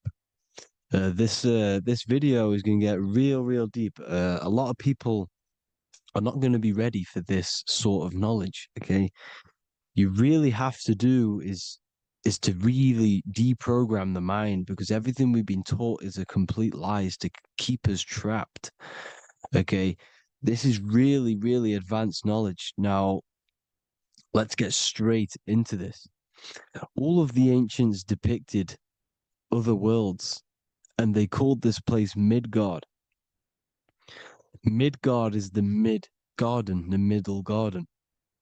This is why the Masonic symbolism on the floor is always a black and white checkered board, symbolizing the polarity here, the good and bad, because we're in the middle garden, the heart. Earth rearranged spells heart, because we're in the heart of this system, of whatever it is, a super quantum computer, whatever you want to call it, simulation. Now, in the Quran, it talks about the 7 layers of heaven. All of these ancient artworks are depicting these different layers of reality. Okay, and look at the Egyptians here with the boat outside of the firmament. Boats travel on water, and this is exactly what the Masons are doing. So they're still using the same symbols. Why? Because it's the same knowledge, just hidden. The Egyptians have the same knowledge as the Freemasons. It's just hidden. Now, this cosmology that they're showing here, which is probably made maybe 100 years ago, this painting or artwork, is the exact same as the one we see here. with the arch, the boat. It's similar because the boat is symbolizing traveling these other worlds, because the ether is also symbolized as water. Because if you look up at the stars through a telescope, it looks like it's water. It's shining through water, because this ether, whatever this substance is outside of this world, was symbolized as water. Okay? And look at all these ancient depictions showing these different layers of reality. Now, we are being trapped within this 3D dimensional world, which is the cube, the Saturn cube, because there are 6 sides to everything in this world: front, back, left, right, up and down. 6, which is the cube, because we're in the Saturn's world. Okay, now, always been depicted as a tree of life, the tree of the universe has always been depicted as this tree. Because let's get a bit deeper. Now, the cosmology of this reality is the sun, the moon, and Polaris, always in the Masonic art. The sun, the moon, and Polaris, the all-seeing eye. If you go inside of the temples, of the Masonic temples, they always have this star in the middle, shining light beams. Okay? Look here. The light beams coming from the big star in the middle, which is Polaris. This eye is God. It's God's light shining down from his abundance. Now, when you astral travel, you will see this big ball of light above you, and this big ball of light is God. But you cannot travel towards it until you are pure. It doesn't work like that. You have to become formless. You have to become pure before you can become one with the light. In all these Masonic artworks, it's all depicting the star in the center. This star is Polaris, because Polaris is the way out of this place. And this is why you see the stairway to heaven all the way up to the light beam, the light source. What does it say in the Bible? God is light, because everything is made out of one substance, and that substance is light. And it symbolizes the eye, because God is an eye. All things that are alive have an eye. And we all say, I am. We all see these realities through eyes. God is an eye. He's the all-seeing eye. He sees all things at all times. And he is projecting this light. And this light comes down to create all the different levels of the worlds. And this is what the 2 pillars symbolize the number 11. 11, the number 1, is just a vertical line. It's the 1. It's a 1 point. 11 symbolizes the mirror nature of reality. Everything's mirrored. As above, so below. Now, the 11 also symbolizes openings, doorways. And as you can see here, an opening to the all-seeing eye. And you see it here again, an opening to the stairway all the way up to the light. This light is the light of God in the astral worlds, beyond this world. Now, Polaris has also been symbolized as the UFO. They put the truth in plain sight. So, you know, in the films, how the UFOs suck people up. That's what Polaris is doing if you ascend beyond this world. If you do not ascend beyond this world, you will be reincarnated in this world. The whole thing is to outgrow this consciousness to the plane above. And I'm not just making this up. I'm going to be bringing in scriptures after this. But you can see with the Christmas tree, we always put a high, big star at the center, at the top. which is the star of Polaris, which is exactly what the Masons are doing here. The star at the top. And it's on top of our Christmas trees. And all of these symbolize the other stars, because Polaris is the most high star. And all the other stars are wrapped around the firmament lower than Polaris. And that's exactly what the Christmas tree is. And it's a triangle. It's a triangle, just like light beams travel from one point in the triangle, just like the all-seeing eye. It's a triangle. The light is coming from one point and sending its rays downward. You see, it's kind of like you see here with the water. And the lower you go, the darker it gets, the more evil it becomes. And this is what the ancients would call hell. Now, this all-seeing eye is Polaris. And below Polaris is Mount Meru, the North Pole, the magnetic North Pole. The Tower of Babel, which is in the Bible. The etymology of the word Babel, Ba meaning spirit, which gives the ability to move the soul through the worlds, which is that's the ancient Egyptian description of the word Ba, meaning of the word Ba. You have the Ka, the Ba, the Ak, but the Ba is the one that gives the ability for the soul to move through the worlds. Your soul can't speak into a world without incarnating into it. Now, the Tower of Babel symbolizes Mount Meru because it's the word Ba is the spirit which gives the ability for the soul to move through the worlds.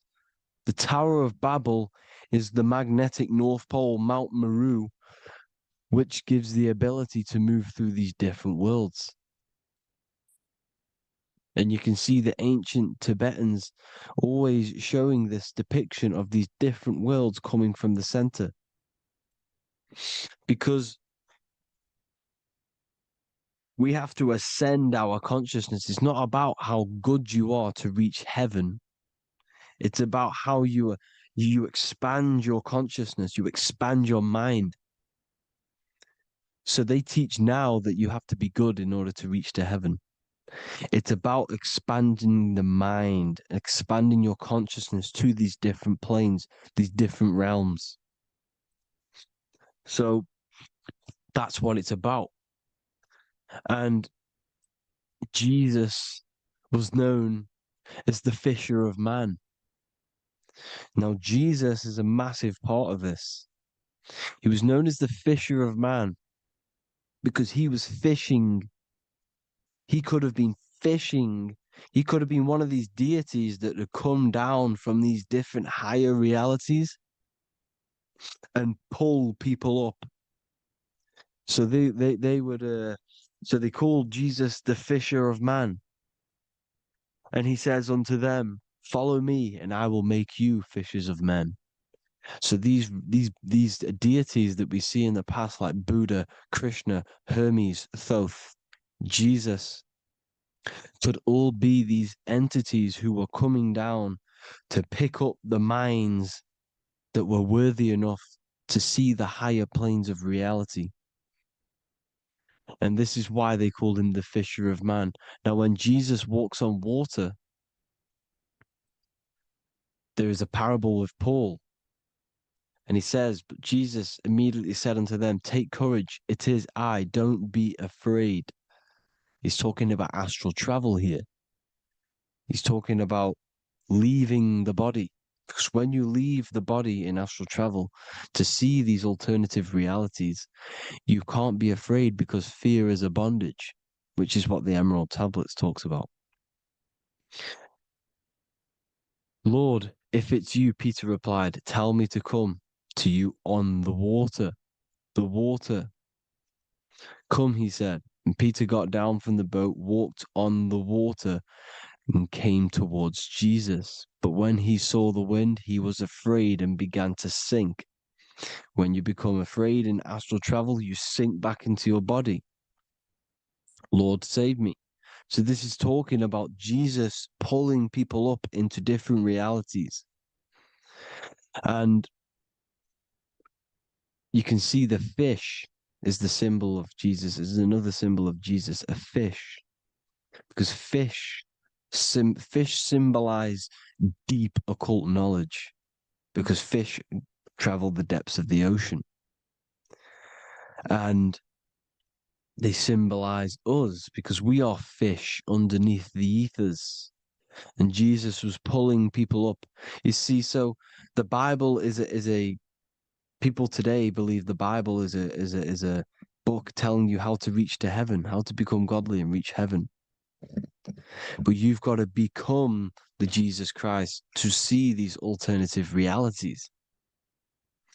Now look at the Emerald Tablets is a massive part, and it speaks so much about these different realities. Look what it says here. This is in Emerald Tablet 3. Then in my heart grew a great longing to conquer the pathway that led to the stars, which is exactly what the Masons depict in all of their art. Look, the ladder to the stars. And then he goes on to say, years after years, I sought after wisdom, seeking new knowledge, following the way, until at last my soul, in great travail, broke from its bondage and bounded away, broke from the bondage of the body. Free was I from the bondage of earth men. Free from the body, I flashed through the night. The stars. The stars are a massive part in the astral world. Each star is a different reality. And the true astrology is the star that you came from. You came through a star to reach this, to reach here. There is a reason why you are here. There's a reason why you have the personality traits, because your soul came from a specific star. This is why we call them stargates, because they are gates in and out of this reality. And Polaris is the way out to the higher worlds. Now look, far into space, my soul traveled freely into the infinite circles of light. Beyond knowledge were some planets and great gigantic beyond dreams of men. Then he goes to say, lift up your flame from out of the darkness, fly from the night and ye shall be free. Lift up your flame. Your flame is your soul, because it has to be lifted up out of the darkness. This is the darkness, this world, this body is the darkness. Because it's a bondage. You need to break free. You need to learn how to astral travel, people. You have to learn this. If you want to get out of this world, you have to learn how to astral travel and see the other realities.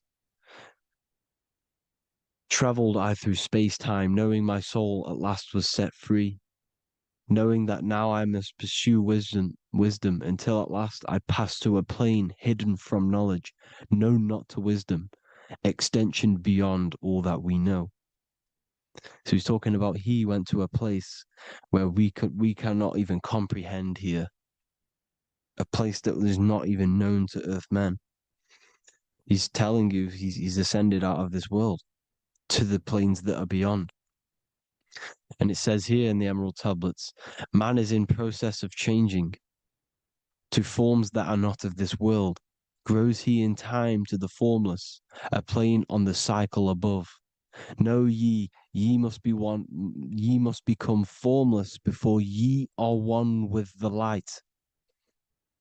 The light, the same light that I was talking about, the Masonic light, with the triangle, God, the one source. Ye must become formless before ye are with the light. Formless, you have to leave the body. You have to leave the body. You have to gain the ability to leave this body and travel to these other worlds. Now, it says here, not as man am I, for free have I become of dimensions and planes. In each I take on a new body. In each I change my form. Know I now that the formless is all there is of form. You see, all things created come from the things that, all things that you see come from the things that you cannot see. All of us have the same spark of consciousness, the same I am. Every dog, every animal, every human has this same I, this same thing which sees through the eye. It's formless. It takes this formless entity is the same entity of us. We are all the same entity in different bodies. And this entity it was represented as the flame, the cosmic flame, which is inside of all of us. And this is why the Masons depicted your spine as a candle or the Holy Grail. You would either see this or a candle with a flame on the top, because the Holy Grail is your consciousness, which is on top of your spine, which is the candle. Now, Jesus, Thoth, Buddha were all these deities which were coming down to lift people up because they were fishermen of men. And he would lift you up to the higher worlds, out of this world, to the ones above. Now, Thoth, you can see him here, he's leading the way. He's holding someone and he's leading the way with knowledge and power. He was leading the way to other worlds, out of this world. There's no point trying to change this world. This world will stay the same. It will stay the same. You have to get out of this world. And that's what they're telling you. That's what they're keeping you from. They're keeping you stuck within this thin layer of reality. So what the Masons are doing, they have the ability to astral travel. They're living not stuck and bound to one reality, but living within the different layers of reality. And this is what Morpheus was doing in the Matrix. Morpheus was going into the Matrix to go and get Neo, which is exactly what Jesus was doing, pulling up people out of this world to the ones higher. And that's exactly what Morpheus is doing in the Matrix. If you haven't watched the Matrix, go and watch it. It will blow your mind. Everything I'm saying in this video, you will see it. Except that you don't need to use a machine to enter the Matrix. You just use your body. Well, you use your consciousness to leave this body. You see, Neo was also uploading himself into the simulation to pull people out of the simulation. And this is exactly what all of these gods were doing. The fisher of man. Look, he was pulling people up out of this reality with the knowledge. Now, Jesus was always depicted with the mushrooms. Look at all this mushroom art. Mushrooms were literally the origin of Christianity. You can see it everywhere. There's mushrooms in all of the ancient art. Every single one of these paintings you see here, there's mushrooms on them. Mushrooms have the ability to see alternative states of consciousness. Now, if you go and do them and you go to sleep, if you pop mushrooms, you go to sleep and you will wake up in another reality. You will wake up in another reality. Don't try it if you don't want to do it. But if you've got the heart to do it, do it. Eat them and go to sleep. You'll wake up in another reality. And Jesus was handing out mushrooms to the bright minds, to the minds that he wanted to fish out and pull up to the higher realities.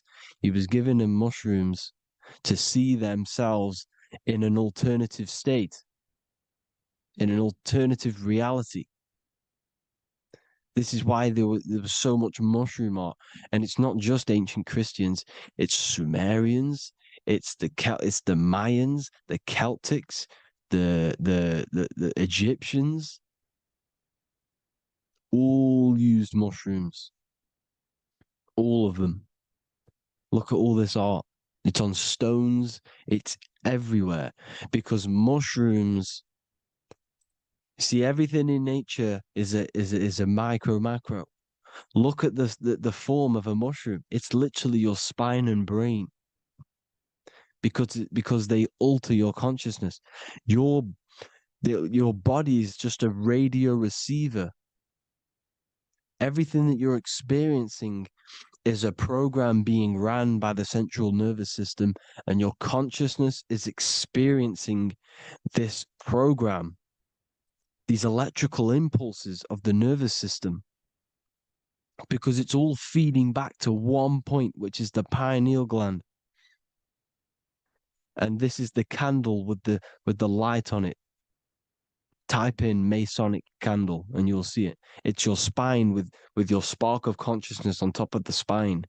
And it's a mushroom, because this sends you to alternative states of consciousness, alternative realities. Now, they were all doing this, the Egyptians, the Mayans. Now, there's more symbolism which goes into this. Look at the Christmas trees we use. The Christmas tree with the presents underneath them. Magic mushrooms grow under trees. And these are the presents under the trees that we symbolize today with Christmas. Santa's red and yellow for the red and yellow mushrooms. The same mushrooms Mario has to collect. And when he gets enough mushrooms, he levels up. And then what does he do when he go past the world? When you win that world in Mario, you go to another reality. You go inside of another world. It's truth in plain sight. And it's using mushrooms. It's using mushrooms. Everything, all of the characters in Mario, well, a lot of them are mushrooms. Look at this one. The presents, black, yellow, and red and white. Red and white mushrooms. And the bow on the top is the mushroom head. That's a bit of a reach, but, you know, the symbolism never lies, is what you need to understand. And it's as above, so below. Now look at the Sumerians. The Sumerians were also multi-dimensional beings. Okay, look at how they have the double faces. They had 1 foot in this reality and 1 foot in another reality. And look at this one, a double-headed god inside of like a portal. You see? Because and look at these with the wings, the astral travel. Birds, ancient birds symbolize the soul, because the soul is a bird. It flies to different worlds. It flies around the cosmos. And mushrooms gave you the ability to see these alternative states of consciousness, these alternate realities, because you exist in infinite realities. You exist in infinite realities. Now look at the 33rd degree Ordo Ab Chao badge. You get this badge when you become a 33rd degree Freemason, and it's a double-headed eagle. A double-headed eagle. And you can see this in Sumeria first. Sumeria have the same symbol, a double-headed, bird. You can see it here as well. And the Masons are still using this symbol today. And when you become a 33rd degree, 33 vertebrae on the back of your spine, above the vertebrae is your consciousness, and it's a double-headed eagle.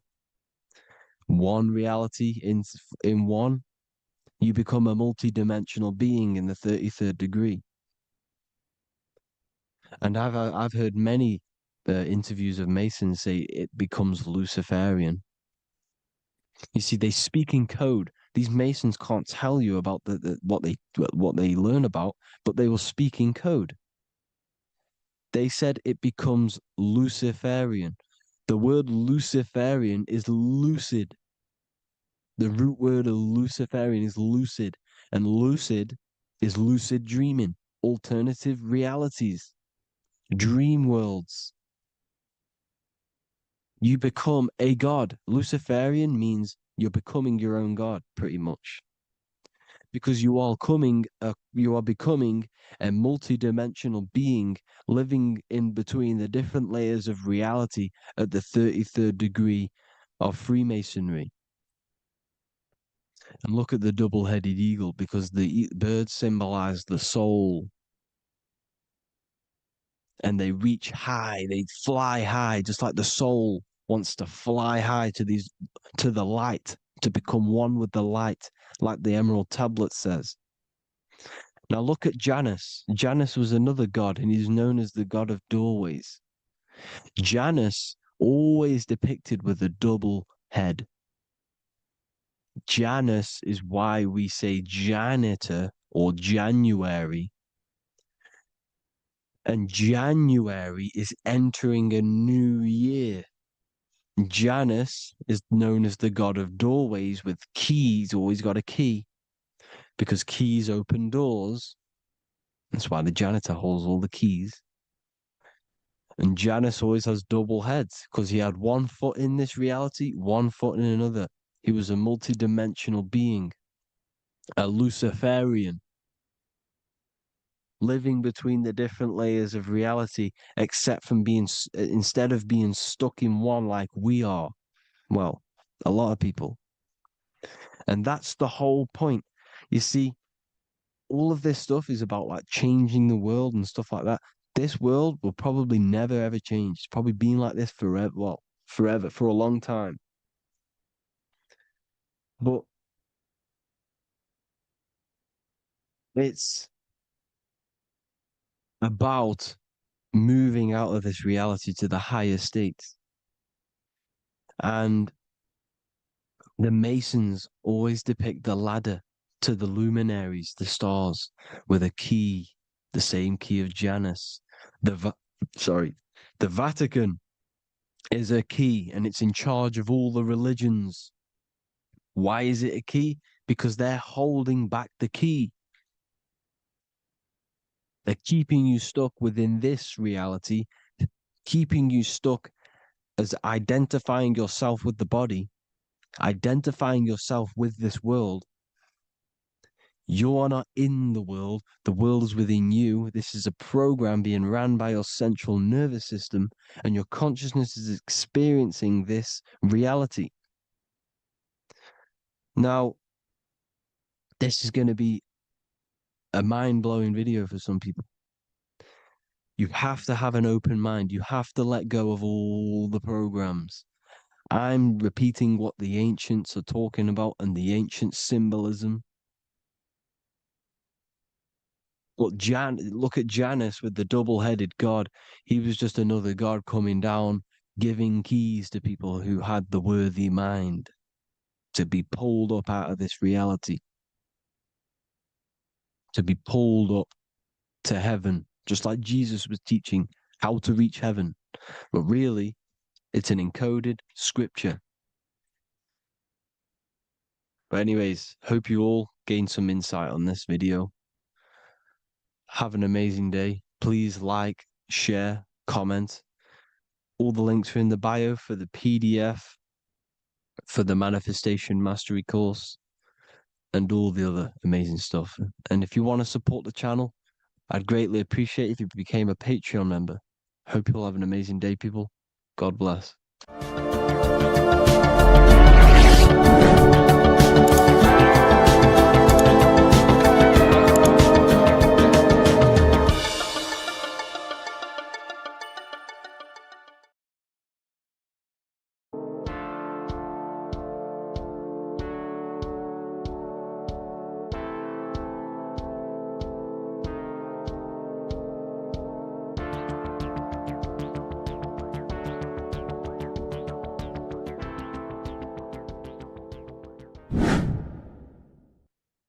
Left and right hemisphere, and what are they doing? How does it contribute towards your perception in this world? And this is what we're going to be talking about in today's video. We're going to be breaking down the two hemispheres of the brain and how they function in your life. So first, we have the left hemisphere.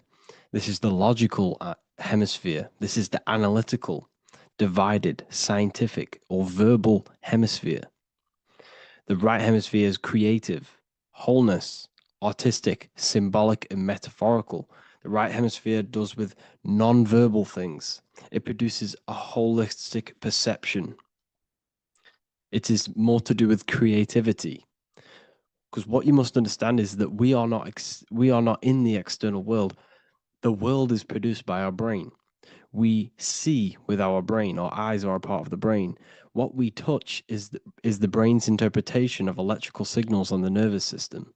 What we smell is the brain's interpretation of smell through the nose. What you taste is your brain's interpretation of chemical reactions on your taste buds. So what you are experiencing is the brain. The brain is a computer creating a simulation. And you have two hemispheres, which breaks down this reality. So essentially, the brain is the perception creator. It creates perception. So if the brain is creating this, who is the one experiencing the brain? Well, that is you, the consciousness, the mind, the all-seeing eye. You are the all-seeing eye experiencing the brain, the observer behind the brain, behind reality, behind the emotions. So if you're walking through a woods, this left brain sees individual trees. The right brain sees the whole woods. It sees the biome. It sees the bigger picture. So when you are walking through this woods, the right brain picks up a holistic perception of reality. It creates the woods as one unified woods. The left brain's job is to break this down and analyze it so that we can see individual things. And this is also necessary for humans to have the ability to break things down and manipulate things in this world. So without this left hemisphere, we could not manipulate things and break things down. So this right hemisphere is important because it sees the whole woods. It sees humanity as one unified consciousness. However, the left hemisphere sees individual egos. So the left hemisphere is the place of the ego because it only understands, it sees the world very divided. Okay. So for example, here's another example of the left and right hemisphere. If someone pulls out in front of you in traffic, your left brain's going to start going crazy and analyzing them, calling them names. The right hemisphere, however, sees the bigger picture. Maybe he didn't see you. Maybe it's just a mistake. Maybe he's in a rush. You see how the two brains are very different. They do the same thing, but they function in different ways. The right hemisphere is feminine. The left hemisphere is masculine. So, like I said, this person pulls out in front of you. You start to think with the left. If you start to perceive that in the left brain, you're going to start analyzing them. You're going to start going crazy and calling them names because you're analyzing it. You're not seeing the bigger picture behind it. You're not seeing it from his perspective. So there is a crossover. So the left hemisphere of the brain controls the right side of the body, the right ear, the right eye. Everything to do with the right side of the body is connected to the left hemisphere, and the right hemisphere controls everything on the left side of the body, including your eyes, your arms, your legs. So everything is crossed over, and even your visual field is crossed over. So this is your visual field, as you can see here, and even the left side of your visual field goes to the right brain. There's a crossover. No one really knows. There's not really a reason for this. However, this is how the human body is designed.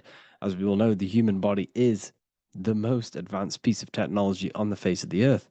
They cannot replicate the human body. And they tell you it has no creator. This is crazy. People are that brainwashed, they can't even understand that their body is the most advanced piece of technology. Your body is so advanced, the computers that you use are mimicked of the body. Everything they create is mimicking nature, but they don't show you how intelligent nature is because they don't want you to understand you're in an intelligent design. So anyways, let's get back on track. There is a crossover in the brain, and this is why they teach you to write with your right hand. And I was speaking to someone who's in a nunnery, or whatever you want to call it. They were a nun, or they knew someone who was who was a nun, and they forced these people, these nuns, to write with their right hand. You had to write with your right hand. This is why, you know, I'd say at least 70% of the world, or 80%, is right-handed and right-legged, because they taught us this to activate the left hemisphere more, because of this crossover that happens in the body. So when we are using this right side more, we are using that left hemisphere more. Why? Why are they doing this? Well, they also called it writing. Writing is a spell, to cast a spell on you, to use that right side of the body so that you use this left hemisphere, because they want you to see the world as a divided perception. They don't want you using the right hemisphere, using that left side of the body to activate the right hemisphere to see the bigger picture and see how everything is all one and everything is created. This left hemisphere domination keeps you from seeing the connections between everything, because that left hemisphere analyzes, it breaks things down. So when we are left hemisphere dominated by using the right side of the body, we are essentially seeing everything as divided. And this is why so many people will not understand my work, because my work connects dots and connects fields of knowledge, and makes you see the bigger picture. So people who are left hemisphere dominated will see my work and think this guy's crazy. But everything, it's all about activating that right hemisphere. So they call it writing, because every word you say is molding your mind in some sort of way. The things you see is molding your mind. Everything you take in through the five senses is molding your mind. And language is a massive spell, especially the English language. They call it writing, so that you use that right side. It's a spell, because your subconscious mind picks up everything you say. And 90% of your daily basis behavior and thought patterns is produced by these subconscious programs within the subconscious mind. Essentially, your conscious mind is only the 10% of you. The conscious mind is just what you're aware of, you know, what you're wearing, how you're feeling, what you're thinking. That's your conscious mind. The subconscious mind is controlling every system in your body. It's telling your heart to beat without you being conscious of it. So essentially, this is what they're programming. They're programming this system in the back of the mind, which is controlling everything through the words. And this is what spells are, because it's all about creating perception in the subconscious. So they want you to use that right side more. I truly believe the ancients, they were balanced. They used the left and the right side of the body. They didn't have a stronger side, because they understood this science of the body and how the body works. So this is actually called phonetics. It's not etymology. Etymology is the study of root words. Phonetics is the study of how words sound similar, the way words are spoken. So phonetics, phone, is why we call them a phone, because you speak into a phone. So this is write and writing, to use that right side to activate the left hemisphere more. So your hands are a manifestation of your brain. The left hand is the right brain, the right hand is the left brain. And as a child, we were always taught that when you place your hands together like this is the size of your brain, which is true, because your hands are a part of your brain. They're an extension of your brain. Every part of your body other than your brain is an extension of the brain. Everything's working and feeding back information to the brain, because you're experiencing the brain. So another trick that you can do, or another exercise, is looking in the mirror and closing one eye at a time. If you close your right eye, if you take your top off, for example, you'll analyze your body if you close your right eye, because you're using that left hemisphere. Sorry, other way around. If you look at yourself through your right eye, you'll use that left hemisphere, which will analyze yourself. You'll see individual body parts. If you close the right eye and use the left eye, you'll see your body as a whole. You won't really analyze it. This is how you can analyze yourself, using these two hemispheres. So this whole system is created to keep you thinking logically, and to restrict you from creating, and restrict you from understanding symbolism, allegories, metaphors, and teamwork. They want you stuck in a logical way of thinking and a logical way of seeing the world. This is why when you go to school, you are told exactly what to do. You're told to think this way and no other way. You're told to do orders, do this. It's a very left-brained system, because if we all started to open up this right hemisphere, we'd all see, wow, everything is all one, everything's all connected. And this is what my work is doing. I'm showing you everything is one. The physical world is an illusion of duality, but everything comes from the one source, the one mind. The universe is a giant mind. I am mind, you express mind. We all possess mind. Behind the physical body is the same mind consciousness. And we are all expressions and fractals of this infinite consciousness called mind. And this is what they don't want us to figure out, is that we are all just one consciousness expressed. It's an infinite consciousness. It's even in the squirrel, it's in the dog. All of these different animals, they're just different bodies, but behind the bodies is the same consciousness, which is mind. That's what the pineal gland is. The pineal gland is not the mind, and it's not the third eye. The third eye is your mind. If you have a closed third eye, it just means you have a closed mind. If you have an open third eye, it just means your mind has expanded from beyond physical things through astral projection and mystical experiences. This is how you gain an open third eye. It's just an open mind. A mind that has astral travel, that has explored the realities within the mind. So everything they do is to keep us in a divided state. Divide and conquer, right? That's their motto. All to keep you thinking how everything is divided. Everything they've done is division. Postcodes, countries, everything is divided. Like football teams and all this stuff. It's also a natural process when you grow up, because as you grow up, your brain is constantly analyzing the world. So this is sort of a natural process of how you become more left hemisphere dominated, because your brain is always analyzing. And unless something awakens you, you can awaken that right hemisphere where you can start to see the bigger picture. Even the music, all tuned to 440 hertz, shuts down the right hemisphere of the brain. 440 hertz, Spotify, Apple Music, the radio. Every time you turn on the radio, it's tuned to 440 hertz. This was specifically tuned. It never used to be tuned to this. It was in the 1950s. It was changed. The standard music tuning was changed to 440 hertz because it shuts down that right hemisphere of the brain. They don't want you thinking, seeing the world in this way and perceiving things as one. And I'm going to show you. It tells you this in the Bible. Cast the net onto the right-hand side of the boat and you will find the fish. What was Jesus saying?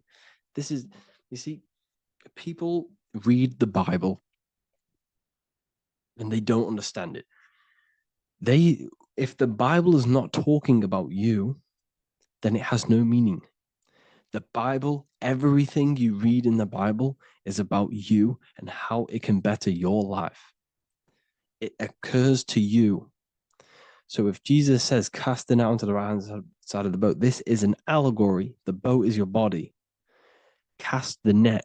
It's the awareness, the perception onto the right hemisphere of the brain, and you will find the fish. What's fish? What do fish do? They swim deep in the ocean. It represents the knowledge. Deep knowledge. Cast the net onto the right-hand side of the boat and you will find fish. You will find the wisdom. You'll gain understanding when you cast that your awareness into that right hemisphere.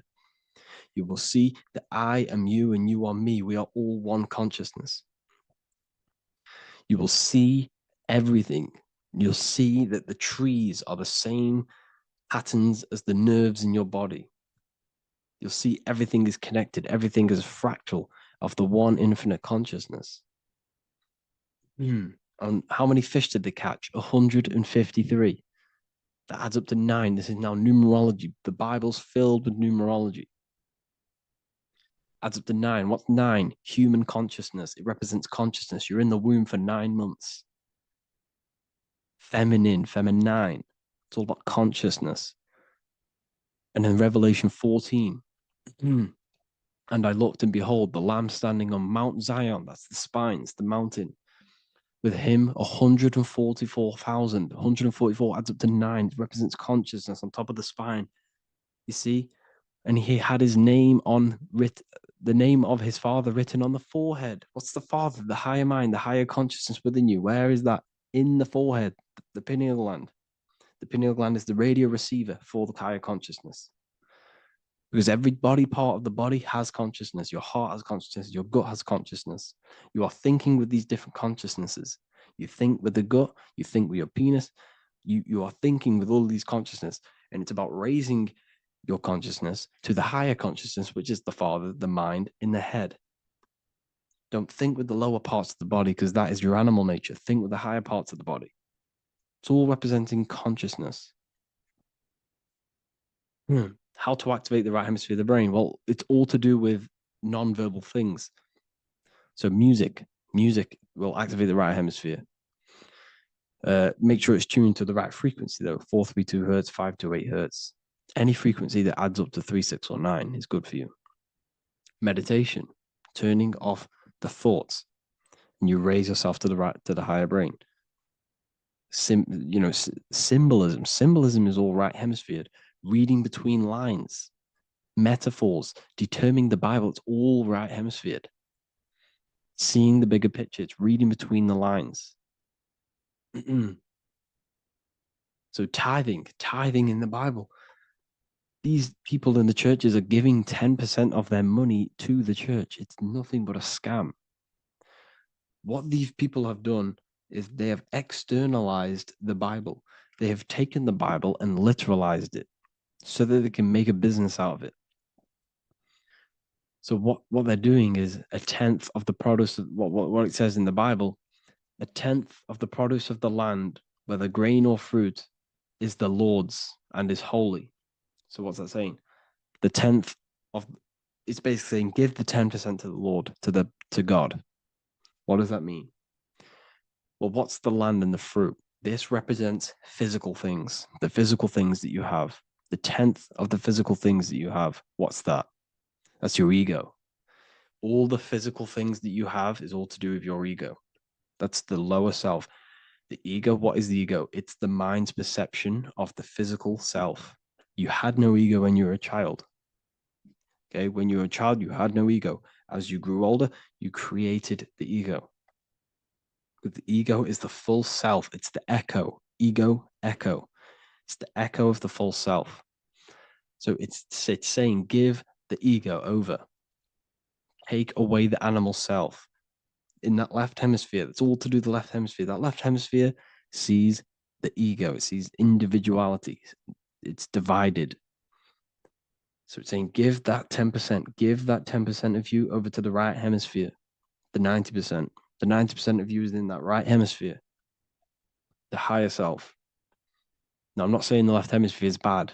Okay, I'm not saying that at all. But it sees it sees things divided. It's like I said, the left, the hands are manifestations of the brain. So when these Christians are praying, they're putting their hands together. What are they doing? They're syncing the brain hemisphere is what you're doing, because everything's an extension of your brain. So if you put your hands together, you're putting the two hemispheres together. And what's happening when you place the hands together? All the electricity in the body is now running in a circuit. So once you connect these two hands, the electrical energy is now running in a circuit. And energy can move around the body quicker and more efficiently. So when you pray, when these people are praying, they don't realize that they're engaging in ancient forms of meditation, of balancing the two hemispheres. So now we're talking about balancing the hemispheres, not the right hemisphere. This is what Israel is. Look at the symbol for Israel, the up triangle and the downward triangle. What's that? The up triangle represents male. The downward triangle represents female. Okay? This is talking about the brains. Israel is Ra. Isis, which is female, the Egyptian god. Ra, El. El means God. Electricity. That's the force of the physical world. It's the force that runs this world, electricity. It's the force of God.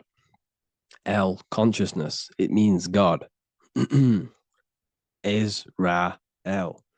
Isis, Ra, and El. It's the two hemispheres of the brain, the holy land of Israel. It's the holy land, it's the brain. Once these two hemispheres are synced, this is how you unlock your consciousness. This is the easiest way of astral projecting. Hemisphering, I forgot the word for it. Hemisphere syncretization, something like that. It's about syncing the hemispheres. This is how you unlock your consciousness. Once the brain is running as one electrical system, this is how you balance the two masculine and male opposing energies. Once these opposing energies are no longer in war with each other, the brain, they come together to work as one. You unlock your consciousness. You are born again. What happens when a male and female have sex?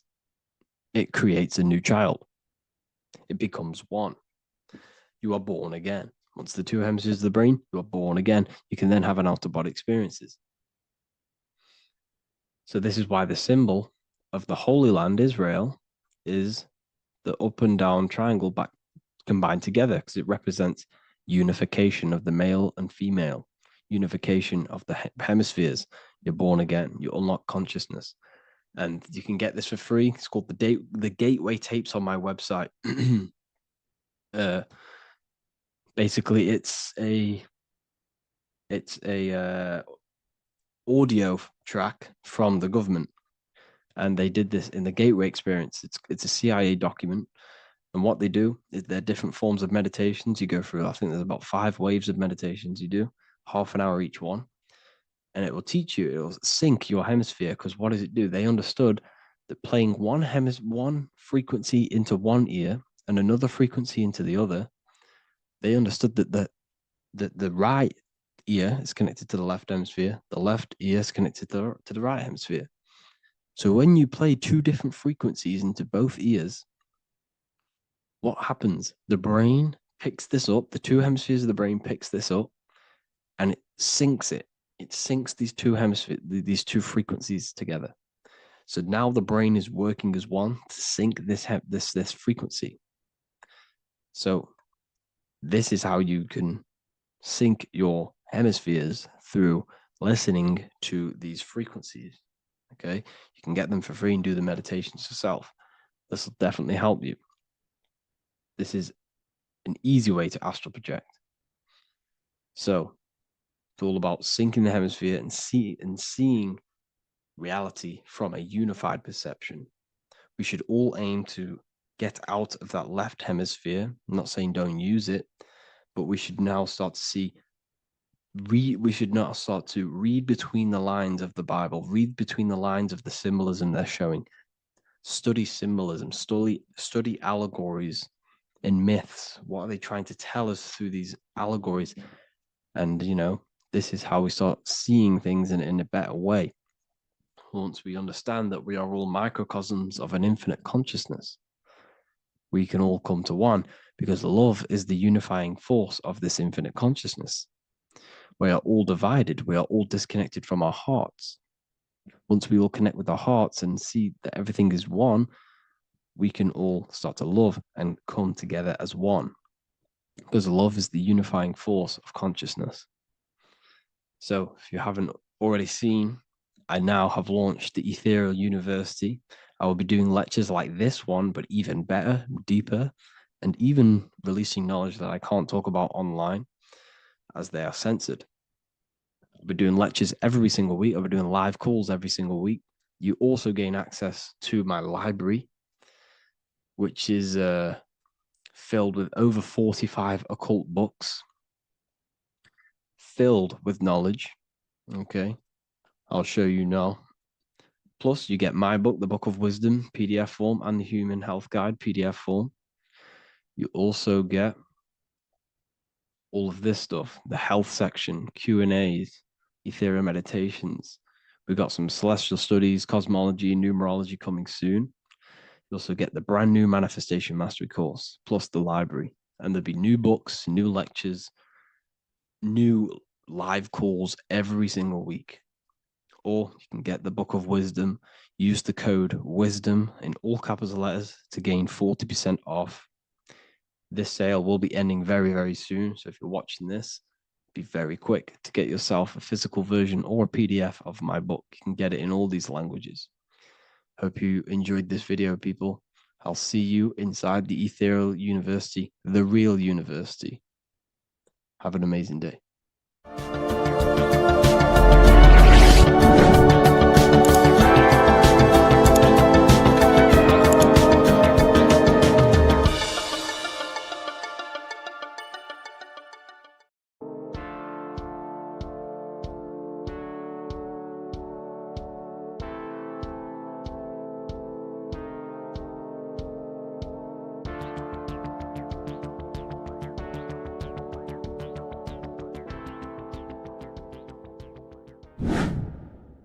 Hello and welcome to another video, people.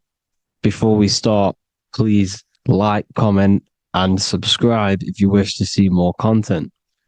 Today we're going to be talking about the mental universe and how everything is mental. This is the #1 law on the Kabbalion. If you've never read that book, it's called The Kabbalion. A very good book. It's the first law because this is the most important thing you need to understand. Is how everything exists within the mind. Behind every single one of these eyes is the same consciousness expressed in different bodies. The mind is what gives perception to what you're experiencing.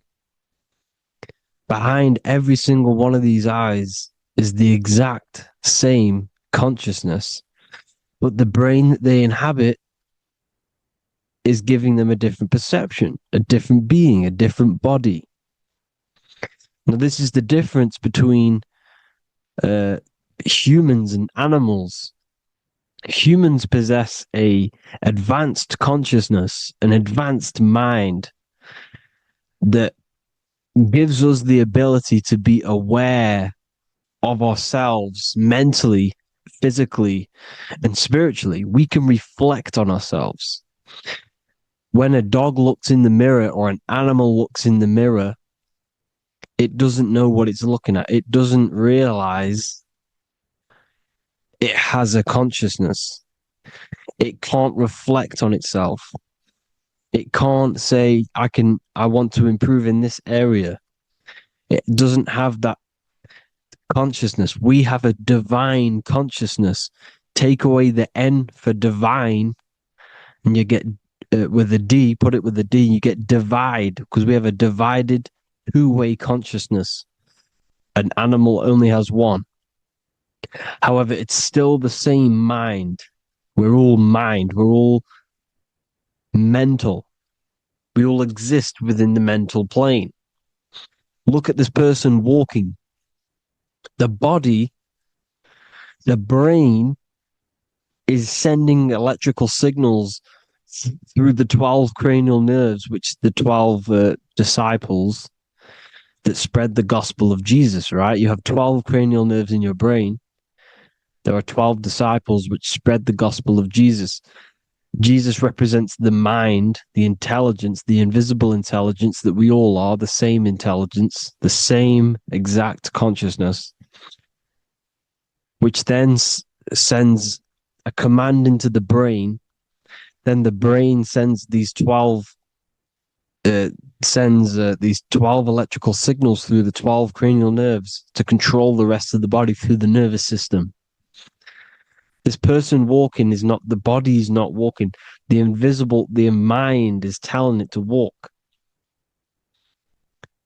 And the brain is it's a supercomputer which is decoding these demands given to it by the mind. Because the pineal gland will have something to do with the ether, because the ether is physical and non-physical. The mind is sending the commands through the ether to the pineal gland, which is then getting broken down into electrical codes within the brain and sent throughout the nervous system to control the body. And this is why in the Sims simulation, because the body's the simulation, it's a false reality. It's the fake reality. It's not the real you. You are formless. There is no form, but the third dimension is a dimension within your mind. Matter, mind, light is all a product of your mind. It's all in the mind. Now, this is why The Sims has this green little diamond on top of the head. Because this is you. This is your invisible intelligence controlling the character. Okay? It's controlling the character. And this character is in the world. Your consciousness isn't in the world. The world exists within you, but the body is a vehicle for that realm that you land in. When you have a dream, your mind transcends this body into another body, duplicates your body into another universe, unite. Unite is one. We're all one. It's all one universe, expressed in many different ways, infinitely. And the vehicle that you land in is the body to operate in that realm. This is the all-seeing eye, as you see here. The eye, this is all the intelligence. This is the ball of consciousness, God, expressed in different bodies. We're all this same one in different bodies, as you can see here. And this intelligence is expressing infinitely throughout the universe. An infinite universe. There's no beginning, no end. There was no beginning of the universe. There is no end. It's infinite. Always has and always will. But the mind is what gives you the ability to explore the universe, to make perception of it. We are God in disguise. We are God in disguise. We are God in flesh. But the body can become attached to the mind can become attached to the body if the mind is not aware of itself. When the mind is that blinded by matter, and we lack knowledge and understanding of what we truly are, a formless, infinite being, a traveler. This is why Freemasons are called Freemasons. Mason means traveler. Free. You're a free traveler because your consciousness is a traveler of the universe. When we lack understanding, our mind bounds to the body because we don't separate the body with our different layers of consciousness. When we separate them and identify that we are mind, body, emotion, you then can apply this knowledge to when you want to astral travel and explore the different realms of your mind, because the mind is the universe. People, this is what we need to understand. The mind is the universe. I am you and you are me. This is the Egyptians showing you this. The Ankh is the symbol of life. This is the one ball of consciousness, mind, giving it the Ankh life to all the different life forms. The cows, the birds, the snakes, and the big Ankh given to the humans, because the humans are the most intelligent. We have the most advanced consciousness. We have the most advanced consciousness. This is why the one is giving a big Ankh to the humans here. Here you see again, this is not the sun. This is also showing Ankh giving out its life to all things infinitely. And this is the Most High. We are the Most High in disguise. When we strip off the body, we strip off the desires for the physical world, we strip off all of these fake identities that the mind gets attached to. That is God. the universe. You are the universe experiencing itself. I and I. The letter I and the number 1 is just one line. The letter I is the number 1. Because your I am, when you refer to yourself as I, every single one of you who's watching this video refers to yourself as I, which is the one. We are all the one. We are all intelligence. We are all invisible. We are all the one. 1 is the only number. 1, 2, 3. Everything goes up in ones because there is only one. Doesn't matter how far you go down the line with numbers, all of their numbers are created by 1 because there is only one. It's me and you are the exact same consciousness expressed in different bodies. Mind. Cause. There is only one cause. There is only one mind. There is only one being. But because we lack understanding of this, we think we are the bodies. And this causes division because the physical world's the most illusionary world. It's an illusion. It's all an illusion. Now you see with the two, you look with the two eyes, but you see with the inner eye, the mind. Okay, the mind is the mental plane is a shared plane, and it gives perception to what you're looking at. The mind.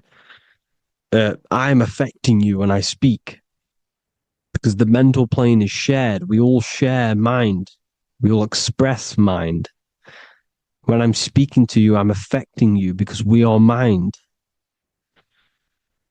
So the words that I'm saying, which are being manifested from my mind, are being manifested through my body into vibration,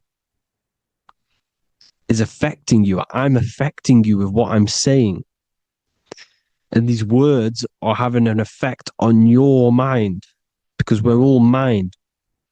This is why you need to be careful what you're listening to, music and all sorts. Because music can also create thought loops within your mind. Because the chorus, we shouldn't be listening to choruses. Choruses are loops. And what they're saying in the chorus is being looped. And this can create thought loops within your mind.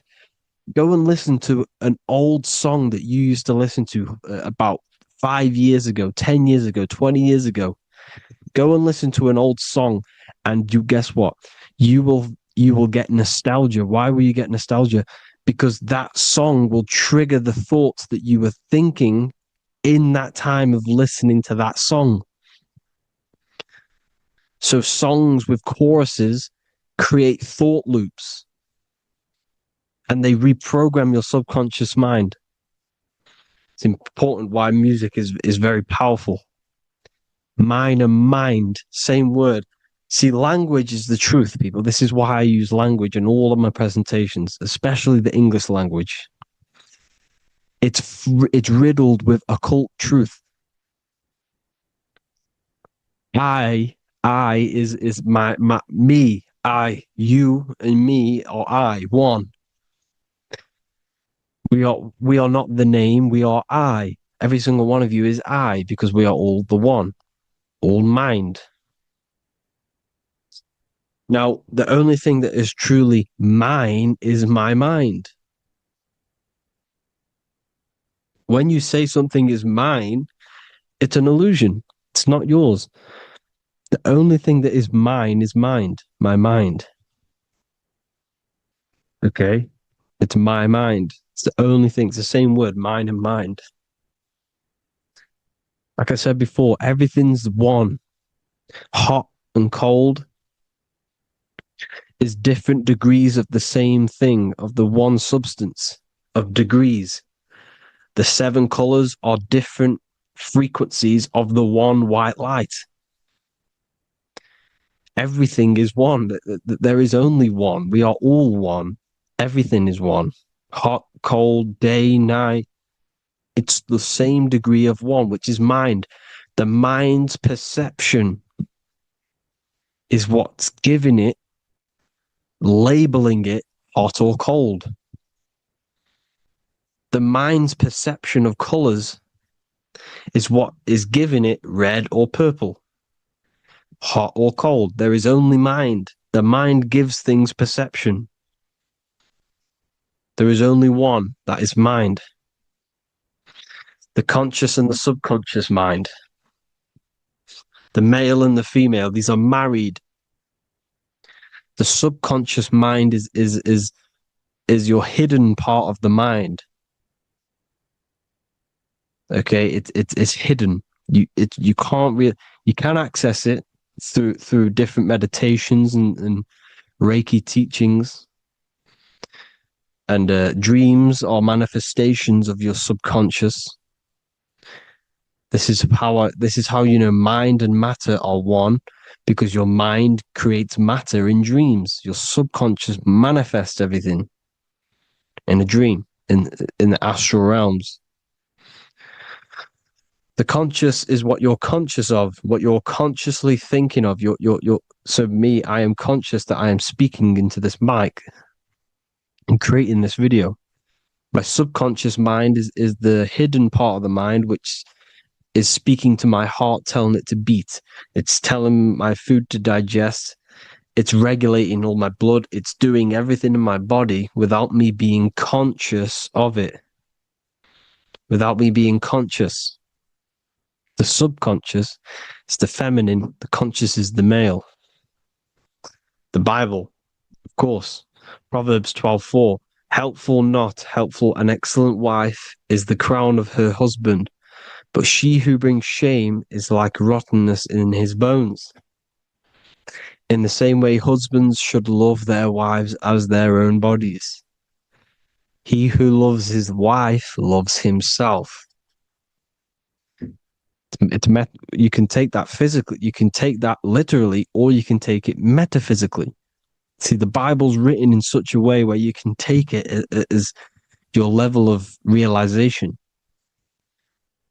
He who loves his wife loves himself. If you love your subconscious, if you love yourself, you speak good about yourself, because your subconscious takes everything literally. If you say, I hate you to someone, your subconscious does not know the difference between me and someone else. It only thinks me, me, me. Why? Because mind is the only thing that exists. You are mind, I am mind. If I say, I hate you, you're saying that to yourself. Your subconscious picks that up and says, I hate myself. And that's telling your subconscious that's what you want. Because your subconscious manifests 90% of your behavior. The programs within your subconscious. Tying your shoelace is a program. You don't need to be conscious of it. You can just do it because it's a program. It's deeply interwoven in the subconscious. Driving your car, texting on your phone. You don't have to think about what letter. You just do it because you know where the letters are. It's a program. Therefore, if you look after your subconscious, they are a married couple. It's your wife. Your subconscious is your wife. And it manifests 90% of your daily basis thought patterns, actions, behaviors, emotions, all the things that you all the trauma that you've experienced is stored within your subconscious, which is affecting you. So let's say you were in a car crash 10 years ago, and you had a really traumatic event, you really hurt yourself, and you had a very, very, very strong emotion that you felt of pain. That will still affect you today. And why? Because it will manifest into your behavior. How? Well, you'll be cautious of what cars to go in and who. You'll be cautious because of that event that stored within your subconscious, because of that feeling you felt was so painful and so strong. It's still manifesting into your behavior today. For example, you won't go in certain cars, you won't go with certain drivers. The subconscious stores everything, all your memories, the programs, and everything. So if you trick the subconscious, that's how you manifest your life. If you trick the subconscious, you already have something. And therefore it will manifest into your life, into your behavior, thoughts, and actions. This is why the golden rule is to treat others like you want to be treated. Because I am you and you are me. We are all subconscious. We all have subconscious. Whatever I do to you, I do to me. Because my subconscious picks that up and thinks I'm speaking to me. Mind is very powerful. Whatever I do to you, I do to me. Treat others like you want to be treated. The golden rule. That is the only rule we need in this realm, in the universe. If everyone understood this rule and how the subconscious works and how karma works, we'd live in heaven on earth, the Garden of Eden, the golden age. As a man thinketh in his heart, so is he. Proverbs 23:7. Where your heart is, there will be your treasure. Your heart's the emotions. The storehouse of emotions is where you feel emotions. You have to let your emotions move through you, not become you. You can't let your emotions become you. Or except be like the sky and let them pass through you. Be like the clouds and the stars passing over. Let them pass through you. Do not let them become you. And this is how emotions can take over your mind. We are driven by, when a man is driven by emotions, he has no self to control. You must control the mind, because the mind can be corrupted. Because your thoughts are electrical in the brain. Your thoughts come from the mental plane. So how the mind works is that you place your attentions on something in the mind, and infinite information just flows in. Think about it. When you think of a certain topic, as soon as you think of that topic, information comes flying into your mind. Different ideas, ping, ping, ping. It's all connected. It's why we call it a mindset, because your mind sets itself to frequencies. And when we think of something, we tap into that frequency, and just the universe, the mind, the mental plane just flows in information based on that frequency and that thought. The universe is just information. All of the information out there, nothing is new. It's all there. You just have to tap into it. You can tap into these different thoughts, and it's all there. Everything already exists within the mental plane. You don't think anything. You receive thoughts. We all share the mental plane. We affect each other. I'm affecting you. Listening to me is affecting your mental plane, your mind. The physical plane is the lowest plane. It's the world of effect. Everything you see in the physical plane is the effect of mind. Like I said, the person walking is the effect of their mind telling the body to walk. The physical plane is the lowest dimension of your mind. Mother Earth, we are in a mother. We're in the womb still. The Earth is feminine. It looks after you. It provides you with food for free. It grows on trees with water. It's Mother Earth. It's the womb. The dome above your head is your mother's belly. Okay? Is your mother's belly. You're in the womb still. You're forever in the womb because your mind's constantly expanding. Because when the baby's mind figures out that there is a reality outside of its mother, it starts to hear the people on outside of its mother, what does it do? It figures a way out of the mother. and it becomes born again in the water, in a hospital, into the other world. It's the same with our minds. When our minds figure out there is other worlds beyond this physical, we explore them. The astral plane, for example. You figure a way out of the body. Because when you're the firmament, look at the word firmament, meant at the end. Firm is firm, something strong, something like a rock is firm. If your mind is firm like a rock, you will be stuck under the firmament.